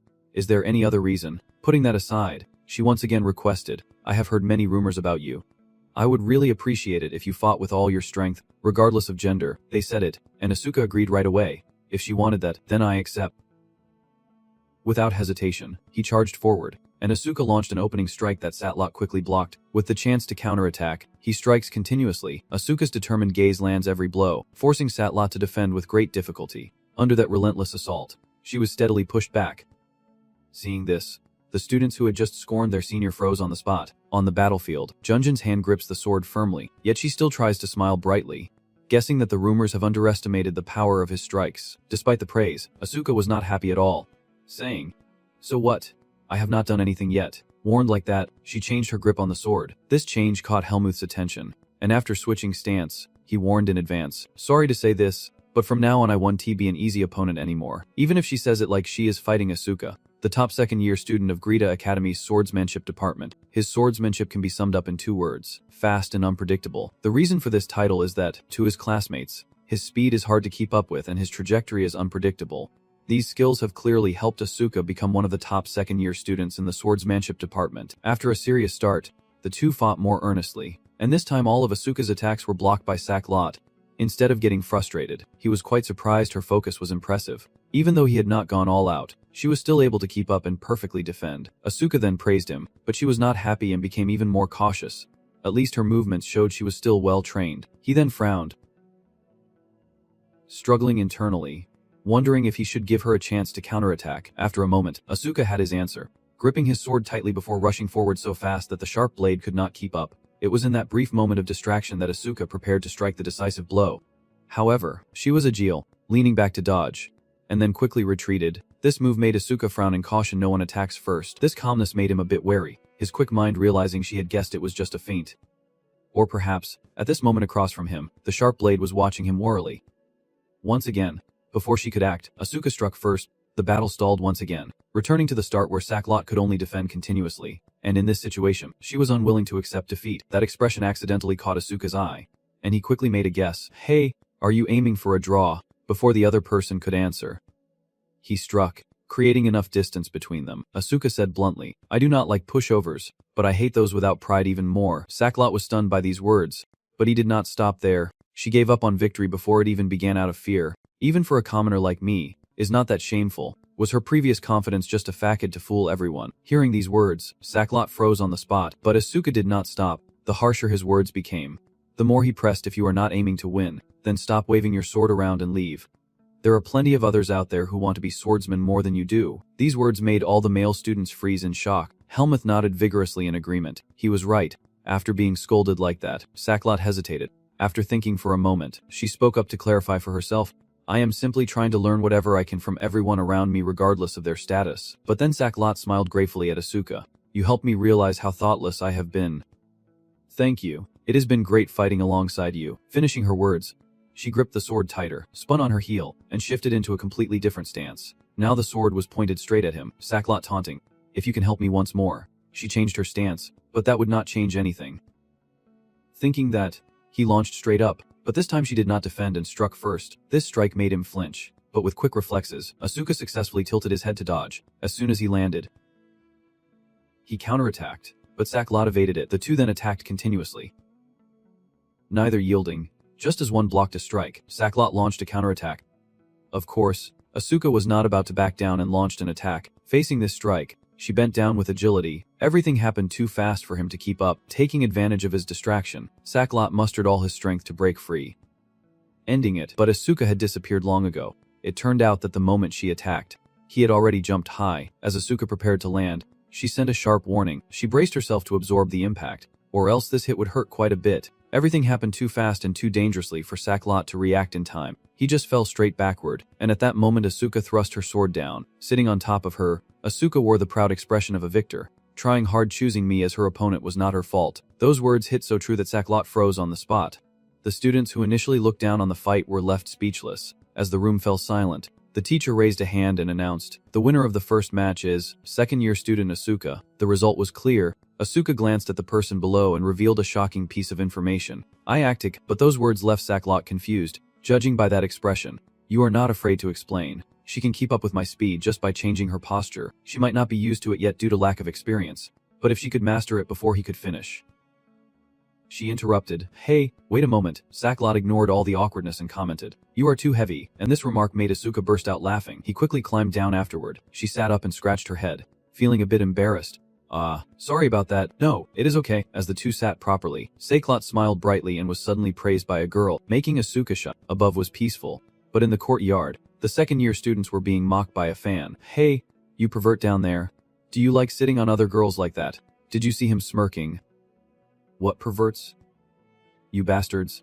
If you want something, then come at me. He then started arguing with his friends, while Saklot suddenly noticed something. It turned out her attention was drawn by Helmut's expressionless face. Seeing his face, Saklot hesitated, and Helmut felt a bit embarrassed being looked at, realizing she was a bit rude. She nodded with a light smile before heading down to the arena. The teacher immediately called the second pair. Then Helmut and Jeffrey stepped onto the platform and prepared to go. As Jeffrey passed by her, he took the chance to sneer a few words at her.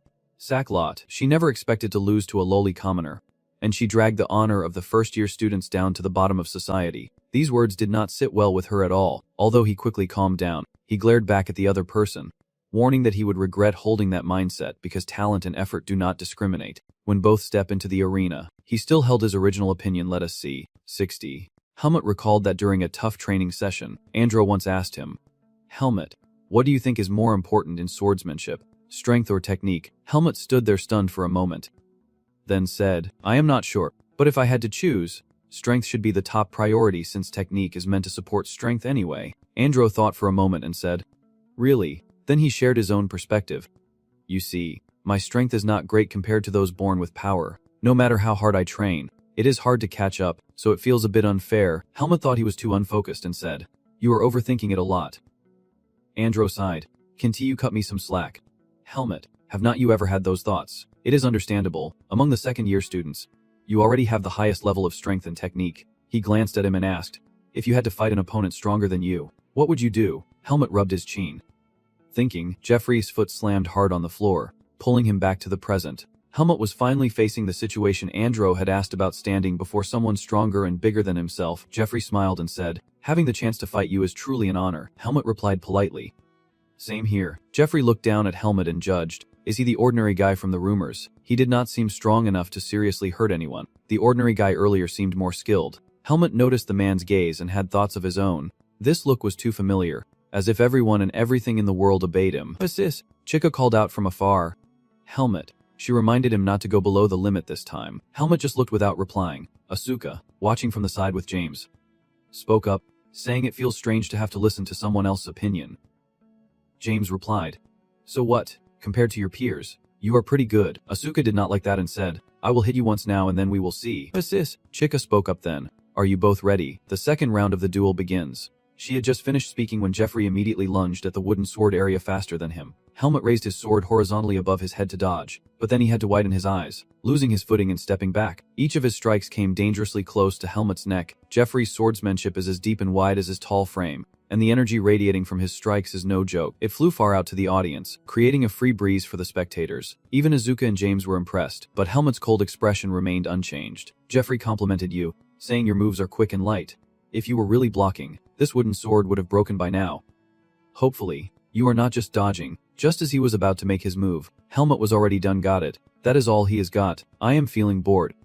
Honestly, I have fought so many strong opponents it is getting tiresome. The wooden sword swung across once again, and Helmut ducked to avoid Jeffrey's strike. He dodged the next few attacks as well, giving the audience a sense that the battle was somewhat slow and lacking in excitement. Jeffrey felt frustrated as he dodged another strike. He shouted loudly, Stop dodging an attack. Helmut still does not want to make a move, wanting to study his opponent more. No matter how strong the strikes are, it is useless if he does not fight back, since he promised Ethan not to cause any more harm. Instead of waiting for his opponent's strength to run out, maybe he should just end it now. Asuka and James stood there speechless. The others started whispering, What is he doing? So boring. He is supposed to be the top male student. Asuka glanced sideways, also wondering what he was doing. Helmut was still holding his sword but did not want to strike even once. Jeffrey was already exhausted, breathing heavily and noticeably drained. He also realized it himself, rubbed his chest a little, and said, That is all there is to the plan, taught by commoners, so I do not have high expectations like this. Do you know how much family background affects the gap in starting points? Simply put, there is an unbridgeable gap in experience between you and me. He boasted, his solid body a result of both natural talent and good upbringing. For ordinary people who can't even afford a sword, reaching my level is impossible, so that is why you dodged the attack, Right, Helmut's stern face did not ask his opponent. Was there some hidden provocation in his words, meaning he would not waste time on me? Jeffrey said confidently, I do not know who taught you swordsmanship, but I can already see your master's skill level. Helmut's face darkened at that moment, but Beichika over there shouted, Jeffrey, respect your opponent. Helmut, do not get distracted. Focus on the fight. They attacked me, and one day, Helmut started to catch his breath. Brother Fan, playing with you is not easy. Then he lowered his body to prepare for an attack. Jeffrey felt his hands were too slow. Helmut pierced through and struck his leg. Jeffrey was quite surprised. Helmut continued to build momentum, standing behind Jeffrey like a stalking tiger. But when he struck, Jeffrey immediately jumped up to dodge. And as Jeffrey landed, Helmut seized the opportunity to hit his thigh. Jeffrey was hit with a wooden sword, so he laughed, saying the attack was too weak. Helmut, it did not even touch me, but later he stumbled. That leg lost its balance, causing his whole body to kneel down. Jeffrey did not understand. His leg, in the end, still gave out. No matter how much the body is trained, there are always parts that will collapse after being hit repeatedly. Yet it still felt sharp pain. Helmut spoke up then, saying that is the difference in experience. So take another loss to this kimono and learn from it. Jeffrey tried to get up and continue. Not done yet, but Helmut rushed in immediately. He stepped across Jeffrey's legs, hooking the sword he held horizontally to trip him, causing Jeffrey to fall face first without realizing it. He refused to admit defeat and swung his sword up. But Helmut, with better momentum, immediately deflected his blade. Jeffrey saw his opponent in a new light. Helmut said, I am a transfer student, so I do not have much to teach you, but I hope you can spend less time insulting others and more time improving yourself. Chika quickly interrupted. Helmut, that is enough. The duel is over. But he did not listen, swinging his sword straight down at him, knocking Jeffrey to the ground. The students watching showed fear on their faces. What's this? Chika raised her hand to her forehead and sighed. Look at Jeffrey, so big yet lying there battered, unable to get up. As Chika's wooden sword was knocked up to the ceiling, spinning a few times like a drum, James' opponent immediately fell down, leaving James stunned. You pretend to laugh at your opponent. How about that? You fool. What's this? Chika reminds you, Benjamin, to respect your opponent, and you immediately say Junjin. Oh yes. Wait, I'm sorry. Then they had to pull their opponent up. That day's match was a tradition for second-year students. The top male students quickly realized the gap between them and the seniors. For second-year students, this is a chance to gain a reputation. The afternoon outside creates a very open atmosphere. Someone is taking a small amount of water from the basin, then turning off the tap immediately, as one footstep approached. Charlotte, who was washing her face, saw Helmut passing by like this, making her really want to speak up. Helmut looked at her too. Charlotte quickly wiped her face, stammered a greeting, and Helmut responded with a hesitant, He kept looking at her, wondering. Charlotte, should I just ask her now? The name engraved on the pendant. Margaret Irene. But how should I start the conversation? Should I be direct, or would being too eager be bad? Revealing family ties is like exposing your back to others. If they knew there was a seed of darkness, a divine spirit, or even noble blood within me, they would naturally side with the light rather than me. Even the god of goodwill. Charlotte grew more and more afraid as he looked at her silently. She worried, having heard that the senior had caused trouble with Jeffrey before. Did she do something to make him hate her? Charlotte had to start the conversation. Do you have something to say to me? Hemut exhaled and decided to speak. It is nothing. I watched your sparring match. Your skills are quite good. Charlotte was a bit embarrassed. Really? Thank you. Is Senior Hemut also very talented? I am a bit curious. Do you know my name? She covered her mouth and laughed. Everyone in the swordsmanship department knows you. Hemut did not seem very interested. Oh, I see. Charlotte bravely confessed. One day, can I spar with you? Hemut froze a bit, making Charlotte awkward. Of course, if possible. No need to think twice. I did not mean anything. Hemut just reacted slowly. He said, okay. Charlotte was startled. Really? Thank you. She is very beautiful as she speaks the next words. Then I will wait for that day. This time you really spaced out. Hemut. Right. Asuka suddenly jumped over and put her arm around him. Hemut. What are you doing here? When she saw Charlotte, Danmai asked. Oh. Do you two know each other? She quickly waved her hand. No. Just neighbors. Then she left, politely saying goodbye and wishing him good luck. Asuka, with her arm around Hemut, had already come up with countless scenarios. Hey, are you happy because she started a conversation with you? Hemut kept a straight face and denied it, saying no way. Get your hands off me. Watching Hemut walk away, Asuka got up, calling him difficult, and asked if she had made him angry, to which Hemut replied with a line. I am not like you, Asuka said defiantly. What do I do anyway? Who do you think I am? Do not ignore me. Early in the morning, the sun shone outside the academy, adding to the brightness. The window glass became shinier. Hemut was diligently writing with his pen. Then he turned to ask his roommate, Aliyah, what the problem was. Aliyah, who was reading a book, coldly asked. Hemut looked at the young man who had become unusually alert. his face showing a hint of determination, staring intently at the gaze that was not meant for him. He must assess that after years of tough training with Darien in the dark pine forest, his senses had become sharper. Right now, I have a feeling that danger is near, Hemut gently asked him. Is something wrong? Ailey was silent for a moment, then she slammed the book shut and got serious. Hemut, I have a question for you. Hemut felt uneasy. Huh, what is it? Unexpectedly. Your question made him tense. Heard that today the top male swordsmanship student confessed to you. Is that true? Hemut was busy wiping his face when the person next to him concluded it must be true without a word. He denied it, saying there was no such thing, but Alia said the rumor had spread everywhere, and since she was new to the school, he must be happy to be famous for being pursued by juniors. Hemut heard the question and said, I did not do anything, so why are you mad? Ailey got annoyed. What? Why would I be mad? Hemut clarified. Let me repeat, that is not true. I only said a few things because she wanted to spar with me next time. I do not know about others, but I am not lying to you. Ailey sighed, opened the book again, and said, All right, if that is the case, I believe you. After all, not every rumor is true. You also added, I have thought about it. Hemut, you are my roommate and also the closest person to me. Hemut confirmed, that is right. Ailey closed the book and said with a hint of delusion, I am telling you this because you seem very careless. So listen carefully. Never trust any girl who approaches you, because there is a high chance she is using you as a bridge to target me. Hemut was surprisingly on board, but he did not understand at all and said, I do not think so. Alia confidently insisted, No, it is definitely 100% true. You have seen the people who approached me before. The girls who pursue me are very clever. Some even disguise themselves as boys to enter my bedroom, which means there will definitely be some who act well enough to fool you. Hemut thought, Oh, I see now. So it is best if I stay away from the assassin. Right? Alia panicked. No. Not really. I just meant it as possible. You have to decide for yourself. Hemut comforted his roommate. You do not need to say anything more. If you suspect the assassin and want me to keep my distance, just say so. I do not really care either way. Ailey did not expect that at all. He sighed and turned away. Really? Then just go ahead. I am just reminding you, never trust any girl who acts friendly to you. Because you are a civilian.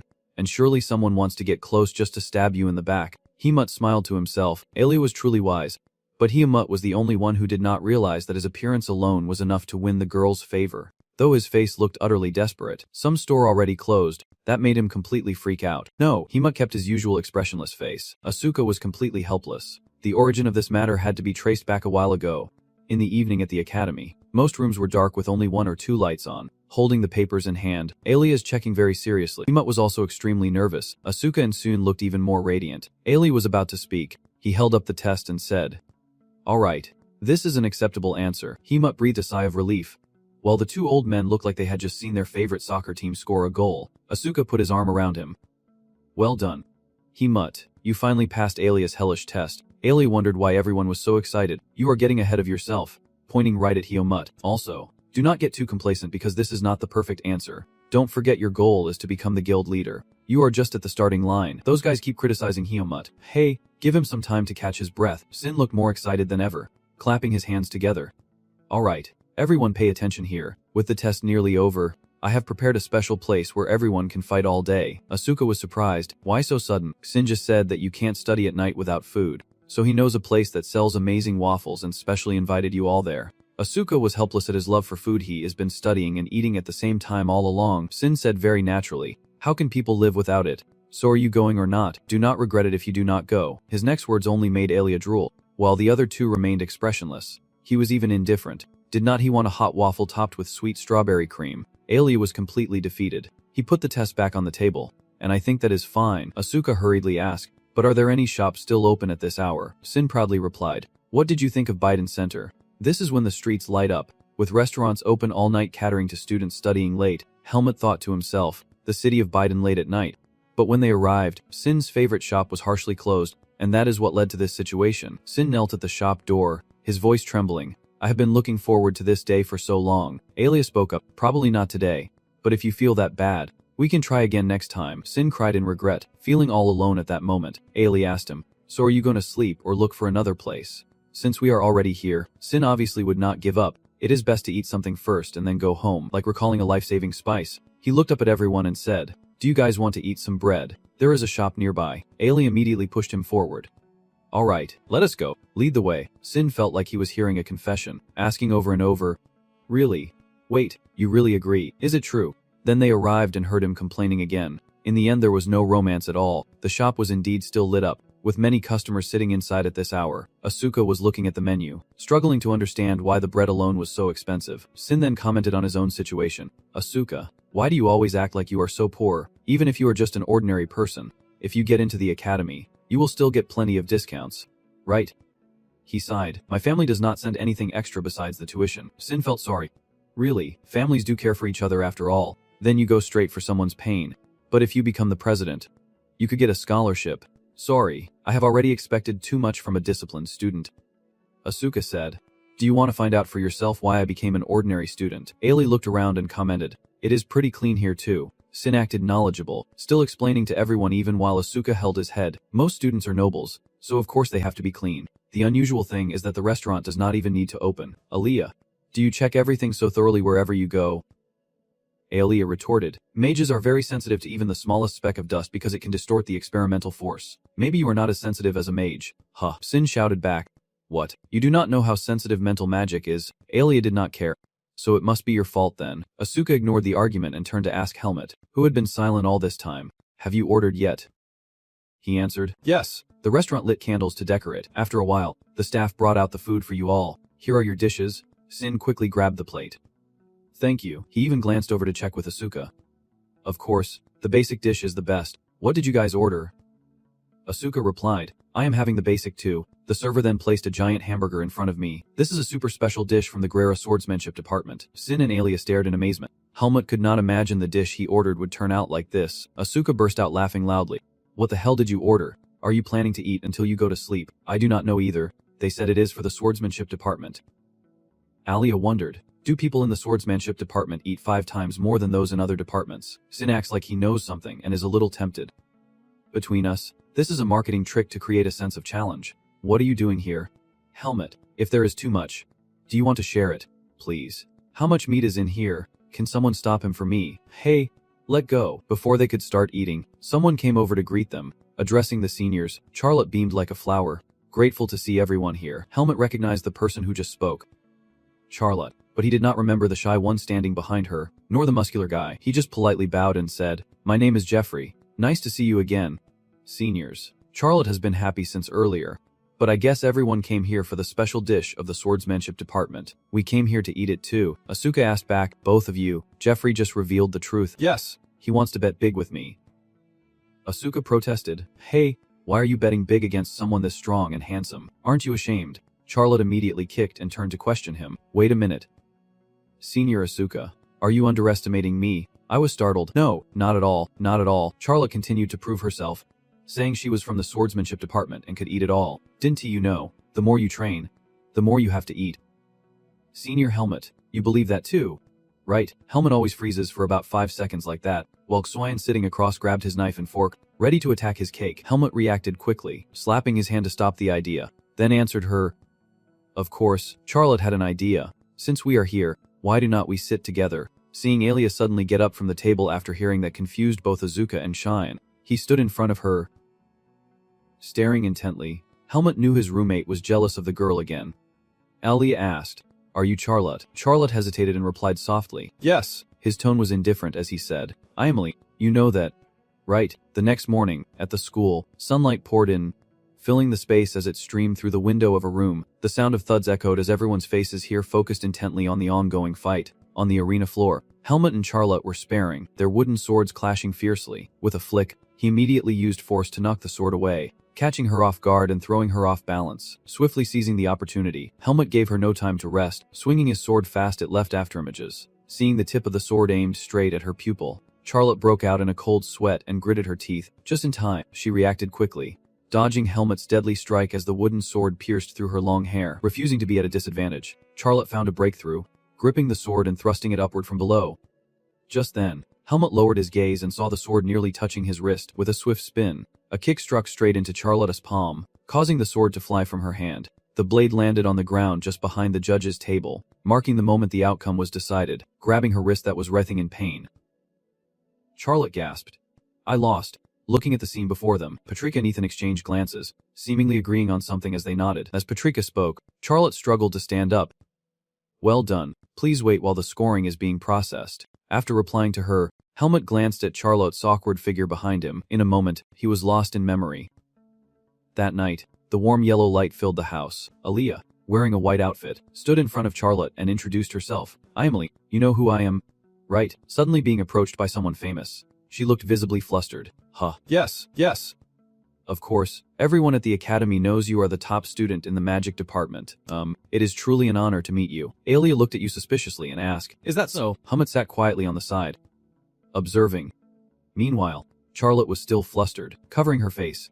Her cheeks were now flushed pink with embarrassment. "What was wrong with me?" Cyan was sitting and eating, still chewing something messily, speaking to Azuka, who looked annoyed. "I just realized one thing. As long as Aaliyah is with us, none of us will ever get a girlfriend." Helmut's face remained expressionless as he quietly observed. The person he was assessing subtly glanced back. When Aaliyah met Helmut's gaze, she immediately looked away, as if trying to see something about him. He quietly kept watching. In the fleeting moment of uncertainty, Helmut returned to reality and concluded that based on her reaction, Aaliyah was ultimately an honest person. For a moment, the image of the assassin appeared in his mind, prompting him to start speculating beyond their similar appearances. There is no evidence that we share blood ties, so rather than rushing and revealing personal information, it would be wiser to keep a distance from her from now on. Helmut's face showed no expression as he looked straight ahead, and at this moment, becoming stronger was his top priority. Seeming to have found his goal, Helmut's eyes flickered with determination, the strength he needed to overcome every illusion he had to face. Beyond the long corridor, no one was walking. In the shadows, Asuka sat bored on the chair, leaning it back slightly as he swung his ankles and stared up at the ceiling. Now, clear dark circle showed on Asuka's face as he muttered and gritted his teeth. "That is right, just half a semester. I only need to avoid suspension for the next half semester." Suddenly appearing out of nowhere, Helmut spoke up abruptly, making Asuka jump as if he was about to fly out the window. "If you are not suspended, what is the point?" You scared me. At least make some noise so others know you are there." Asuka calmed down, turned around, draped his arm over the chair, and looked at the guy who had startled him, saying, "I am just talking to myself. Do not mind it. By the way, your match was against Saklot, right? What did you think of that fight? Considering how much time you had to spend, probably was not as easy as I said." Helmut listened to Asuka ramble, his expression blank but questioning. "Not really. The match ended pretty quickly. We were late because the coach kept nagging me not to finish it too fast." Hearing that annoying tone, Asuka burst out, "You annoying bastard. Are you trying to be like your roommate?" Not wanting to discuss his own matters any further, he changed the subject, saying that considering how calm you are, it seems your practice went very well. Hearing this, Helmut smirked and said, "Of course, it was perfect, and if you do not want to be on the bad side of Aaliyah, you would better prepare well for the theory test." Who would have thought the person he just mentioned suddenly appeared behind him and said, "He is right," making Asuka jump again. "Damn. Are you trying to scare me to death again? What is wrong with you two? Did you secretly enroll in the assassination department or something?" Ignoring the person yelling loudly, Ailey looked at Helmut and said, "Helmut, your exam tomorrow is about understanding magic, right?" He nodded softly. "Yes, you got it." Then quickly shared his plan. "I will do one last check. Open the book." Helmut looked at Aaliyah but still took out the book, hesitating as he asked, "What about your exam?" Aaliyah, with a very impatient expression, "I have prepared thoroughly for a long time. You should worry about yourself. Only then can you help me." Asuka suddenly felt something was off and looked at Aaliyah searchingly, asking, "Why are you here alone?" "How would I know? Maybe he is busy studying for the exam to help you." Huh. Really irresponsible. Watching Asuka and Aaliyah talk back and forth, Helmut suddenly fell into silence, tossing the noisy book behind his head. Aaliyah leaned heavily on Helmut, looking at him dumbfounded and scolding. "What are you doing? Hurry up and get the book." "I do not have much time. Snap back to reality by your voice," he quickly replied. "Oh right." Aaliyah looked puzzled. "What is wrong?" As Helmut rummaged through his things and answered, "You. Nothing. I am just thinking, do you hate running 100 laps around the field that much, as if it were obvious?" Aaliyah sighed. "Why would I like it? I hate losing much more, and most importantly, I am about to leave cause I am worried there might be someone missing here. You shared your idea with me, so I just want to be sure being top of the class is not so bad for you. Right?" Enough talking. Asuka happily sat beside Helmut as he struggled. "But come on. Hang in there, Helmut. Beating me in the theory test won't be easy." Again, Helmut clenched his fist around the book, his confused expression clear as Asuka and Aaliyah started a new fight. "We can't just reveal our strategy to the enemy before the battle. Right? If you do not like it, why do not both of you leave? You are the one with the problem here. Do you want to leave on your own or should I throw you out? Go ahead and try if you can." Helplessness slowly crept into his mind as Helmut closed his eyes and pondered. It seemed training would be difficult for a while. As the study time passed, the desk was covered with circled test papers. Helmut kept working on the problems, his hands used to holding a sword now swiftly writing on paper. Finally, he handed his solutions over to Alia for review. Receiving his nod, Helmut let out a long breath. The notebook was now filled with countless notes. Helmut continued studying, the sound of his pen scratching on paper echoing throughout the room. And finally, what was bound to happen did happen. Today's light was truly harsh. In the lecture hall, each student sat upright, looking up at the podium. They quietly waited for the instructor to explain the exam rules. You will have 2 hours for the exam. You may begin now. Amid the applause, everyone started working diligently, and Helmut was no exception. He read through the questions on the paper, pausing at one, picking up his pen. Helmut focused intently. He had accidentally acquired a forbidden shadow spell. I have not read further yet. But if you lose this power, you will be gone. Describe what you would do in that situation. Another familiar scene. The sky remains as clear as ever. By the window, in that deserted hallway, Alia sat at the desk, one hand holding herself, the other gently flipping through a book, the light from outside highlighting his white hair. How did the exam go? Just as he stepped into the room, Alia suddenly asked, causing Helmut to hesitate for a moment. Then I was like a robot, my body stiffening like a door, feeling like I was taking a test. Not too bad though. Most questions were like what I explained, but there was one quite unusual. Catching the main point in Helmut's words, Alia looked up at him. Unusual?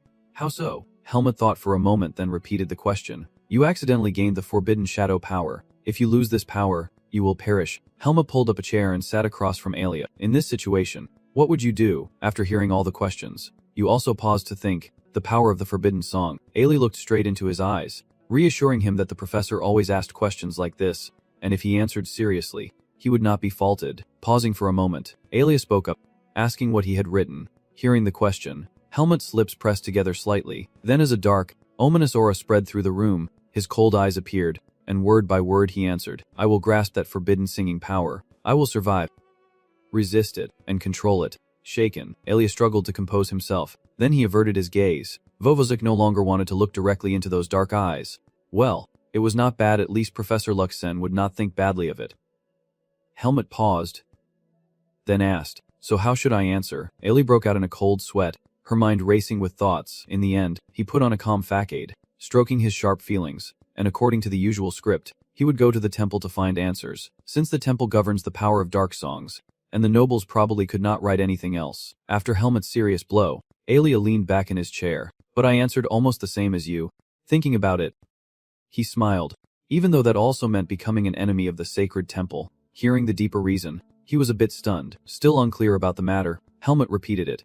The enemy of the temple. But unlike his vague reaction, Alia remained completely calm. Think it over. The Lumen Temple is ruthless with the shadow forces, and if you voluntarily confess, why would the shadow willingly walk into its own demise? Reflecting on that, the calm voice still rings in my ears. So surviving and finding a way to control it is the most reasonable approach. After explaining Helmut's question, Alia returned to the main topic. It does not seem bad if nothing goes wrong. You will probably rank high on the class exam, but it is best not to mention this anywhere. The academy may prioritize learning over faith. But outside, you will be accused of heresy immediately. Understanding your warning, he closed his eyes and nodded. All right. Then Helmut looked out the bright window and said, I get it. On the day midterm results were announced, birds soared freely in the sky. At Greta Academy, the exam results were posted publicly in the school's central square, where students crowded together searching for their names. This obviously sparked the competitive spirit among the noble students who valued their honor. Some were joyful over high scores, while others screamed in frustration or did not know where to hide their shame over poor results. Today Helmut was also among the crowd. He could not help but admire. This was truly an excellent plan. After observing the surroundings, Helmut finally looked around to search. This is the magic department's score. Where is Alia?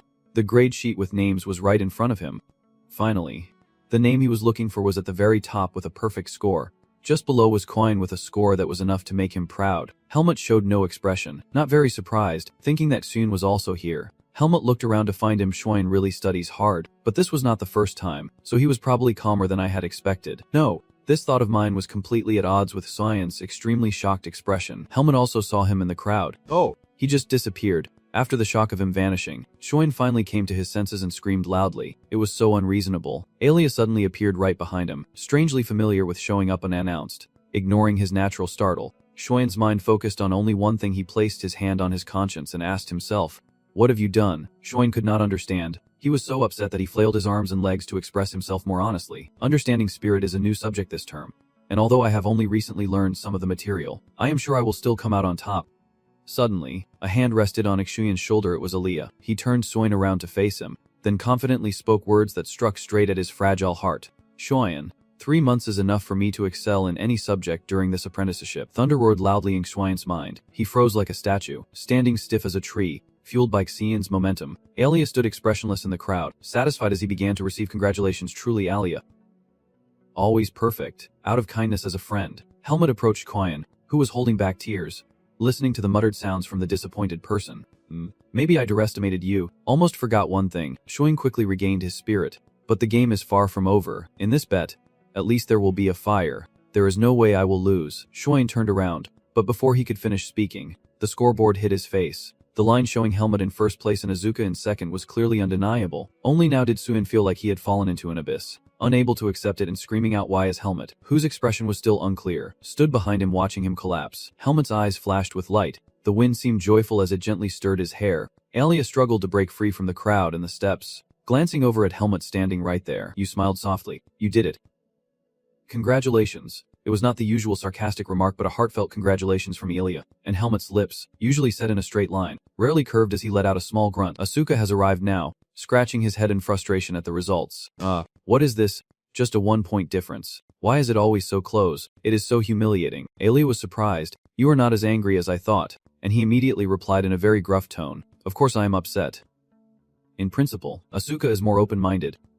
But still, it is better than letting first place slip to someone else, and the competitive spirit is deeply ingrained in him. So he angrily pointed at Helmet and declared defiantly, but next time be ready for a fight, because I want to lose to you again. That will be a real test of our skills, and no one will interfere with us during that exam. Suddenly, Asuka's sleeve was grabbed by someone. He glanced over quietly, seeing Xian stumbling loudly toward the interrogation, shouting, "Traitor. You deliberately lost to get me punished. I trusted you." Suddenly fed up, Asuka exploded with that hateful look on his face. What? Do I have that kind of person inside me? You were the one who confidently set the stakes. So if you lose, you have to accept it. Speaking of which, Shuin looked at the two winners with watery eyes, casting aside his small pride as he pleaded. Alia. Helmet, please spare me. 100 laps around the field is too much. I am going to quit. Helmet. Confused. Said you can quit after just 100 laps, only to be met with Xuan's shout. Do not think everyone is as strong as you. Seeing no hope in this superhuman strength, Shuin feigned weakness and turned to Alia to plead. Alia, your stamina is similar to mine, so you understand.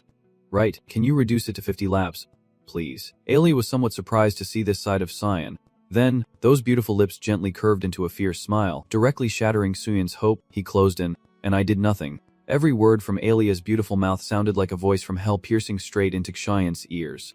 Like the person who always complained about his big belly from too many late-night snacks serves him right.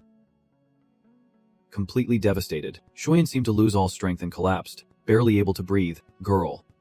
Night was falling, the moon was high, and the heavy breathing on the field continued steadily. It was Xian who spoke, his face now pale, his whole body drenched in sweat. But no one cared. He just gritted his teeth and kept running. These heartless people, looking down from above, could clearly see that the school grounds for the nobles were very spacious. On the training ground, each person was struggling to hold onto their wooden sticks, while the teacher stood nearby shouting and watching. At break time, Dime turned to Helmet's group and said, "Hey, did you hear? Next week our class is going camping in the forest." Soon as Dime finished speaking, Andro, Asuka, and Helmet all turned their attention to him. Andro asked skeptically, "Camping in the forest? I have never been camping before. How about you guys?" Diem sighed as he saw his clueless expression and said, "Huh. You have never been, so you have no experience at all." Listening to Dime share his knowledge, both Asuka and Andro turned pale. Everything else was fine, but remember to check the ground carefully before setting up your tent. Because if you dig with your hands you might come across someone else, buried waste. Dime went on. That is why a camping hall is essential, and the forest bugs are very poisonous, so if you do not want a swollen face, do not stick your head out of the sleeping bag while you sleep. Ignoring what you said, Asuka whispered to Helmet. Hey Helmet, you used to be a mercenary, right? Was sleeping on the mountain like this for you too? Seems a bit. Helmet was surprised. You have never gone camping before. Hearing that, Asuka looked serious. I have camped along the roads when traveling with groups, but never up in the mountains. He wiped his tears and replied indifferently, but I do not think it is that serious. Incense can repel mosquitoes, and there is also cupping therapy. Helmet was gloomy for a moment, then answered the short guy. Just by looking you can tell. His calm attitude made Asuka feel relieved. Thank you, but now I am even more worried. Hearing you say that puts me somewhat at ease. Thinking about having to adventure and hide in the wild, Asuka rubbed his temples, saying it is not the poison that bothers me, but I really hate bugs, so I will probably have to buy some repellents first. Hey Helmet, wanna go shopping together this weekend? He thought for a moment before deciding. Probably yes. And the shopping date between Asuka and Helmut finally arrived, the sky clear and the sun shining brightly that day. On the street, the bustling road was lively and crowded, filled with the sounds of trading and conversations everywhere. Each shop buzzed with customers. Finally, Helmut and Asuka arrived at their destination. Asuka stared ahead in surprise and said, "We are here now, so what should we buy first?" Then I turned to look at Shuyan's pale green head standing next to Helmut and asked, "Why are you following me too?" Shuyan, hearing his name, did not feel embarrassed at all but grinned foolishly. "Oh come on. Do you really have to ask? It is normal, and I also want to buy something." Silent until now, Helmut spoke up, striking straight at Shuyan's dark heart. "You are no longer sore or numb after running 100 laps." Shuyan stiffened, sweat streaming down. Of course, the recovery magic works well. A few days and it is all healed." Looking back in memory, on the night Shuyan had to run 100 laps of extreme fish, I knew full well that half of that day he had used the Dark Soul as a substitute, but Helmut decided to let it slide. After all, running a few dozen laps was already commendable. More pairs, Asuka clapped his boots to get their attention. "Alright, first buy some anti-species medicine." Asuka and Helmut discussed for a while. He pointed to the candle displayed over there, a candle that changes species. "Should we buy it?" "Not yet." Helmut naturally pointed out its pros and cons. "Sounds good, but there are also pests during meals, so using spray is less harmful and better." Then he pointed to the lantern Asuka had just picked up. "Oh, and the lighted lantern too. It is darker on the mountain than you think, but if it is too bright, it will attract predators, so just buy something bright enough to see." Hearing Helmut say this, Asuka fell silent for a moment. He glanced at Helmut with a cool expression and said in admiration, "You think more carefully than I expected." Helmut did not pay attention to his words and reached for another type of lantern, saying it is still better than running into trouble later. "Right," seeming to agree with Helmut. Asuka held up the lamp in her hand and looked at it intently, saying it made sense, but if you shined this lamp on bats while they were sleeping, would not it cause a forest fire? Shuyan, who had been absent until now, suddenly squeezed into the argument between Helmut and Asuka, making them both turn to pay attention and ask, "So should we buy one of these?" He smiled, holding up the roll of paper, explaining its name and use a magic scroll to extinguish forest fires by creating a vacuum environment to put out flames. "Pretty cool, right?" Asuka immediately asked, "What? Does that really exist? If you use this on a person, would not they suffocate?" She heard him say that and her face was full of doubt. "No, who would normally think of using it on people? It does not hurt, right? I do not want to be an accomplice in dealing with people." Helmut stood behind watching Shuyan and Helmut enthusiastically chatting. "Look, this grill looks great for roasting meat or vegetables." "Right, it is thin and light, so it is easy to carry." "Oh, listen to that. Should we buy one?"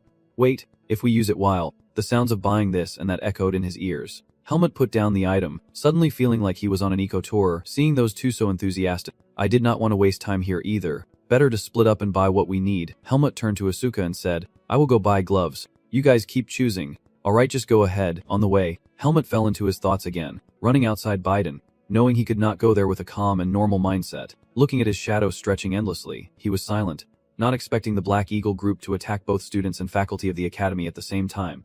But there is a precedent, so I can't let my guard down completely. At least I need to stay alert. Entering the narrow alley, Helmut looked around, but it was exhausting to always be on guard against them. Once I have enough strength, I will deal with this problem before they make a move. Suddenly, he saw the shiny black pot. It was the cotton candy machine, and the vendor was skillfully spinning the candy onto a stick, after making a new one. The candy seller called out, "Cotton candy here. Who wants some cotton candy? Try Biden's unique dessert." From afar, Theresa heard the call and came over, "Gave me one." The candy seller quickly handed her the cotton candy and politely said thank you. He stood there lost in thought. Cotton candy fluffy like clouds. If it is a dessert then it must be edible. He held the freshly bought stick of cotton candy, swaying it gently in his hand. She moved closer to Helmut and started a conversation, looking quite charming. "Right, they said it was made by melting sugar and spinning it into thin strands around a stick. These ordinary skills seem more magical than sorcery." Golden hair gently brushed past Helmut's eyes. He looked at the beautiful face intently focused on the cotton candy in her hand. Then that face turned its ruby red eyes to him. Huh. Helmut, the perceptive magic class student. Only now did Helmut show his expression, flashing questioning eyes. "Who is she?" Seemingly guessing his attitude. Theresa laughed without caring and said, "Oh, you do not know me. We used to be in the same magic class. You do not seem very interested in others." She smiled, introduced herself, and got straight to the point. Introducing herself, "I am Theresa from the 3rd Magic Department. I am a bit interested in you. Are you free?" Helmut was silent for a few seconds. In his mind flashed Alia's warning. Never trust the words of women who approach you. They only try to get close to deceive you. Immediately, Helmut turned to leave without hesitation. "No, I'm busy." "Gotta go." Theresa hurriedly reached out to stop him. Hey, that is cold. Come on, just a moment, talk to me. He frowned, glancing at her. If you are interested in Alia, why did not you talk to her directly? Teresa froze, then smiled helplessly. What Alia? It seems like you get in this kind of situation a lot. Don't worry, I'm not like that. I'm only interested in you. She meant the situation you often face is the kind of approach to Helmut, but actually aimed at Alia. Teresa reached out to touch him. Suddenly, a slender hand reached out, blocking Helmut and breaking her approach, and the owner of that hand was Alia. Helmut looked at him in surprise, Alia's face cold as he quietly turned his head and asked, Helmut, what are you doing here? Suddenly interrupted, Teresa did not get angry and naturally withdrew her hand. Oh Alia, what a coincidence, I did not expect you to be here. You frowned, your gaze showing no kindness as you assessed the girl before you. Then, once Alia recognized her identity, her guard eased a bit. Teresa, a senior student and top of the male dorm, what a coincidence to meet here. Teresa said, waving her hand, no need to be so cautious, I just want to talk to your roommate. When Alia took off his cloak and hat, his sharp features immediately caught her eye, and he asked, do you have something to say to me? Caught off guard by his intense gaze, Teresa was stunned, her cheeks slowly turning red. Realizing her awkwardness, she shyly scratched her cheek with her finger, trying to change the subject. No, is it, maybe, not wanting to let her stammer for long. Alia interrupted, I get it. One moment he was calm, the next he grabbed Helmut's sleeve and pulled him away. Let us go. Helmut. Seeing the two about to leave, Teresa called out, hey, wait. Looking around, the place was crowded with people everywhere. Alia pulled Helmut away from Teresa, but he still clung tightly to his sleeve without letting go. As they walked, Alia scolded, did you just talk behind my back? Why are you just standing there like that? She does not mean well. Trailing behind Alia, Helmut calmly defended himself. I tried to ignore her, but ignoring a senior and classmate like that feels a bit rude. Alia grumbled, her tone extremely difficult. Maybe I am too rigid. If you do not like something, just say it straight. If you were more decisive, I would not have ended up so confused. He hesitated. Confused. If you are annoyed, then just ignore it. But Alia's tone only grew sharper in response. What? How could I? Calm down. Take a breath. Let us talk about it later. Suddenly remembering something, Alia frowned and asked, where are Xuan and Azuka? Helmut made a face when he heard the question. How would I know? You are the one who insisted. There is no way you came here alone. He hesitated, saying they must be nearby, then gave up on Helmut. Alia sighed in frustration and said, all right, it is best if we stick together for safety. Now lead me to them quickly. He pressed his lips, stared at her intently, then finally relented, walking side by side with Alia, who did not even know if she felt annoyed or not. Truly unpredictable. If he wants something, he insists on getting it. Guided by a longing for the old path, Helmut Alia back to the previous shop. As soon as they stepped in, Alia hesitated upon seeing Xian and Asuka loaded down with countless bags and items. Seeing Alia's grim expression, Helmut kept asking questions. Finally, night has fallen, with the faint moonlight and street lamps illuminating the late night scene. After gathering all the stuff, Asuka smiled contentedly. All right, with such thorough preparation, the camping trip will go smoothly. Only now realizing the problem, Xuan looked down at the pile of bags he was carrying and thought maybe we bought a bit too much. Not sure if it will all fit in the carriage. Asuka did not care and just hummed while walking. Well, just stuff whatever fits in the leftover space. Helmut walked behind them, just smiling silently as he listened to the two continue their bickering like cats and dogs. You always spend recklessly like this. No wonder you are always out of money. What? No way. Have you ever spent my money to say that? Suddenly, a dense aura appeared, and Helmut was shocked, immediately turning back toward its direction. But behind him was only an empty road with no one in sight. Just the four of them on their way back, still full of doubt. Helmut lowered his gaze since he saw nothing unusual. He turned around to walk with the other three, and although Helmut was always carefully watching from all sides, he had no idea at that moment. Helmut hesitated. The surrounding space was quiet, so their footsteps echoed loudly, but just after he left, a shadow appeared on the wooden chair behind him. Gradually, it took the form of a figure full of malice, signaling that these were the last moments he could spend as a student at the academy, and this time was about to come to an end. In the quiet space, inside a room, silver moonlight slipped through the window frame, casting a long streak of silver light inside. The lit candle was still flickering. As he entered, still kneeling on the ground, he faced a pitch-black cave entrance where nothing could be seen inside. Anton was one of the two people there. He bowed his head to report the situation. I am the head of this branch, and I have successfully gathered the information. Sir, inside the door, there was still nothing, just a misty fog spilling out from within. Anton saw this and could only stammer, flicker of fear clearly showing on his face. Because of that, a powerful foot stepped out, with deadly auras flickering all around. Bit by bit, they gathered into a man, making the other two in the room shiver. Anton blinked slowly, goosebumps rising on his arms. The man wore a hood, his deep voice carrying a deadly calm. Then he said, I am listening. Go on. Speak. Continue. Anton feared, lowering his head. I understand now, sweat pouring down his body. So this is one of the most elite forces of the Black Bear. The figure slowly turned around, revealing a grotesque clown face, the assassin clown Faisal. Anton suppressed his fear and took out a stack of documents from his pocket, containing information about Helmet. As I mentioned earlier, there is a kid at this academy who is very difficult to deal with, so to learn more about him, please take a look at these documents now. Faisal reached out, carefully flipping through each page. After reviewing the information, he looked at Anton, who was kneeling respectfully. With suspicion, a level 2 mercenary group had taken out 2 members of the assassin team. Currently in the second year at Greta Academy, is there any teacher in the academy with such skills to train a kid like that? Anton answered cautiously. At his current level, he no longer needs to attend the academy. Previously, he was hired by Ethan Cocteau, one of the nobles from Biden. Faisal immediately raised his suspicion, asking about the mercenary group's past and if they had found anything. But fearing blame, Anton quickly lowered his head as much as possible and said, Unfortunately, I could not find any information.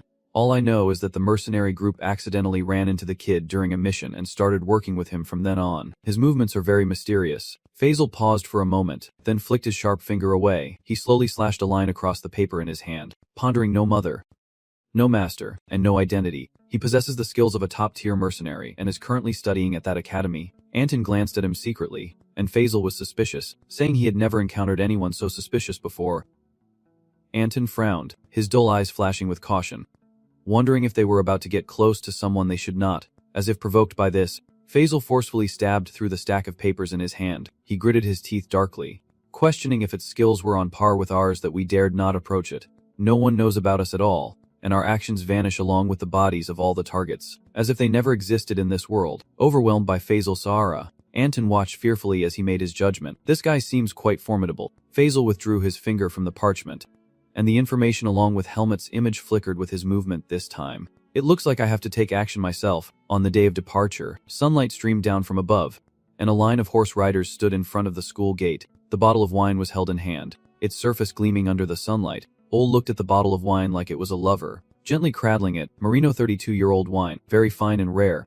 Then he turned around, his eyes full of determination, thinking he would share it with the other trainers to show his gratitude, ignoring his student shouting behind him. Do not.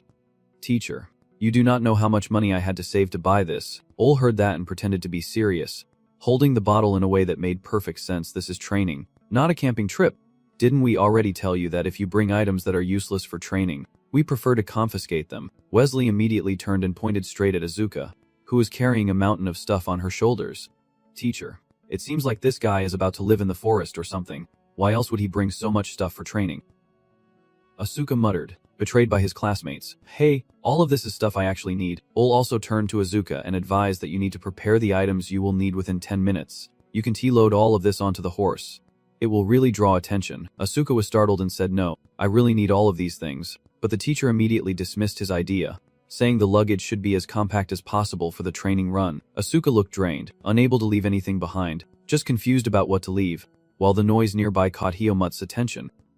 Soon after, he stopped carrying and turned away to gaze at the scenery. The group mounted their horses and gradually moved out of the school gate on a Monday morning as the sun was slowly rising. The outdoor survival class outside the academy had begun. Soon, tall trees appeared in the distance, clearly marking their arrival at the forest. The clatter of hooves echoed as the group of students followed in order without causing any commotion. Having grown accustomed to riding horses, Hemut had no worries at all about this field trip. It has been a long time since I left Baden. I wonder if exploring the forest now after all this time would feel any different. Asuka rode alongside him, observing from head to toe and realizing that Hiomut was not carrying anything at all. Asuka chuckled, pulling Hiomut out of his thoughts. Haha, since you are hired by a noble, your horse must be a fine steed too. But I wonder what breed it is. To me, all horses look the same. Hemut replied bluntly. I do not know, but your horse does not look that bad either. Asuka curled his lips. What do you mean? Just by looking you can tell the value of these two horses is different. Forget it. I am not going to argue with someone as indifferent as Hemut. Asuka asked curiously, so what is its name? Unexpectedly, Hemut's answer caught him off guard. A name? I do not know. Do I even need to name it? Asuka immediately scolded him. What? You have not named it yet? That is so careless. Then he got on the boat and spoke on behalf of the horse, saying horses are our partners and will be with us for a long time, so we usually give them names. Why not take this chance to name it now? Hemut rubbed his head, saying you can't just come up with a name like that out of nowhere. Seeing this, Asuka suggested, just look at it and think of something. Then you can use that as its name. And Himut fell silent after hearing him, looking down at its smooth blue coat. A thought flashed through his mind. Then Himut said a name that made Asuka so angry his face darkened. Asuka, how could you choose that name? He immediately objected. That is my name. Do you think I look like a horse or something like that? That is not okay. Himut was confused. Why be so scared over something so simple? Asuka could not say more. Naming the horse after the person riding it was not a good idea. He grunted once, turned away, and I saw no problem with it, which made Asuka scream in anger. What? Do you think I am some kind of horse or what? We have been traveling all day, from early dawn until nightfall. Finally, the group arrived at a clearing where horses and riders could rest. As soon as Miss Chika dismounted, she took charge and turned to give instructions, demanding everyone's attention. Since we have arrived at the campsite, we will rest for a while and then announce the schedule to everyone. Keep your belongings safe and relax in the saddle. Himut and Asuka dismounted one after the other. He remained as calm as ever, but unlike him, Asuka was exhausted and out of breath, riding all day just to reach the campsite. How much longer do we have to ride? Himut did not answer. Instead, he watched the surroundings out of habit. Then he bent down, raised his hand, and counted fingers to plan the schedule based on what he heard at the start. The first day is for resting and having a barbecue. The second day will host a hunting competition, and almost the entire third day is reserved for group activities. Thinking about this, Himut's face grew serious and thoughtful. Fortunately, on the way here, he had not sensed anything strange. He was still lost in thought, completely unaware that Asuka had been watching him all along. If someone is targeting me, then the third day reserved for group activities might be a good opportunity. But until then, I will be careful and stay alert. Asuka suddenly called out, "Hey, Himut, you react pretty quickly." Asuka, who had been paying attention all this time, finally spoke up, "Where is your horse?" Himut took a breath and slowly glanced down at the reins in his hand. The reins are still in his hand, but the horse is gone. Asuka saw that Himut had not responded and thought he had not heard clearly. "Hey Himut, where's your horse?" Himut's mood was at its lowest point. The reins in his hand hung loose. Only now did he notice the clean cut across them. Himut immediately guessed that the reins had been cut with a sharp blade. He was stunned, while Asuka stood nearby, looking around in disbelief, thinking, I have always held the reins tightly, so how could they have been cut so easily? What happened caught Himut off guard, making him feel there was a risk. No. The real problem was that he had not even realized he would lost his horse. In the end, Asuka, who had been looking around all this time, finally spotted Himut's missing horse and said, "Hey, I think your horse is over there. You need to be more careful." He looked in the direction Asuka was looking, not far away. The horse was standing with one leg raised, nibbling on the grass. Himut froze, done. He did not rush over but turned to Asuka and asked to borrow his sword. "Asuka, lend me your sword." A sword. Just for a moment, taking the sword from Asuka, Himut carefully walked over to where the horse was standing. If there is any sound, he won't hold back and will strike it down. Getting closer to the horse, Himut looks around even more carefully, still seeing nothing unusual. He felt strange. He still could not sense anyone around. Why? Suddenly, his intuition flared up. Himut looked down at where he was standing. Right by his foot, a trap lay hidden beneath the thick grass. The distance was dangerously close. If Himut took another step forward, he feared his leg would not make it through this run unscathed. A chilling feeling washed over him as he clenched his teeth. This was a trap so well hidden it was nearly invisible, and this run was strictly off limits for hunting. Looking at the animal trap snapping open like a bear's jaws ready to bite the unlucky victim, there must be a specific purpose. A warning. Yes, this is the warning. A creeping sense of tension spreading behind Himut's neck, stiffening his body, silently signaling that he is the prey. But the stronger the opponent, the more excited he became, and Himut's lips clearly curled into a smile. Not wanting any danger, Himut still kept his distance from the horse and called out, "Hey, since you are a white horse, I will just call you Y. Come here." The horse was carelessly named by its owner. It keeps enjoying the delicacies without ever feeling hungry. But how could a horse understand human language? Himut still has not realized this and keeps telling himself that it does not understand. Seeing it eat freely like that, it must no longer be dangerous. He stepped forward to pet it. "No matter who dares to block the way, I will deal with you immediately." The darkness of the forest gently covered part of Himut's face, but the excitement on his face was still clear, hoping it would be a worthy opponent. Returning to the feed area, the tents and campfires were already set up. Erlen stepped into the center and called out loudly for everyone to gather before dinner, as he had a few announcements to make. Quickly, the trainees gathered neatly in rows before Erlen, who spoke while holding up the orb, instructing them to refrain from unnecessary actions until the activity ended. Each team leader will be provided with a sphere to maintain communication with the instructor and report immediately if any issues arise. The spheres have been distributed to the team leaders, who carefully place them on a shoe cloth to prevent damage or breakage. holding it in his hand. Himut stared intently. A voice spoke up, drawing his attention. Hey Himut, is there anyone else besides Azuka? I have already gathered enough team members. Only the team captains. And you are the captain. Right. First, let us assemble. Asuka steps out. Himut looks at the 3 people standing here, then at the 2 standing over there. He left for a moment. Finally, he dropped a key line, too many strangers around. Obviously, a phrase that easily stirs up resentment. Misen grumbled and scowled. You should have seen us when the team was formed. Wesley, standing next to him, also agreed with frustration. Exactly. Andro saw the tension rising and quickly stepped in to mediate. Then let us introduce ourselves now. Since we are in the same group, we must be connected somehow, so let us start with introductions. Ivan. The 4 strangers in Hiomut's eyes also said their names one by one from left to right. I am Misen. Basin. Wesley. Dino. Himut nodded, then turned to the bright red-haired James, who had not introduced himself, and asked, And you? Oh God. This question from him made James want to puke blood. He pointed at his own face in frustration. James. My name is James. We have talked before. Please remember. Himut crossed his arms and replied coldly.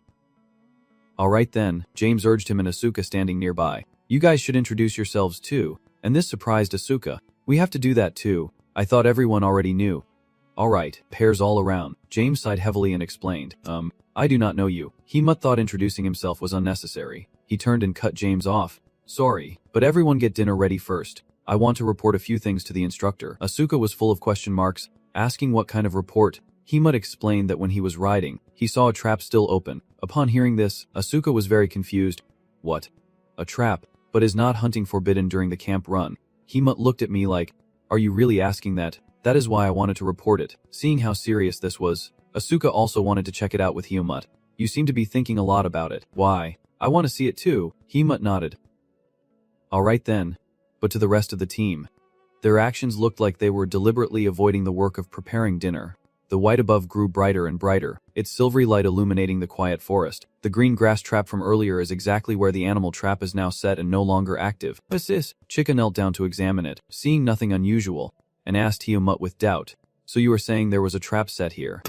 Chica looked at him and asked if he was sure it was a trap, and Himut confidently confirmed what he saw. Yes. He was sure. He even stepped on it once. She stood up, brushed off her clothes, but with no evidence. There was nothing here after all. Be more careful if there are other traps. He did not try to prove what he saw and just replied with a yes. Asuka. Not much different from Miss.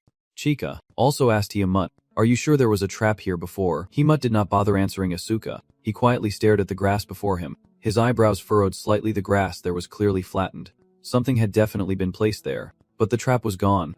Indeed. There was an unusual depression in the lush green grass, and Himut continued to deduce, like erasing evidence, he could remove it immediately, which meant he was watching me very closely, taking his eyes off the grass. Himut thought back to when he learned to survive from Alaga in the forest of tall trees, realizing that humans have the ability to resist prey stronger than themselves. In his mind's eye, a simulation appeared of a man holding a makeshift spear, hiding behind a large tree, watching a wild wolf stalking its prey. This was perseverance. Then the other person seized the opportunity, holding a torch in one hand and a spear in the other. Human persistence truly unique and suited to gradually wear down and finally defeat the prey.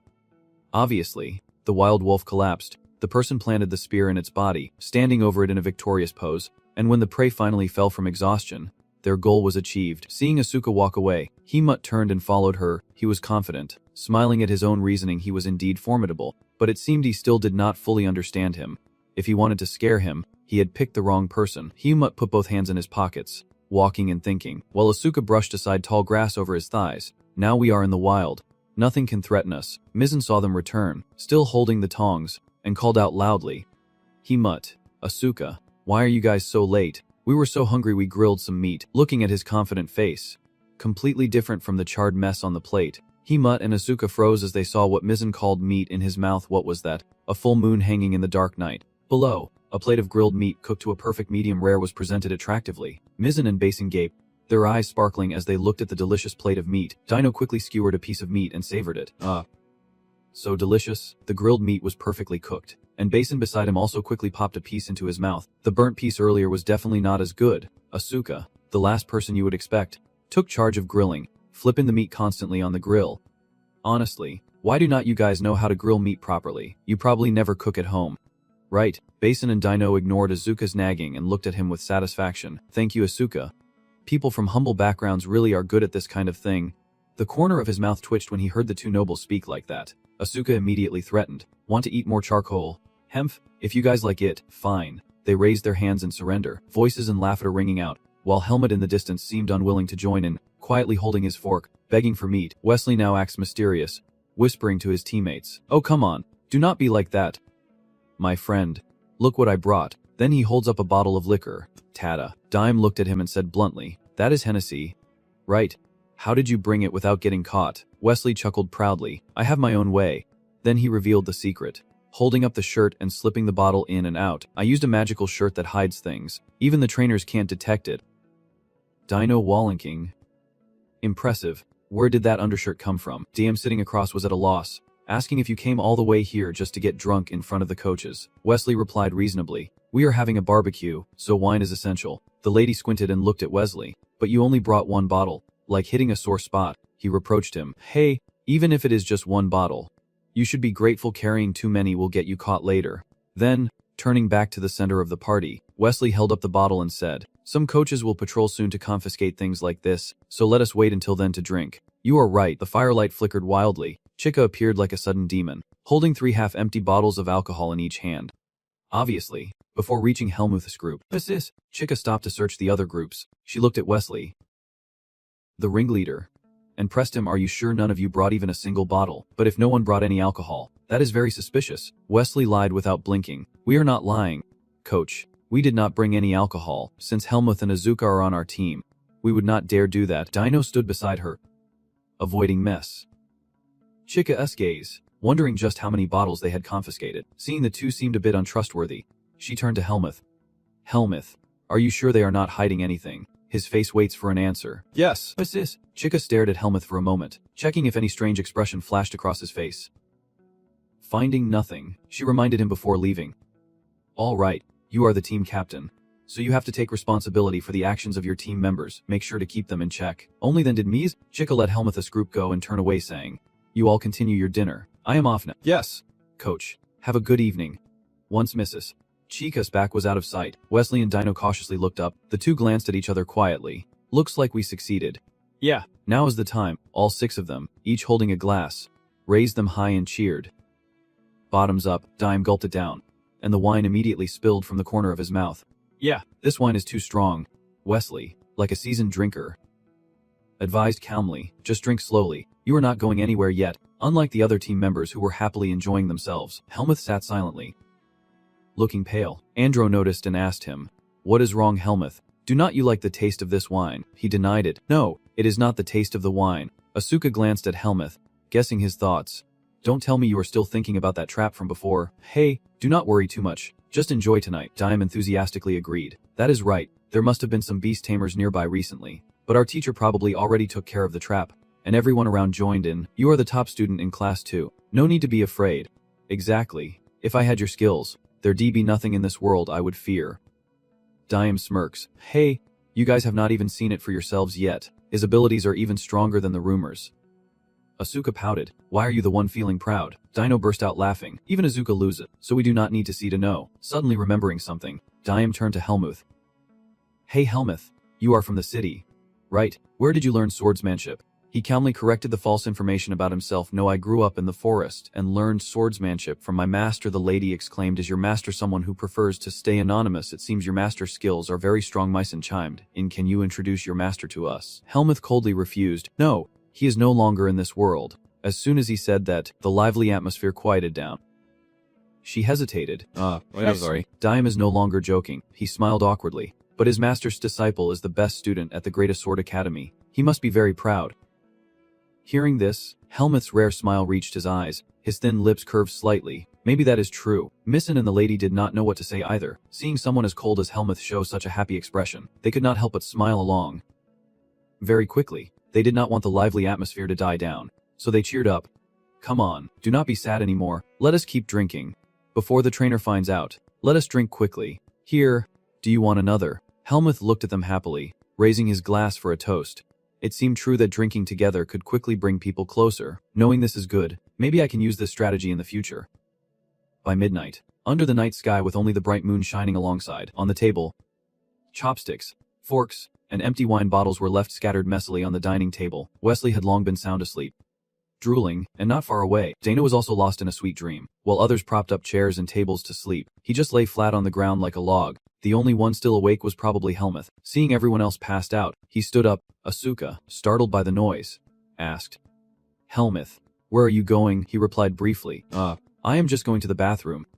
"All right, do not go too far." Helmuth walked alone into the vast forest, with Asuka's sword still hanging at his side that he had not returned yet. As he walked, Helmuth kept watch around him, thinking, "Good, my master has figured out how to use Viz to nullify the effects of the base." The rustling sound between his shoe soles and the grass echoed, and Helmuth thought maybe he was still being watched right now. He cast a faint glance toward an indefinite direction and thought, "I am alone now. Will you appear and attack me or not?" Helmuth stepped into a clearing free from the forest's cover, the bright moonlight immediately shining down on his figure. Helmuth closed his eyes, took a deep breath to enjoy the fresh air brought by nature, the wind gently brushing through his hair like a caress. Seeming peaceful, Helmuth opened his eyes, his sharp gaze and the sly curve of his mouth too sinister. He was cautious. "And he hoped you would be too. Now the other is in the dark, and I am in the light, not knowing when he will act, so the soldier blocks the general." Helmuth turned to head back to the camp. Then suddenly, a small wooden house appeared, peeking out from behind the dense trees. Helmuth pondered. A small wooden house, surely the manager of this camp lived there. Normally, he would have ignored it and walked away, but he noticed something, looking at the tightly closed window, with an additional white wooden frame outside. Helmuth approached the cabin and raised his hand to knock on the door. He withdrew his hand and stood silently, waiting for any sign. Suddenly, inside the wooden house, a flickering candle flame appeared, its light shimmering through the window frame. The closed door slowly opened, revealing an elderly man who was surprised to have a visitor in the middle of the night. Looking at Helmuth standing before him, he scanned him from head to toe. Eyeing the uniform he wore, he spoke slowly. You are a trainee from the Sword Academy." "Hello. Actually, I have something to ask of you." Helmuth did not beat around the bush and went straight to the point. "Earlier I found a trap over there. I am afraid someone might step on it and get hurt. Can you patrol more thoroughly?" This old man is actually Nato Lot in disguise. He plays the role very well. The fake body has no trouble with the cane. A trap? You must be mistaken. Everyone knows setting traps in this forest is severely punished. Helmuth was not going to let this go. "I am a trainee from the Sword Academy, so my eyes and senses are sharp enough to recognize that it was indeed a trap. I am completely sure I saw that trap." Nato Lot let out a sigh, furrowed his brows with a serious expression. "If what you say is true, then this is a big deal." "Done." He hurriedly saw you off. "All right then, starting tomorrow morning I will patrol more often. It has been a while since I used my walking stick. If the trap is well hidden, it will be hard to see with the naked eye." Back at the beam, Helmuth forcefully restrained his leg to help him close the door. The two stood still, neither making any further moves. Helmuth's face darkened as he stared coldly at him. "But I still have not explained what kind of trap it is." Nato smiled slyly, his hat and cloak almost hiding his ugly, scared face just as expected. Helmuth and Nato stayed frozen in place without moving. He coldly tore open the hole for him to fall into. "But I still have not explained what kind of trap it is." Nato's eyes flashed red, a sharp gleam passing through them. Then he played dumb, saying, "Oh, could it be that it is not that kind of trap? Because normally only bear traps are set here. Can you tell me what kind of trap this is?" Helmuth did not answer right away, lowering his gaze. The corner of his mouth feigned a cough while smiling. His slightly trembling hands gripped the cane to support his weak body. Looking a little longer, Helmuth did not see anything unusual. He closed his eyes and relaxed. He is not wrong, since he has not seen it with his own eyes. "And I did not explain clearly." You nodded slightly. His warning about hidden traps was right. Nato Lot smiled and said, "All right, leave it to me." Just as he was about to close the door again, Helmuth stopped him. Wait. It has just been Helmuth's question since the start of the trip. I heard that every year, the Swordsmanship department of the Academy holds a group activity during the hunting competition here. What is so special about this forest?" Nato Lot placed one hand behind his back, the other gripping the door handle, ready to shut it as soon as I finished answering. "The hunting competition is held in the northern mountain range of the camp area. The group activities are divided evenly into 12 locations around it, and since it happens every year, it stays the same unless there is a reason to change." After getting the answer, he nodded. "I see. It was late now. Disturbing others at midnight would not be right, so he said a word. "Thank you, sir." Then he turned and left, but his eyes still glanced toward the wooden house. Too many unexplained irregularities, yet there was no reason for him to stay any longer. The old man was out there, behind the wooden door. The light was still on. Helmut pondered. He could not sense anything from him. Was he really the manager of this Camp C area? Then suddenly, Helmut's eyes widened, his pupils shrinking, showing the unmistakable sign of heightened alertness. But my gut still points to him. What should I do? Maybe if threatened, he will confess. Helmut lightly touched the sword sheath, intending to eliminate him. Better to make a mistake than to let him slip away. But now Helmut was not acting alone, with the whole group of trainees behind him. so he had to abandon the plan. He should not act on his own since he was not the only one here. Helmut quickly returned the way he came, the flickering firelight dancing on him. He just needed to strike head-on. When the man revealed his true face, he could not hide forever. Unexpectedly, while he was lost in thought, Pashika stood right in front of him, having just beaten up the team members. Wesley and Azuka's heads swollen into lumps. Pleading, "Please spare us," Helmut stared blankly. Meanwhile, Pachika's face looked like a fierce demon glaring at him. Her lion-like roar echoed through the night. "Helmut, what is going on?" Cut. Scene change. The next morning, everyone woke up and lined up under the scorching sun. The trainees, sweating profusely, competed to see who would sweat more. Even sitting in the shade, it was just as hot, his hands fanning like a fan. Unlike everyone else, Helmut was extremely calm, but this hot weather was nothing to him, especially with a bow in his hand. Olin looked over all the trainees at once, then spoke up. "It seems everyone is gathered, so I will introduce the shooting range competition now." He spoke loudly and clearly, not saying much. "The most important thing is that everyone must stay alert and keep themselves safe. Do not shoot arrows recklessly. Make sure to identify your target clearly." While Olin was speaking, Pachika looked worriedly at Quay, who seemed about to leave because of the heat. "To prevent injury, you will go in pairs, and if anyone gets hurt, their partner must report immediately to the professor, who will come with a crystal orb to assist." Olin continued his work, his face serious. "You will be equipped with bows, arrows, maps, and food before the competition starts, and you may also use your own bows." Olin announced the competition rules, exciting the students, saying rankings will be based on their results and prizes awarded afterward. "So do your best." After Olin finished, Mizzen raised his hand and asked, "Sir, will the one who hunts the most beasts win?" He pointed at him, nodded, and said, "Well done. But if you think you can get a high rank just by hunting animals, give up now." Olin shattered the kids' illusions without mercy. Leaving the students stunned, he explained that each type of animal has a different value. For example, foxes are worth more points than rabbits, bears more than foxes, and the rarity of the animal also increases its value. Then Olin folded his arms and gave one last reminder. "If there are no more questions, we will begin. This competition will last until 5, and it gets dark faster in the forest, so remember to keep track of time." "Understood." Asuka sighed in relief, taking it easy no matter what. "I will win." And Natmep smiled provocatively, clumsily resting his hand on Helmut's shoulder beside him and declared, "We will definitely win." Seeing these two as a team, Wesley and Basin immediately felt unfair. "Asuka, if the top 2 in the class are on the same team, where is the fairness?" "Professor." Olin thought it was unfair too, but since we are free to choose teams, he did not interfere, leaving the two to complain in vain. But Asuka is extremely provocative, turning away with Helmut. "If you think it is unfair, then just use your powers to defeat us. If you do not want trouble, then do not interfere with us." The two just listened and realized there was nothing they could do. The clear blue sky still binds the scene as before. Asuka raised his index finger and said, "Hey Helmut. You know, if we are on the same team, our team will be the strongest in the department." Asuka was smug, saying that first and second place would belong to us, and asked if I wanted to compete for first place. But Helmut was not as childish as Asuka. He had his own thoughts now. Luckily there were not many people around, but if the black response attacked, he would have to push Asuka aside to avoid involving him. Seeing Helmut not joining in, Asuka stopped joking around. This endless wandering is not the way. He followed closely behind Helmut, whining, "Do you know any good spots? You are really good at this stuff, so why should I have to tell you?" Suddenly Helmut came up with an idea. Seeing Asuka cling on without letting go, he glanced back quietly, thinking that he could have gotten rid of him earlier if he had given him some bait. Thinking about this, he became much more excited and said, "All right. Follow me." Asuka knows nothing. Happily agreeing, "That is right. Quickly show me the way." Not knowing how far they had gone, a steep clear stream appeared flowing along the water. It is not just a stream. This is the foot of a waterfall, where the beauty of nature blends with the gentle sound of cascading water. Helmut and Asuka peek out from behind the bushes. Helmut stretched out, saying that where there is water, there must be many animals coming, so waiting for the prey to drink makes hunting easier. Asuka disagreed, saying that if they just wait, they might never appear, and that searching would be faster. Helmut pointed out that if we move, the prey might notice and run away. He glanced at the hot-headed Asuka and said, "Hunting requires patience, so you should take this chance to get used to it. I am already very patient." Helmut pointed out what he noticed, saying that when we walked here, he saw fresh claw marks on the tree, so there must be wild animals nearby. Just as he finished speaking, a wild animal appeared near the stream. It was a brown bear that had just caught a fish to eat, and it seemed to sense the presence of another creature. Raising its head alertly, Helmut quietly lifted his bow. Reaching back with one hand to grab an arrow, it appeared sooner than I expected. Asuka excitedly said, "The bear is pretty big. Let us catch it. The 3 of us will shoot together. Are you ready, Helmut?" Both raised their bows, pulling the strings tight into aiming position. Asuka began the countdown. 1. Helmut hesitated, almost forgot one thing.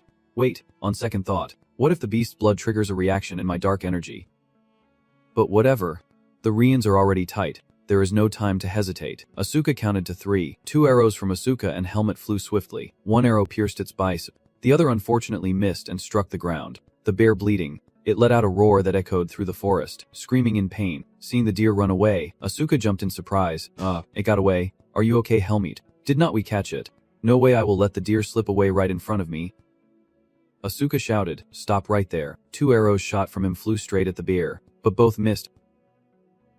Without hesitation, Asuka took another arrow and this time, he infused his magic into it. So this time, the arrow flew straight and pierced deep into the bear's body. It let out a piercing roar before collapsing, and Asuka landed on the ground at the same time. Ho ho, haha, got it now. Unexpectedly, just as the bear left, another roar echoed again, this time roaring through the entire forest. Asuka froze. Helmet emerged from the thick bushes and approached him. Asuka hesitated, then said, wait, was that the bears? Helmet did not rush to conclude, just looked up, looking at the vast forest ahead. Helmet finally realized what was causing the commotion. He hurried toward the source of the sound, not forgetting to shout back, no, it is not a bear. You handle the prey, I will go alone. Ignoring Helmet's restless actions, Asuka stood in the way, only able to call out, huh, what? Wait, Helmet. Helmet's face grew serious as his speed quickened beneath him. And suddenly, a large branch appeared ahead. A gust of wind swept past and landed on the branch, causing the leaves to fall strangely. It darted swiftly from branch to branch, finally landing straight on a tree with yellow leaves. And that gust of wind was Helmet. Moving so fast he left only a blur like a whirlwind. He intended to keep patrolling, but what caught his eye below was the familiar blonde head, with someone else lying sprawled beside it. Helmet lowered his stance, focusing on the situation of the 2 others. Wesley had no idea Helmet was nearby. He trembled holding the orb, unsure how to use it since he could not activate the communication crystal.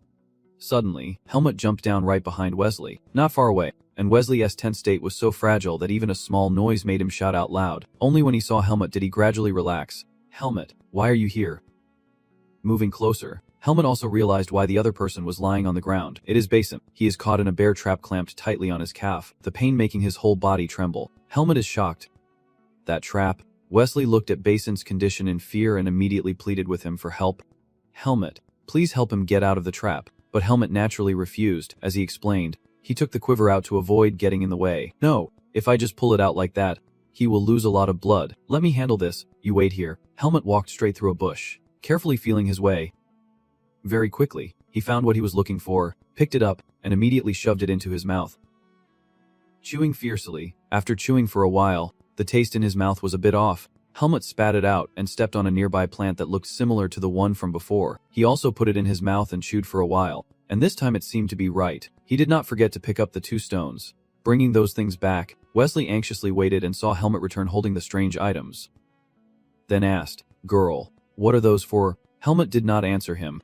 He took out his water bottle and poured water over the 2 stones he had just picked to clean them. He knelt on one knee, handed Wesley a water bottle, and held it steady. Then he placed one stone on the ground, set the grass he had just picked on top, and crushed the other stone in his hand. Wesley watched Helmet's actions in amazement, standing frozen like a statue. When Helmet finished and saw Wesley still stunned, he asked, you are close with Bai Sin, right? Seeing him start a conversation with me, Wesley quickly replied, why? Why do you ask? Without further explanation, Helmet received the answer and immediately tore open Wesley's outer shirt, causing him to wince as he raised his hand to the torn area.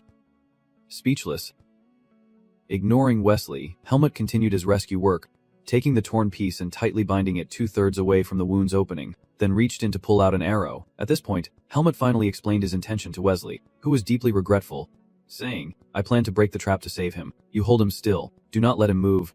Okay. I understand. Helmet channeled magic into the arrow. Then he directly thrust his hand into the bear trap. The sound of metal clashing rang out, and at the same time, Helmet's pupils slightly contracted. He reached out to grab the loosened trap and examined the leather components closely. Baeksin, weakened from the earlier struggle, was now pale with pain. And Wesley, supporting her, could not bear to watch and squeezed his eyes shut. With a snap, the bear trap flew away as Helmet threw it aside. He took the crushed grass and rubbed a little onto his fingertips. Helmet rolled up Baeksin's pant leg, then pressed the crushed grass into her wound, the pain making her choke back a cry as her whole body trembled.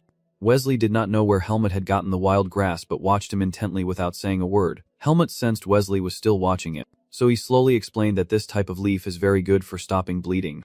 and this amount should be enough to help him until they return to the camp. He then reminded Wesley to quickly contact Professor Doi, who was stunned and hurriedly picked up the crystal ball. Realizing he almost forgot, Baxon's face still had not improved much. He kept clenching his teeth to hold back any sound. Helmut quietly observed Baxon's expression. He glanced quietly at the trap he had just passed, the sharp serrated edges still stained with mist. In his blood. In truth, he had braced himself for something worse, but it seemed to that bastard this was just a game. Seeing the scattered parts, Helmut concluded that the trap was quite loose, deliberately set that way. Otherwise, the guy's leg would have been ruined. Thinking this, he sighed in frustration. The trap was not aimed at him, but these reckless noble kids were really a headache. What should he do now? Here, when Helmut heard a noise behind him, he suddenly remembered something and turned back. Right. Asuka was still alone. Unexpectedly, as he turned, he saw a hand reaching out from the forest. It was Asuka, whom he had completely forgotten, struggling and exhausted beyond words. Frustrated, Asuka screamed wildly. Hey Helmut, do not you know what a teammate is? How could you just leave like that without even explaining first? Helmut sighed in relief seeing him unharmed, but to Asuka, his expression looked tearful. Frustrated, he snapped, Hey, I was slow and you ran ahead. After venting her anger, Asuka noticed someone else was here, familiar Wesley, who looked even worse off than her, which puzzled her. But why do your hands look so rough? Wesley did not know what to say. He put the crystal ball away and told Helmut, I have already contacted the professor. She will be here soon. Everything has been handled properly now. Wesley finally relaxed. Helmut, you are really good to stay calm in a situation like this. I was also terrified and did not know what to do, Helmut said simply. It is nothing extraordinary. I have been through this before. You can take it lightly. This is a life at stake. Wesley bowed deeply in gratitude. Thank you for saving Basin. Helmut. I swear on my noble honor, I will never forget your kindness today. Suddenly receiving such a formal thank you, Helmut looked at Wesley with a silly expression. Then he quietly explained, It is not me. Professor Dwayne is the one who will save Basin. He needs to be checked immediately or the infection will get worse. Wesley stammered. You are right. Helmut stood up, clearly still a bit shy but not showing it. Thank you. This is the first time I have heard that since coming to the academy. The sky above remained clear, and the scorching sun shone straight down onto the dense forest below. An old hand was casting healing magic on Basin's wound. Obviously, Dwayne had appeared following Wesley's call for help. After treating her, he praised them, saying they did a great job with first aid and that there was not much for him to do. Hearing this from Dwayne, Wesley let out a sigh of relief and clutched his fragile heart. Baichika also came here with Dwayne. She knew who made this trap. Then she smiled at him and said, Well done. Baichika also saw the trap hidden at the tree root. So there really was a trap like you said, which means someone deliberately set it here. I will send a complaint letter to the management in this area. After praising and acknowledging everything, she finally turned to Wesley and asked, Wesley, do you know why the vaccine stepped on the trap? He immediately replied, Oh, yes. Wesley raised his hand, pointing in a direction. He saw something over there and ran after it, then stepped on a trap and started yelling. I do not know what made him run there so fast. Baichika nodded and began giving orders. With the vaccine in this condition, it is hard to continue hunting, so take him back to the campsite first. Help out. Wesley. Yes. After instructing Wesley, she turned to the two young men and said, Helmut, Asuka, you two continue searching. Be careful, there are probably still traps. Asuka confidently replied, Hey, do not worry. We will definitely bring back a lot of skunks. There is really no need to worry since Helmut is there to support Asuka. Baichika then turned away and said, All right, see you later. Yes. Seeing the other four had left, Asuka spoke to Helmut about earlier. I caught the bear first, so it is mine. Right, Helmut replied confidently. Go ahead, I am not competing with you. I will hunt on my own and head back first. Asuka was surprised. Are you sure? Aren't you afraid of stepping on a trap? Helmut brushed it off. I won't fall for traps like that. If I am still here, someone else will get caught next. Only now realizing something was off, Asuka was shocked and said, So you mean you already know the reason? So Asuka did not linger. He said goodbye to Helmut. I am heading off first. Do not push yourself too hard. Catch what you can and come back. Helmut stared intently, and as soon as Asuka's back disappeared, he immediately dashed off like the wind. Determination flashed in Helmut's eyes, relieved that this was his chance. If he had not controlled the situation from the start, he might still be nearby. His vision darkened ahead, forcing him to focus. Now was the time to find his hiding place, so he would enhance his senses to search the surroundings. True to his word, Helmut seemed to enter a suspended state, his entire body radiating strands of magic. Suddenly, a beam of purple light flew toward him, and sensing its deadly intent, he opened his eyes wide. Helmut's throat was the fishing line. Using the magic surrounding his weapon, he slashed it in half. The taut fishing line suddenly snapped, whipping wildly and striking the two trees behind him, amidst the blurred forest backdrop from the swift movement. Helmet's body tilted sharply to one side as if sliding across the ground, his coat and hair flying wildly in the wind, leaving behind a swirling cloud of dust. Then he stood up, looking at the two sturdy trees deeply cut by the two fishing lines. Helmet frowned. It was a trap. That thin, almost transparent fishing line had cut through nearly half of the thick tree trunk. Helmet stood catching his breath, staring intently at the two trees, both deeply cut. The fishing line floated gently in the cool breeze, catching the light and flashing briefly. Helmet stepped closer and reached out to grab it. He struggled to recall the path from earlier, feeling a bit panicked. This trap, luckily the vaccine did not get caught in it, or he would have been even more seriously injured. Thinking about how carefully the enemy set the trap, Helmet carefully scanned the surroundings. There might be other devices, but none were visible nearby. Looking around, he finally saw it. Not far away, a dark figure was struggling behind the trees. It was a deer, tightly entangled in fishing lines around its limbs, unable to escape no matter how much it struggled. Helmet finally realized the scene before him. It seemed to be bait, and even the vaccine could get caught in such a trap, even while tracking the one targeting him. He did not forget the competition he was part of. Helmet reached back for an arrow, deciding to take down just this deer. Duong Kung, the silver string pulled tight. Helmet aimed the arrowhead at the trapped deer. A thud. Then the scene shifted. The competition was now at its end. All the students gathered at the starting point. Along with the hunted prey, all the skinned animals lay flat on a silver sheet, each with the name of the student beside them, clearly their trophies. Most were rabbits or foxes, mostly small animals, but when they glanced at one name, the massive body of a brown bear suddenly caught their eyes. Assist! Chica was holding the list. She froze for a moment, and Dime along with a few other students showed expressions not much different from hers. He was amazed. Even though the truth was right in front of him, he just could not believe it. Did Asuka really hunt that bear? There really are bears in this forest. Asuka sniffed at the praise, mixed with astonishment from everyone. Dime looked at him suspiciously. Surely it was not Helmuth who took down that bear for him, since he denied it like that. Asuka was furious. No way. How could he do something that hurt his pride like that? He was supposed to hunt a bigger one. But no, Helmuth only hunted the deer. Erlen walked over to Helmuth. Evaluating. Deer, huh? Deer meat really is delicious. After circling around and gathering results, Erlen stopped in one spot and announced, "Everyone, gather around. I have evaluated your hunting results. Well done. Before announcing the winner, I will reveal the prizes." Then, he looked toward the table filled with items, introducing each one according to its rank. The 5th place will receive 10 meal tickets at the academy, and the 4th place will get a set of elegant pens and ink. The students listened to Erlen announce each prize, their eyes growing brighter with every reward. The 3rd place will receive 10 discount vouchers from the academy bookstore. The runner-up will get a personal gym voucher. And the moment everyone has been waiting for has arrived. Erlen turned with a smile and announced that the champion will receive all the prizes I mentioned. Looking at the separate table piled high with prizes for the champion, it seemed to sparkle and shine in the eyes of the students. Asuka smiled proudly, thinking her creation would surely win 1st place. He swayed and leaned his hand on the piglet's shoulder, whispering, I do not think I need pen and ink. Do you want them? If you do, they are yours." Not keeping them waiting long, Erlen looked down at the paper and began to announce. "All right, now I will announce the winner, who came in 5th place." The flickering firelight illuminated the room. Next to the bodies of the animals they hunted that morning, Guim wore a serious expression as he sat by the fire, pleading with someone. "Unless you are someone like Alia, a personal training room is quite valuable. Although it can only be used for a week, it is still more than enough to be a prize in a hunting contest. In fact, this is not a consolation for Cam." Guim uses these words to mock Asuka, who has collapsed over there. "So do not be disappointed, runner-up Asuka. Unfairness. Injustice. Feeling betrayed, and psychological shock all describe Asuka's state right now. Why? I caught a bear, a big bear at that. It is completely illogical that I only came in 2nd. What could possibly be a better catch than this?"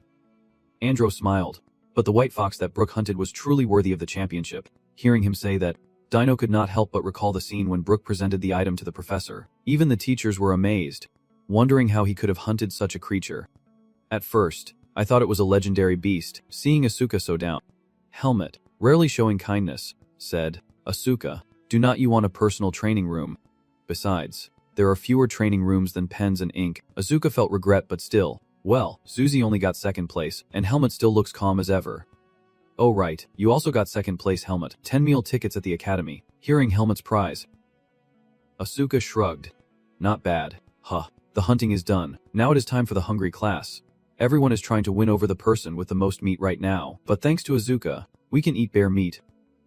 Asuka nodded. "Yeah, I am pretty tired too. so let those who did not catch anything handle the meat. After a while of joking, the atmosphere in Helmut's team suddenly grew quiet. Dino slowly lowered his gaze from the fire, but he looked serious, almost solemn, saying that 3 of them could not participate. After that, no one spoke a word. Helmut was the same, just staring blankly and tending the fire, lost in his own world. Besides Vaccine, 2 others could not continue the activity a few minutes after Wesley brought Vaccine back to the camp feed area. According to the report, Bochiko was responsible for guiding Wesley carrying Vaccine back when suddenly the bridge he was crossing collapsed, injuring him.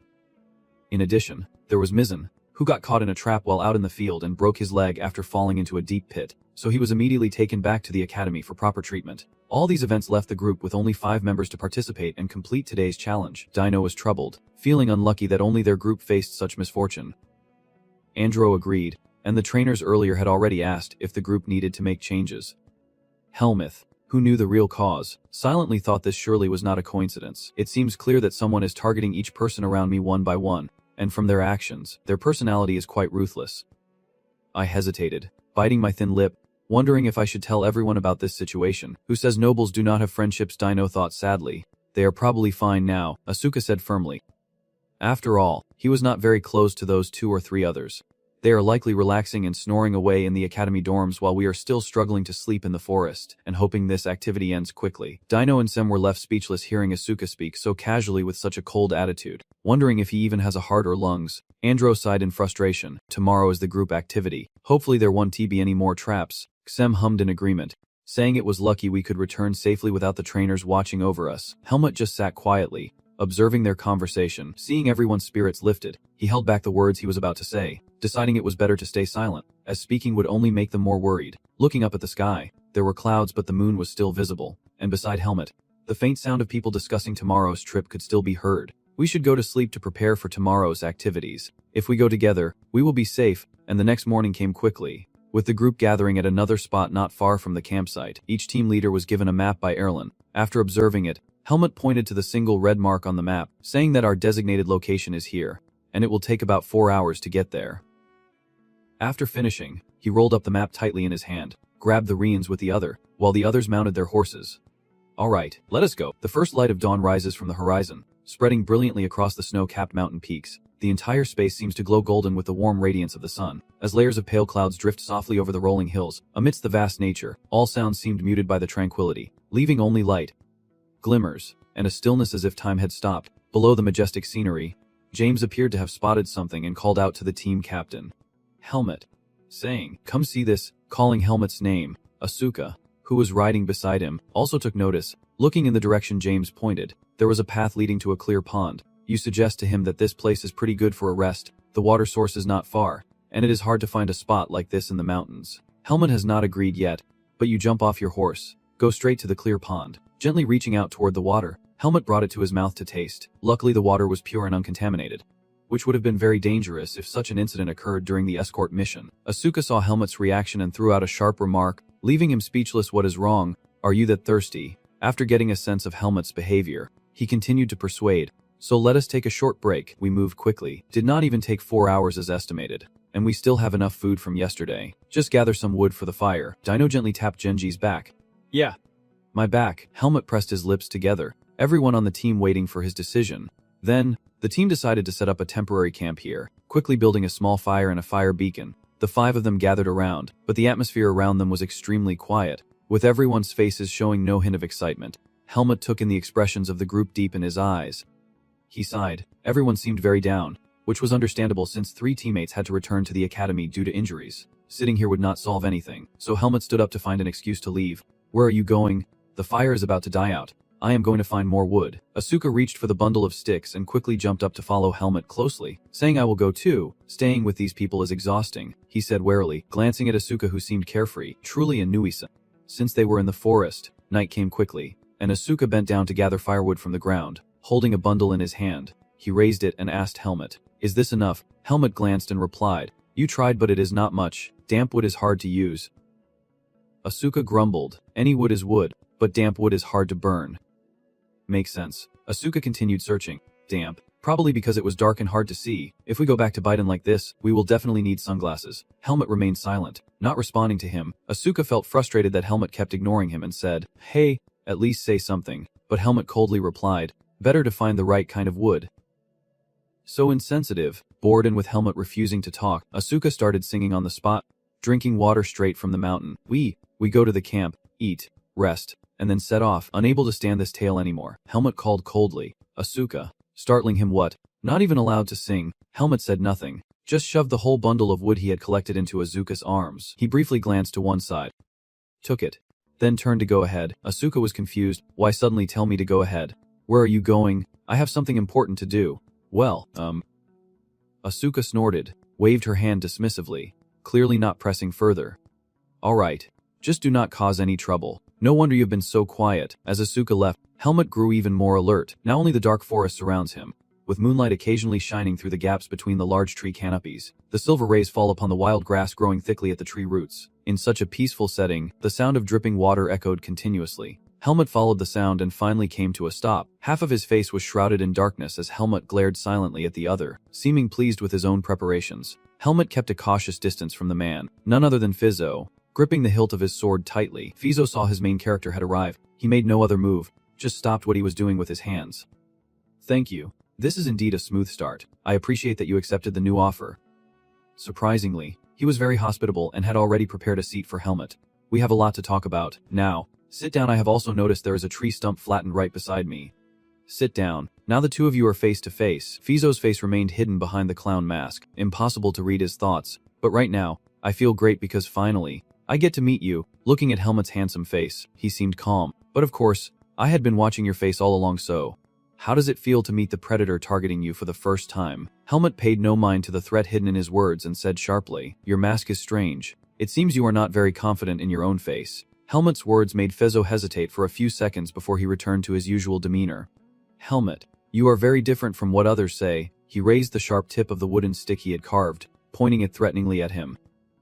"Most people, realizing they were being hunted, would drop everything and run immediately. But this one dared to face me head-on, constantly tracking my position, acting as if he were the predator instead." Helmut remained silent, showing no fear, just sitting there waiting for him to continue. Fizzo put his hand in his pocket, fumbling for something. "The reason I revealed myself was to seize this last chance." No sooner had he spoken than he swiftly threw something. It flew straight between Helmut's legs, and he instinctively grabbed the sword handle. But to his surprise, it was just a silkworm pupa in front of him. Fizzo was clearly pleased with Helmut's reaction, raising a finger to point at him as he introduced himself, one of the members of the demon force, directly commanded by Black Hawk, the dark jester of the Hawk clan. Fizzo.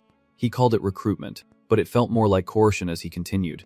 "Without the drug we provide, your internal organs will be destroyed, but do not worry, there are no side effects if you refuse." Fizzo ended with a warning, saying, "My subordinates are ready to take care of all your friends, so think carefully." Helmut stayed silent for a few seconds, then he frowned and retorted, "Lying, you are not the type to use others at will." Hearing Helmut say that, Fizzo's mood shifted slightly. "Believe it or not, it is up to you." He obviously did not let any information slip from him, and kept asking if handling the nobles so recklessly was really okay. "There are a few types of nobles. They are important targets and should be dealt with quickly, so do not worry." Helmut was silent, implying the three Wesley, Mizen, and Bakse. Fizzo interrupted his thoughts, pointing to his temple, telling Helmut not to overthink it. With no other options, he had no choice but to accept my offer. The pupa kept wriggling on the ground all this time. Helmut lowered his gaze and looked at it like it was something dirty. He was silent, his pupils flickering with a glint. Then Helmut slowly closed his eyes. "I thought you had given up." But Helmut spoke up once again, catching Fizzo's attention. "Earlier you said we have a lot in common." The larva on the ground, after struggling for a while, managed to flip itself over. But before he could get far, a powerful stomp slammed him down, leaving his body limp and shattered. Helmut turned around, sword in hand, his eyes flashing with deadly intent. "Looks like you still do not fully understand me." With a sudden move, Helmut dashed straight at Fizzo, who sat frozen in place. He was no easy target and struggled fiercely. The wooden spear, sharpened beforehand by Fizzo's hand, flew straight toward a hidden mechanism in a tree trunk, piercing it directly. Instantly, strands of fishing line shot up from the ground. There were traps on both the left and right, obviously set by him in great numbers. Like a spider web, they intertwined to hinder Helmut's steps. But he hesitated not at all, rushing forward to swing his sword. With a single sword stroke, all the fishing lines skillfully set by Fizzo were cut into pieces by Helmut. With nothing left to block him, he stepped forward into the open, facing Fizzo directly. And now even Fizzo no longer dared to sit there so calmly. Helmut opened his eyes wide, each word chilling to the bone. Everything would end if I finish you off right here, would not it? He increased his strength, delivering a slash that cut him in two. Unexpectedly, Fizo split apart like a burst of energy along the clean cut made by Helmet, leaving him stunned. While Fezzo calmly reformed not far from Helmet, he glanced back at where he stood. Fizo calmly raised the sharp dagger to the fishing line. You have wasted your only chance. You will not be able to survive and leave this forest. With a little more force, the line snapped in two. It turned out to be a hidden mechanism to trigger the trap, as hundreds of hidden weapons shot straight down from above Helmet's head. Helmet was stunned and looked up in surprise. At the same time, at Helmet's team's temporary campsite, cups and plates were set on the wooden table when suddenly a violent tremor caused everything to shift. Jing startled and froze in place. Seeing the cup was empty, he turned to ask the other members, "Did you guys hear that sound? Could it be the earth whispering?" Asuka was not sure. "But it is not even raining, so how could it be the earth speaking?" Andro also chimed in. "But where is Helmut? Why has not he come back yet?" Asuka did not care and tossed another dry stick onto the fire to keep it burning. It seems like he went to clear his mind. There is nothing that could harm him. Right? Just then, Dino also arrived. He was holding a bunch of dry grass in his hands. Jing was surprised when he saw Dino and asked, "Hey, were not you supposed to feed the horses? Why are you bringing the grass back?" Who would have thought his next sentence would confuse us even more? "So, did you tie the horses somewhere else?" "I did not see any," Dime replied uncertainly. "No, we did not touch the horses," Dino said urgently. "Huh, but there is not a single one there. How is that possible?" The group arrived at the horse tethering spot, where only a rope cut close to the ground remained. Asuka and Dime, seeing no horses in sight, were completely stunned. Dime stammered. Could the tether have been cut? Asuka also found it hard to believe how could 5 horses disappear without a sound or a trace. Suddenly, from the darkness, a loud noise erupted, making all 4 of them jump in fright. Dime and Asuka, standing closest to the sound, slowly turned their heads, their nerves stretched to the limit. Sure enough, from the darkness, a shadowy figure slowly emerged. The two held their breath, waiting for the figure to step into the moonlight. It turned out to be Helmet, his whole body now struggling and unruly, his breath still uneven. Obviously, they had never seen him like this before. Asuka saw that their captain had disappeared for hours. They wanted to shout loudly, "Helmet, you scared me." Andro was not like stubborn Asuka. He remembered something more important and urgently asked, "Hey, have you seen our horse? Wait, why do you look so worn out?" Helmet did not respond to anyone and just looked around. "Are you all here?" Seeing me ask such a random question, the other stammered, Yeah. Is something wrong?" Seeing the worried faces of his team members, Helmet hesitated, thinking it might be better if he told them. Finally, he decided to tell them the truth, at least so they would be more alert knowing there was danger. "Let us gather for a moment. I have something to say." Back at the previous spot, the fire was still burning because they did not have time to add more dry wood. The tense atmosphere enveloped the entire team, and he looked serious. Dime thought for a moment, unconsciously stroking his sharp feelings. So to sum up, he had dealt with the Black Hawks, and they had sent an assassin to take care of all of us, meaning our friends who were sent back to the academy. Helmet nodded. "That is right." Andro was stunned, his whole body frozen with fear, unable to believe it, so they were injured and returned to the academy because of that. Dime Jun was shocked. He was the one who reacted the most. "Waiting, but why us? We did not do anything to attract the Black Bear's attention. So why do we have to leave just because of your problem?" Immediately, a sharp kick from Azuka landed right behind Dime, telling him to shut up. Still not sure if we are being targeted or not. After disciplining Dime, Asuka's serious expression suggested that the assassin still held a grudge against him. Finally, Helmuth was willing to reveal his true identity to everyone. "I used to be a mercenary before joining the academy and took down some members of the Black Bear, which is probably why they tracked me here." Thinking back, I was alone, wielding a bow in one hand and a sword in the other, taking down 3 Black Bear members at once. It was pretty brutal back then. Unexpectedly, Helmuth's offhand remark sent the whole group into a frenzy. James, hardly able to believe what he heard, hurriedly asked him, "You took down members of the Black Bear? Really? How many people did you take down for them to follow you like that?" Helmuth closed his eyes. "Not as many as you think, and mercenaries are just third-rate guys." Getting caught up by James, Helm almost went off track, but his reason quickly returned. I guess I should not mention that." But what Helmuth considered normal for them was like a superhero going to save the world, their faces all looking tough. The whole group eagerly discussed. "So you have handled more than I thought. With that much combat experience, no wonder you are better than us." Seeing them regain their spirit just from a story about the past, Helmuth thought to himself, "That is right, they will become warriors too." And the words James said earlier clearly caught Helmuth's attention. "Yeah, as you said, you do not have to bear this because of my problem. So no matter what happens, I will take responsibility for everything." Contrary to Helmuth's calm demeanor, Andro disagreed, asking if he really planned to face that assassin alone and whether that was a wise choice. suggesting they report this to the coach first. James agreed and glanced at Asuka, saying, Asuka, you are the one holding the communication crystal. Use it quickly. Most people agreed on this. Asuka reached into his pocket and fumbled around. Let us see. Unexpectedly, when he pulled his hand out, only 2 pieces of white cloth soon inside the pocket came out. Nothing else. Asuka froze, and he just chuckled. Well, it is gone. Losing the communication crystal is like cutting off the team's lifeline. Dino and James took turns scolding him. Hey, are you crazy? Now that it is lost, what are we supposed to do? Asuka is innocent and wants to leave. He did not mean to lose it.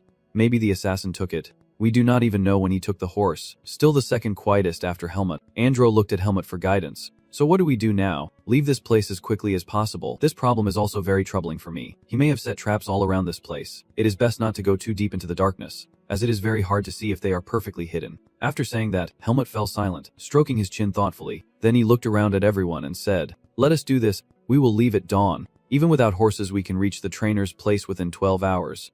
Clearly, with a cunning enemy like Fiso, he certainly won't let us go that easily. Helmut carefully pointed out Fiso's weaknesses for his team to understand, but of course he won't let us leave easily. And he avoids direct confrontation with me because he knows he can't win in a fair fight. Helmut's face darkened as he said, I will watch the rear. He won't dare attack us recklessly, and if he shows himself and attacks, I will defeat him. Everyone tensed up after hearing Helmut's plan, knowing the situation. If they did not follow him, their lives would hardly survive this escape trip. All right. Got it. Helmut has nothing more to add, standing up to give instructions. If that is the case, we need to conserve our energy from now on. It will be very difficult if we have to move and stay alert for 12 hours straight without rest. I almost forgot about the food issue. Do we still have enough to eat? We need to keep an eye on the food too. No one is adding more firewood, and the only fire replacing the moonlight is slowly dying down. But the flickering fire was still enough to illuminate a certain area around where they had set up camp. With a rustle, someone lifted the tent flap and stepped out. It was Zim and Dino who stepped out and immediately noticed something no one else but Helmut. Sitting by the tent clutching his sword, unable to sleep as he took on the guard duty, Helmut looked at them in surprise, asking why they were already up, and Dino shrugged as Zim answered for him, saying they decided to take turns sleeping, one at a time, since it is better to have more people watching than just one. Helmut disagreed. Do not waste your energy. You have to save it for tomorrow too. Zem smiled. Hey Helmut, we are warriors too. I can't rely on others to protect me. Just that alone goes against the dignity of a warrior. You look at Helmut worriedly and ask, Are you sure you do not want to sleep? He usually replies bluntly that he can go 3 days without sleep, leaving Zem speechless. He really is something. Seeing the mood drop, Zem tries to lighten things up again, saying that assassin must be your match. Helmut, since they still have not shown themselves. But Helmut did not understand his worries and seriously warned him not to let his guard down because of that. He is not the type to lose his prey easily. Zim laughed helplessly. Yeah, I know. It is just too quiet. While talking, Zim was suddenly surprised by the sudden silence around him. He glanced down at where Helmut was sitting and saw him signaling to be quiet. Both Dino and Zem tensed up involuntarily. Their breathing caught. In the darkness, from the gloomy edge of the forest, the rustling sound of wild grass grew louder. All three took a defensive stance with their swords, eyes fixed on that direction. Helmut waved his hand, signaling Zim and Dino not to act hastily. Then the scene gradually appeared. A brown horse casually chewing on some grass in its mouth. Zim was shocked to see it. Oh, that is my horse. Suddenly, a familiar aura appeared, startling Helmut. He immediately spun around shouting loudly, Zem, Dino, run quickly. But it was too late. The pervert had already hung upside down. The red hair hung wildly in front of Dino, who stood frozen. As sharp fingers reached out toward his neck, Dino slowly looked up, only to see 2 demonic hands stretching out. Helmut shielded Zem from behind. Cautiously watching the next move of the junkie, he quickly grabbed Dino by the collar, lifting him up, while his other hand threw a bomb toward Helmut. Alongside the sound of the explosion came Dino's screams. The scene replayed in his mind as the bombs were hurled straight at the two of them, Helmut shouting his name in panic, Dino. The explosion created a thick smoke, completely blocking the view. When the dust settled, he struggled to open his eyes. Obviously, the loud noise completely woke everyone else up. Asuka called out from inside the tent.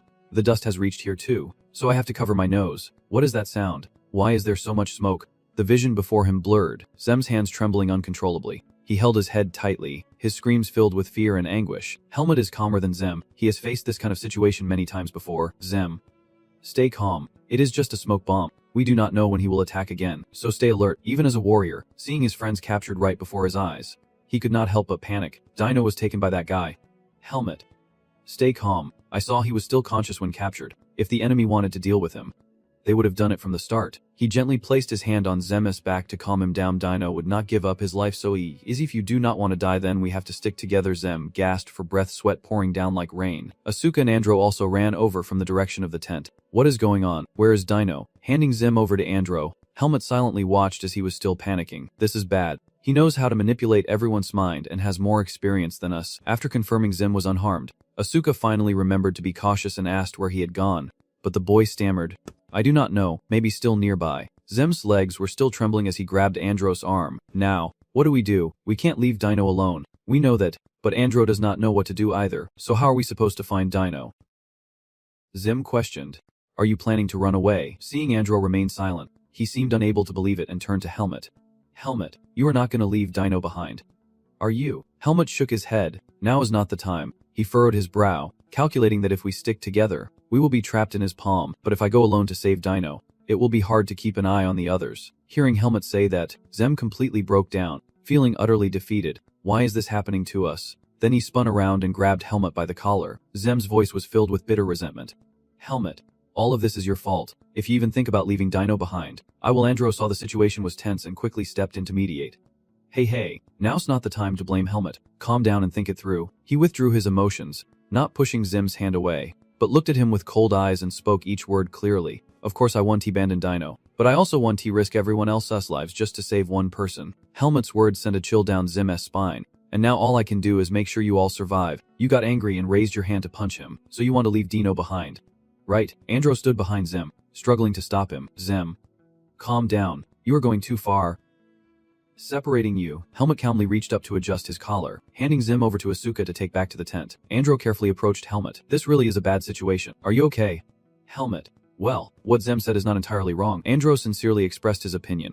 Helmut, it is not that I disagree with you, but I feel the same as Zem no matter what. We can just abandon Dino, he continued calmly. When Zem calms down, we will talk about this and find a solution if we discuss it together. There is no other way. Helmut sighed deeply. But the night still remained. The moon still hung quietly overhead. The large flame flickered as Helmut stood there staring intently at it. After calming down, Zem approached Helmut hesitantly, then overcame his embarrassment and sincerely bowed his head to apologize. I'm sorry. Helmut, I was too scared and lost my mind. Helmut did not respond to his apology. He just stood up. He turned to look straight at the three of them and said, Now I want to ask you a few questions. The commander glanced at them and said, In this situation, we have no idea where Dino is, and we can't guarantee that everyone will make it back alive after finding him. Honestly, I think survival is almost impossible. Helmut looked at Zem doubtfully and asked, Do you still think we can't leave Dino behind? Zem raised his hand. Thankin said, Dino and I have been friends since we were kids. I can't just leave him alone here. Andro and Asuka feel the same. I agree. Leaving a teammate behind in danger is shameful. Even though I am not close to him, I can't just run away like that. Helmut stared at the three of them for a few seconds, then finally relented. Alright then, the decision is made, he announced seriously. From now on, there is no time to sleep. We have to find a way to defeat the assassin and save Dino. As he spoke, a flash of terror lit Helmut's eyes. He reacted instantly, drawing his sword from its sheath to block the flying projectile. Under Helmut's force, it spun around and flew up into the sky, then slammed hard into the ground. Only then did they realize it was an arrow. Andro blurted out, Girl, what is this? Asuka quickly regained her composure and pointed. There is something tied to the arrow. As the dust settled, a cloth pouch tied to the arrow appeared. Helmut curiously picked it up and carefully opened it to see what was inside. Andro also leaned in to look, then his face turned pale. Inside the cloth bag was a human finger joint. Andro stammered in horror. That is a human finger, Helmut calmly said. There is no way to know if it is Dino's finger or not. Dime shivered all over and thought, how could we possibly know? But in this situation, is not it obvious? Thinking of the worst case, his whole body stiffened. Could it be that Dino was Helmut cut him off, reaching out to tighten the drawstring of the cloth bag?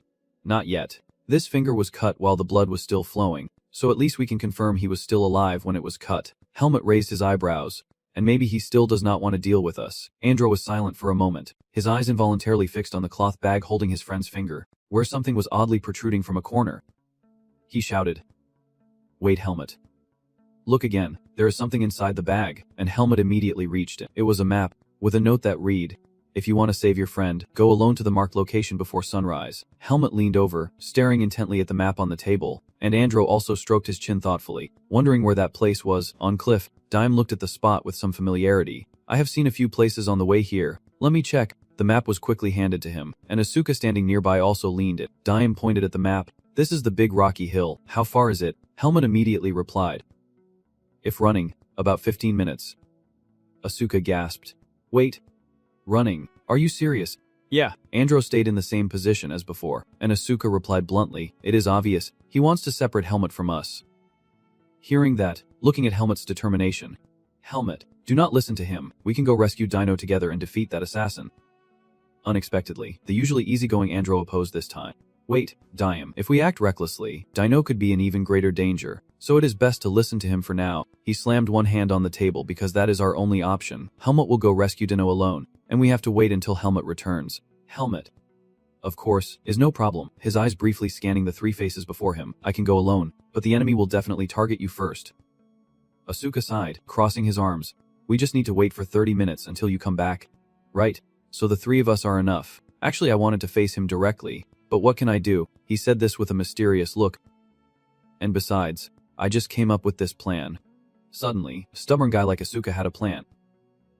Surprising Helmut, Andro, and Dime, a quiet night sky appeared, with a bright full moon hanging suspended against the blue backdrop. The soft glow of the moonlight filtered through the dense canopy, creating a peaceful, almost magical scene. Then suddenly the night was torn apart, the wind howling through the quiet forest, pounding like something moving at an incredible speed. It swept through the space like a whirlwind, dragging the treetops with a fierce gust of wind, and those actions belonged to Helmut, who leapt out of the forest and into this waterlogged clearing where Dino lay alone and exposed. Helmut's cold gaze leapt down from above, his uniform neat, sword strapped at his side, eyes serious and hair flying in the wind. Dino seemed unconscious. The thud when Helmut landed would have definitely put him on alert under normal circumstances. The pale purple figure quietly shifted to the left. To the left was only a desolate wasteland. Helmut frowned and looked to the right. There was a deep cliff there. He reached out to rest his hand lightly on the sword hilt, feeling a rush, but guessed he was not here, so he had to get Dino back quickly. Step by step, he carefully approached Dino and gently touched his shoulder. Thinking Dino was asleep, a slight smile appeared on Helmut's lips. He looked so peaceful. Hey Dino, are you still awake? There is no time left. Wake up quickly and return to the feed camp. Before he could finish, Helmut's pupils contracted. A pale face with red-black eyes struck him. Helmut clenched his teeth and stepped back. Of course, Dino was no longer Dino now. He jumped up and growled. Dino let out a roar, his whole body swelling as the buttons on his fitted shirt flew off in all directions. He blinked and was already 3 feet away from Dino. Helmut stared in shock at the approaching energy. This is magic power, a serious matter. I did not expect them to use this method. A whirlwind of energy appears, like a greedy black hole sucking everything in. Magic power is the embodiment of pure chaos, and if it enters an ordinary human body without being refined and controlled, it will clash with the pure energy already present within. The pure human energy and demonic power will constantly clash until one is destroyed, causing extreme discomfort to the victim. And when the pure blood energy is depleted, the human body will cease to function, and that has led to Dino's current state. A leg no longer human appearing before us, Dino, 3 times his normal size, with eyes flashing red, staring at the piglet like a wild beast. He once again took his stance, placing his hand on the sword hilt. Dino had completely lost all reason and human awareness. He had truly become a demon. Right after that, Dino lunged at the piglet, moving too fast. He only had time to draw his sword to block the attack but could not retreat in time. The overwhelming force turned Dino into a demon, striking Helmut away. Relentless every second, Dino pressed tightly on the faltering man. He once again threw a punch at the captain like him. The ground and rocks shattered into pieces, fine dust flying up into the sky with the force. Obviously, Helmut dodged the attack, then jumped high into the air before landing not far away. Helmut pressed his lips as he looked at the person who used to be his comrade. Although a large amount of magic power had penetrated, Dino was ultimately just turned into a monster. If he has to take action, it won't be too difficult. Looking at the familiar face, he hesitates a little. But Dino, Helmut, no longer has any consciousness left, only knowing how to roar and attack, and the sound he just made caused the dark bruise in Helmut's heart to ache slightly. He clenched his eyelashes tightly, staring blankly down at his pounding chest, then slowly lifted his gaze, looking toward Dino standing amid the rubble. His expression never wavered, his lifeless face remained unchanged. Helmut placed his hand on his inverted chest, right over his heart. He hesitantly looked up at Dino, the seedling of darkness, reacting for the first time in a long while to such pure magic. His foot struck the ground hard once more, shattering the dry earth into pieces. Dino took momentum and charged straight at Helmut. He moved so fast that only an afterimage was visible. Helmut refused to back down, quickly countering Dino's attacks with a punch and a sword in a fierce exchange. Finally, Dino put all his strength into the last punch. The fist came close to Helmut's face, and it seemed like he was about to be hit. But no, Helmut simply tilted his head to the side, and the punch struck the rock wall behind him. With just one punch, its force echoed across the surface, causing the rock to crack and shatter. Then, A block of ice fell from above. Dino looked up in confusion. Hemut of course would not miss this chance. He swung his arm and slashed sharply at Dino's leg claw, causing Dino to stumble on one leg. Screaming in pain, Hemut eased his grip at the deafening noise. Alright. I will get you out of there soon. Just lie still and meditate for a bit. The large boulders hurtled straight toward Dino. In his dull black eyes, bloodshot veins appeared. Then the noise stopped, and everything in the forest returned to its original silence. After the aftershocks, debris continued to fall. A few stones even tumbled down the steep cliff. An arm emerged from the rubble. Half of Dino's lower body was crushed under heavy boulders. He has lost consciousness. Hemut jumped onto a rock to assess the situation. He bent down and placed his hand on Dino's forehead. Hemut looked at his unconscious friend. Then he closed his eyes and activated the dark seedling, since it was located in his heart. When it activated, he could not help but bite his lip. The dark sprout is a seed that absorbs magical power. Although the amount of magic is large, it is still much weaker than the magic in the primeval forest. I just need to use up all the leftover viz. The dark energy rays inside Dino's body were drawn into his palm. Gradually, Dino's body began to transform accordingly. He struggled to suppress the dark energy within him. By the time Hemut opened his eyes, it was already finished. He let out a soft sigh of relief, shaking his face as his vitality gradually returned. Although weak, the amount of magical power is quite large. Burning it all up will take time. It seems like it is lucky that Fiso is not here. Anyway, Dino is safe now, so we have to get back quickly. Thinking this, Hemut put his hands on his knees and stood up. He grabbed Dino's arms, carefully pulling him out of the rubble. Dino, I have to get you out of here. Hang on. The situation is critical. We need to move quickly. Before he could finish speaking, a loud noise erupted, shaking the very earth and sky. Hemut looked up in shock as the surrounding rocks began to crumble. He flinched. Damn it. Because of the fight and the impact earlier, the ground has collapsed. The entire cliff face that was once stable has now completely fallen due to human disturbance. No different from the dangerous situation at Hemut. It was quieter here but still unusually tense. The sword was held firmly in hand. Asuka, Gem, and Andro turned their backs to each other, not daring to look away for a moment. And Gem spoke up fearfully. What time is it now? I do not know. It is terrifying. But for now, erase the name Hemut from your mind and do not expect much. Asuka tensed, refusing to let her guard down just because nothing had happened here so far. Our real game is only just beginning. And then, the main character they had all been waiting for finally appeared. Fiso held a strangely shaped knife in his hand. The twin assassin stepped out of the shadows. He approached to face Asuka directly. Fiso's clown mask now looked no different from a demon. Gem stood behind Azuka, his eyes flickering nervously. He was the one who captured Dino. Even though Azuka talked big, but now he was no different from Gem. Hey, do not turn around. Just keep looking forward. Do not ruin the plan I came up with. Asuka pressed his lips tightly in tension, recalling the conversation Helmuth had before leaving. His stealth skills were formidable. The four of them huddled together to discuss, knowing an ordinary person probably would not be able to detect him. So what? Are you sure we can take him down? Helmuth was not certain, but that did not mean he would just lie down and give up. So he grabbed a stick and drew a simple diagram on the ground. Then let us form up immediately. If you keep the surrounding area as open as possible and guard all three directions, we can defeat him. At that moment, Helmuth's eyes flashed sharply. And when the time comes, Asuka, just do as you said. Back in the present, Asuka watched Fiso's every step with tension. He showed no fear facing three enemies alone, casually raising his hand to count 1, 2. Fiso thought for a moment. The one who was not here did not matter. These were the four remaining guests. James found what he said very confusing. 4 people left, which made Azuka so angry she almost exploded. Please stop. Are you really going to believe what the enemy says? It is best to just keep your hands tied up. Seeing that, he chuckled.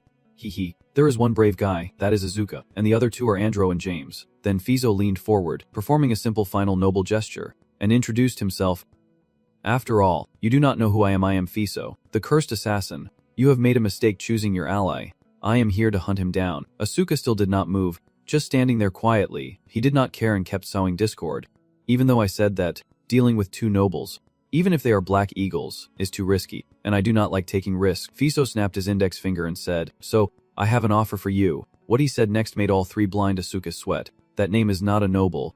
If you help me hunt him down, I will spare the rest. This statement hit straight to the core of Andro and James. Having achieved his goal, Fiso's tone remained steady. After all, was not this the perfect chance to eliminate the commoner from the Sword Academy who was causing trouble for them? I promise to keep it a secret. You just need to cover this up and say he left on his own. I will inflict moderate injuries to avoid suspicion. Hey, do not tell me you actually believe him. Come on, do not be that stupid. He is trying to trick you, if you hear me. Answer me. He looked at James with tears in his eyes. And obviously, James's expression had darkened a bit. James spoke irritably. No way, Asuka, his voice catching Fiso's attention. You frowned, But actually I have already come to my senses. Asuka looked at James intently, while Andro smiled upon hearing you say that. James continued, raising his sword high to provoke. Enemy, you know nothing. In battle, no fool would use their comrades as scapegoats. We will defeat you, and all three of us will survive and return. Sure enough, James' words angered Fiso. He lowered his center of gravity and growled. It was my mistake to try negotiating with those fools from the Sword Academy. I will do as you wish. This place will blind you all. Asuka watched his stance and quickly warned the other two. He is about to attack. Everyone be careful. Right after, his figure turned into streams of vapor and vanished. This left Asuka stunned. Before his eyes, Fiso had vanished without a trace. James was terrified. He has disappeared. Asuka lowered his hand, but his eyes remained fixed ahead. Focused. He is only hiding himself, not completely gone, and since we have no openings for him to exploit, we can defeat him. All three raised their guard once again. After a while, the sword in each of their hands began to tremble. The breathing of James and Andrew was a bit erratic. Staying silent like this only made them more tense. Why is not he attacking? Did you see anything? He is waiting for us to lose focus. Do not let your guard down. James is the type to lose his temper easily, and now he is starting to lose patience, thinking the fight is just a joke. But as soon as he let his guard down for a moment, Fiso appeared out of nowhere, swinging a curved sword at him. James reacted instantly, raising his sword to block the deadly strike. The force so strong he had to grit his teeth to hold it off. Fiso vanished once again after the failed attack. James, are you okay? I blocked his attack. Fiso's voice rang overhead. So that is how it is, James. Among the three of you, you are the weakest. He spun in the air declaring, I will deal with you first. Andrew panicked. He was about to focus his attack on you. James. Wait, we. Unexpectedly, Fiso used a feint to strike from the side, landing right in front of Andrew. While he was still worried about James, Andrew felt a chill. This is bad. May stepped in just in time to block the blow, deflecting the slash and causing Andrew's shoulder to bleed. He let out a soft cry of pain. Asuka clenched her teeth, sweat pouring down like a stream from the tension. Retreating completely, we have been caught in his trap. She lightly tapped the ground with her toe. Fiso moves calmly as if toying with bugs, even though they boast a lot. But the skill of the distant sword technique is worse than I thought, so I can't enjoy the hunt in peace. He raised his curved blade, a twisted smile adding to his eerie expression. From now on, I will strike even faster. Hope you can keep up. No sooner said than done. Fiso immediately slashed Asuka's shoulder, blood splattering everywhere. He kept jumping back and forth between the three as if toying with them. The only difference was that each time he leaped, one of the three would bleed a little more, gaining another wound. Seeing them still swinging their swords to defend themselves, Fiso's speed quickly increased. By now he had rushed like the wind, making it impossible for the three to defend themselves. But refusing to give up, all three gripped their swords tightly, despite their current desperate state. Dawn has finally broken. Blood dripped steadily from above, forming a pool on the ground. Asuka, Andrew, and James were all completely exhausted. Seeing their condition now, Fiso laughed joyfully. Haha, you all look better now. This is what I call a proper fight. And although this is just a pastime, I have truly enjoyed it. From your shoulders to Andros' face, it is all covered in blood. James was in a state not much different from Andros. Of course, Asuka, who took the brunt of the attacks, looked even worse. Asuka narrowed his eyes sharply. Big guy, it seems you are really enjoying our difficult situation. If you end it now, you will definitely regret it. Asuka returned his usual carefree stance, smirking with a taunt. Don't touch those two anymore. Let us play together. You will see it is even more fun. Even though he was so exhausted he could barely breathe, he forced a provoking smile because with these two burdens, he could not fight at full strength. Fiso remained silent, staring intently at Asuka. Seeing him still not reacting, Asuka repeated once more, pointing back towards Andrew and James. Just let the two behind me go. It is just you and me for a bit. I will put on the most spectacular show for everyone to see. The more he spoke, the more confident his expression became. Fiso did not respond immediately, just remained silent. Andrew gasped softly, calling out, Asuka, only now doesn't act differently, asking if you want me to let them go. Huh. Interesting. Fiso rests the curved blade of his sword on his shoulder and asks him back, but why should I listen to you? I already said no. Playing with me is much more fun. If someone is behind you, you want to be able to swing your weapon freely at me. And doubted whether you were really that strong. And this was nothing less than an attack on Asuka's pride that made him furious. You always like to bully the weaker ones. Huh. You have not even seen my skills yet. If you like picking on the weak, then I have no choice. But if you can defeat me, you want to get a chance to fight Helmut. Mentioning that name, Han's pale eyes narrowed slightly. Finally, Fiso jumped down from the tree and immediately saw through Azuka's intentions. Honestly, that provocation was useless. But if you were aiming at my interests, I have to admit you hit the mark. Fiso gave a twisted smile and said, I am more excited when the prey fights back, whether it is part of a plan or just recklessness. Fine. I will give you a chance to take care of the two behind you. Having achieved his goal, Asuka pressed his lips tightly in tension. Then he turned around and shouted, "What are you waiting for? Idiots. Get out of here quickly." Zem sat, clutching the bleeding wound on his right arm. But Andro, standing beside him and seeing his pale face, was convinced. "Zem, if the bleeding does not stop, things will only get worse. Just listen to Asuka and treat his wound." And so, Andro helped Zem to the side, leaving Asuka alone to face Fiso. Fiso stood there motionless, and waited for Asuka to start loosening up. After everything was done, he picked up the sword and said, "All right, I am done. Let us go." Just as he finished speaking, Fiso suddenly appeared behind Asuka, and swung the curved blade toward his neck, aiming to cut off his head. Unexpectedly, Asuka reacted in time, spinning to cast a spell, letting the blade still strike his back. The sword lunged forward swiftly, catching Fiso by surprise, and stepped back to avoid the sword's path, and Asuka swung into empty air, missing his strike. Asuka clicked his tongue in frustration. Fiso also swooped down from above. He raised his sword to block, and it also struck at his old wound. The speed and strength of the two were quite different, and every time Asuka attacked, he missed. Fiso hovered above, looking down at the small figure below, surrounded by many bloodstains imprinted on the ground. As Asuka's stance shifted, looking at him was like seeing the shadow of a scar. Fiso was startled. A cut appeared on the clown mask.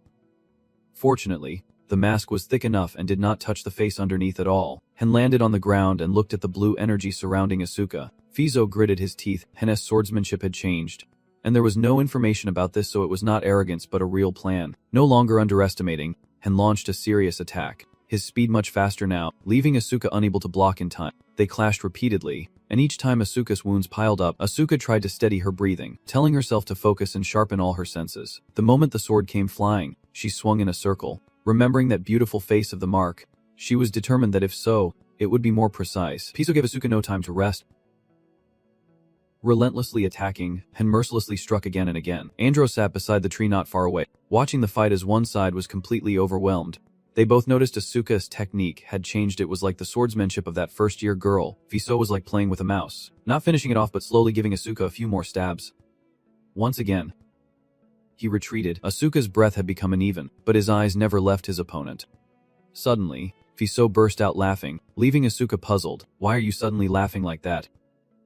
After laughing, his mood became extremely good. "Good, I already know your abilities. You are not just all talk, Asuka. The more desperate you get, the sharper your senses become. You are very skilled, like my other protege." Helmet, sliding past the attacker, Hen opened his eyes slightly, actually wanting to enjoy this a bit longer. But it was time for the main act to begin. Fiso lowered his stance, holding two weapons wide. "Asuka, I have truly enjoyed you. So now, rest." Asuka of course refused to lose, as the power within him surged back fiercely. "What nonsense are you talking about? Who said I would leave because of you?"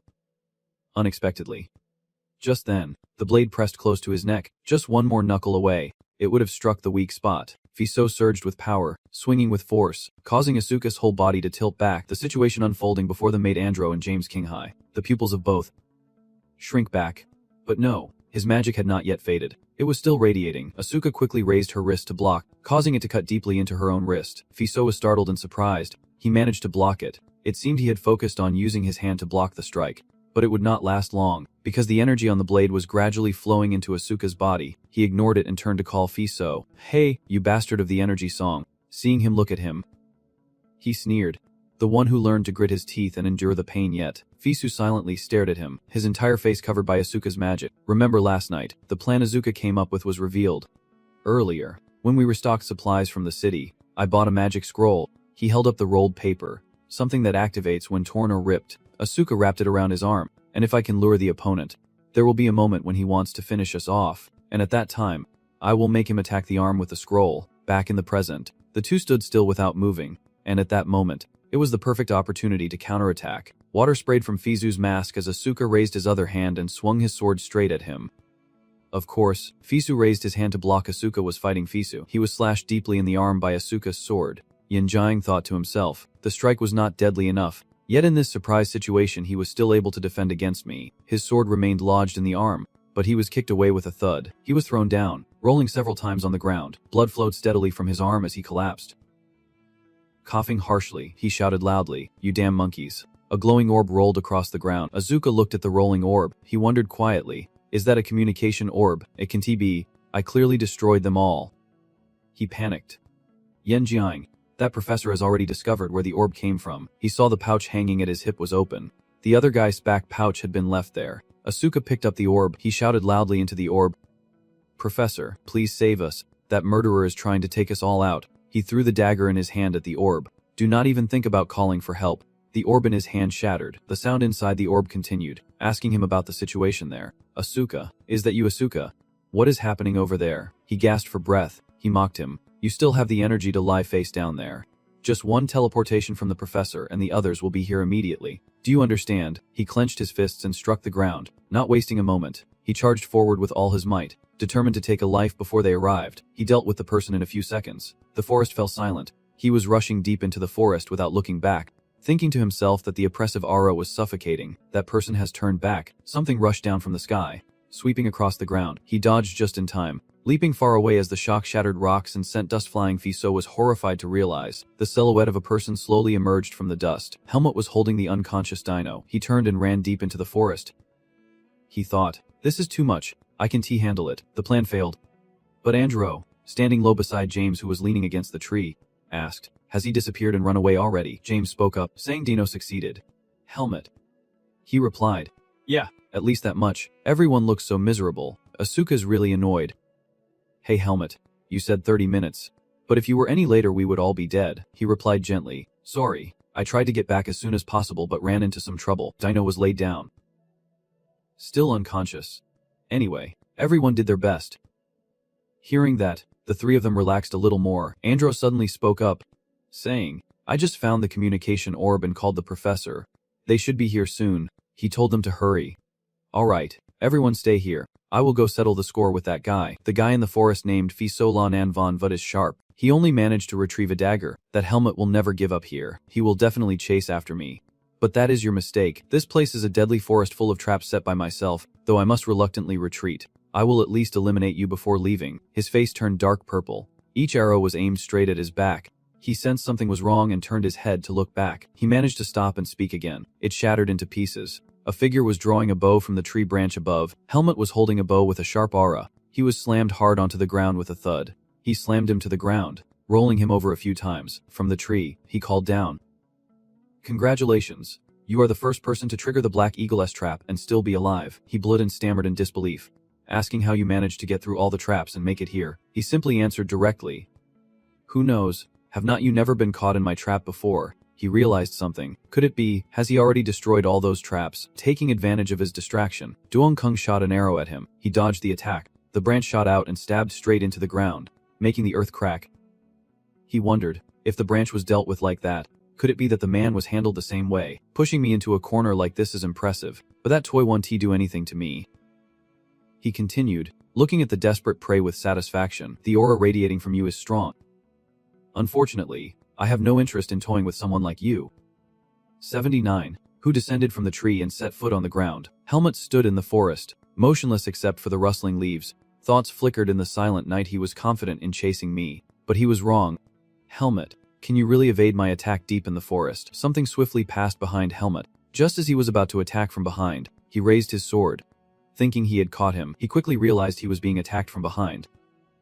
Turned around, and raised his sword. He was startled and panicked. He swung down but he quickly dodged the strike. He stood up, thinking, wondering how he knew. The aura around him flared as he turned to face his opponent. The enemy charged again, but this time luck seemed on his side. Yet now, the real fight begins. Then he wildly slashed at the surrounding trees, causing leaves to fall everywhere. The darkness and shadows blocked the view, and the falling leaves made noise, with both sight and hearing limited. Catching me at this high speed was impossible. Helmut had already guessed his intention, so just as he was proud of his plan, he turned and slashed the scattered leaves away.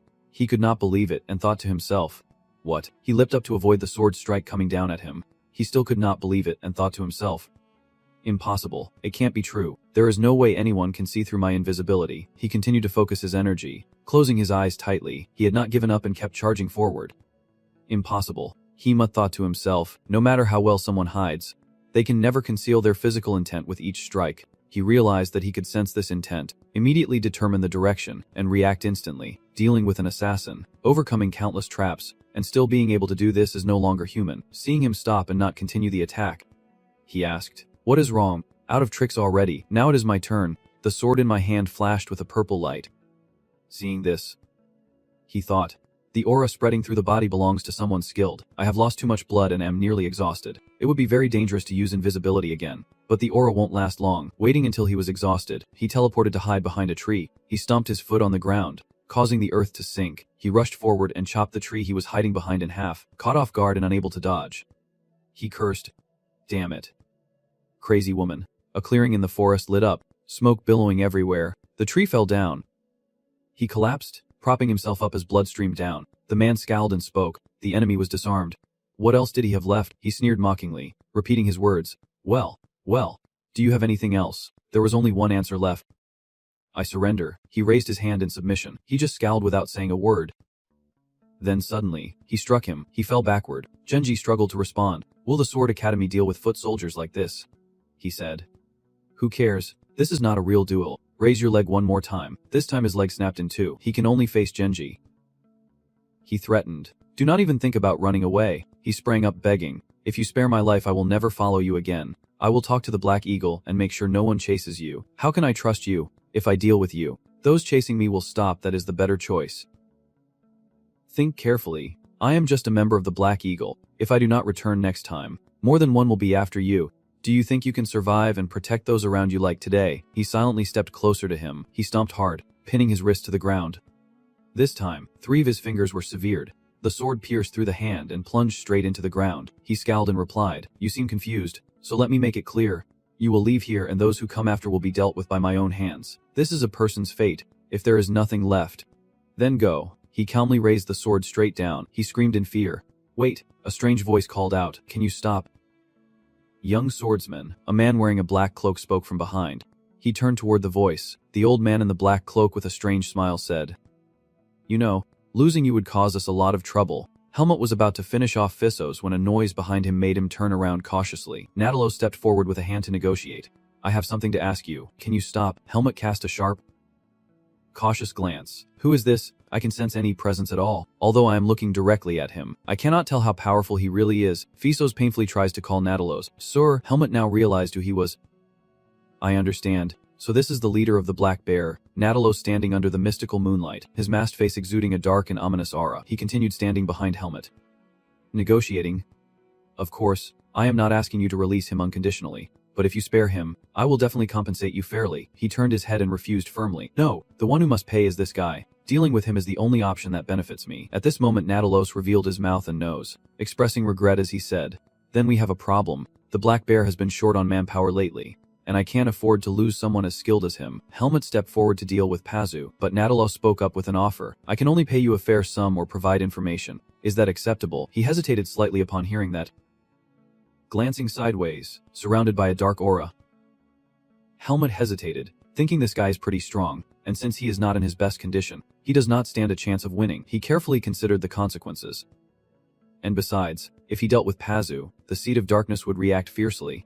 He seemed to dislike fighting, so continuing this battle did not seem like a good idea. Natalos noticed his hesitation and quickly added, Of course, as the leader of the Black Eagle, I promise to stop pursuing you and reject any other requests related to you. Helmut listened intently as he spoke. So you mean that? It does not seem so bad.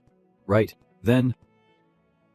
Without hesitation, he stomped hard on Pazu's hand, causing him to writhe in pain. Helmut let you take a look at him. Then he turned his head and made a request to Natalos. I need both the money and the information. Natalos heard that and immediately reached into his sleeve to take something out, saying you are quite greedy. Huh, fine. I will give you what you want. A large bag of money was thrown to the ground. This should be about 300,000. You can check if you want, Helmut said as he looked at the bag on the ground. He then drew his sword to open the bag and check the money inside. Natalos continued as he planned. And as for the information, I will give you the one you want. Helmut immediately showed his displeasure, knowing it would not be just a single piece of information. He only hunts down Facebook bullies, at least 5 of them. To earn a name like this, Natalos' eyes burned red as he stared sharply at Helmut. He said irritably, So what? I already guessed you would say that. Natalos bluntly commented on him, saying he has been trading information for many years and has met many clients. You just need to look at the face. I can easily tell who needs a lot of information. And you have that face too. Helmut tensed up as he realized something. Natalos raised his hand to make a proposal, but I have my own conditions too. He held up 5 fingers, indicating he would give Helmut 5 pieces of information. We will provide you with 5 pieces of information, including him and me. No more than that. Otherwise it is a mistake. I can't afford any more losses. He frowned and glanced at Natalos. Helmut then turned his sword down towards Facebook.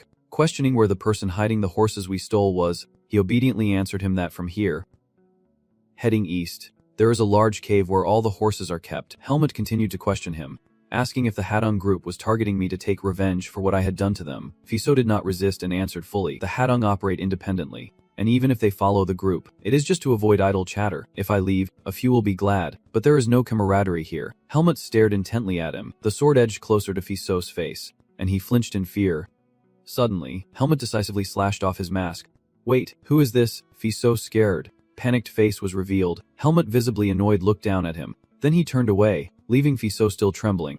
Thinking it was better to keep wearing the mask, Helmut shifted his focus to Natalos and asked, "What I just heard is something I do not want to know, so it does not count. I still have 3 more questions. What information can you provide me?" He reached into his coat and pulled out something. Natalos took out a communication orb. He held the orb and told Helmut that since he had used this before, he probably recognized it. This is a secret communication crystal, used only to contact the leader of the Black Eagle. Whenever you need information, use this to contact us. For the next 3 questions, even state secrets will be provided free of charge. Helmut listened carefully as he spoke, but this crystal ball only has a lifespan of 10 years. After that, we won't need to provide you with any more information. He just looked at Natalos, suspiciously making a request. That undershirt is enchanted to hide your anger. Right, if I hold the crystal ball, it might attract attention. So give me that undershirt. He just smiled lightly and followed Helmut's instruction, tossing his shirt to him. The shirt was thrown straight into Helmut's face, but he did not get angry and just looked at Natalos with a slight smile. An old man with silver hair appeared. Helmut held the sleeveless shirt, bit surprised the camp manager. He really did not expect the person to disguise himself as him. Natalos did not hesitate, removing the disguise. Disguise is my specialty, so you have nothing to be surprised about. I revealed my true face to build trust with you. Natalos's true face was revealed, a young man with blazing red eyes. Helmut turned to look at the thug, who hastily put his mask back on. He grabbed his collar and yanked him up hard. Just as expected, Helmut flung himself at Natalos. Natalos caught the pusher with his head upside down on the ground. Helmut warned fiercely, catching him, saying, "If I see you again next time, I will deal with you for real." Natalos looked at him, a slight smile on his lips. "Thank you, Bai Su. Look, his condition is critical. We need to go back and treat his wounds immediately." Helmut turned away but did not forget to glance back cautiously. His silhouette slowly stepped into the forest. Natalos suddenly asked something that made him stop. Wait, on second thought, I have something quite curious." Seeing Helmut stop, he continued, "From your actions to your attitude, it seems you hesitate to take another person's life. But before drawing your sword, you seem to hesitate quite often. Are you a good person, or am I just overthinking it? Sometimes you need to draw your sword without hesitation, and that would be better." Hearing this, Helmut had to glance back. He turned back and asked if that was advice. Natalos awkwardly nodded as if it was, and apologized if it made him uncomfortable. Helmut replied teasingly, saying he was not entirely wrong. "But now I am a swordship student at Greta Academy." Natalos caught Fiexu's hand with a smile and said, "So because you are a student, you do not deal with people? Huh, you are really funny." Then they both disappeared. "So I will wait for you to call me back when you need me." Helmut only felt a gust of wind after they disappeared, and the sound of horses galloping echoed through the forest. Natalos and Facio rode off swiftly like a flash. Fiso, sitting behind, said irritably, "The person who embarrassed me so much. I swear, not only did he save someone like me, but he also gave me money, clothes, and information." Natalos did not turn back to answer. Fiso hugged him tightly and explained, "No, from now on I will do my best to repay you for today's kindness, but next time I will handle him myself and do what you did to him today." Natalos just gave a slight smile. He then said to snap him out of it, "Facio, do you really think you successfully defeated him today?" Riding his horse, Natalos calmly said, "From what I see, it does not seem like that. The Black Hawk won't touch anything related to Helmut." Facio, hearing this, immediately argued excitedly, "If I am not good enough, then I can recruit more people. If we fully harness the power of the Black Eagle, this will be possible. We need to uproot the weed before it becomes a greater threat." Natalos laughed loudly, completely unfazed by those words. When he took the mask, many must have felt humiliated. "I never imagined you would talk about such foolishness." He hinted at the consequences later on, saying that if I fully unleashed the power of the Black Hawk on him, I might be able to eliminate him. But I have not yet considered the number of people and resources I would have to sacrifice for that, while other plans remain unfeasible. This is not a threat that requires me to give up so much just to destroy him. Actually, was not he ordered not to harm anyone afterward? He flinched when he heard Natalos speak. Helmut's resolute silhouette appeared in his words. He might be ruthless to enemies, but he was not the type to abandon his comrades. If you have a good relationship with him, it is better to be friends than enemies. That is my judgment. Natalos did not want to argue and quickly ended the conversation. "Facio, You still have a lot to do, so focus on recovering before I return. Feisho obediently replied. Understood. Natalos looked straight ahead and stated firmly, Helmuth really is a monster in every way. From the forest near Helmuth came the sound of running footsteps. Erlang and Pashika rushed out worried. Helmuth, are you okay? Are you hurt? He looked away and replied, I've lied. Helmuth glanced toward his teammates. Andro, Asuka, and James, all of them were covered in wounds. On the other side, Dway is treating Dino. Erlang is furious. How could you risk chasing after someone like that all alone? He calmly replied.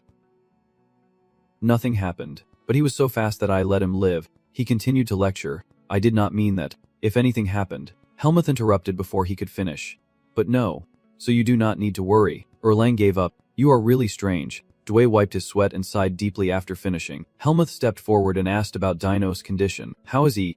Dway turned to him and said, Helmuth, you are back. He explained the current situation Dino is facing. As you have seen, his finger has been reattached and I have fully treated him. But there are traces of dark energy lingering on him.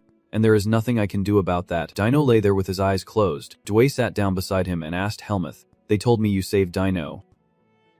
What happened? Can you explain? He looked away awkwardly and answered, I do not know either. Suddenly Dino turned into a monster and went crazy. Then at some point, he just collapsed like he was exhausted. Lin stepped forward, surprised, and asked, Is the dark energy real? Dway tries to find a solution. Someone injected with dark energy won't survive because their veins will burn out after a period of madness. Maybe because he only absorbed a small amount of dark energy, he was able to expel it. His life is strong. If he goes to the temple to purify the remaining energy, he will recover quickly. Dino looked uncomfortable, his face showing signs of unease. Assist. Chica covered her face in self-reproach. Who would have thought they would send assassins to a hideout like this? I should have been more cautious when I heard about the trap. This happened because we were careless and I apologize to you all. Helmut murmured thoughtfully to himself, thinking that everyone got caught up in danger because of him being here. He continued his thoughts. At first, he quite liked having strong enemies constantly around. Helmut looked at his hand, thinking of past foes, but when the sword was pointed at those beside him, it was no longer the same. The moment I returned to camp after saving Dino and saw them lying collapsed on the floor, an indescribable anger erupted inside me. I clenched my fists, wondering if I was changing after joining the Vietnamese academy. He ended his train of thought as Dwayne suddenly called someone over, saying they had arrived and were here. Helmut widened his eyes and looked in that direction. A person wearing a white shirt approached, making him unconsciously open his mouth. It turned out to be Alia, who stepped forward and pulled down the collar of his shirt. Alia immediately recognized him and said, I am Alia from the Magic Institute. What are you doing here? Alia politely replied, Professor Dwayne wanted me to come quickly, so, you must be Alia. What do I need to do now? He nodded shyly. I understand. Then, Alia pointed to Helmut and said, Okay, Helmut just arrived and has not been treated yet, so pay attention to him first. Alia agreed without hesitation. Of course, sir. Helmut whispered to her, Alia. Alia rolled up his sleeve to prepare for treatment and said, Sit over there and roll up your sleeve first. He began treating the wound on the arm. Alia saw the wound and said it looked worse than she thought. If you are injured like this, you must have been in a fierce battle. Helmut did not take his eyes off her. He looked at his arm and recalled the past with Alia. Alia, when you taught me about morality before, you said that saving someone in danger is a virtuous act. Helmut continued confiding in him, saying that people always live in fear and danger. But if he could not save them, the pain would haunt him for life. Hearing this, Ailey looked up and stared intently. He turned his head back to look at Helmut's teammates. Although they were all injured, they still smiled and laughed together. Ailey never stopped treating them, saying, Do you feel guilty because of them? Everyone is still alive and healthy.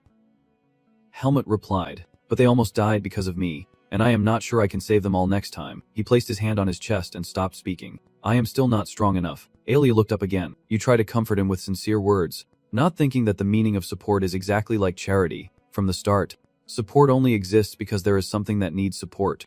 So you can help the people you want to help. Helmut asked suspiciously.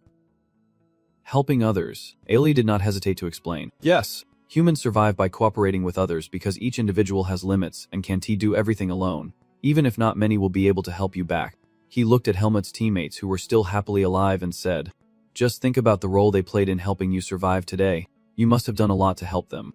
But you want to know maybe in the future they will help you. Helmut asked sadly. Did they leave because of me? Why did not they get angry? She pushed his hand away, leaving Helmut stunned. Enough. Once you are healed, if you are that curious, why did not you go ask them yourself? I am going to talk to Professor Thai now. He looked at his teammates, who seemed to sense it too and looked back, then hesitated before calling out. Helmut. Helmut stepped forward to apologize to everyone. Sorry. Because of me you all were in danger. Andro was startled and waved his hand to dismiss it. No, Helmut. Do not blame yourself. After all, everyone is still alive. Andro shyly told him that thanks to him, he realized how weak and unprepared he had become in his outside world this time. He reached out, smiling to comfort Helmut, saying this kind of thing probably won't happen again in our swordsman lives, and that he should consider himself lucky to have survived because of him. Turning to look at him, he hesitantly said, "Thanks to you I see my goal more clearly. I want to thank you for that."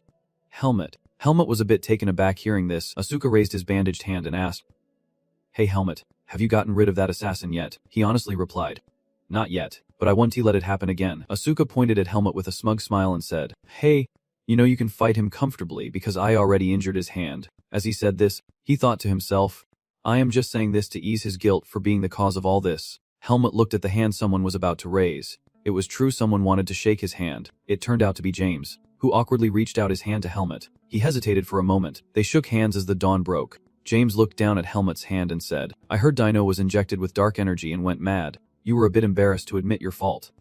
Honestly, I thought this time I was done for. Even if you tried to save him, everyone kept hearing me insist on not leaving Dino behind. I am the one who created this dangerous situation, and to be honest, I deeply regret it." Helmut still held James's hand tightly, feeling moved as James comforted him. But he truly had helped us all so much without anyone being lost. James's resolute eyes met his, affirming, "I will never forget this debt. Helmut, one day, if you need my help, I will come to you without hesitation." Helmut was embarrassed to have survived on his own. Suddenly, he opened his eyes wide. Wesley's memory firmly bowed in gratitude, thanking Helmut. "I promise on my honor I will not forget what happened today." Then came Alia's hesitant question. "Do not you think that helping others is just like an act of charity?" And the image of Erlen sternly pointing out that nobles or commoners, the strong or the weak, are all equal. Countless thoughts arise in that handshake, and if you keep it in your mind, one day you will find the answer. Helmut realized he had misunderstood all along. Instead of strength to show off, it was the unity of three friends that made him see the importance of connection through hand in hand and shoulder to shoulder, the power of trust and supporting others. Helmut suddenly opened his eyes wide and looked at James. The image of the two under the dawn light seemed to reflect Helmut's own figure, and that handshake from long ago that is the true strength of humanity. James withdrew his hand, closed his eyes, and said, "Besides that, after going through that experience and reflecting on it, I think I have improved a bit. Now I am training by sparring with the kids at the Sword Academy, like playing with children." Asuk looked at him with disdain, implying that his glorious achievement was just because he got beaten up. James refused to back down and said, "That is true. But what does it mean to comrades who have shared life and death moments? Still, being alive is what matters." And the morning sunlight shone down on everyone's smiles. Helmut looked at his hand thoughtfully. He stared at the palm that once held a sword in fierce battle. The sun had fully risen. A clear morning in the forest. Helmut sat on a rock, staring into the distance. Helmut suddenly heard someone calling out. He asked, "I will return with the teleportation magic along with Professor Dwayne. Do you want to come along? Since you witnessed this, you have every reason to return early." Helmut was silent for a moment. He smiled softly and decided to decline, saying, "It is okay. I will return with the hunting team." Ailey looked at him in surprise. "You are not forcing me either." Turning away, "Fine. See you at the academy." Helmut replied. "Yeah." Aelia blushed shyly after being rejected. "What did Aelia say to you?" Helmut walked over his friends. He answered, "She asked if I wanted to go back early using magic." His friend teased him, saying, "What? Why only you? Is she favoring her roommate? So what did you decide?" Helmut asked bluntly. "I said no." The three of them happily teased him. Of course they should. In the end, everything ended peacefully. The stormy camping trip was over, and sunlight was shining through the canopy of the Petica forest. For some reason, I feel more refreshed than usual. But who knew this feeling would fade so quickly? I never thought the sunlight could become so uncomfortable. The dazzling kingdom surrounded by towering cliffs. Someone's footsteps stopped before the kingdom's gate. The wind blew the sand swirling up. He slowly pulled down the collar of his shirt. This is the place where he was born and raised. At that moment, he looked up at the blue gate and whispered, "The kingdom at 3 o'clock, 82 degrees. The sunlight of peace shining on the academy." Outside the quiet corridor, only the morning light shone. And after a series of events at the end of the camping trip, a week passed in the blink of an eye. The blue gate slowly opened. Everyone in the academy looked out, checking if any of us were there. "Dino, you are back." "Huh." Dino shyly scratched his head, accepting the warm welcome. "Really, you guys are celebrating me so enthusiastically. I do not know what to do." The questions kept coming, and he could not respond for a moment. "I heard you were kidnapped by assassins. Is that true?" "It is embarrassing, but I heard your team went through a lot to rescue you.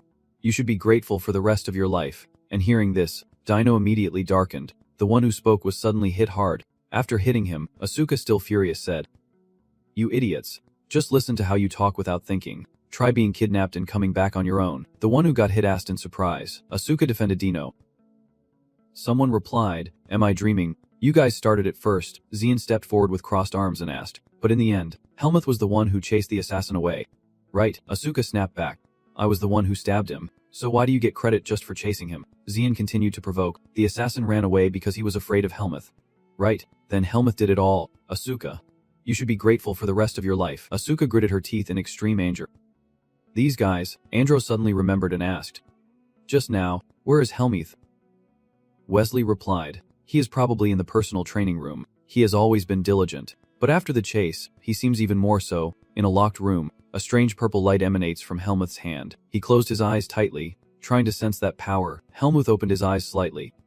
Thinking, it has ground. The seed of darkness. His body was covered in a strange purple light. Helmuth slowly stood up, his eyes slightly open, probably because he had absorbed a large amount of energy. But at the same time, he could feel his viz increasing as well. He drew his sword, his determined eyes reflected on the blade, thinking that fighting strong enemies, consuming and recovering large amounts of viz, gaining new experience and emotions. This complex cycle made him stronger. Helmuth looked at the sword emitting energy and thought, I do not know how strong I have become, but I hope I get a chance to test it.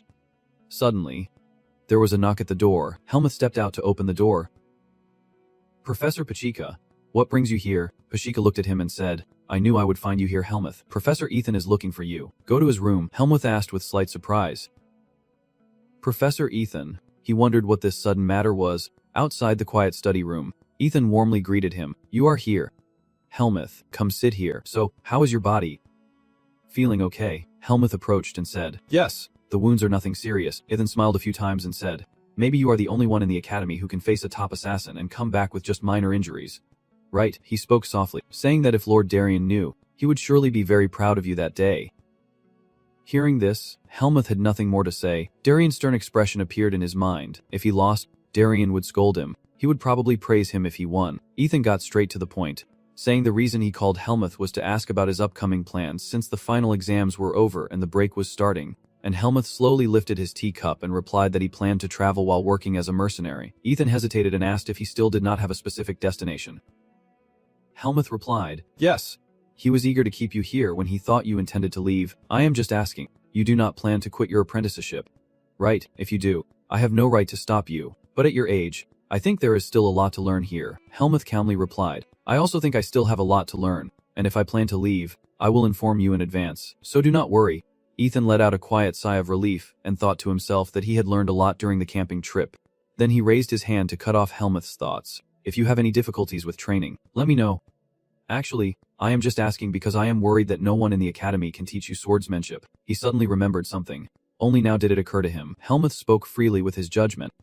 Recently, because of a certain event, I feel like I have reached a different level. I am thinking it would be great to have a chance to test my strength. Ethan's face lit up. That is really good news. He bent down to pick something up. Actually, I have something else to ask you, and it might help you. Helmuth looked on curiously and asked, What is it? Ethan took out 2 sheets of paper and asked him, Have you heard of the 3-Hour Kingdom? Helmuth vaguely repeated, The 3-Hour Kingdom. He replied, Yes. He silently listened as Ethan spoke about that kingdom. His master, the place where Darien Depert was born and raised. He handed the paper to Helmuth, saying there would be a martial arts tournament held there during the holiday. Beijio has many skilled swordsmen, so it is a suitable place to test your skills. He muttered as he picked up the paper. A martial arts tournament. Ethan replied, That is right, but Helmuth immediately understood what he meant. If anyone recognizes you using the Sword Saint's technique, it could cause serious trouble. Ethan agreed. Exactly. Lord Darien was serious in Ethan's words. The first time I met you, you said you still could not reveal to everyone that you are a disciple of the Holy Sword. To the people of Beijio, the Holy Sword Darien is a symbol of pride and a pillar of their identity. If you use the Holy Sword's techniques, someone will notice. If others do not recognize it, then those led by Darien, the skilled warriors of the Panama Legion, will pay attention, and Helmuth immediately envisioned what would follow. Helmuth frowned, thinking of the Panama Legion. Ethan offered the most reasonable solution.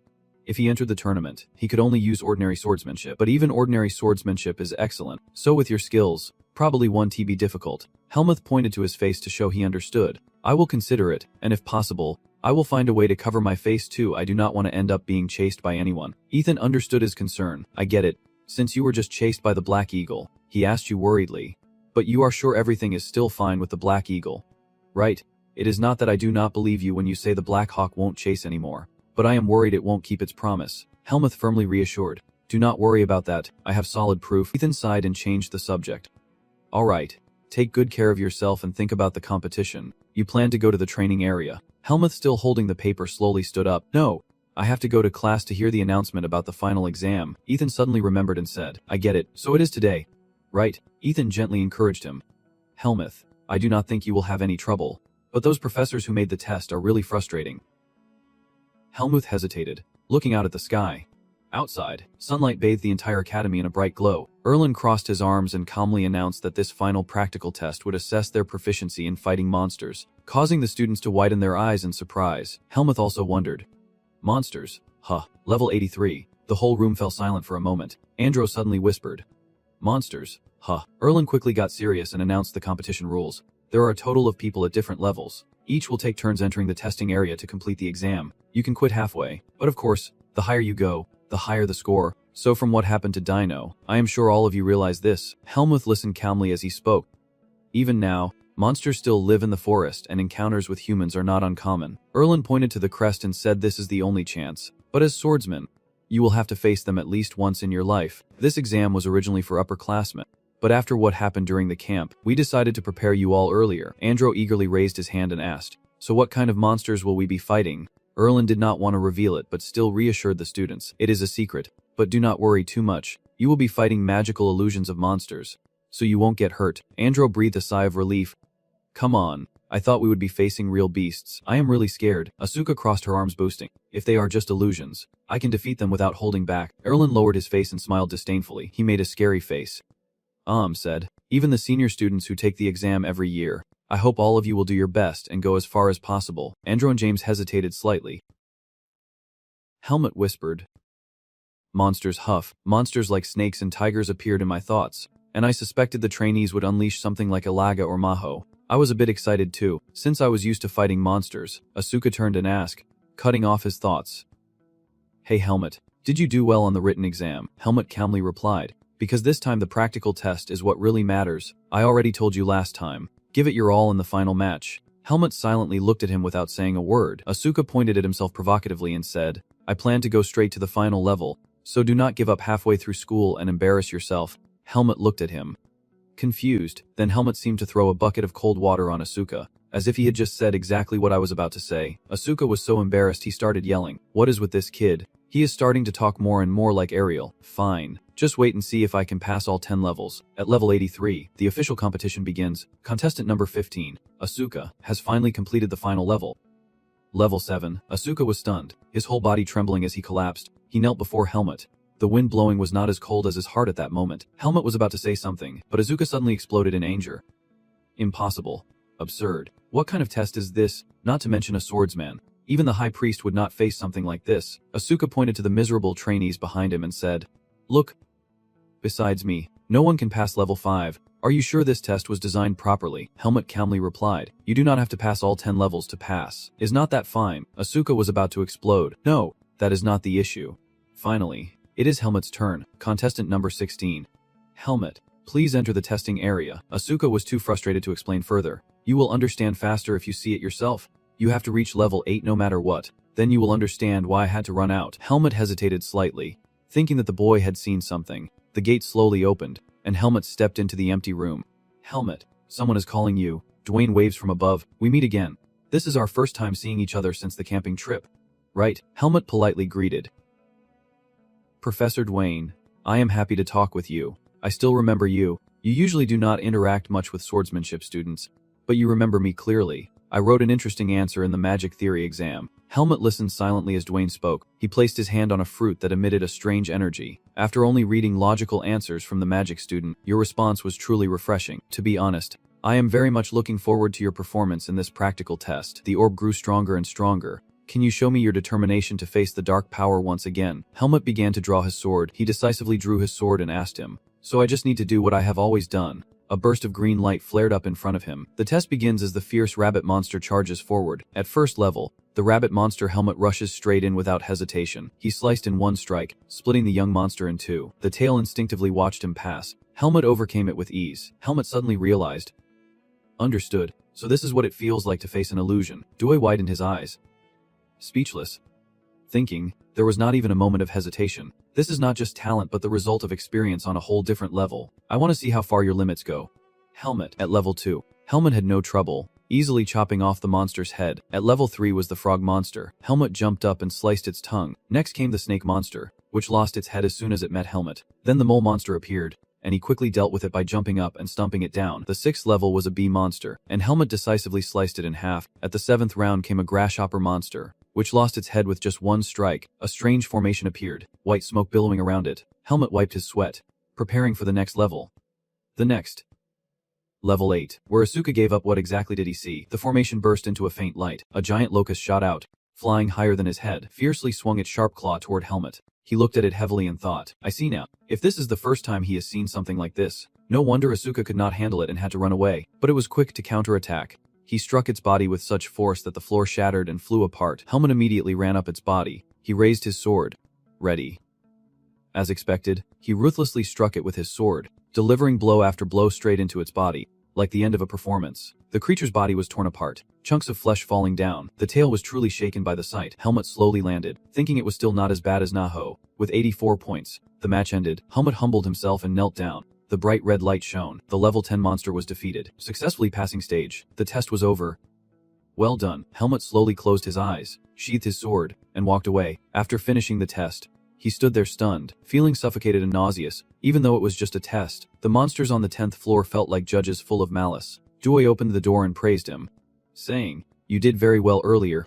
Helmet. Dwayne looked at him with continuous praise and said, I have to admit that is a truly impressive achievement. Since this test began, only a few people have been able to pass stage 10, and of course, you are the first second-year student to succeed. You should be proud. Helmet was quite embarrassed and said, I understand. He mentioned the reward for passing the final stage, which you probably have not heard of before, but any student who successfully passes stage 10 will receive a custom-made creation as recognition of their achievement. Helmet, a bit surprised, asked, Is that really true? Is this the first time you have heard about this? Dwayne explained that he just wanted to do it himself, and if you have any creature you want, just let me know. Helmet focused and thought for a moment. Then the man reminded him, If you can decide right now, you can tell me later in the lab, and I will make it exactly as you want. It seems like he has figured out what he wants. Helmet gestured with his hand. So, would a creation that can change appearance be possible? Like the face or hair? Dwayne was somewhat surprised by his request. Then it is simple. But are you sure that is all you want? Your request is more modest than I expected. Helmet explained the reason. Yes. I just do not want to deal with complicated situations when going outside. He immediately understood. I see. You have been through a lot lately. Dwayne did not hesitate to agree to his request.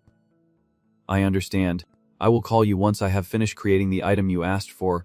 Helmet was about to thank him. Yes, thank you.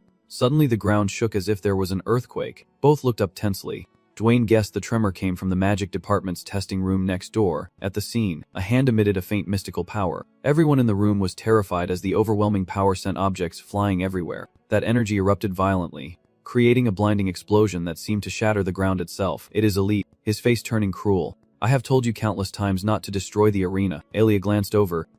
Cold eyes. The teacher made a test like this and then expected the students to meet his ridiculous demands. He hesitated slightly but still blamed her. This girl really had no respect, talking to the professor like that and getting away with it. Helmet glanced up at Alia. You were startled facing him. Then Alia jumped down onto the ruined ground. Without saying a word, she slipped past Helmet. Reaching the door, Alia did not look back to speak to Dwayne. No matter what, you have passed all 10 trials. Right, I will go rest and report to the master later. So do not forget that he was helpless. That girl. Dwayne shook his head in frustration. If she were not the top student of the class, he would have returned to the academy as usual. Asuka was so surprised his face turned pale. He had passed all 10 trials. He had to bow his head in admiration to Helmet. Impressive. Well done. First place goes to you. So how was the monster in the 10th trial? Helmet calmly recounted. It was difficult but manageable. However, it seemed the purpose of the test was to help students overcome their fears. Asuka asked in disbelief.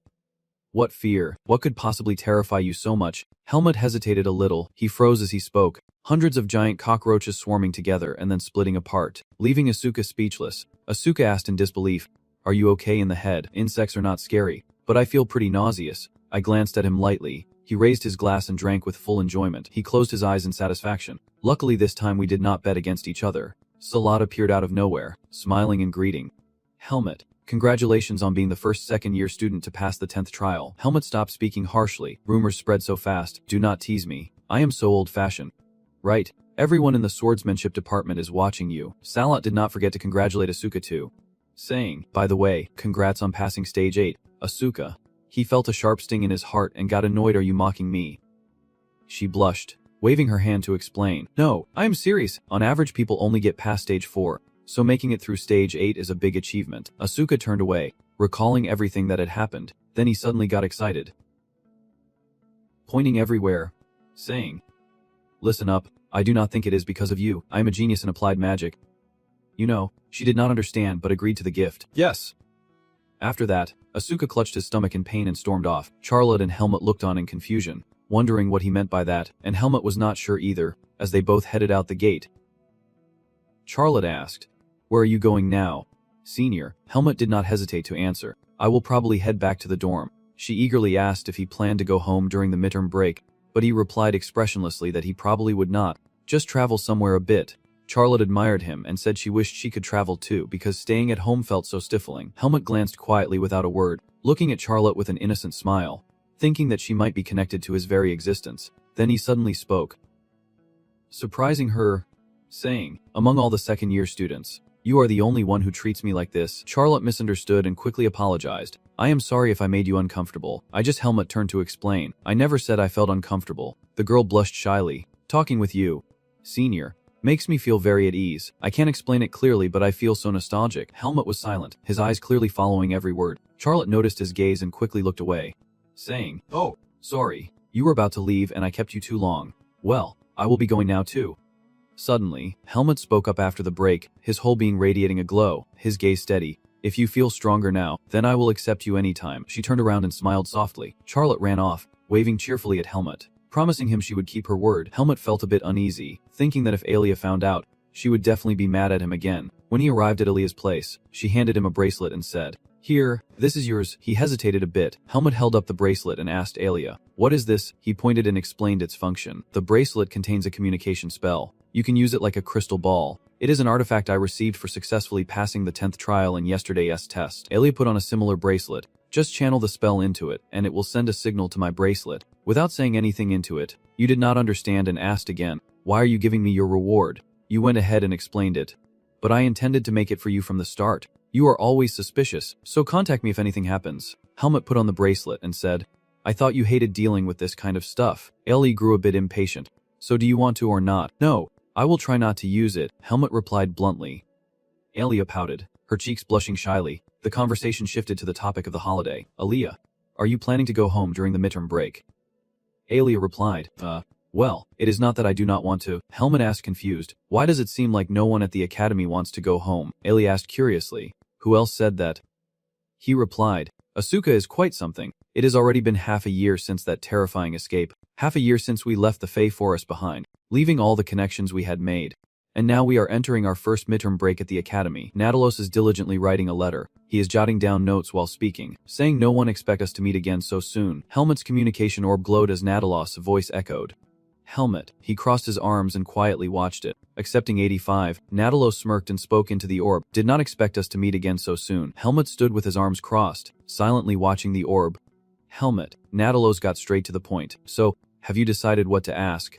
He got straight to the point, saying that in about a week there would be a martial arts tournament in the 3 o'clock kingdom. Helmut continued to outline the information he needed, including the organizers and the powerful figures involved. I want detailed information about the major events in the 3 o'clock kingdom. The king, the royal family, and the key nobles. The more information, the better. Natalos excitedly twirled a pen in his hand, planning to join the tournament later. Helmut grew a bit impatient and said, I am the one asking the questions here. Hearing this, he immediately apologized. Oh, sorry. Natalos did not fully understand his meaning when he said the more information the better. He wanted details on values, personality, and family ties. Helmut glanced over and gave a vague answer. Judge for yourself, a rough report is fine, but if the Black Hawk intelligence is poor, that is on the handler. He was a bit surprised, eyes wide open. Natalos remained silent, pondering carefully. Truly cautious, he clearly said he wanted information but gave vague criteria. You aim to exploit our weaknesses to the fullest without leaving any trace to be traced back. Your code name is Ho, so you are actually a fox inside. The phrase continued to glow. Finally Natalos had to agree. Alright, I will prepare according to your wishes. He asked again, how do you want to receive the files? Helmut replied, "Send them to the mercenary guild at 3 o'clock. I will come to pick them up." Natalos smiled lightly, gave him a subtle signal. "Okay, I will contact you after the paperwork is done. Never lose the prey on the big board. That is the signal. Remember it well." Helmut was about to end the call when he added, "How do you want to receive the files?" Natalos sincerely wished him good luck in the tournament and said he supported him. Then Helmut disconnected the orb, feeling a bit tired as he slumped down at the table, muttering to himself that he had prepared. But even talking to him was exhausting. He was not someone he could afford to be careless around. Helmut pondered, the kingdom of 3 o'clock, hoping it was a place easy to live in, irritated by the blazing sunlight shining down, the sun flickering brightly in the clear blue sky, footsteps slowly moving across the sand.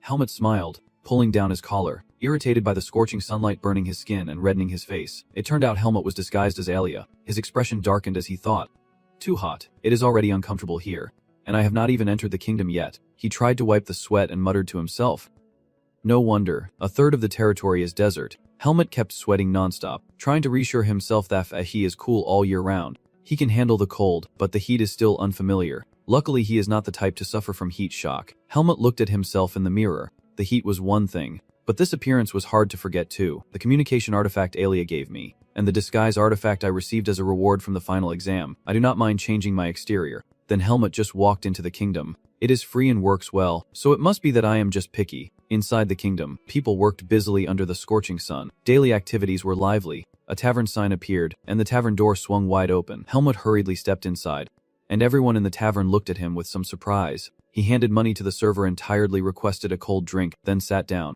thinking there were too many places, and he was already exhausted. Suddenly some thug stepped forward and kicked the chair leg, giving Helmut a cold glare.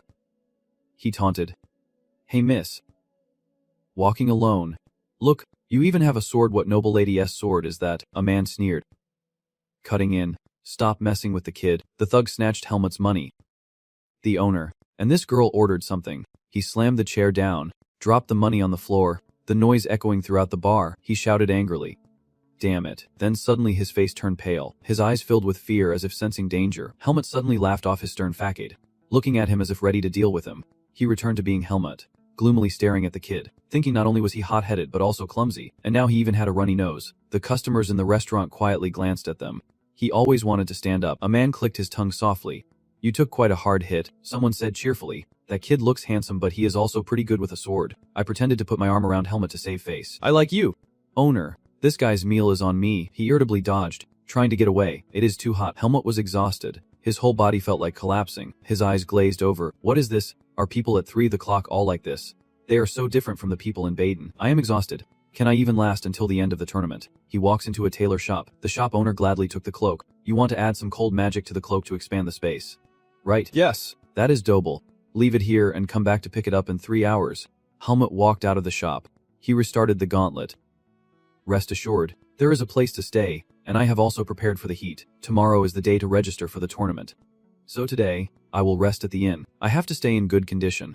Then Helmut saw something. He stared intently at the statue, the sunlight shining directly on its face, thinking to himself, "I believe I understand where the sound of his breathing comes from. Darien, living in a place this hot. It is no surprise that he is always so stern.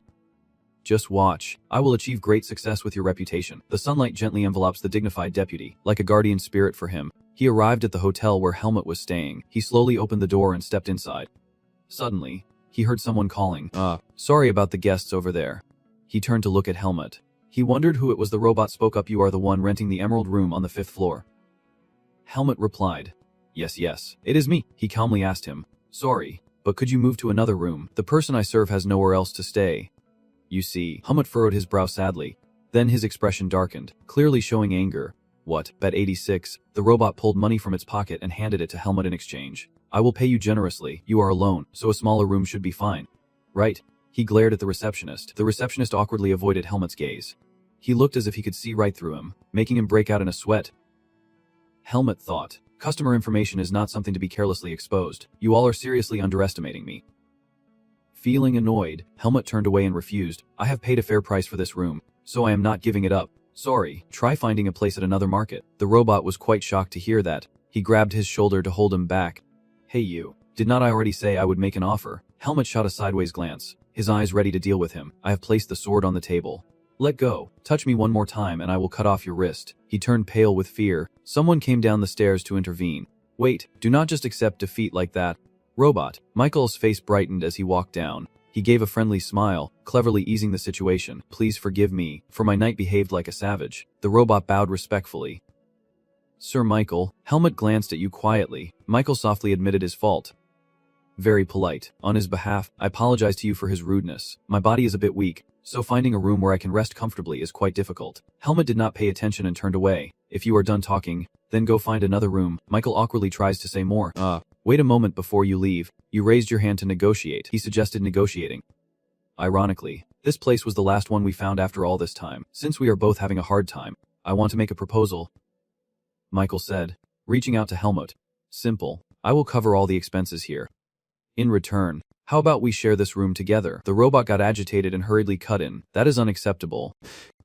Michael, confronting someone with an unclear identity is too dangerous. Michael immediately warned him. The robot spoke in a commanding tone. You will bear full responsibility for the consequences of stubbornly chasing an uncertain future, or you will accept reality and hold on to your life. The robot bowed its head, its face clearly paling. Make it clear, I do not need a dog that disobeys its master. Michael looked at him and continued speaking. And do not worry too much. He is not the type to attack anyone. So I have a good eye for people. Right, the robot dared not object. Yes. Master Michael. Helmut looked up cautiously. Michael's expression changed as he turned to him. Then so be it. Shall we continue our conversation? Helmut looked at him. He thought to himself, even though he looked like that, but maybe he is used to giving orders to his servants already. He asked. Puzzled. Do you really have to go that far? Michael stepped down and walked toward him. Don't worry, I will do my best not to invade your privacy. We can bring in another bed. You are not afraid of someone as weak as me. Are you? Helmut glanced over and nodded. That is right, forget about wounds or mana or whatever. I have never seen anyone this weak before. Michael's eyes are clear. There is no hint of harm at all. It is as if just one wrong touch would shatter him. Do people like this really exist? Seeing him hesitate, he spoke up to ask again. So what do you think? You are starting to consider it. Right. Without hesitation, Helmut asked directly. What is the most special thing you can offer in exchange? Michael smiled lightly with interest. Are you testing me? Helmut remained silent. Expressionless, Michael clasped his hands behind his back and stated the purpose of his visit. You are planning to join the 3 of the Clock martial arts tournament. Right. A swordsman who is not from Bazaret has no reason to be here at 3 of the Clock at this time. You reached out your hand, your mouth breaking into a bright smile. Actually, I came here to watch the tournament. I will cheer for you. Everyone needs someone cheering for them. What do you think? Helmut froze on the spot. My mind is cowing like a crow. I do not know how to respond. He looked at Michael's absent-minded expression and asked, Are you serious? You happily confirmed. That is right. Isn't this a good idea? Getting my support is not something that happens easily. You know that. Helmut covered his face. Chan sighed. It is up to you. Michael smiled brightly and called for everything to be arranged properly. I knew you would believe me. Here. Add another bed to the circle. The receptionist looked confused as Helmut approached. Suddenly, he took a full punch to the face. The entire body of the employee was thrown far away. Robert and Michael stared in surprise. Helmut cast a warning glance at the receptionist. Next time, remember to be careful with your words when teasing others. He held his bloodied face, fearfully admitting his fault. Sorry. Helmut decisively walked away. I do not like doing this, but in this country, you have to be strong to survive. At the hotel, the sunlight seemed to have dimmed a bit. Michael gently sat down on the bed. You cross your legs. The posture is not formal for an introduction. Come to think of it, we still have not properly introduced ourselves. As you know, my name is Michael, and you are? Helmut replied indifferently. Helmut. Michael did not miss a word, repeating each one carefully. Heen. Say it again. Helmut. Helmut sighed quietly to himself. I am not used to using fake names. I keep making mistakes halfway through. He replied. Annoyed. 16. You really ask a lot of questions. Unfazed. He continued with a smile. So you are older than me. That is why I want to be 14. Michael asked without hesitation. You come from a noble family. Right? Helmut. He lost patience and did not want to answer. Let them think whatever they want.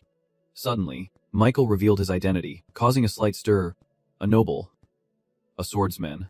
And there is no one else here. Are you a student of the Magic Academy? You looked at the 2 rings on his hand and explained. It was no surprise. When the thing on your arm looks like a magical artifact, Biden is a Magic Academy. Nobles around this age usually study there. Helmut said irritably as he turned away. Your goal is to dig into my background. Michael hurriedly explained. No, I am just asking because I am curious about you. You put your hand the other way around. Looking at you sincerely, it might sound strange, but I feel a strong sense of familiarity with you. Michael pointed to himself, then back at Helmut. I wondered why. I feel strange. Maybe it is because we share the same energy. You confide in me like a friend, but you have things that I do not, like having a strong body. Helmut gave you that without saying a word. He drew back the curtains and casually changed the subject. I will use the open space in front. You can use it when I am not around. Michael agreed without hesitation.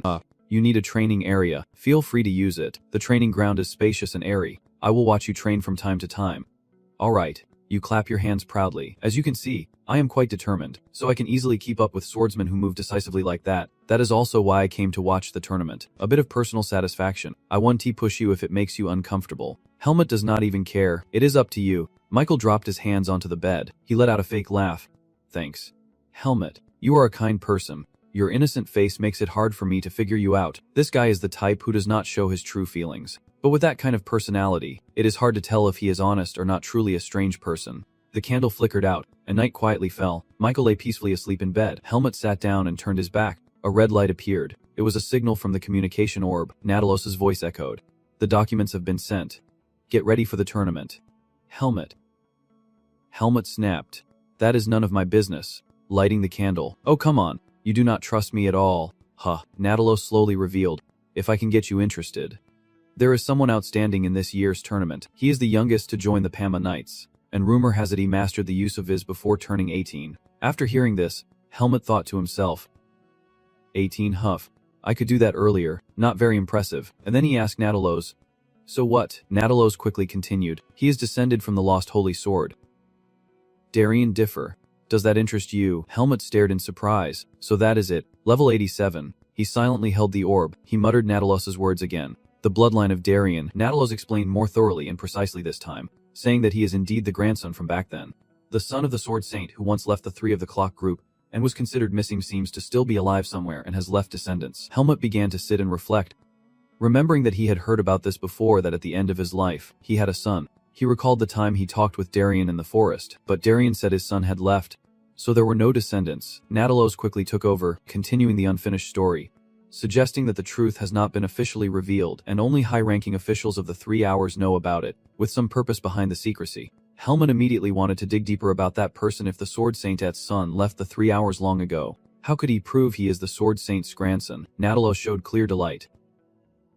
Intrigued already, and he was silent for a moment. Then he spoke up to clarify. I just want to assess my opponent first. He did not hesitate to reveal it to Helmut, saying it would not hurt to tell him. He looked like the Sword Saint in his youth, and he could prove his father's identity. The most important thing was probably his swordsmanship. And after hearing that, he paused for a moment. Natalos pointed and calmly shared what he knew. It was amazing. Everyone thought the swordsmanship of the Sword Saint was lost when he disappeared, but it was fully passed on to a young man who appeared out of nowhere. Helmut looked at the orb in his hand. Disappeared. Darien with his mysterious silhouette appeared in his mind. Darien never told me why he was in the Fa'a forest, but for some reason, in the human world, he was considered missing, as if someone forced him to go to Faha and cover it up. Maybe I will pretend not to know and ask later. Helmut feigned ignorance and continued to ask. The Sword Saint disappeared. What does that mean? Natalos, a bit suspicious. Then revealed, the giant scorpion manifested in his words. What? You do not know. He went to deal with the aftermath of the scorpion, the monster that ruled the desert at 3 of the clock and then disappeared. That is the story that has been passed down. But Helmut wanted to dig deeper. If that was the story everyone knew, then what was the secret version of it? Natalos glanced subtly, mentioning vague details about the story. There is a theory that the temple intervened and took him out, which makes sense at 3 of the clock, outside the temple's domain.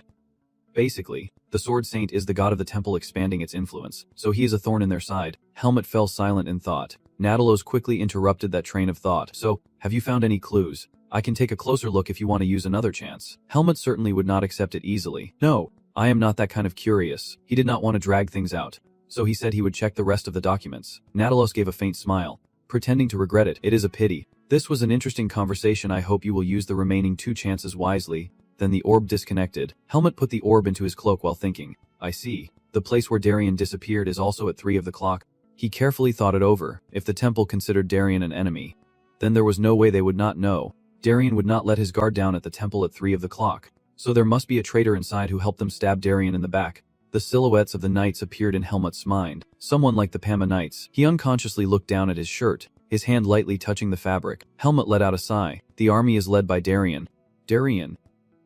He hesitated, lost in thought. Darien's solemn aura appeared. Did he want me to seek revenge? I have inherited a great deal from Darien, his swordsmanship and his way of life. The sword gleamed brightly, illuminating Helmut's back. He must have hoped that I would take care of the rest of the people in this world.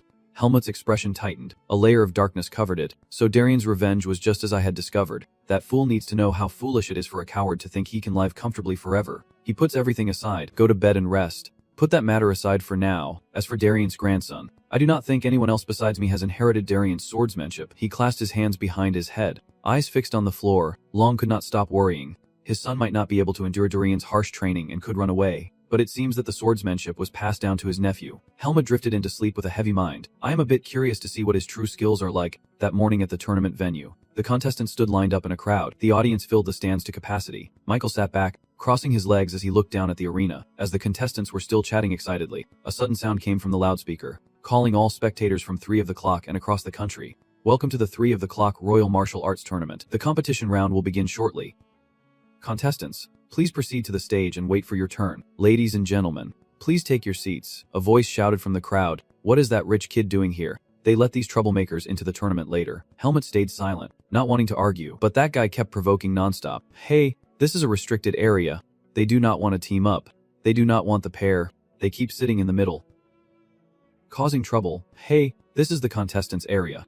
The stands are over there. He looked at them with an emotionless face. A girl hurriedly came over looking for him. Helmut calmly turned and walked away. The 2 guys from earlier were lying miserably on the ground. Helmut said to the girl, "Let us go." Seeing her surprised, Leonide quickly gave an easy explanation. It seemed like the 2 of them were infatuated or something. If their turn was coming up, they should consider adjusting the order. Under the blazing sun, the match officially began. Michael focused intently, watching closely. When it was Helmut's turn, someone stepped forward to hand him armor, asking him to take off his shirt and put on the protective gear. Helmut donned the armor and stepped into the arena as the loudspeaker announced once again that the qualifying matches would begin now, with our first contestant being the youngest in this tournament. Helmut, Zico threatened with a knife in hand, standing ready to fight. His opponent, the undefeated swordsman dominating Bazer's backstreets, was Zico. Robert stood behind Michael, briefing him on Zico's identity. He was an enforcer of the law in the underworld, a notorious gang in the Bazer slums. He calls himself undefeated but mostly picks on the weak, a damn scumbag. Michael scoffed. Not interested. Nothing worth his time. As soon as Zico saw Helmut, he showed disdain, wondering what a tiny girl like her was doing here. I was hoping to fight someone stronger, not some useless brat. The loudspeaker announced the rules. The match will not stop until one side surrenders or can no longer fight. Any injury short of death is allowed. Please take note. Michael smirked arrogantly. Heard that? Even if I break your arms and legs, the tournament takes no responsibility. Zico kept provoking.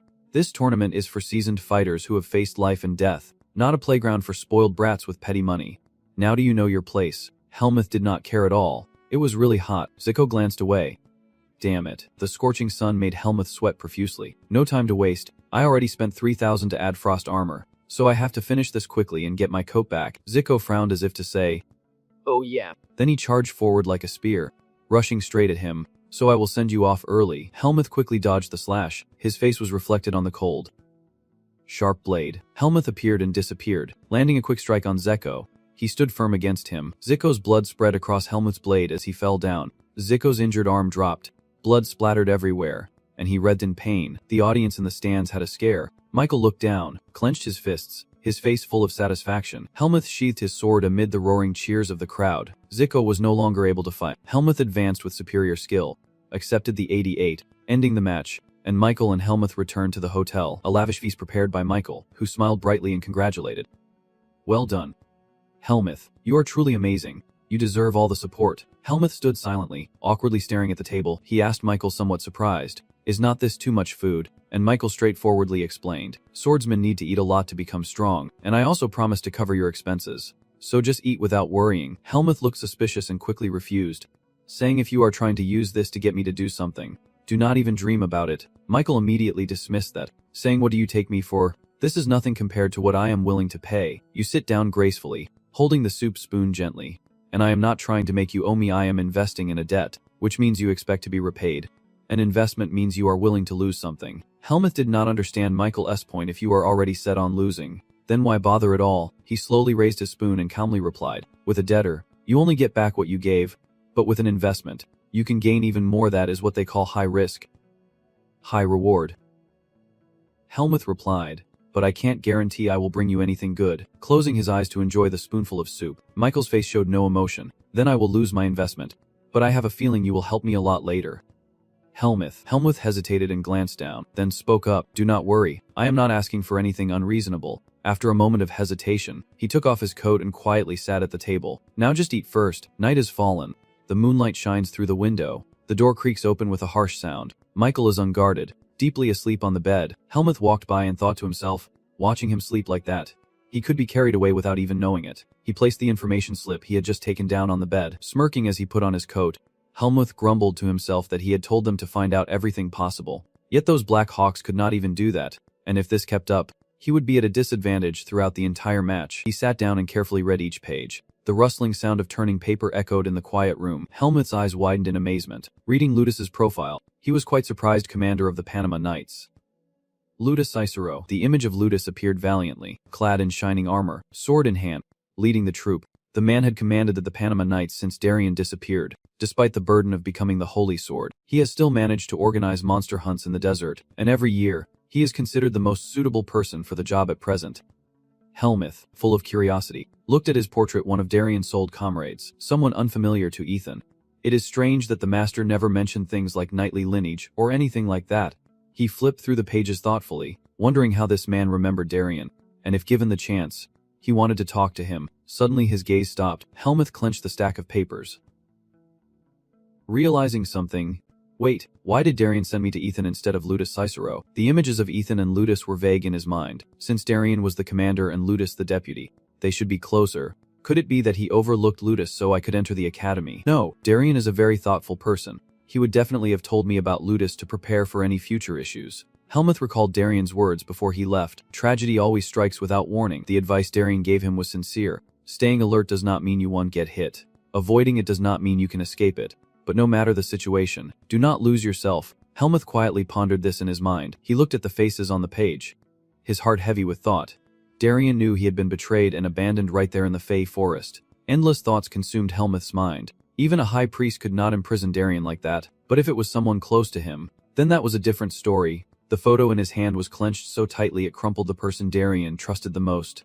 The one who could betray him and gain the most. His face darkened, eyes fixed tightly on Ludus in the photo. All the evidence pointing to one conclusion. Ludus Cicero is the traitor. The sinister faces of the suspects appeared, and though it was only his current suspicion, if it were true, he would not leave for 3 hours until the man faced his punishment. Michael suddenly stirred, rolling onto his back. He opened his eyes in the afternoon. The next morning, the second match continued. Helmuth easily defeated his opponent. The first battle to decide who would advance to the semifinals. He looked coldly at the enemy lying sprawled on the sand. The rising star Helmuth claimed another victory. The crowd kept applauding, filling the arena with excitement.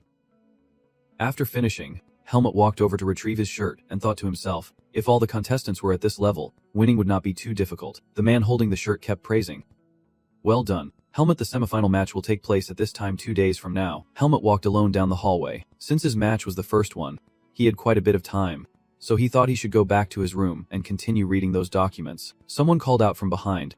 Helmuth. He glanced back quietly, returning to the stands where the audience watched the match. It turned out Michael was calling Helmuth over. He smiled politely.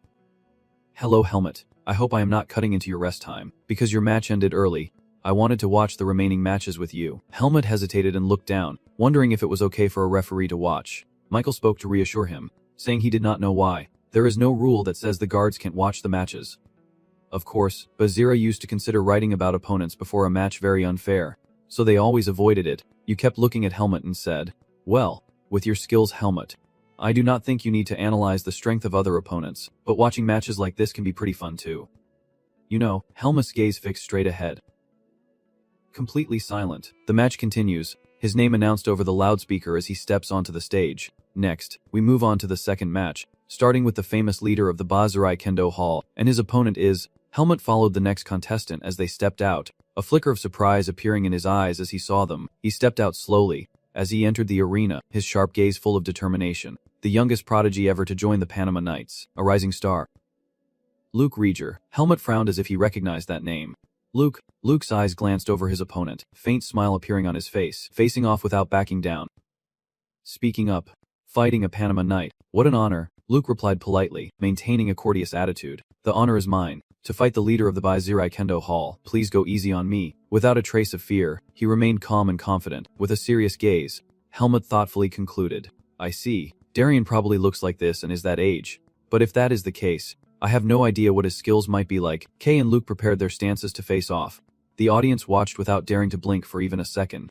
The entire audience seemed to hold their breath watching the match. Luke held his sword in reverse, ready to counterattack. Kay was already tired and thought, just as expected.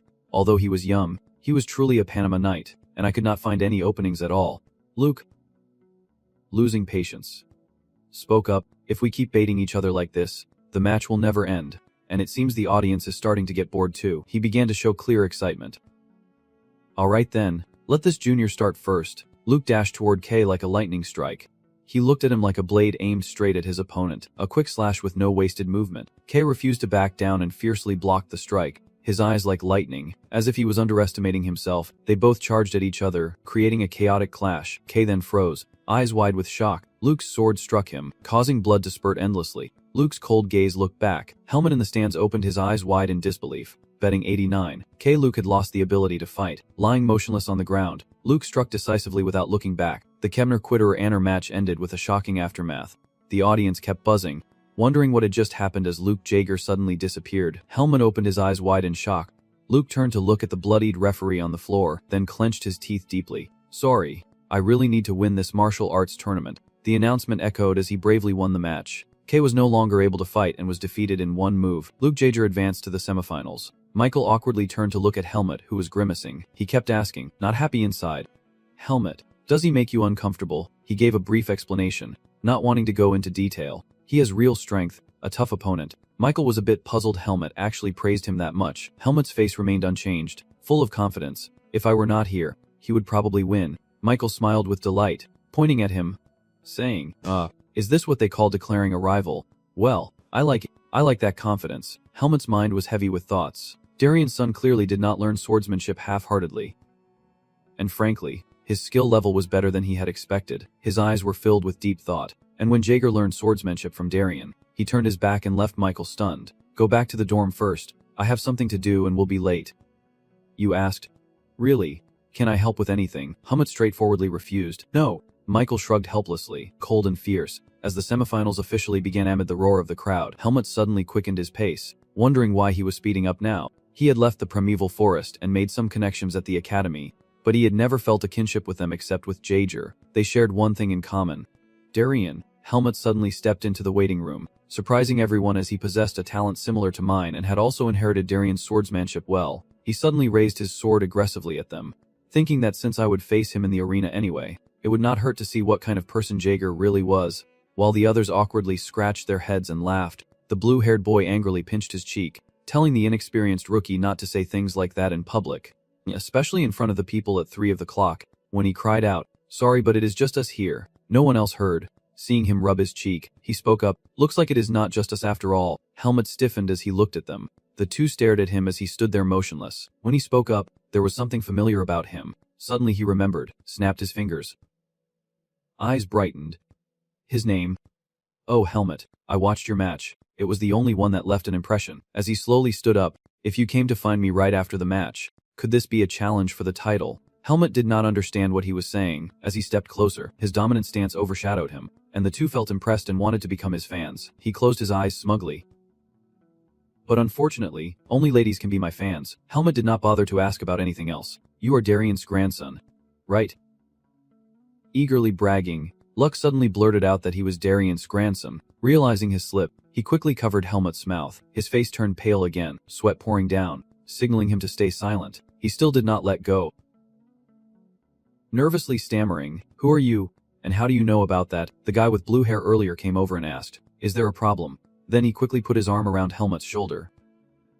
Acting friendly, no, it seems this friend wants to talk to me. Let us step outside for a bit. You pressed me against the statue, your hand pounding right beside me. The two of us fell silent, staring at each other for a moment. Luck, visibly annoyed and cornered by a man, asked, "Who are you and where do you come from?" Helmet calmly replied, "Why are not you with the Zlot group?" His eyes burned with fury as he struggled to stay calm. "Hey, you, I am the one asking the questions here, and do not bring up the Sword Saint again. It is not something anyone should hear," Helmet said irritably. He sighed without changing expression and said, "I have not spread it yet, so there is no need to worry. I just heard there is an heir of the Sword Saint and got curious. When I became more impatient." "No, I mean how did you find out?" Helmet replied frankly. "It just so happens I am good at gathering information." Helmet looked at him with suspicion. wondering why he was hiding the truth that he was the grandson of the Sword Saint. He swallowed nervously, his face full of awkwardness. I tried to avoid it, turning away to explain that my father cut ties with the Sword Saint and left home, so it would be strange for me to take the default name now. Helmut was curious and kept asking, but he inherited the Sword Saint's technique after all, pausing briefly as he realized I knew more than he expected. What? You knew about that too? Well, when my father taught me the swordsmanship, he never said it was the Sword Saint's technique. His eyes were intense as he spoke, like sharing a secret. But it is not like I am trying to deny that I am his descendant. I plan to officially announce it after winning the prize. I may have inherited my grandfather's swordsmanship, but mastering it and joining the Knights Guild were all my own efforts. He clenched his fist, his eyes shining with determination. I just want to be recognized at 3 o'clock for my own skills, not because of the Sword Saint's name. Helmuth blinked in surprise. Realizing he had overreacted, he scratched his head awkwardly and quickly left, wondering why he had told everything to someone he had just met. Please do not tell anyone, not even at 3 o'clock. Only the commander and deputy commander know. Helmuth's face darkened as he fell into thought. Wait, if Commander Ludus Kikiro was the traitor who withdrew the priest's name and pushed Darien into the primeval forest, then why did he accept Jaeger, his grandson, into the guild? A pair of shiny shoes approached from somewhere. As Ludus and Helmuth looked at each other, the sound of footsteps echoed. Both of them turned their heads. It was Ludus Kikiro, who immediately exuded authority, his piercing gaze overwhelming the two. Ludus spoke with a sharp aura. Jaeger, you came out just in time. In panic, he quickly stood upright, stammering, Commander, sorry, is there something wrong? Helmuth looked at him with full resentment. This man, Ludus Kikiro. Ludus stood there towering, with a solemn and majestic aura. He asked Ludus about his identity, who the kid beside him was, if he was his friend, and when tense, he started sweating, saying, yes, this is Helmuth. He is one of the tournament contestants and one of the finalists. Ludus glanced subtly at Helmuth, politely commenting as a greeting. Is that so? So young. Quite impressive. Sorry for not recognizing you, but with my position, I do not have time to watch the matches. He suddenly revealed my secret, saying that using magic was to hide my identity. Helmuth's expression grew tense as my secret was uncovered. Seeing that, Ludus patted him reassuringly on the shoulder, saying not to worry, he had no intention of interrogating him, and that he was not the only one hiding his identity in the tournament. With that, he turned and walked away casually, saying he just stopped by to encourage Luca before the finals, and that they had already met here. Well, I am off then. Good luck in the remaining matches, both of you. Commander, at least take a break inside. Ludus waved goodbye, his figure gradually fading away. I will definitely come to watch the final match. Luke and Helmuth, one tense, the other serious, watched him leave. Helmuth whispered to Luke that the commander seemed to think highly of him. Luke rolled his eyes, crossed his arms, his words filled with deep gratitude. I should be the one feeling thankful. He was the first to acknowledge me when I arrived at 3 o'clock. And he also advised me to prove myself through my skills in that tournament. Luke looked on skeptically at Ludus's retreating figure, wondering if he was trying to provoke Darien's son, or maybe not. When you did not stay with him, you turned and walked away, not forgetting to add a few words. More importantly, did you change your appearance with magic? How the sun looks is none of my business. But you have to do your best in the remaining matches, and do not spread what I told you. Helmuth replied competitively, making him have to prove himself again. Sorry to disappoint you, but even if I say nothing, you will have to wait until next year. Hen spoke up like a declaration. Because I will win this year. Luke pressed his lips, sighed deeply, and said, so you really came to declare war? Then he turned away, waved goodbye to Helmuth, and said I will be waiting for him. He silently watched him leave. Then Helmuth turned and walked away, carrying a burning determination. I do not know what he is plotting, but I want to let Luke Jaeger end up like you want. Ludus Kikiro. Handicap 90, returning to the hotel where he is staying. Michael was reading when he saw Helmuth come back and immediately asked, Han, did you have a good conversation with Luke Jaeger? He was a bit surprised that you knew where he had gone. Helmuth immediately asked, were you secretly following me? Not at all. Michael laughed loudly and denied it immediately. I was just guessing. You did not deny it, so I must be right. Helmuth was startled, his face growing smaller. Michael snapped the book shut and loudly asked him, what were you talking about with him? Helmuth turned and walked away, showing no intention of answering. I am not obliged to tell you, and you are not surprised by my reaction. Yeah. I knew you would say that. Michael suddenly asked, Helmuth, if the Panama Knights wanted to recruit you, would you agree? Helmuth glanced at him quietly, smiling as he adjusted his jacket. He continued asking why the Panama Knights wanted to recruit me. Michael closed his eyes and calmly explained, the 3-hour tournament attracts many talented people, and the Knights pay close attention to it. If you win, they will recruit the champion. Helmuth came up with an excuse to refuse, saying he would not join because it was too hot at 3 o'clock, but Michael immediately interrupted, saying it was good news since where he lived was not hot at all. Faced with your enthusiasm, Helmuth quietly turned his head. Michael spoke sincerely, wanting to accompany him, Helmuth, after the tournament ends. Do you want to join my side? Faced with that offer, Helmuth doubted his good intentions and asked, do you want me to become your knight? Michael kept a calm expression and said, no, I want you to be my comrade. Not just a knight, but completely on my side. Helmuth had no intention of agreeing. I do not belong to anyone. Michael did not give up quickly and tried to persuade him, saying he did not have to decide right away. Just accept it and think about it later. He struggled to read Michael's thoughts. What was he thinking? Helmuth suddenly remembered something. He stammered as he asked Michael, you are really good at gathering information, right?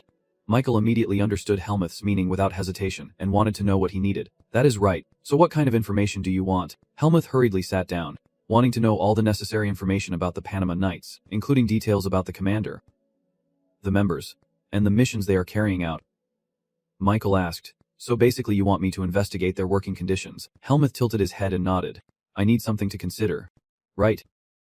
Hearing that, you had no choice but to agree with me. All right, I will investigate. Although I am the one who needs to consider things here, I will gather objective information, so do not worry. Not wanting to drag the story out, Michael raised his hand to signal the meal. So shall we eat now? He looked deeply into Helmuth, reflecting a swirl of thoughts, hoping that if he was lucky enough, he could understand what Lotus Cicero was truly thinking. The clear blue sky and the flock of birds soaring marked the official start of the semifinal match day. Helmuth's cold sword was drawn. Once again, his opponent's arm was severed, lying unconscious on the arena floor. In the first match of the semifinals, blonde Helmuth maintained his victory. Helmuth sighed, looking up with displeasure. Helmuth the blonde, that name does not suit me at all. After the match ended, as he stepped down, he saw him standing there with crossed arms. Too stiff, at least waved to the audience. Without even glancing, Helmuth brushed past, cold as ever. Really relaxed, ignoring that attitude. Watching calmly, what good is tension? Are not you the most charming guy around 3 of the clock now? He watched Helmuth's back and taunted him, saying enjoy that feeling while you still can, because once you face me, you won't enjoy it anymore. Helmuth took off his armor, put his jacket back on, still lost in thought, thinking I am the one who should be worried honestly. I just want to smack him on the back of the neck. Just my luck. He turned around to leave, not knowing if Michael had finished the investigation yet. Then suddenly a voice called out, catching Helmuth's attention. Wait a minute. Over here, is that him? A crowd of women approached, calling his name with longing voices. Helmuth, please have tea with me. Helmuth stood frozen, unable to believe his eyes, stunned by the chaotic scene. After that, he returned to the hotel. Michael was drinking tea and was a bit surprised when Helmuth approached. Helmuth stood there with messy hair and a blank expression, and Michael asked, is something wrong? He walked away silently, like a lost soul. The women from 3 of the clock are targeting me. Helmuth turned his back and walked away, not forgetting to irritably explain to Michael that he wanted to disrupt my next match. Michael could only smile helplessly at his deep thoughts. His imagination was truly vivid.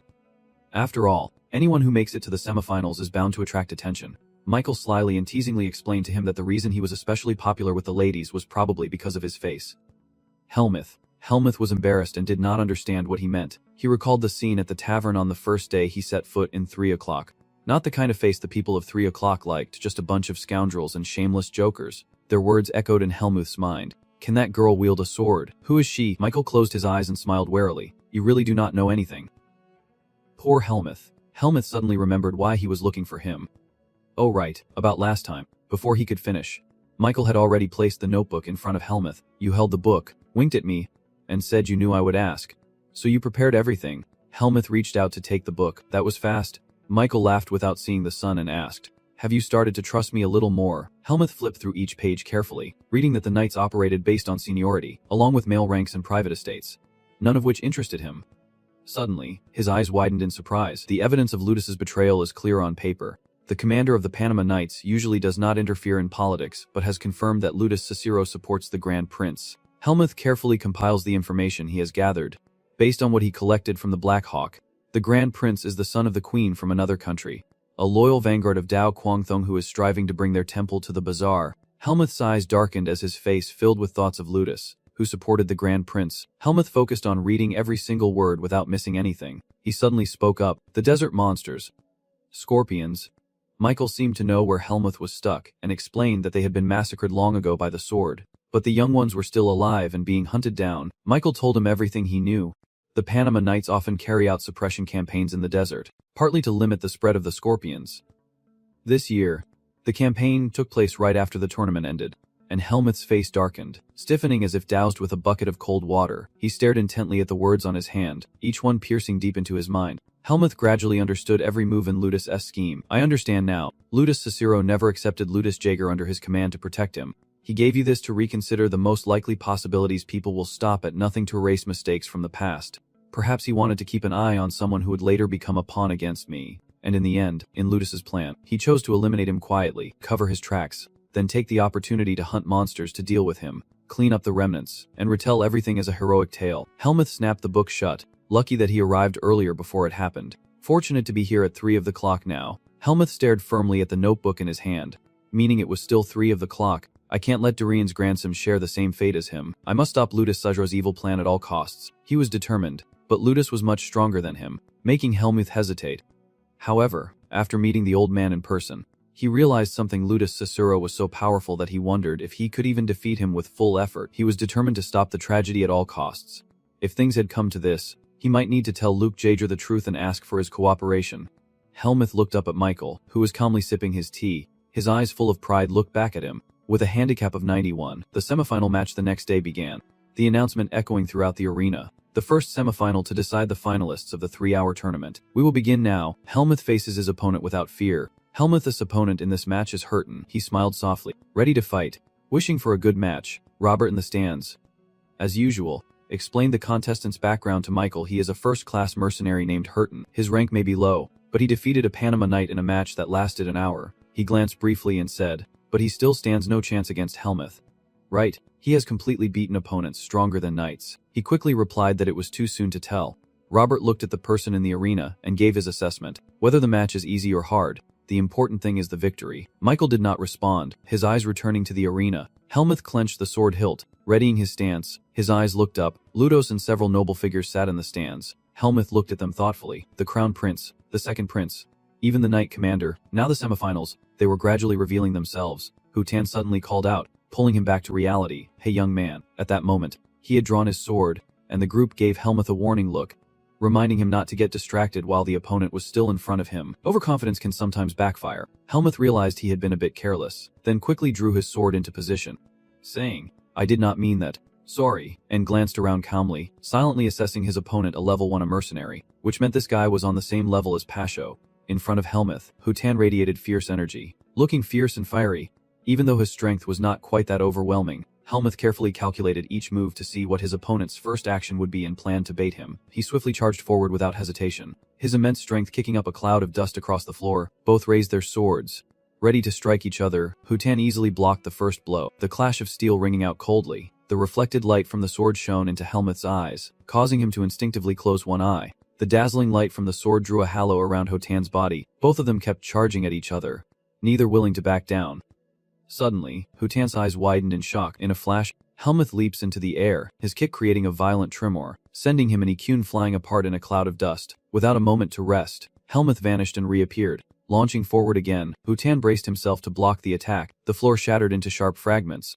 Hutan quickly used his strength to send countless sharp shards flying toward Helmuth. The shards successfully caught his attention. Without a word, Hutan closed in and forcefully jabbed a wooden stick into Helmuth's head. The two clenched their teeth fiercely, attacker and defender neither willing to back down. Suddenly, a loud crack echoed through the air. The audience could hardly believe their eyes, their mouths agape in astonishment. Michael was also taken aback by the scene. Helmuth was now exhausted, swinging wildly while thinking to himself, this guy is more troublesome than I thought. He recalled every subtle attack of Hutan, who only delayed his strike by half a beat in an unexpected way, then swung his sword precisely into that half-beat delay. He stood before Helmuth, breathing heavily, equally exhausted. Yet he did not neglect the fundamentals, relying on no luck. Ikun was appreciative, praising him. I think I prepared quite well for this fight with you, but your reflexes are insane. Even if I were as young as you, I do not think I could imitate them. Then he quickly regained his original momentum, his eyes blazing with determination. If this were a mercenary mission, I would wait for another chance to fight you, but here I cannot afford to lose face. Without further ado, Hutan rushed straight at Helmuth. It turns out there was a device hidden in his sword, making the attack easier. Those earlier words were just bluster to distract him, and thanks to the mechanical mechanism inside the sword, the range of his attack was slightly extended. Hutan's eyes gleamed brightly, full of confidence as he advanced. When a loud noise rang out, he was on guard, fearing a half-beat delay that would leave him unable to react if his opponent suddenly accelerated, and he stared in shock as his sword snapped cleanly in two. He swung once, cutting the sword in half, his purple blade blazing like a flame of nothingness. Cold and sharp, Hemut's blade was about to slash down on Hotan's neck. He stopped, the overwhelming power of Hemut causing a shockwave across the arena. He was exhausted, his breath ragged and unsteady, but he had no intention of taking him down. Hotan stood frozen, eyes wide with terror as the sword pressed against his neck, the threat of death so close. Hemut sheathed his sword, and the loudspeaker announced the end of the match. He officially advanced to the semifinals, as Hotan's weapon was destroyed and the match could not continue. The blonde-haired Hemut moved on to the semifinals. Hemut reached out his hand for a handshake. He gripped Hotan's hand firmly, as a farewell after a respectful duel. "Sorry, I hate this heat, so I wanted to finish quickly." Without any confrontation, he just smiled back warmly. "It is nothing. You intended to chop off my wrist with that sword strike just now, did not you?" He spoke calmly. "I heard as long as it does not come to dealing with you. It is fine." Hotan broke out in a cold sweat after hearing that. He was so patient, holding the broken sword in his hand. He felt complete admiration. True geniuses really do exist. At that age, you were already so sharp. I might have faced someone destined to be legendary. Helmut seemed to throw cold water in Hotan's face, saying if he focused on training instead of tricks, he could become stronger. He just forced a smile after hearing that. "Maybe so, but I am a mercenary, in real combat. I was taught that the more tricks you have, the easier it is to win." He then pointed back at himself, proudly stating as if imparting wisdom, "Especially if you have average talent like me, tactics are a powerful weapon that can help you stand against stronger opponents." Helmut stiffened for a moment when he heard him say that, though facing a strong opponent like you, any trick would do. Michael sat above, seemingly deep in thought. With unusual strength and always doing something every night, he placed his hand on the hilt, slowly guessing that his goal was not limited to the 3 of the clock tournament. It seemed so, but exactly what was he after? Suddenly, a commotion in the distance caught Michael's attention. He was not allowed in this area. Damn it. This imposter. Stop him. Do not let him through. A frantic bodyguard rushed in, and he asked him what was going on.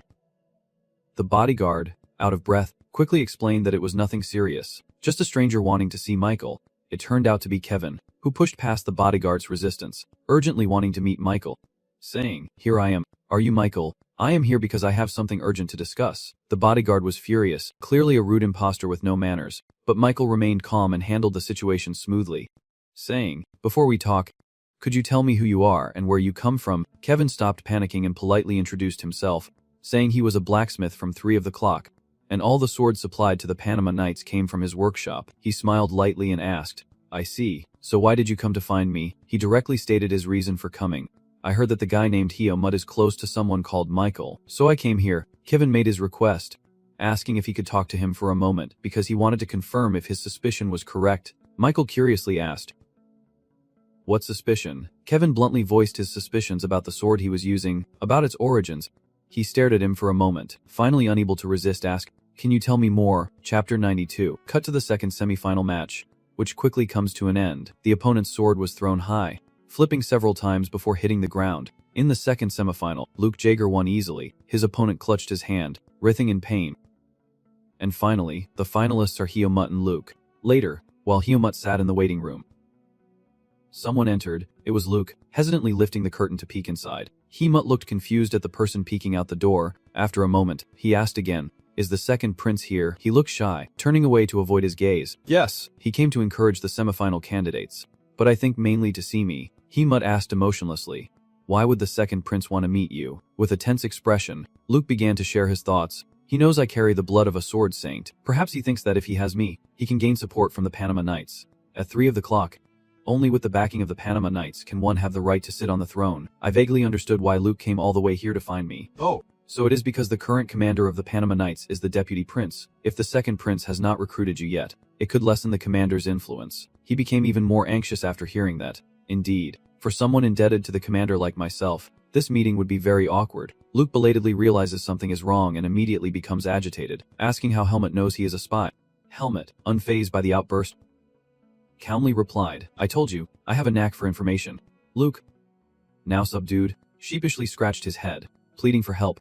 "Anyway, the second prince is already on his way, so I can't just slip away. Helmut, can you tell him that I am busy or something?" Suddenly, that second prince appeared behind him like a ghost, his voice icy cold, saying, "If you are busy, I will come back another time." Luke froze in fear, his face twisted and drenched in sweat. He jumped back, spun around reflexively, then stood stiffly, mumbling, "No, Your Highness, I did not mean that." The second prince laughed heartily. "Don't worry. I understand. You have a very strange sense of humor." He smiled warmly, adding that Darien Differ was always an eccentric, making him wonder if Helmut carried his blood. Hearing Darien's name, Helmut's eyes lit up. He could not help but ask, Darien, the saint. What kind of person was he? The second prince watched Helmut with interest. Do you want to know? Helmut, I was very impressed by your fight. You have great skills. Helmut remained silent, his expression serious, as the second prince began recounting what he knew of Darien, his eyes full of admiration as he recalled the man's figure. As for Darien, I met him a few times when I was young, but I remember him as an extremely loyal and steadfast person, especially the power I saw in his eyes. I think that is the embodiment of the spirit of the three families to this day. Helmut listened intently, not missing a single word. The second prince suddenly changed the subject and said something that made him tense. You approached Luck, the sword saint's nephew. Out of curiosity about that, did not you? Luck, standing nearby, could not help but break out in a sweat. The second prince clasped his hands behind his back and laughed loudly, saying, since this seems like an important conversation, I do not want to interrupt. Do you have any more questions? Helmut. Luke glanced at Helmut, his expression like a subordinate reporting to a superior. Your Highness. Do not tell him everything. He knows too much already, as if he is stalking the sword saint. The second prince dismissed his concerns. I do not think he has bad intentions, so do not worry. The drummer slowly commented on Helmut, saying that a swordman's mindset is reflected in how they wield their sword, and his sword pursues power, purity, and simplicity. So it is no surprise he is curious about the sacred sword. Helmut sighed warily. You are more perceptive than Luck. The second prince laughed out loud. Did you hear what he said? Luck was teased and just stood there, his face showing slight annoyance. The second prince then asked Helmut if he would consider joining their ranks, but Helmut immediately refused. Then the second prince turned to grasp Luck's hand tightly and said, after the semifinals, I will call you, and then we will discuss the details. Luck reacted like a prince and asked, are you planning to find me again? Why? Do not you want that? Luck became flustered, stammering to explain. No. Your Highness. You said you understood that if I continue to meet you, deception will come to me and the commander. The second prince suddenly became serious and said he wanted to talk about matters concerning your safety. Luck asked in confusion. My safety? What do you mean? And Helmut beside him was also quite surprised. The second prince offered no further explanation, turning to leave. For now, just know this, I will send for you discreetly, so you need not worry about prying eyes. He drew back the curtain, bidding them farewell. Very well, I will be off. Seeing him leave, Luck quietly exhaled. Helmut suddenly sat up and spoke, saying it is quite comfortable when the two of them talk. And Luck was a bit startled but then responded, saying, well, he treats others quite unpredictably too. Looking ahead, Luck spoke slowly. Actually, I think you are a good person, but sometimes depending on the situation, you can act on impulse in front of him. Helmut quietly observed him, his face expressionless as he said, you should listen to the second prince. You seem surprised by what I said just now. Did you hear what I said? Helmut says ominously that no one is responsible for his life, as Darien's valiant spirit blazes behind him. As if he were here in that moment. If he lets life sweep him away, he will lose himself when it abandons him. With wide, confused eyes, he asked Helmut suspiciously, you know something, do not you?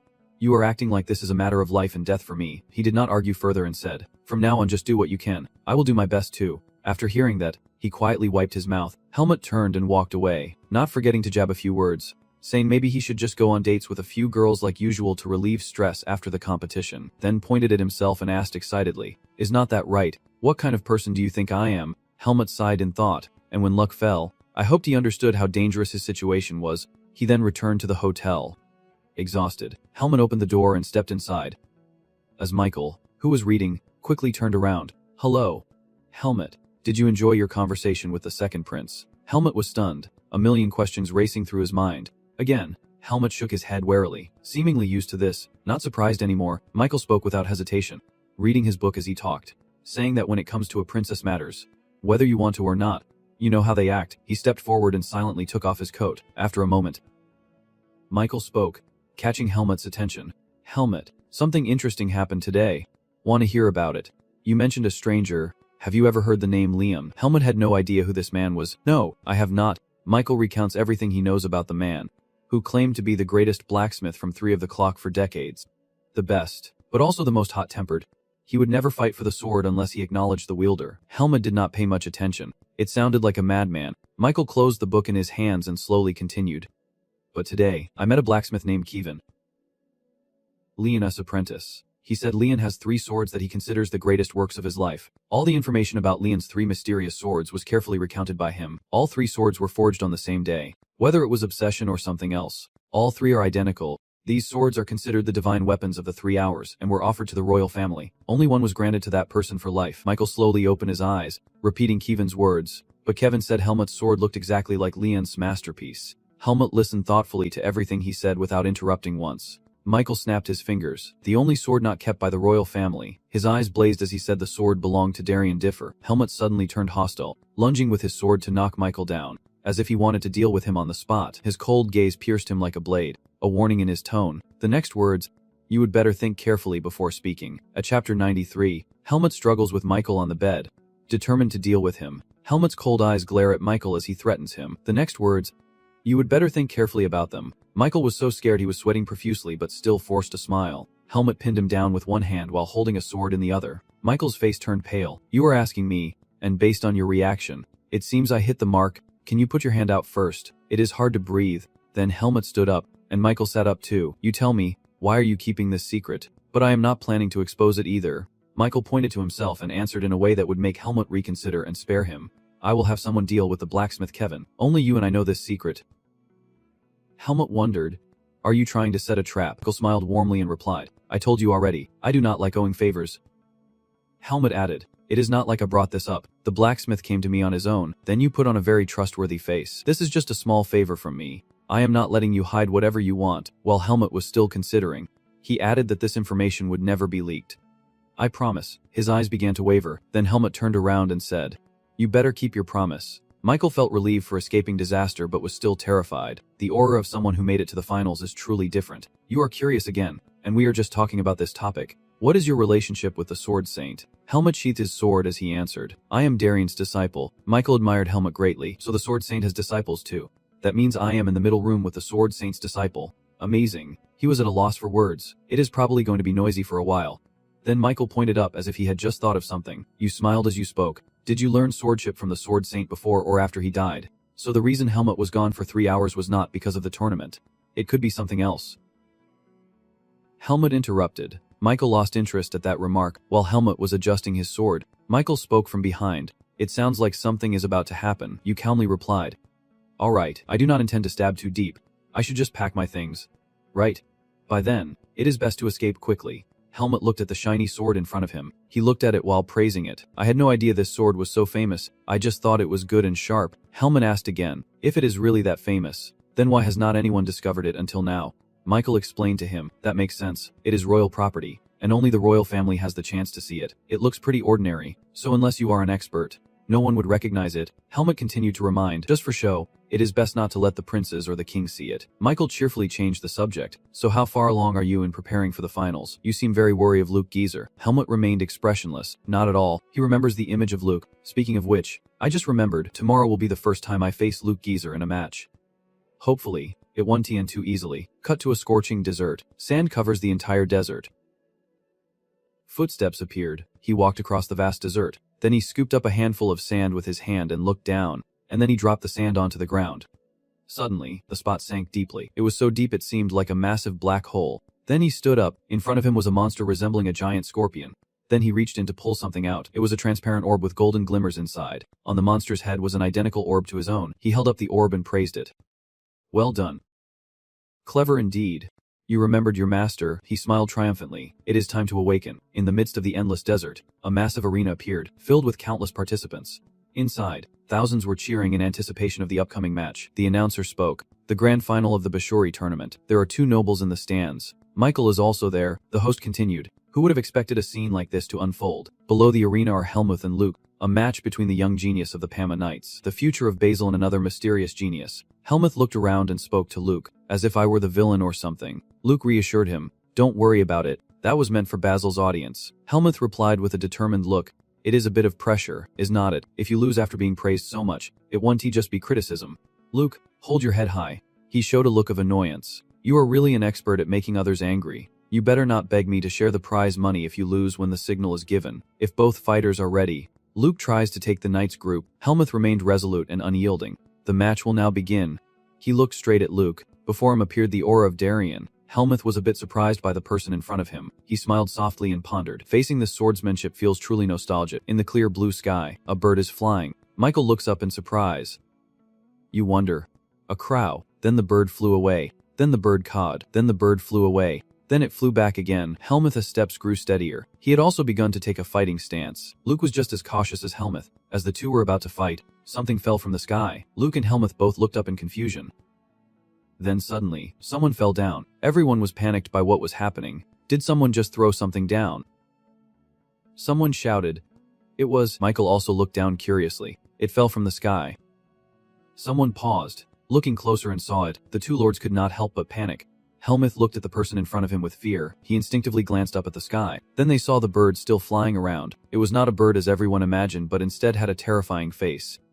A monster, probably 94. Luke quickly turned around, amazed. He thought silently. A monster? Why is there a monster in this place? Helmuth beside him was completely shocked, startled by the noise. Luke snapped out of his daze. At the same time, Helmuth quickly wiped his way over to him. Seeing that, Luke panicked and asked, "What are you thinking in this situation?" Helmuth pointed to the mark on his skin. Luke paused for a moment. Then, he immediately raised his hand, pressing the sword against his skin. Helmuth stepped on Luke's sword and jumped high. He gathered his strength and charged at the monster that was sneering. Helmuth channeled dark energy into his sword and swung it forcefully forward. The strike hit the monster, causing it sharp pain.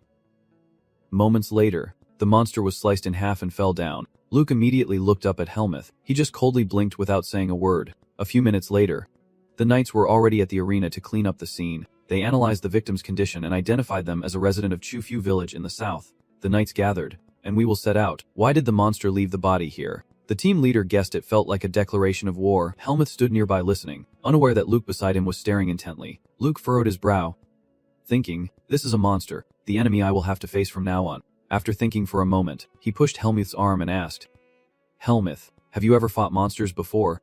If not, why did you react so quickly? Helmuth replied frankly, at least faster than you. Luff then said, do you still have the energy to cause trouble now? But the more I get to know you, the more I realize you do not match your appearance. Then he asked, do all monsters look like that? Helmuth asked back, have you never encountered a monster before? Luke replied awkwardly, well, I only just became a knight. How often do ordinary people get to see monsters? Helmuth gently explained to him that they are big but not intelligent enough to talk. So they are easier to deal with than humans, and he does not need to be afraid. Luke awkwardly replied, who is afraid? It is not me. Helmuth ignored his thoughts. But if the monster were intelligent, that would be different. The organizer's voice rang out, apologizing to the audience. The semifinal match is temporarily postponed due to an unfortunate accident. All 12 contestants please proceed to the waiting room. Hearing that, Luke tensely wondered why they had to go to the waiting room. A moment later, after the scene was cleared, Helmuth and Luke quickly entered the waiting room. Ludo spoke softly. All right, everyone is here. Seeing him, Luke hurried over. Commander, why are you here? Ludos replied, time is short so I will be direct. He continued. The corpse the monster brought is believed to be from the people of the southern Andor region. In other words, that area has been attacked by monsters, and because of this sudden incident, the Pama Knights will immediately set out to conquer them. Ludos immediately gave orders. First Luke, as a knight, you must join this mission. Prepare to depart. Luke quickly replied, yes, sir. Then he turned to Helmut and said, unfortunately this happened right before the semifinals. But the match will be postponed at least until the monster hunt is over. Can you wait until then? He thought to himself, I get it. He called me just to wait for my agreement. Then asked back, what if I say no? Ludos replied, the other option is to declare the semifinal a draw and split the prize money. No one wants that outcome, but there is no other choice. Helmut fell silent, thinking for a moment. Then he immediately said, how about this? Helmut suggested, I will join the monster hunt with Ludos, and we will decide the winner based on the number of monsters each of us defeats. Luck was utterly shocked what Ludos gently advised that monster hunting is not child's play. Helmut nodded and replied, I know that well. I think I have proven myself by taking down that flying monster earlier. Hearing that, Ludos was briefly surprised. He stroked his beard and said, I understand. You are the one who made it to the finals of the prestigious tournament at 3 o'clock. I was honest. Ludos then gave the order. All right. Both of you complete the preparations by 3 p.m. and gather at the square. Quickly replied. Understood. Shortly after both finished talking with Ludos, Luck gently asked, Hey Helmut, are you really planning to join this trip? He said jokingly. And you still want to decide the winner by the number of monsters? Then you already have the advantage. Helmut calmly replied, we do not always encounter monsters. Do we? So it is fair, and I am not joining just to win. Then he said, I am worried about your safety. At times he seemed a bit tense. Then he cheerfully asked, do you think I would be fixed by a monster? Helmut nodded. Just assumes. Afterward, he muttered tensely. Just kidding. This is what the Duke once mentioned. Right, I have thought a lot about that too. It has been running through my mind all night, keeping me awake. He anxiously asked, so have you told me yet, exactly who is trying to deal with me? Helmut slightly nudged you. He thought to himself, if I told him what I know right now, He would just stare at that person. And that would be terrible. At the same time, Helmut casually lied. I am not sure who that person is, so right now you should not fully trust anyone in the night squad. He lowered his voice. Not even the commander. Hearing that, suddenly a loud voice called out from behind. Helmut. Michael waved at the two from behind. Helmut looked surprised. You, Michael quickly said. I think this is the first time we have met outside. Helmut. And the person next to you must be Luke Grigory. Looking at the two with curiosity. Luke asked, who are they? Your brothers. Helmut replied indifferently. Just someone I know. Michael interrupted, apologizing for the interruption. But can I talk to him for a bit? After we finish talking, I can speak with him. After we are done talking, I will return him to you. Besides, he is not really mine, so feel free. Then he turned his back and said, once you have packed up, we will meet at the square. Remember that? Helmut replied. All right. Michael smiled and said, you seem pretty close to him. Helmut did not respond and asked, so what do you mean? Michael replied, tonight I will leave the bar. This might be the last conversation between you and me. You smiled softly and continued, no, one day we will meet again. So this is not the last time. Michael asked again, you will be helping Luck on his monster hunting journey. Right, you have seemed interested in Luck lately. So I figured as much. Then you smiled and asked, so is the reason you came to Baguio related to Luck Ga? What kind of person is he? Helmut replied irritably. Is that all you want to say? Michael smiled quietly for a moment. He reported that 2 days ago, in the southern desert of 3 hours, there was information that Lumen's spirit had passed through there. Michael smiled knowingly and asked, so you already know? Helmut turned around and replied, you too? Huh. It seems you did not come here just to watch the tournament. Then he immediately left. I will remember that. At 95 of the clock. The next day the soldiers prepared to leave the city. The soldiers were fully equipped with helmets and armor. Luck and Helmut also went to battle with the soldiers. Luck sighed and thought to himself, I am a bit tense. Not like me at all. I did not expect the first expedition to start so soon. Someone beside him gently touched his arm. They slipped something into his hand and spoke just then, startling him. Who could it be from? The person did not answer him but immediately walked away. When he looked at what was in his hand, he saw it was a small cricket. Behind Helmut, he saw him quietly watching with focused eyes. Ludus shouted loudly, giving the order. Entire army. Move out. At the same time, the entire army marched out of the city, under the scorching desert sun.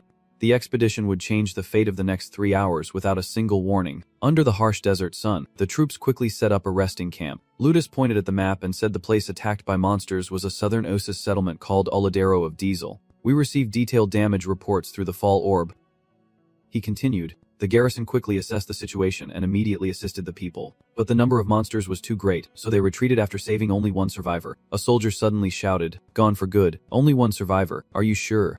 What about the honor of the Pama Knights? Ludus calmly said. Do not blame them too much. The number of monsters was huge, and one of them is a type of monster we know very well. As soon as he finished speaking, the soldiers' faces darkened.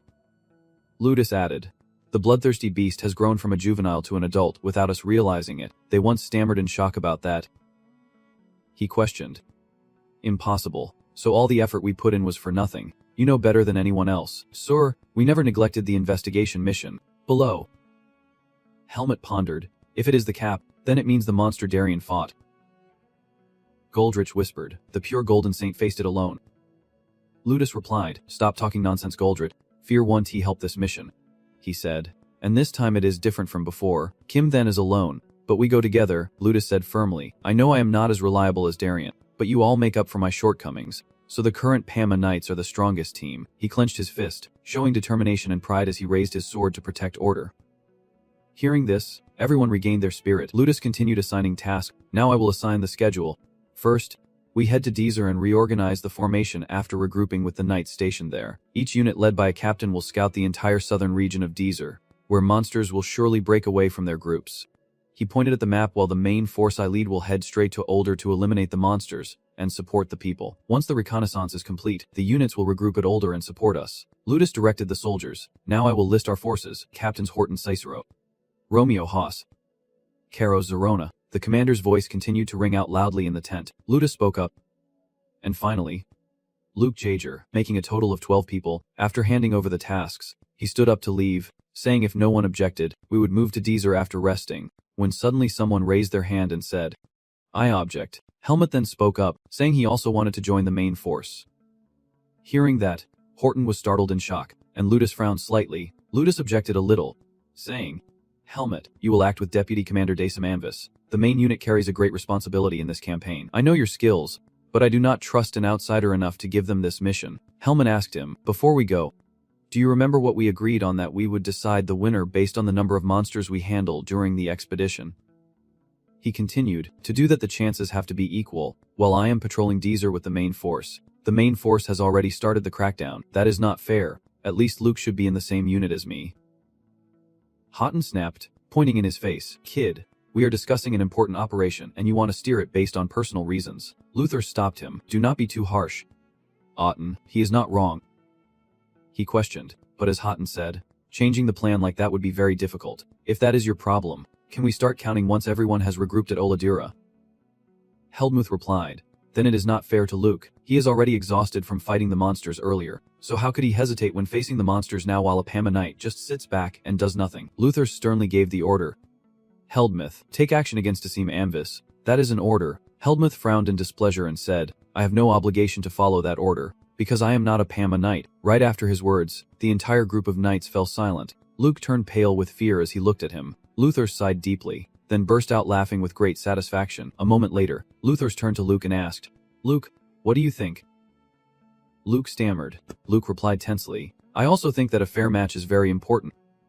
Hearing that, Luther quickly made a decision. We will include Heldmuth in the main force. Houghton immediately objected. Commander, are you really giving up so easily just because of a kid's request? Luther replied calmly.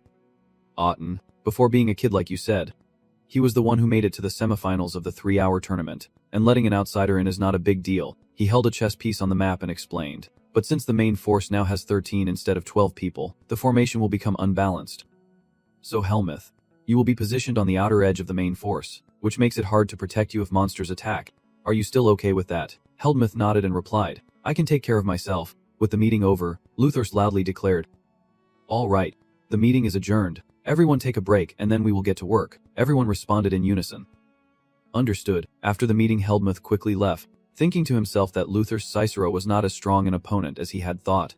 Could it be that he believed he was someone he could easily handle? Heldmuth turned around to assess the soldiers once more, but it was only within the Panama Knights that he could see clearly. The Knights' loyalty to Luther Cicero is very strong, so if I confront Lutherst, it means turning the Knights into my pawns. I told myself, I need to be sharp too. Walking ahead, he slightly leaned toward Anne, full of worry. At the city gate, the Knights had already quickly arrived at the city. They discussed strategies and plans. Then they left the city to continue their journey. Everyone marched across the scorching desert toward the front lines. The horses' hooves thundered forward, then suddenly faltered. Lutherus looked down at the scene below. Puzzled. This is definitely Oldal, he said to the person beside him, but there is nothing left here except ruins and no sign of any monsters. Goldrich whispered, they have already moved somewhere else. Luther said quietly, monsters do not usually change their habitat often, but they attacked Oldal and even flew to the capital 3 hours away. So I think maybe, Goldrich asked again, but if that is the case, then there is a high chance they are hiding under the sand.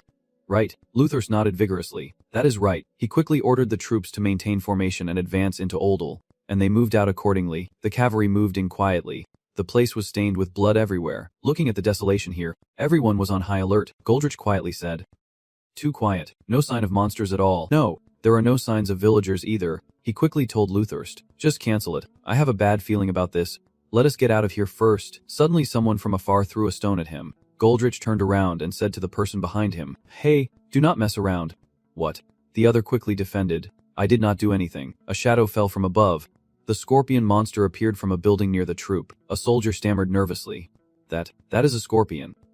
986, a giant scorpion. Its whole body pitch black, eyes glowing blood red, each step full of menace as it approached. Hemut and the others stood frozen in place, eyes wide with shock. It was a scorpion. A shout rang out, telling them to get down. Luthers drew the sword in his hand. A fierce spiritual force surged from the blade, tearing through space and striking straight at the monster. The explosion roared like thunder. The ground shook, and the soldiers fled in panic. Amid the chaos, he raised his brow and shouted with authority, forming a formation.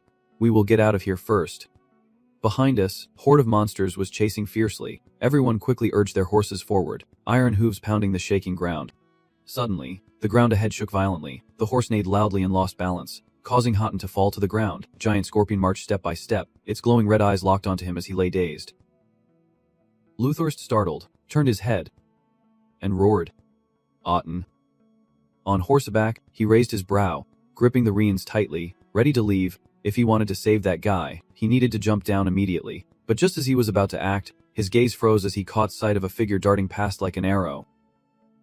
Without hesitation, he charged fiercely toward the pit. At that moment, Lord Houghton bent down, the sword in his hand gleaming, surrounded by a powerful aura of spiritual energy that surged violently. Without hesitation, he swung his sword, his whole body twisting with the motion, driving it straight into the giant scorpion's back. A loud, dry, and heavy cry echoed out. A bead of sweat ran down his forehead as he gritted his teeth. Unable to finish it off, why was it so tough? He turned back, eyes resolute, saying, "Houghton, mount up, we move as a unit." The two of them immediately galloped like the wind, rushing through the chaos toward their comrades. Hemut coldly urged his horse from behind, chasing after them, his eyes darkened, silent as he watched until everyone had left Old. Hearing this, he immediately tightened the reins, his stern voice ringing out like a battle cry. "All troops, turn your horses and form ranks." Not a single soldier panicked. Each gaze grew calm as they skillfully controlled their horses. In the blink of an eye, a circle of encirclement was formed. "Let us wipe them out." Houghton Key Zero, with his furrowed brow and dark, thoughtful eyes, is a subordinate of Ludus. Even if he lets him live, he could still become an enemy, and that thought just now made me hesitate. He glanced at the boy riding close by, who showed no hesitation despite knowing there was a traitor among the knights. The pig-faced man's expression darkened briefly. Was it because he was too weak, or too kind? Suddenly, amid the blazing desert sunlight, a piercing scream echoed. A giant snake lunged forward, but in the blink of an eye, the sword sliced through, blood splattering everywhere. The monsters lay scattered and defeated. Lotus looked around. It seemed most of them had been dealt with. Unexpectedly, the monsters lay in wait like this. They once stood beside us, their expressions serious. Except for the others, the number of scorpions was unusually high. He leaned against a large rock to rest, stating that the problem was perhaps bigger than they thought. He sighed, sweat soaking his forehead and collar. Just then, a bottle of cold water was brought before him. Helmuth spoke, sounding a bit exhausted, and after a surprised sip, he said proudly, "Not at all. I just feel a little drained since this is not as bad as I thought." He faltered when he heard him speak heavily. "Why did you save them?" Slightly furrowing his brow. "Who did I save?" Helmuth turned his head toward the battlefield dunes that had just settled. It was not just that Houghton, even though he knew the entire army might point their swords at him. His eyes unconsciously glanced in his direction. "Perhaps," he spoke slowly, "but I do not hold a sword just to stand aside and watch others suffer." You said something that made me pause for a moment, lowering my head at the end.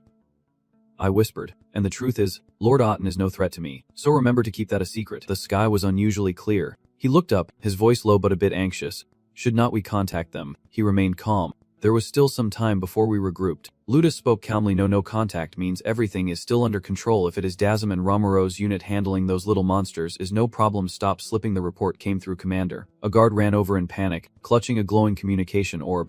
"You should see this." He took it. "It is Daz." He replied. "Actually no," Ludus spoke calmly. "This is Commander Ludus Casira." The orb emitted a serious tone. "I am Hanser from Deezer's garrison." "Commander, is everything alright on your side?" His voice came through from the other side. "Is something wrong?" Hanser stood on the wall watching as the monsters gathered in large numbers at Deezer's wall. Ludus fell silent for a moment, then said, "The monsters are advancing on Deezer. The ones we just dealt with are not the only ones." He paused.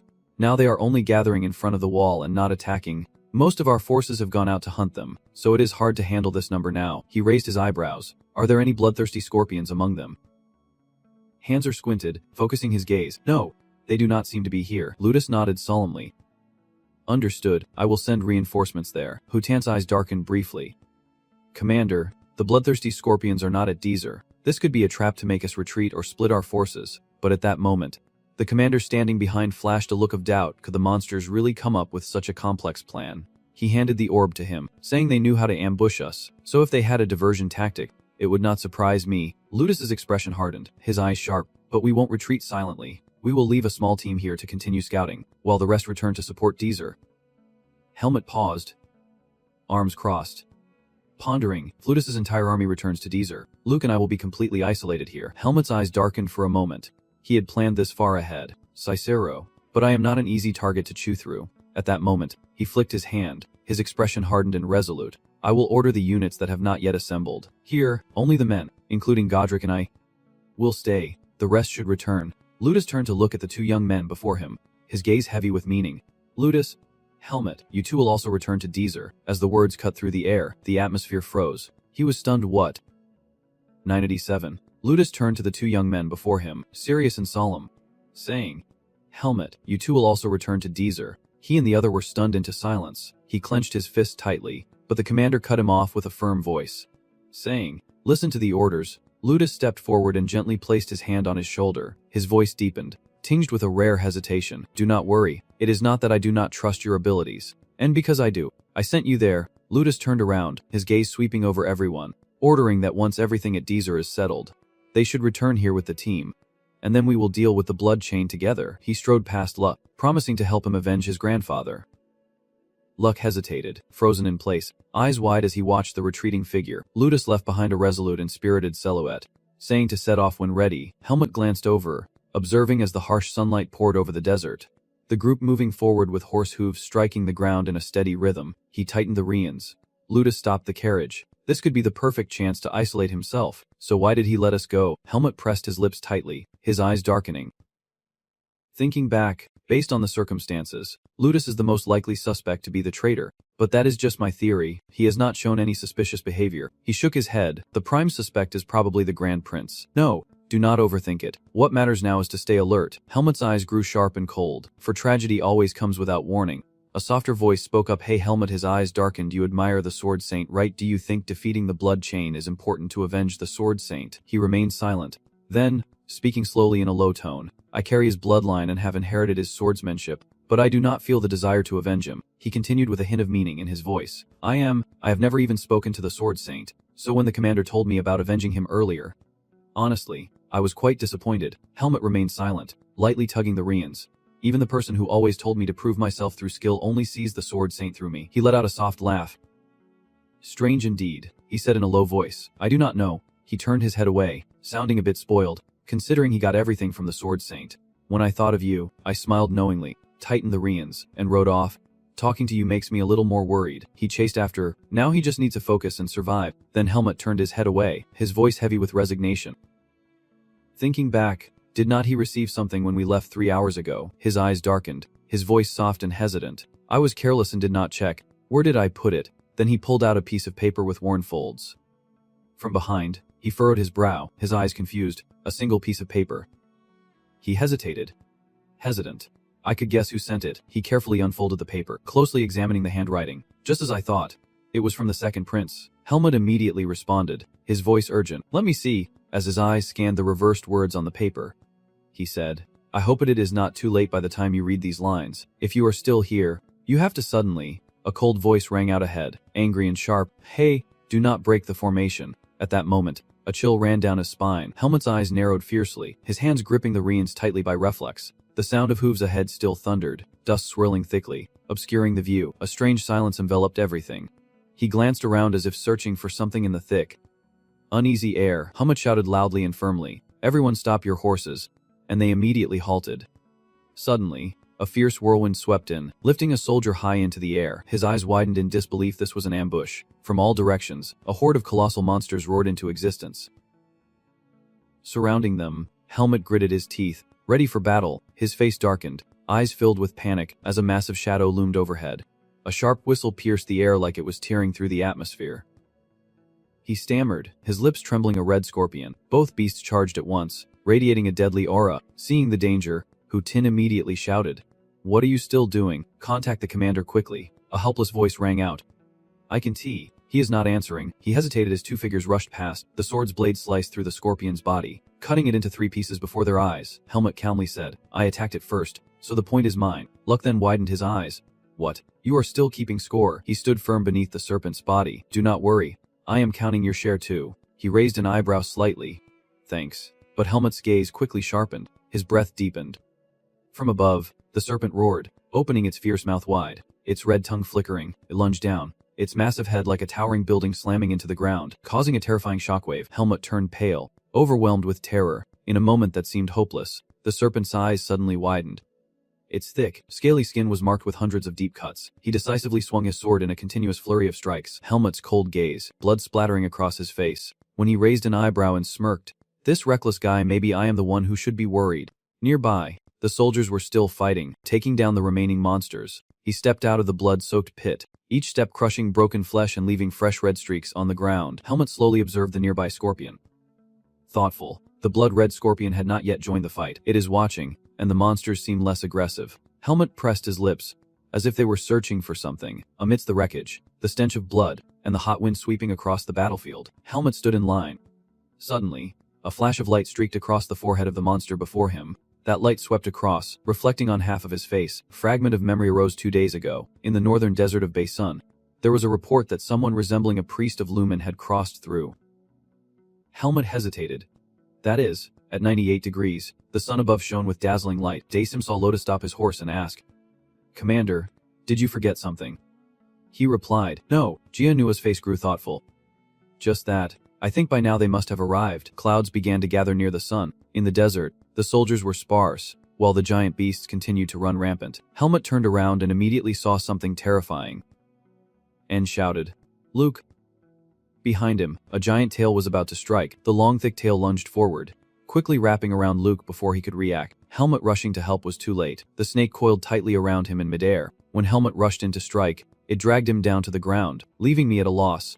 The man in the robe standing behind controlling these beasts sneered, "We have caught the target, now deal with the rest." The red scorpion, with a jewel crystal on its head, glows like the sun, and the giant serpent constrictors receive the signal, ready to strike. The entire sky was gradually turning blood red. His foot stomped hard on the sandy ground. Standing before the red scorpion, it smiled at Helmut and said, "Oh heavens, you are the last one, a helpless little savior, unlucky enough not to survive." Helmut was about to collapse. His teammates had all fallen, and he was covered in the blood of those beasts. His legs could barely hold him up, yet the enemy in front of him remained completely untroubled. Helmut felt a sharp pain in his body, an uncomfortable aura striking straight at his heart. Thinking it was the dark seed reacting to the demon energy, he focused intently, observing the crystal attached to the scorpion's forehead and the energy radiating from the human standing nearby. It was not demon energy, but a strange sensation. His aura, it feels like holy power. He compliments Helmut, saying his strength is extraordinary, having taken down most of his monsters while still having power left. "You are still young, but your skills are quite formidable, and for some reason, I sense a dark energy from you. Who exactly are you?" Naturally, he did not want to answer and instead asked the more important question. "Where are you taking luck?" He sighs, finding this conversation pointless. He gestures, allowing the scorpion to activate, saying he does not need to know, and he is under no obligation to tell him, that the soldiers here today will be wiped out by one unlucky man. Helmut glared at him, realizing he would used his own men as sacrifices to capture Luke. Ludus must truly fear the consequences of the holy sword. The man no longer looked down on him. He was not just someone meddling in others' affairs. Helmut raised his sword firmly in hand and warned, "Do not think everything will go as smoothly as it did with the holy sword. I will make you speak no matter what and find luck." Then stop Ludus Zero. He opened his mouth, then raised his hand to his hat and laughed sideways. "You want to do that? But are you sure you want to restore order?" He was about to pull his hat down. "The second prince himself told you. Ludus is just a pawn on the chessboard." The man's face was fully revealed, his voice still echoing. "High Priest Natalos also wants to bury the holy sword and eliminate his grandson. Do you realize that trying to save the holy sword's grandson means turning Lumen into your pawn?" Helmut felt uneasy and began to reconsider. As there is a theory that the church is also trying to eliminate him to expand their influence, he is nothing but a thorn in their side. He grips his sword tighter, declaring that he has changed his mind, and knowing Helmut will retaliate, he unleashes his mana. Helmut struggles to resist. Determined, "I will force you to speak and find the moment. Then I will deal with you first." The one over there uses a very honest power, laughs at me. "You really have nothing left to lose." The second prince might have to reconsider his judgment. In the middle of the desert, there is a giant rock shaped like a tree, with several smaller rocks opposite it. An earthquake erupts from the ground, and the serpent has chosen this place to rise. Then he was thrown far away without any chance to resist. He only had his helmet knocked into his weapon. Luckily his armor partially cushioned his fall, still relatively unharmed. Lut looks up, panting. Familiar footsteps approach. It was Ludos who came. He spoke up. "Hello, what time is it? I can't believe it." "Commander." He was exhausted and worried. "Where were the other knights?" As he was trying to stand up, the man asked, "Can you get up? Try moving a little first. The sky here is turning to dusk. The jagged rocks just stand there witnessing it." As he followed him, Ludo spoke up. "Your grandfather, he is the person I respect more than anyone else. And to earn his approval, I worked for years and was promoted to deputy commander. At that time, I told you to prove yourself with your skills in 3 hours, but to achieve success through effort is just wishful thinking for those ignorant of reality." He was stunned. Then I spoke up. "Commander, I have a question. Can you answer it?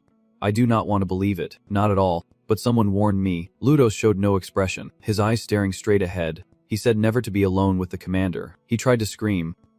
"Commander, please tell me this is just a misunderstanding. Could all the trust you gave me be a lie? Ludos led him to the cave entrance. This is the last place I saw your grandfather before he disappeared. The moment was intense. He drew his sword, revealing the whole truth. Right here, I plunged Darien Difil's sword into the trap, took everything from him, and buried him in the abyss. Your fate will be the same. In front of the cave entrance, dust rose for a moment, clutching 99. On this side, the battle was fierce, with Piglet charging alone with a sword into the enemy. He was doing his best, but the small strength, whenever it touched, was automatically thrown off. He remained focused. Fortunately, just approaching that power made my heart ache. I need to pierce that power with a stronger surge of Viz, but I have not stabilized it yet. Meanwhile, the scorpion strikes with its tail, but Piglet dodges just in time. The guy controlling the beast squad suddenly sees something different about me. What is wrong with him? It is not that he is inexperienced. At first, he charged as if he wanted to take me down, but now he is useless against the holy shield. Like he is some kind of monster, he carefully examined the mana on him and discovered a small gem inside his heart. This guy was stunned, eyes wide open. He unleashed an immense magical power that forced the piglet to fly around, unable to find a way to approach for the moment. He declares he understands, having heard of those who escaped the church's grasp. Lumen brought him here to find the one who carries the seed of a monster, and he will be the one to deliver justice. In a somewhat lonely tower, the morning sunlight gradually began to shine through. Offering comfort, the hand reached out, selecting a book from the shelf, then took it down to read. The owner of these actions is an incredibly beautiful platinum-haired girl. Her purple eyes glided lightly to a point. A lone C-shaped ring sits on the table. She looks at it, strange thoughts swirling in her mind, but she quickly dismisses the unease. No news is good news. Back in the battle, the guy kept unleashing offensive magic power, the scorpion beside him. Thinking intelligently, something was off. That scorpion had attacked recklessly before, but now it suddenly became calm. Perhaps it is being controlled through the crystal stuck on its forehead, but its movements are too predictable. That means the control is not very precise. Whether attacking or defending, can only follow basic commands. Moreover, that priest has some combat experience, but his attack patterns are just as predictable, and he does not even control the activated scorpion properly. Helmuth grips his sword tighter. I have found a way to attack. Now all I need to do is finish him off. He stomped his foot on the ground to break. Then, he quickly rushed toward him. That fool underestimates Helmuth, thinking a reckless attack will give him a chance. Once he closes in, he will unleash even more power. He should just return to Lumendi's side. Helmuth still did not close his eyes even once. Then, the scene shifted to the thin slabs of stone. The sword firmly held in someone's hand was Ludus, blazing with fierce energy. Facing him was Ludus, burning with intensity after the strike. His face was injured, but Ludus praised him evenly. Very impressed. Just like Jaeger, stand up straight and say it clearly. Do not wait to chase anymore. Captain, with that final attack, you should have taken me down already. He struggled to say this. I no longer acknowledge you. Ludus shifted his foot. He took momentum to jump straight at him while trying his best to block his sword, finally managing to push the opponent's sword away. Ludus gave a subtle compliment, saying you have inherited everything very well. At that moment, it was as if I was seeing that person at Du Xuan. But the next strike came stronger. A piece of his armor fell off.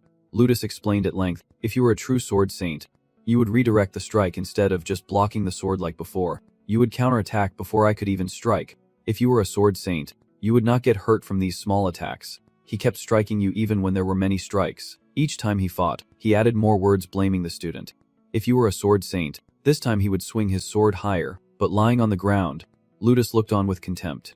What is this pathetic scene? He declared that for 3 hours there was no need for the sword saint anymore. As he fell off the edge, while down there, his hand holding the sword trembled. He slowly stood up, watching Ludus get ready to strike again. I still do not understand. He hits him without any strategy, only knowing how to block. The two swords clashed against each other. In the end, he finally managed to push him away. He also left a bloody scratch on his cheek before preparing to swing his sword again. He is gathering all his strength and once again pushes Ludus away, inflicting even more injuries on him. At this moment, he looked just like his grandfather. Ludus hated him even more. He was about to swing his sword down again. This time the explosion was devastating. The flames flared up, leaving a scorch mark on the ground, and Ludus regained the upper hand. As he knelt, tired and angry, he asked, what exactly do you hate? He stared intently at him. Raise your sword high again, and though your answer may be irrelevant, the price you pay will be remembered as the price of a hero, the one who faced the Crimson Scorpion until the very end to protect everyone. This is the last kindness I offer you. With this sword, I once stabbed a sword saint in the back, and now I will take his last here's life. When you are finished, just kneel there and let your blood spill onto the ground. But then a voice came through, saying Ludus Jaeger was not the last. It made Ludus suddenly turn his head, but that figure pushed him far away. It was none other than Helmut. He was 70% amazed, 10% doubtful, and 20% admiring as he stopped abruptly on the ground. Ludus is finally safe, as Helmut calls out to Ludus Cicero. The short platinum hair turned into long silver hair. He is Helmut after all. Helmut warned him. It is time to end this. Ludus was truly at his limit. Betting everything, staring in shock at Helmut standing there, still in disbelief, he wonders how Helmut got there. Staring intently, recalling that moment, the beast leader was very confident, smiling as he cast magic at him, retreating back to Lumendi's embrace. He kept charging forward, his attack shot out like a missile.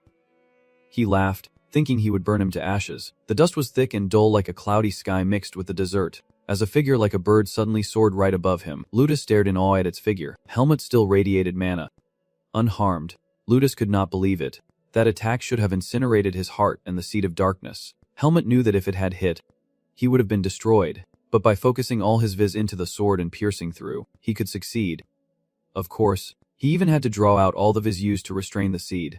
With that much divine power, he could hold out for a while. He was so decisive and quick-witted to save himself in the nick of time. Yes, a moment was enough. Helmut lunged straight at the scorpion. He shattered the crystal on its head. He thought about it being controlled at the whim of a priest. There was no way the monster could be happy. He stared blankly as his beast lost its control. The giant beast was truly led from one surprise to another. Helmut darted like a god to get away from there. The scorpion lost control and attacked everything around, forcing him to busy himself preventing it from touching him. Helmut felt a thunderous pulse in his heart that made his whole body tremble, a dark storm brewing. He remembers his grandfather training him with the sword, so proud of his diligence. Helmut frowned as he watched the battle, slowly regaining his composure because his hand holding the sword was still trembling. On the other side, he was still busy with the giant red scorpion. He gathered all his strength to strike it. The lowly, filthy monster. Go away. It was that power again. Unleashed with the force of a rocket burning straight through the scorpion. Its whole body was blackened after a few minutes, burning in pain. Unmatched, he despised it, a monster that did not even know its place. But he forgot to watch out for the real monster right behind him. Ready to swing his sword, Helmut slashed diagonally across his back. The giant lizard is slowly falling. The scorpion on its head is too. The pain is too much to dodge, and the giant scorpion corpse crushes him. Helmut looked horrified. He bled onto the ground, completely defeated, and could only curse the heavens as he left. You lowly brat. Helmut needs to know the important details right now. Tell me when and where. He still speaks arrogantly without a hint of fear. Do not underestimate me. You lowlife. Helmut immediately plunged his sword into the rotten mouth. He threatened. I am quite skilled at peeling skin and scales. You know, I will start stabbing the places with the least blood. So you have time to think. That guy does not even dare to feel the pain anymore. Right now Helmut is standing here, protecting Luke, the master's grandson. He grips his sword tightly. He senses that after expending so much viz during the camping trip, the seed of darkness has grown slightly, as has his viz capacity. This situation is similar, but he has used even more viz in a shorter time, and his body is struggling to contain it all. Of course this is only temporary, but in this state, I can face him. Ludus Cicero. Ludus slowly stepped out of the rubble, eager to hear from him how he survived. Helmut answered vaguely. Who knows? He did not think someone like me would actually survive with a sword. Did he? He stared intently at Helmut, then immediately launched his power toward him. This strike was like a drill, gouging straight down and shattering the ground, sending hard rocks flying. The massive shockwave even sent Luke flying from another corner. Seeing Helmut still standing firm after blocking his strike, he confidently said, no matter who you are, you won't be leaving here alive. Helmut and Ludus charged into a fierce clash, their powers seemingly evenly matched. He confidently declared that no matter who you are, if I deal with you here, it won't be a problem at all. Unafraid, he furrowed his brow in defiance, daring him to try. As he spoke, he poured more power into his sword, surprising his opponent. A flash of doubt crossed Ludus's mind. What the hell did this guy just do with that kind of power? During the sword clash, Helmut suddenly spun around, creating an unpredictable defense stance, and just like that, he broke free from his control. From afar, watching that scene, I could not help but gape at that move. Helmut seized the opportunity, immediately delivering a powerful downward strike that forced Ludus to retreat defensively. His face remained cold and unreadable, his deep eyes revealing no emotion. Ludus was caught off guard by the counterattack, his expression momentarily stunned. He narrowed his eyes and questioned, who taught you that swordsmanship? Helmut raised his sword, responding sternly, this blade will answer for me. Ludus' gaze faltered, as if seeing a familiar figure. Your stance reminds me of the fierce posture of a certain sword god. It is really similar. Ludus shook his head in denial, his voice hoarse. Impossible. Helmut spoke coldly. You may have once ignored someone like me, but I absolutely have no intention of letting you live. Ludus' hands gripping the sword began to tremble, almost losing control. Then he thrust the sword forward, unleashing a powerful force that made the stones on the ground rise all at once. He kept shouting in denial. Impossible. It can't be. There is no way Darien Diffit is still alive. I stabbed him in the back myself and handed him over to the church. He did not even have time to pass anything on to anyone. Helmut waved his hand lightly, his voice full of frustration. If you have seen it and still do not believe it, then there is nothing more I can do. Ludus charged forward fiercely like a wild beast ready to devour its prey. He remained calm, swift and light as if dodging. The glimpse of his deadly sword had already split the huge rock behind him in half. When he looked up in shock, his face clearly showed worry. The two fought relentlessly, attacker and defender, swords clashing with resounding echoes, never pausing to catch their breath. Suddenly, Helmut halted, pressing his foot firmly against the ground to gain momentum. Then he charged forward with a precise strike. Both remained evenly matched, exchanging relentless attacks without either gaining complete dominance. In that moment, Ludus spotted a tiny weakness and launched a powerful kick straight at Helmut's supporting leg, causing him to lose balance and his knee to buckle heavily to the ground. Seizing the opportunity, he immediately raised his sword high, carrying all his sharpness and strength. Helmut was definitely no ordinary fighter. His body spun in the air to dodge the strike in an instant, the blade slicing past with a cold gleam. Even while flipping through the air, his eyes never left his opponent, focused on every sword stroke and movement of Ludus. In a hurry, I raised my hand to shield my eyes, trying to see what had just happened between the two of them. When the fight continued to explode fiercely, it was clear they were evenly matched. Helmut's gaze hardened, full of contemplation and calculation. Even in this state, I can't guarantee victory. I have to end this before I run out of strength. Ludus raised his sword, his figure imposing and steadfast as a mountain, and spoke with a slow, resonant authority.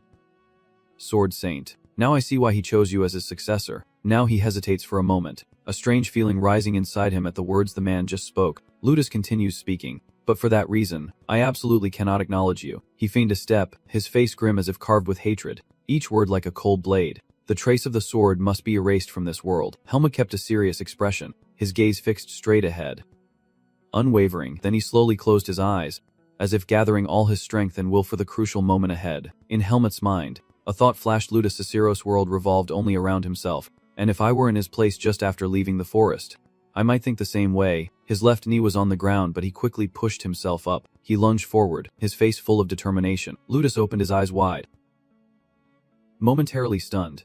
In the blink of an eye, Helmut closed in, and he hurriedly swung his sword back, but only struck the air as Helmut had already leapt high. While flipping through the air, he took in the whole scene with cold, sharp eyes. As Ludus prepared to strike again, Helmut suddenly bent down and delivered a blow from behind. Only now did he manage to look up and turn around, but by then he was already at a disadvantage. His sword blocked. The clash of steel rang sharply as Ludus' blade was pinned down by Helmut's cold pressure. He pushed hard, then thrust straight forward, forcing the man to lean back to avoid it. Ludus swung his flat sword, forcing Helmut to step back, but a sharp pain struck his chest, and his hand instinctively clutched the wound. He grimaced and exclaimed, "What are you doing? This is not Darien's swordsmanship." Helmut calmly replied, "It seems you know Darien's swordsmanship well. So I thought combining it with other styles would make it harder for you to react." Ludus roared in anger, "Are you crazy? You do not use the Sword Saint's technique, but instead rely on those cheap moves. You were trained by the greatest swordsman, yet you dare to fight me without using that swordsmanship," he calmly whispered. If that is the case, Helmut briefly recalled everyone and honestly said, "Up until now, those who have used this style are more worthy of being called swordsmen than someone like you." Ludus immediately retorted, "Is that so?" He gripped his sword tightly and swung it wide, saying, "What a pity, you are a fake too." "Helmut," he suddenly shouted loudly, like thunder rolling, "if you are a sword saint, you would never rely on the strength of others." Helmut raised his sword, recreating Darien's familiar stance. But then, he shifted his stance, holding his sword level with his eyes, and said, "Sorry to disappoint you, I am not Darien." As soon as he finished speaking, Helmut swung his sword, and a gust of wind tore through the air, heading straight for Ludus. He screamed for a full counterattack, saying, "You won't be able to do anything to me." But at that very moment, his body froze as if something had locked him in place. A chilling sensation swept through him, disorienting him completely, and before Ludus's eyes, Helmut's boots hovered in the air, and in an instant, his shadow appeared right behind him. Helmut thought to himself, strategy is the weapon to pull out against someone stronger than yourself with absolute speed. In a grand town, sunlight bathes all bustling life. Children chase each other with wooden swords, their faces beaming with joy. Ludus and his friends climbed onto a rooftop to look down. Below was the full view of the army participating in a very solemn ceremony. During the ceremony, a knight knelt down respectfully, placing his hand over his heart. Above him, a knightly sword lightly touched his shoulder. Ludus smiled excitedly at the scene. Later, he grew up and became a knight. Darien stood beside him, gazing into the distance, quietly watching him. Ahead, Darien swung his sword, cutting down the monsters. His face was cold and lonely, marking the end of the monsters. Seeing this, Ludus stood frozen, looking up at that heroic moment. Then, in a solemn ceremony, A sword was handed over. Darien stood at the front, his hand on the hilt, the tip of the sword planted into the ground. Beside him stood Ludus, while below, the soldiers stood in awe, saluting them. Above, Ludus looked at him with pride.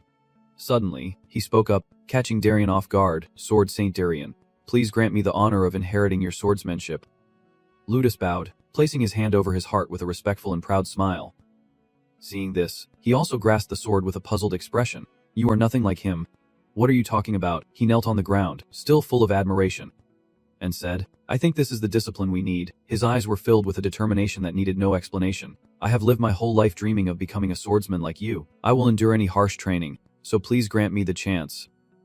Hearing this, Darien frowned, a little embarrassed, and finally turned away, refusing outright. "No." Hearing that, Ludus was also shocked and stood up to follow. "Lord Darien," he also hesitated but firmly confirmed. The voice rang out firmly from behind. "Ludus, you are my partner, you have the ability, but I intend to pass down my swordsmanship to my own bloodline." Behind him, Ludus frowned and questioned him, startling him. "But is not your son the one who gave up because he could not endure it?" Darien's eyes were filled with sharpness as he looked back at him. "Ludus, you are going a bit too far. Be careful not to cross the line." Realizing his blunder, Ludus awkwardly apologized as Darien continued to walk away. "As I said, I have no intention of passing on my swordsmanship to anyone else, so stop chasing that vain hope and focus on your mission." Knowing he could not change his mind, Ludus bit his lip and stared after Darien. Meanwhile, at the main fortress of the town, inside the tea garden, at the tea table in the flower cage, Teen asked him suspiciously again, "Darien, is it today? Do you have time?" Hearing this, he wondered what was happening, as Ludus confidently drew his sword. "Please stand there and watch for a moment." He raised his hand to draw the sword, his face brightening with a joyful smile. Next, he wanted a sword strike as fast as a cut through the air. Only now did Darien realize, his wide eyes showing a hint of surprise. Finally, Ludus swung a downward strike to finish the move. Ludus smiled joyfully and turned around full of anticipation.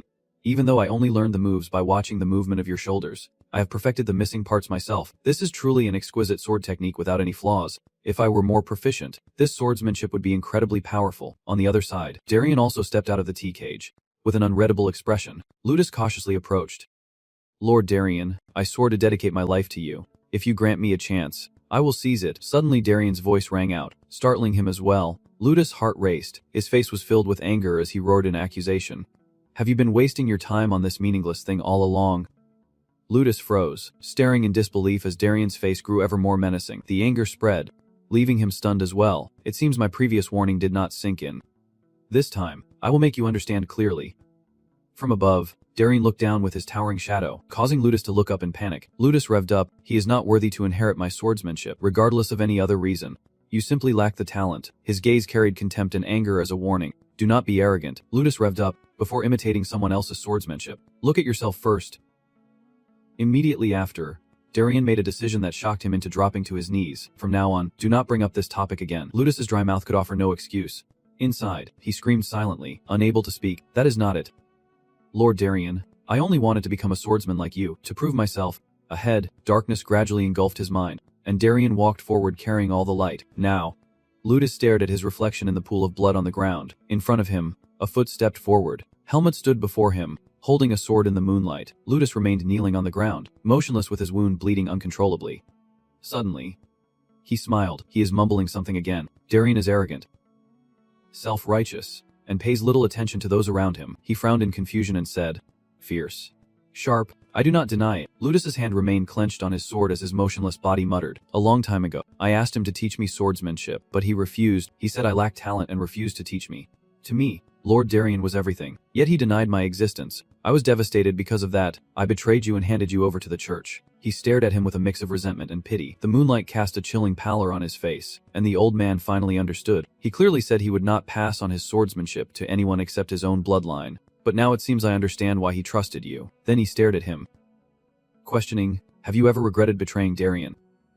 Hearing this, Ludus just clutched his wounded side and laughed even harder. Blood kept dripping from his mouth. "Regret? Ha ha ha. Since he rejected me, I have begun to erase everything left of the sword within me." Then he raised his blood-stained hand. "But in the end, it seems I am the one who could not let go of my obsession with him." Ludus then looked up at him inquisitively. "The fact that you are here and not the sword proves he is no longer alive, right?" He confirmed coldly. "Yes." His eyes were sad when he looked at you. Blood kept flowing thickly from his mouth. "Has Lord Darien ever been resentful of me?" He frowned at him, Finally, his reply made Ludus also narrow his eyes in disbelief. I told you, Darien does not care about what people like you do. Hearing that, he also smiled with a hint of self-mockery. Then, finally, he looked up at him in surprise. Heen, what is your real name? Helmet raised his sword and looked at him. Helmet, in the end, he smiled at him with a look full of curiosity. Helmet, if one day you are betrayed by someone you trusted with all your heart, I wonder if you would make the same decision I did. I will be watching you from the other side. Before Ludus could answer, Helmet struck, and his head fell. Ciso fired from above. Meanwhile, the purple figure flashed a command, glaring at Ciso who was shooting at his face. Ludus's head spun in the air. The moonlight shone down on it. Helmet muttered, just do whatever you want. The layer of moss on the island gradually faded away in the silent night. Ludus's headless body, covered in blood, knelt on the ground, barely visible through the mist. Next, Helmet brushed the dust off the bracelet and walked toward Ludus sitting by the rock. He looked doubtful. So you are the last disciple of the Sword Saint. He smiled bitterly and looked up at him. I should call you Helmet. As for you, calmly put the bracelet on your wrist. My body is gradually turning white-haired. Just call me Heidi. He lowered his head with a hint of regret, probably because I must have seemed strange to him all this time. He kept jumping back to the fact that he was the Sword Saint's grandson. He also glanced into the distance. Tight. That is right. I see you completely calm. There was also a bit of regret at that time. You are not denying it. Are you? He was upset about it. Suddenly, he looked up at him with suspicion. So what do you plan to do next? He looked ahead and assessed. The truth is clear. The commander betrayed the Sword Saint and led him to his death, but whether people believe that or not is another story. He coldly confirmed. Of course, I have no intention of revealing that either, but a sudden noise caught both their attention. What about this then? In front of me, through the night mist, a figure was approaching. The sound of horse hooves grew closer. Helmet watched carefully, at times wide-eyed with amazement. Now he could see clearly too. His calm expression showed his judgment. It looks like everything will be fine. On the other side, the horse also stopped. In front of them was the third prince. He stopped his horse, looking down from above at the two. The crown princess' eyebrows furrowed as he explained to them. On the way here, I heard from Dasp's legion that the commander came alone. Can you two explain exactly what happened here? In the dead silence of the dark night on the desert, after hearing the full story, the second prince also understood. I see now. All three stood around Ludus's body, so that is how it all unfolded, standing beside him, looking at him with suspicion. Your Highness. Your Highness. How much do you know about the matter? The commander has betrayed the holy sword. Next to him, the prince furrowed his brow and explained. I am not sure. I only have vague suspicions. The power of the temple is not something I can easily delve into. Suddenly he crossed his arms and smiled at him. At that moment, sorry I could not tell you sooner. Even now, you are still sulking. Huh, what if I die? Hearing that, the little prince was also stunned. You can't even control yourself in front of me. His face showed disappointment and hesitation. I see the commander as my father. Seeing that, he seemed sad. The third prince could only silently watch. Then he explained, this is the mindset of a commander. The center of the night squad at 3 of the clock. Someone everyone can rely on. Luck listened with a somber expression. He concluded, even if that person is the bloodline of someone he despises, in the end, he folded his arms and smiled at him with certainty. And Luck, this is also the responsibility you must carry on your shoulders. Helmut looked in that direction as well. I was taken aback when I heard that. Does Sir want to give me the position of commander? His face flushed as he pointed suspiciously at my face. The Black Prince's expression was calm again. Do you think I am crazy enough to give that position to a bodyguard like you? At this point, Luck was also at a loss for words, pursing his lips in a somewhat sulky way. His face flushed as he pointed suspiciously at mine. The man behind also smiled mockingly. His face was serious as he thought about the deputy commander. According to protocol, Deputy Commander Desmambis will take that position. He is one of us, planted to monitor their actions. This is the perfect chance to seize control of the Legion's power. Suddenly, the second prince added something that surprised the other two. But if he can prove he is worthy, there is no reason why you can't take that position. Then he looked at Anne. The two of them recalled the previous discussion before the third prince arrived.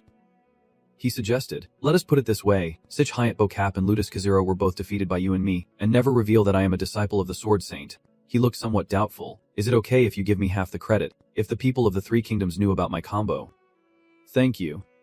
Thank you. You know I have truly lived as a steadfast lone swordsman, unwavering and resolute. He pressed his lips together, then his eyes filled with determination as he affirmed, I will live in a way that does not disappoint those expectations. He smiled warmly upon hearing that and looked at him. The prince beside him also looked on with admiration. That is the most satisfying answer I have heard from you. Then he put his hands on his hips and said, let us move past this. I apologize for dragging you into something unrelated. So the second prince looked over with full admiration. That was the most satisfying answer I have heard from you. Then he put his hands on his hips and said, let us drop this. I apologize for dragging you into this unrelated matter. Unfortunately, I need you here until the situation is resolved. Suddenly he spoke up, asking where the scorpion venom you defeated was, his expression a bit worried while you remained calm. saying it was just about a 30-minute run ago. Hearing this, the second prince seriously touched his chin and said the scorpion venom was controlled by the high priest of Lumen Yu. So after a fierce battle with the scorpion, you two were the only survivors. Then, while chasing after Luck, who was taken by the monster, you encountered the commander. Piglet's expression remained cold while Luck looked at him with some worry, silently wondering if anyone would believe this ridiculous story. Then, suddenly, the prince stopped thinking and looked at them, offering a more plausible explanation. So Lutus' original plan might have been to use the call for reinforcements to lure Luck and the others to Beijio, then stage a fake scene where everyone dies fighting the blood scorpion. Luck's face showed a flash of surprise as he added that if by chance Luck was still alive, using the monster to bring him to Lutus and completely eliminate him, then he would be honored as the hero who defeated the bloodthirsty scorpion and saved the 3 hours from danger. The second prince thought of the kingdom's flag and added that in that situation, if Luck's identity was revealed, he would be honored as the successor of the Sword Saint and would have saved Beijio once again, ultimately gaining the support of the Legion. Meanwhile, both looked at him in confusion, and Luck stammered, "I see. You are truly insightful," as he sank into thought, relieved they had not been discovered. Immediately, the third prince's face darkened again, faint smile playing on his lips. "So how about this? We will use this plan again." Both looked on in confusion. He pointed out a more plausible story. The Pama Knights fought fiercely against the bloodthirsty scorpion but lost their commander, and a young swordsman bearing the blood of the Sword Saint defeated the scorpion and saved Beijio from danger. His eyes were full of deep insight as he assessed and replied that the story was quite convincing. Yet, looking around with hesitation, it seemed too cruel to those who had passed. Then he bowed his head to the corpse and said, "I will follow your orders." "Your Highness." The prince also stood with his arms crossed, looking at Lutus's body and making a suggestion. "Good, let us decide on that. Then first, can you take us to the scorpion's body?" Or suddenly frowning, "Wait. Before that, it would be better if we bury the commander's body before leaving." Hearing that, he was also somewhat confused. Why? It might be a bit harsh on him, but we should take the body with us. Just saying it won't make people believe that Lutus is dead. He raised 2 fingers, saying there were 2 reasons, then looked at the bloodied corpse and explained. First, the wounds on the neck and back were clearly caused by a sword. At least among the monsters we have fought, none could cause wounds like this, so that only raises suspicion and makes us look like liars. And secondly, even without proof, people will still somewhat believe us. As those behind him looked at him in astonishment, Lutus's face was filled with determination. "I assure you," the prince's gaze probed him intently. In the end, he was a bit doubtful, asking if you were really the successor of the Sword Saint, standing there defiantly. Then he smiled encouragingly. "No, it is nothing, so just do as you say." Behind, the sunlight also shone down on his body. At the edge of the Pama Knights group, the sunlight illuminated the vast desert. A heavy brown step, a giant bug appeared on the sand, its body blazing red and fierce. The prince frowned at it while Helmut and Lutus were dismounting behind him. So this must be the blood-red scorpion that was mentioned. Right after, they approached to observe with the prince leading the way. The priest's body was buried over there. The prince stood with his hands on his hips, looking down at the slimy corpse in front of him. Oh God, why does his face look like that? Next to Helmut, he was also startled from behind. I have a few questions for him." Then he crossed his arms and looked at the body hesitantly, planning to use the spear as leverage to negotiate with the temple. But in this situation, it would only bring trouble, and beside him, Ken quietly observed and decided that maybe the head needed to be cut off. Behind them, upon hearing this, someone covered their mouth in shock. Finally, the prince turned to look at them with curiosity and said, "Thinking back, I heard you two are competing to hunt monsters. Since you both defeated the red-blooded scorpion together, the reward should be split in half for the skin." Hearing that, he also looked up and said, About that, he stepped forward with a smile and said maybe I should give up. He has helped me a lot." Helmut also looked over, a bit surprised, because from the start it was not just about fighting that scorpion. Then Luke smiled, adding softly, "Besides, there are some things more important to me than money." Hearing this, the prince smiled and looked over. "I understand." The prince turned to him, hands on hips, smiling approvingly. "Well then, congratulations to you. At this age, you are already so close," he calmly replied.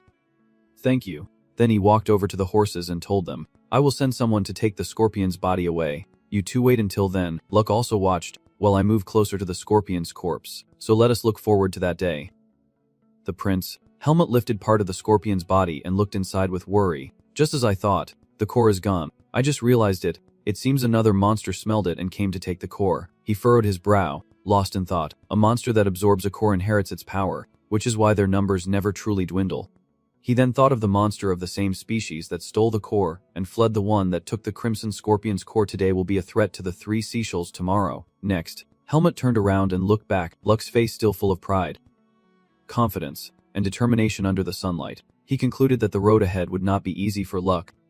Elsewhere, Ludus's blue sword was hung on a plaque. The escorting army returned here with honor. Inside a solemn hall, from the stands above, the third prince declared to the crowd below, "Today we were saved from the threat of a powerful monster, but we have lost a great commander, Ludus Kikuro." Seated above, the crown prince crossed his arms, his face filled with anger as he listened to him speak. "Long ago, we also said farewell to a great knight." The subjects below bowed their heads in sorrow. None other than Sword Saint, Darien Defeater. The scene was both solemn and grand as the crown prince looked down at the crowd and continued his announcement. In the face of the monster threat, they were willing to sacrifice their lives to save the kingdom. No pain lasts forever. Just as the monsters have threatened our lives from generation to generation, we inherit the will left behind by those who fell before us. Below in the crowd, Helmut stood among them. Looking up, along with Dasmambus, it was also passed down to those who could prove themselves worthy. Another name was mentioned along with a familiar figure, Luke Jaeger. All eyes turned toward him as he slowly made his way to the podium, his face showing a hint of worry. He stood on the empty space ahead, while murmurs rose from below. Seeing this, his expression grew even more determined. Immediately after, his hand grasped the sword at his side. The sword was swiftly swung forward with full force. The people below sensed the power and widened their eyes in surprise. Luke closed his eyes as golden energy coursed through his body. He recalled the past he spent with his family, the first time learning swordsmanship from his father. He was full of shortcomings, as if he had dreamed of a future with every sword in sight. Then later, when I realized this was the Sword Saint's technique, it felt like I was rejecting him, like I wanted to chase after his shadow. It was the piglet that helped me awaken, revealing that parts of me rejected the Sword Saint's bloodline while other parts wanted to carry his will. He smiled, swiftly unleashing sword techniques that danced through the air, each a piece forming the crystal I am today. Streams of golden light shimmered above during the ceremony. A wave of tension spread toward him, but he still smiled and tried to complete the move. The people below watched in amazement. Above, after the performance ended, the second prince added an introduction, saying his true name is Ludwig Potter. He is the descendant of Norman Deftert, the grandson of the holy sword Darien Deftert. Seeing this, the grand prince could not help but shout in shock. "What?" On the podium, the second prince clenched his fists and looked down at the crowd, adding that as everyone knows, the son of the holy sword left long ago, but his descendant has returned to Basur, becoming a knight of Pama and protecting us. And ultimately, he delivered the final blow to the Crimson Scorpion, saving Basur from danger. Hearing this, the people were moved to tears. On the second prince's face, he seriously added, his hands clenched tightly, "The will of the Sword Saint will endure to protect every generation among us, people of Basur. Have faith. As long as there are those who inherit that will, we will never be defeated." Below, as soon as the words were spoken, the whole crowd cheered. Seeing this, Helmut smiled with satisfaction. Above, the great prince was still angrily pointing, breathing heavily as the performance ended, while the second prince quietly descended from the stage. "I could feel my brother's fierce gaze burning from behind. Your path ahead will be difficult. Just wait and see." Over here, he still smiled, and I endured. Then, in a corner of the town, Helmut adjusted the saddle. Seeing this, the other side was also doubtful, wondering why you did not stay here longer. While adjusting the horse, he explained, "I have personal matters to attend to." Seeing that, he could only smile gently. Finally, he looked at him, and he listened in return. "Helmut, both you and I are somehow disciples of the Sword Saint, and I think of you like a younger brother." Smiling sincerely at him, he said, "If you ever need help, just come to me. I will treat your personal matters as my own and help immediately." His expression was cold and disdainful, so I hope that situation never rises. Seeing that, he also got angry. This guy is still like that even now. Suddenly, the prince came from behind and waved at him. "Oh, luckily I am not late. It is strange for the champion to leave so quietly. Goodbye." "Hey, did you get the money?" Luck was startled and looked over, while Helmut glanced that way to confirm. He walked over and stood beside Luck, smiling. "If you have time, drop by the bazaar sometimes. We will hold a proper celebration for the champion." Over here, he mounts his horse, then looks back at them to confirm. "I will reconsider, but the basso is too hot and boring." Then he left the city gate with his horse, while Luck and the third prince just smiled at him. Then he folded his arms and said, "Not bad." Luck, one of the only two disciples of the Holy Sword. Luck just closed his eyes in agreement. "Yeah, but I am a bit off balance." Suddenly he froze, his face darkening with complete shock. "How is that possible? Your Highness, why be so shy?" Seeing that, the second prince also burst out laughing. "Huh? Just look at your innocent face." He glanced at you and said, "Darien's sword is a royal treasure. You think I would not notice, right?" "Of course. Someone like my brother who does not care about those around him might not recognize it, but for someone who admires the sword saint like me, it is obvious at a glance. His face froze for a moment as he stared at him in shock. Seeing that, the prince remained calm, looking at him with crossed arms. Confirming, do not worry.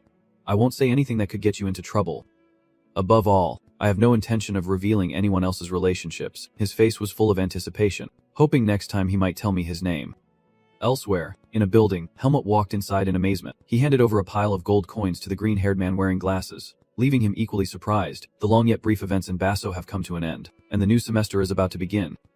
At school, sunlight shines down a hallway as a footsteps onto the ground. Alia closed her eyes and stood there waiting, her gaze fixed on Helmut's back. Then she opened her eyes wide in surprise, but he still did not turn around. Alia blushed, about to speak, then hesitated with pursed lips. Finally, she closed her eyes and stood behind him. Overwhelmed. Hey Helmut, if you are leaving, do not be so silent. At least use your arms to call me back. He was a bit surprised and turned to look at her. Alia, seeing your face, she froze too. She unconsciously stood behind you. Huh. Feeling the same inside. Huh. Sunburned, then Ixin also stared at you wide-eyed. Helmut's face remained cold, his skin darkened from sunburn. He looked up at him with suspicion. Helmut, what is going on with your skin? As for you, you are so calm I only just found out recently. It turns out the camouflage magic keeps the skin tone consistent so no one can tell from the outside. That is why Alia said she would restore it with magic. I thought about it while putting on the disguise and realized that... Actually, it felt quite new and strangely comforting in its own way. Xuan also gave a wry smile. Beside her, Alia was tidying up the pile of things. Xuan raised her hand to the top of her head and looked at him. Hey, you are taller again, are not you? I am really jealous. You are already that tall, and yet you still have room to grow. I am a bit suspicious too. Oh really? Now I am starting to have doubts as well. But where is Asuka?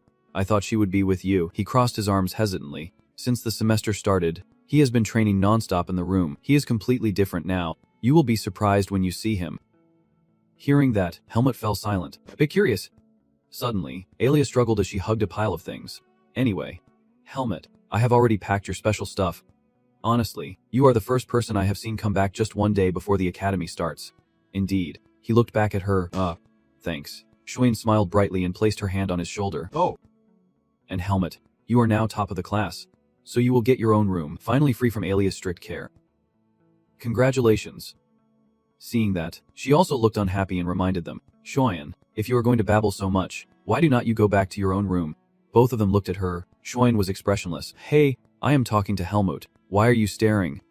He added. Or do you feel guilty about something? Next to Alia, a fist was raised, energy gathering in the hand. Seeing that, he was a bit startled but still forced a smile. Alright. Sorry. Just do not blow me back to the dorm. Okay. He eventually left with reluctance. Waving goodbye. Well then. Helmut, Alia, see you later. Over here. Both of them looked at him. Then she glanced at Helmut, leaving him a bit puzzled. What about you? Her eyes seemed to probe. Now that you have your own room, do you feel relieved? Helmut simply gave a thumbs up toward his room as a reminder. I never said I felt relieved. Besides, the new room is right across from yours. Her face darkened with anger at him. So do you like it or not? He stepped closer. Curious. Why do you ask? It is not like you at all. She clenched her fists and looked at him with displeasure. Why can't I ask? Helmut still calmly looked at her. Finally, he raised his hand to his chin. Seriously thinking, which made Alia's face darken with anger. Of course, having personal space is better, but there are also downsides, like I can no longer rely on magic to clean up or I casually ask you a few things. That can be a bit inconvenient too. Hearing that, she quickly turned back to her room in a sulk. Never mind, it is my fault for asking random things. If you need anything cleaned, just call me, I will do it once as a favor. Suddenly she hesitated, which made him curious too. Oh, and one more thing. Ali's determined gaze reminded Helmut. Remember when you brought Azuka without permission? And I had to treat her, you promised me a wish back then. Anything she wants, and he understands. Yeah, I think I did say that. Alia added, I will probably use it soon. I will tell you beforehand. He suddenly wondered. So, have you figured something out? She calmly turned her head to confirm. You will find out soon enough. Anyway, if you need anything, my room is right across the hall. Suddenly, his call made her pause. Alia. Helmut stares at her, his expression unreadable. Let us do our best together this semester. Meanwhile, Ailey also entered the room, casually closing the door. Her face is unreadable. Yeah. Good luck. Right after the door closed, Ailey hugged her face shyly, leaning against the door, her cheeks flushed with embarrassment. Honestly, what am I doing? Some time later at the academy, Helmut walked down the hallway. He is changed into his academy uniform, and as he adjusts his clothes, he thinks to himself, so, the cleanup is done. It has been a while since I have used the academy's training grounds. A noise from the opposite room catches Helmut's attention, and he looks up to investigate. The secretary. Asuka's probably at the training ground. Right. I wonder if he is still there. Then he closed his eyes and opened the door to step inside. I have not seen him since I came back. What exactly happened to him?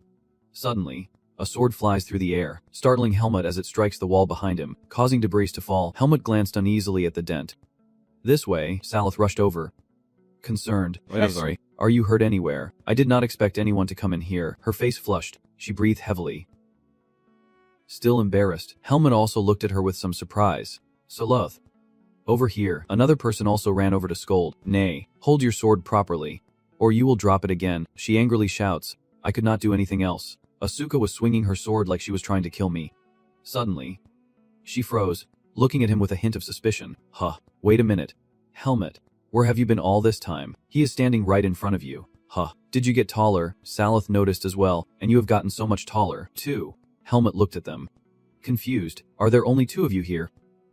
Hearing that, Asuka also sighed, resting her sword on her shoulder. Some people came, took a peek, and then left honestly. If you are not here to train, then stay out of the training grounds. Their will is weak. The two of them gave him strange smiles, and he thought to himself, or perhaps it is not that they do not want to, but that they can't. Next to Salith, he did not hesitate to close his eyes and complain. After all, I have been sparring with Asuka for over 4 hours straight, and the other way around. Asuka looks at him eagerly, saying it is perfect timing. Helmut, spar with me. Andy gently declined. I was planning to go to the private training room, but he still tried not to understand and frowned as he looked at me excitedly.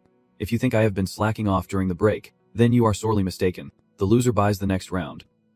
Seeing that, he paused his taunts. Next to Salith, he suddenly turned his head, looked at him, and shouted. Asuka frowned again, blaming him for not helping her. What? Didn't you just beg for a break? Besides, I am the senior here. He is seniority. After all. And so, he embraces his sword. Feigning ignorance. How warm? Salith questioned angrily from the side. What did you just say? He smiled, amused by their antics. For some reason, I truly feel like I have returned to where I belong. Finally, he drew the sword from his side, closed his eyes, and reluctantly stepped onto the arena. I will spar with you. After all, I owe you both. Seeing that, Asuka also looked on with some suspicion. What is he talking about? Well, this is unexpected. You agreed so easily. Don't take it back now. Next, he placed the wooden sword on the ground. Helmut picks up a wooden sword, admitting he actually wants to test his strength. Then, he unleashed his sword, and dark energy radiated around him. Blackface reminds them that they do not have much time left. Let us have a 2-on-1 match for the doubles. Seeing that, Asuka also seemed a bit scared. Wait. But later, you are that eager. You have got to be kidding me. Saw's expression darkens as well, and he hesitates. And this strange power, what exactly did he experience during his disappearance? Not wanting to keep him waiting, Helmut rushed in with the corpse key step. Strange noises echoed inside the training ground that night. The moon is high overhead in an alleyway within the academy. Moonlight spills into the empty corridor as Alia peeks out. He was already waiting outside, calmly suggesting to her, then let us hit the road, her face resolute. She looks at him and nods, amidst the bustling streets, illuminated by vibrant lights and teeming with people. The night comes alive. Helmut looked around fiercely. Alia pointed upward and introduced, this is a high-class restaurant, worth every penny, but it might not suit you very well. Over there, across from the warehouse, there is a steakhouse. They even have a special menu for swordsmen. He does not decide, but leaves it up to her. You can go wherever you want. Alia turned back, frank and polite. After all, you are the one paying. At least I should let you choose a dish. Helmut seems confused and troubled. Admitting he does not know what is around here, he sighs in resignation and makes a decision. Honestly, then why did you suggest we eat out in the first place? Let us just go to that restaurant over there. Last time I tried it, it was pretty good too. He looks at it intently. Puzzled, Helmut later regrets her suggestion. Yeah, why did I even suggest this? Inside the clean, luxurious restaurant, Alia presents him with the menu. Here, choose. They have menu and menu B here. Personally, I think the shrimp balls soaked in rice wine on menu are pretty good, but he remained still, so she called out to him and pointed at the menu. Hey, Piggy, where are you looking? Piggy is still distracted. I feel a bit strange. But today, it is unusually quiet around you. I just pointed out the unusual things. There is usually someone following you around, and you are not hiding your face with a hat like you usually do. Alia sighs, discouraged that she has been found out. I see. You figured it out quickly. Alia then asks for his opinion. Yeah. Why do you think that? Hemut looked at 100 notes and then guessed. Perhaps your aura is slightly weaker. Are you using magical artifacts? You revealed your aura to explain. If it could be solved with just a magical weapon, it would have been done long ago. People are after me because of the primal essence of magic within me. From the holiday, I have been researching ways to suppress it, and I have made some progress, Alia said with a hint of melancholy. It is ironic how difficult it is to become normal, but Piggy also pondered. Normality, it is not easy. Is it? You look at me intently. Alia is waiting, so you do not have anything you want to say. Hemut is taken aback. Yes. He reiterates the reason for the meeting, asking if he was not invited out for a reason, but he is very straightforward. No. Actually, it is nothing, Hemut says sincerely. It is just that recently I had some money, and you helped me a lot. You seem a bit intimidating. What? Hemut still does not understand. What do you mean? Alia sees him differently. Usually, anyone who is nice to me has ulterior motives, but you do not seem that brazen. You should reaffirm that, if you are that type of person, I did not even agree to come along in the first place. Ali's face flushed red with embarrassment as she curiously asked. You have to say it.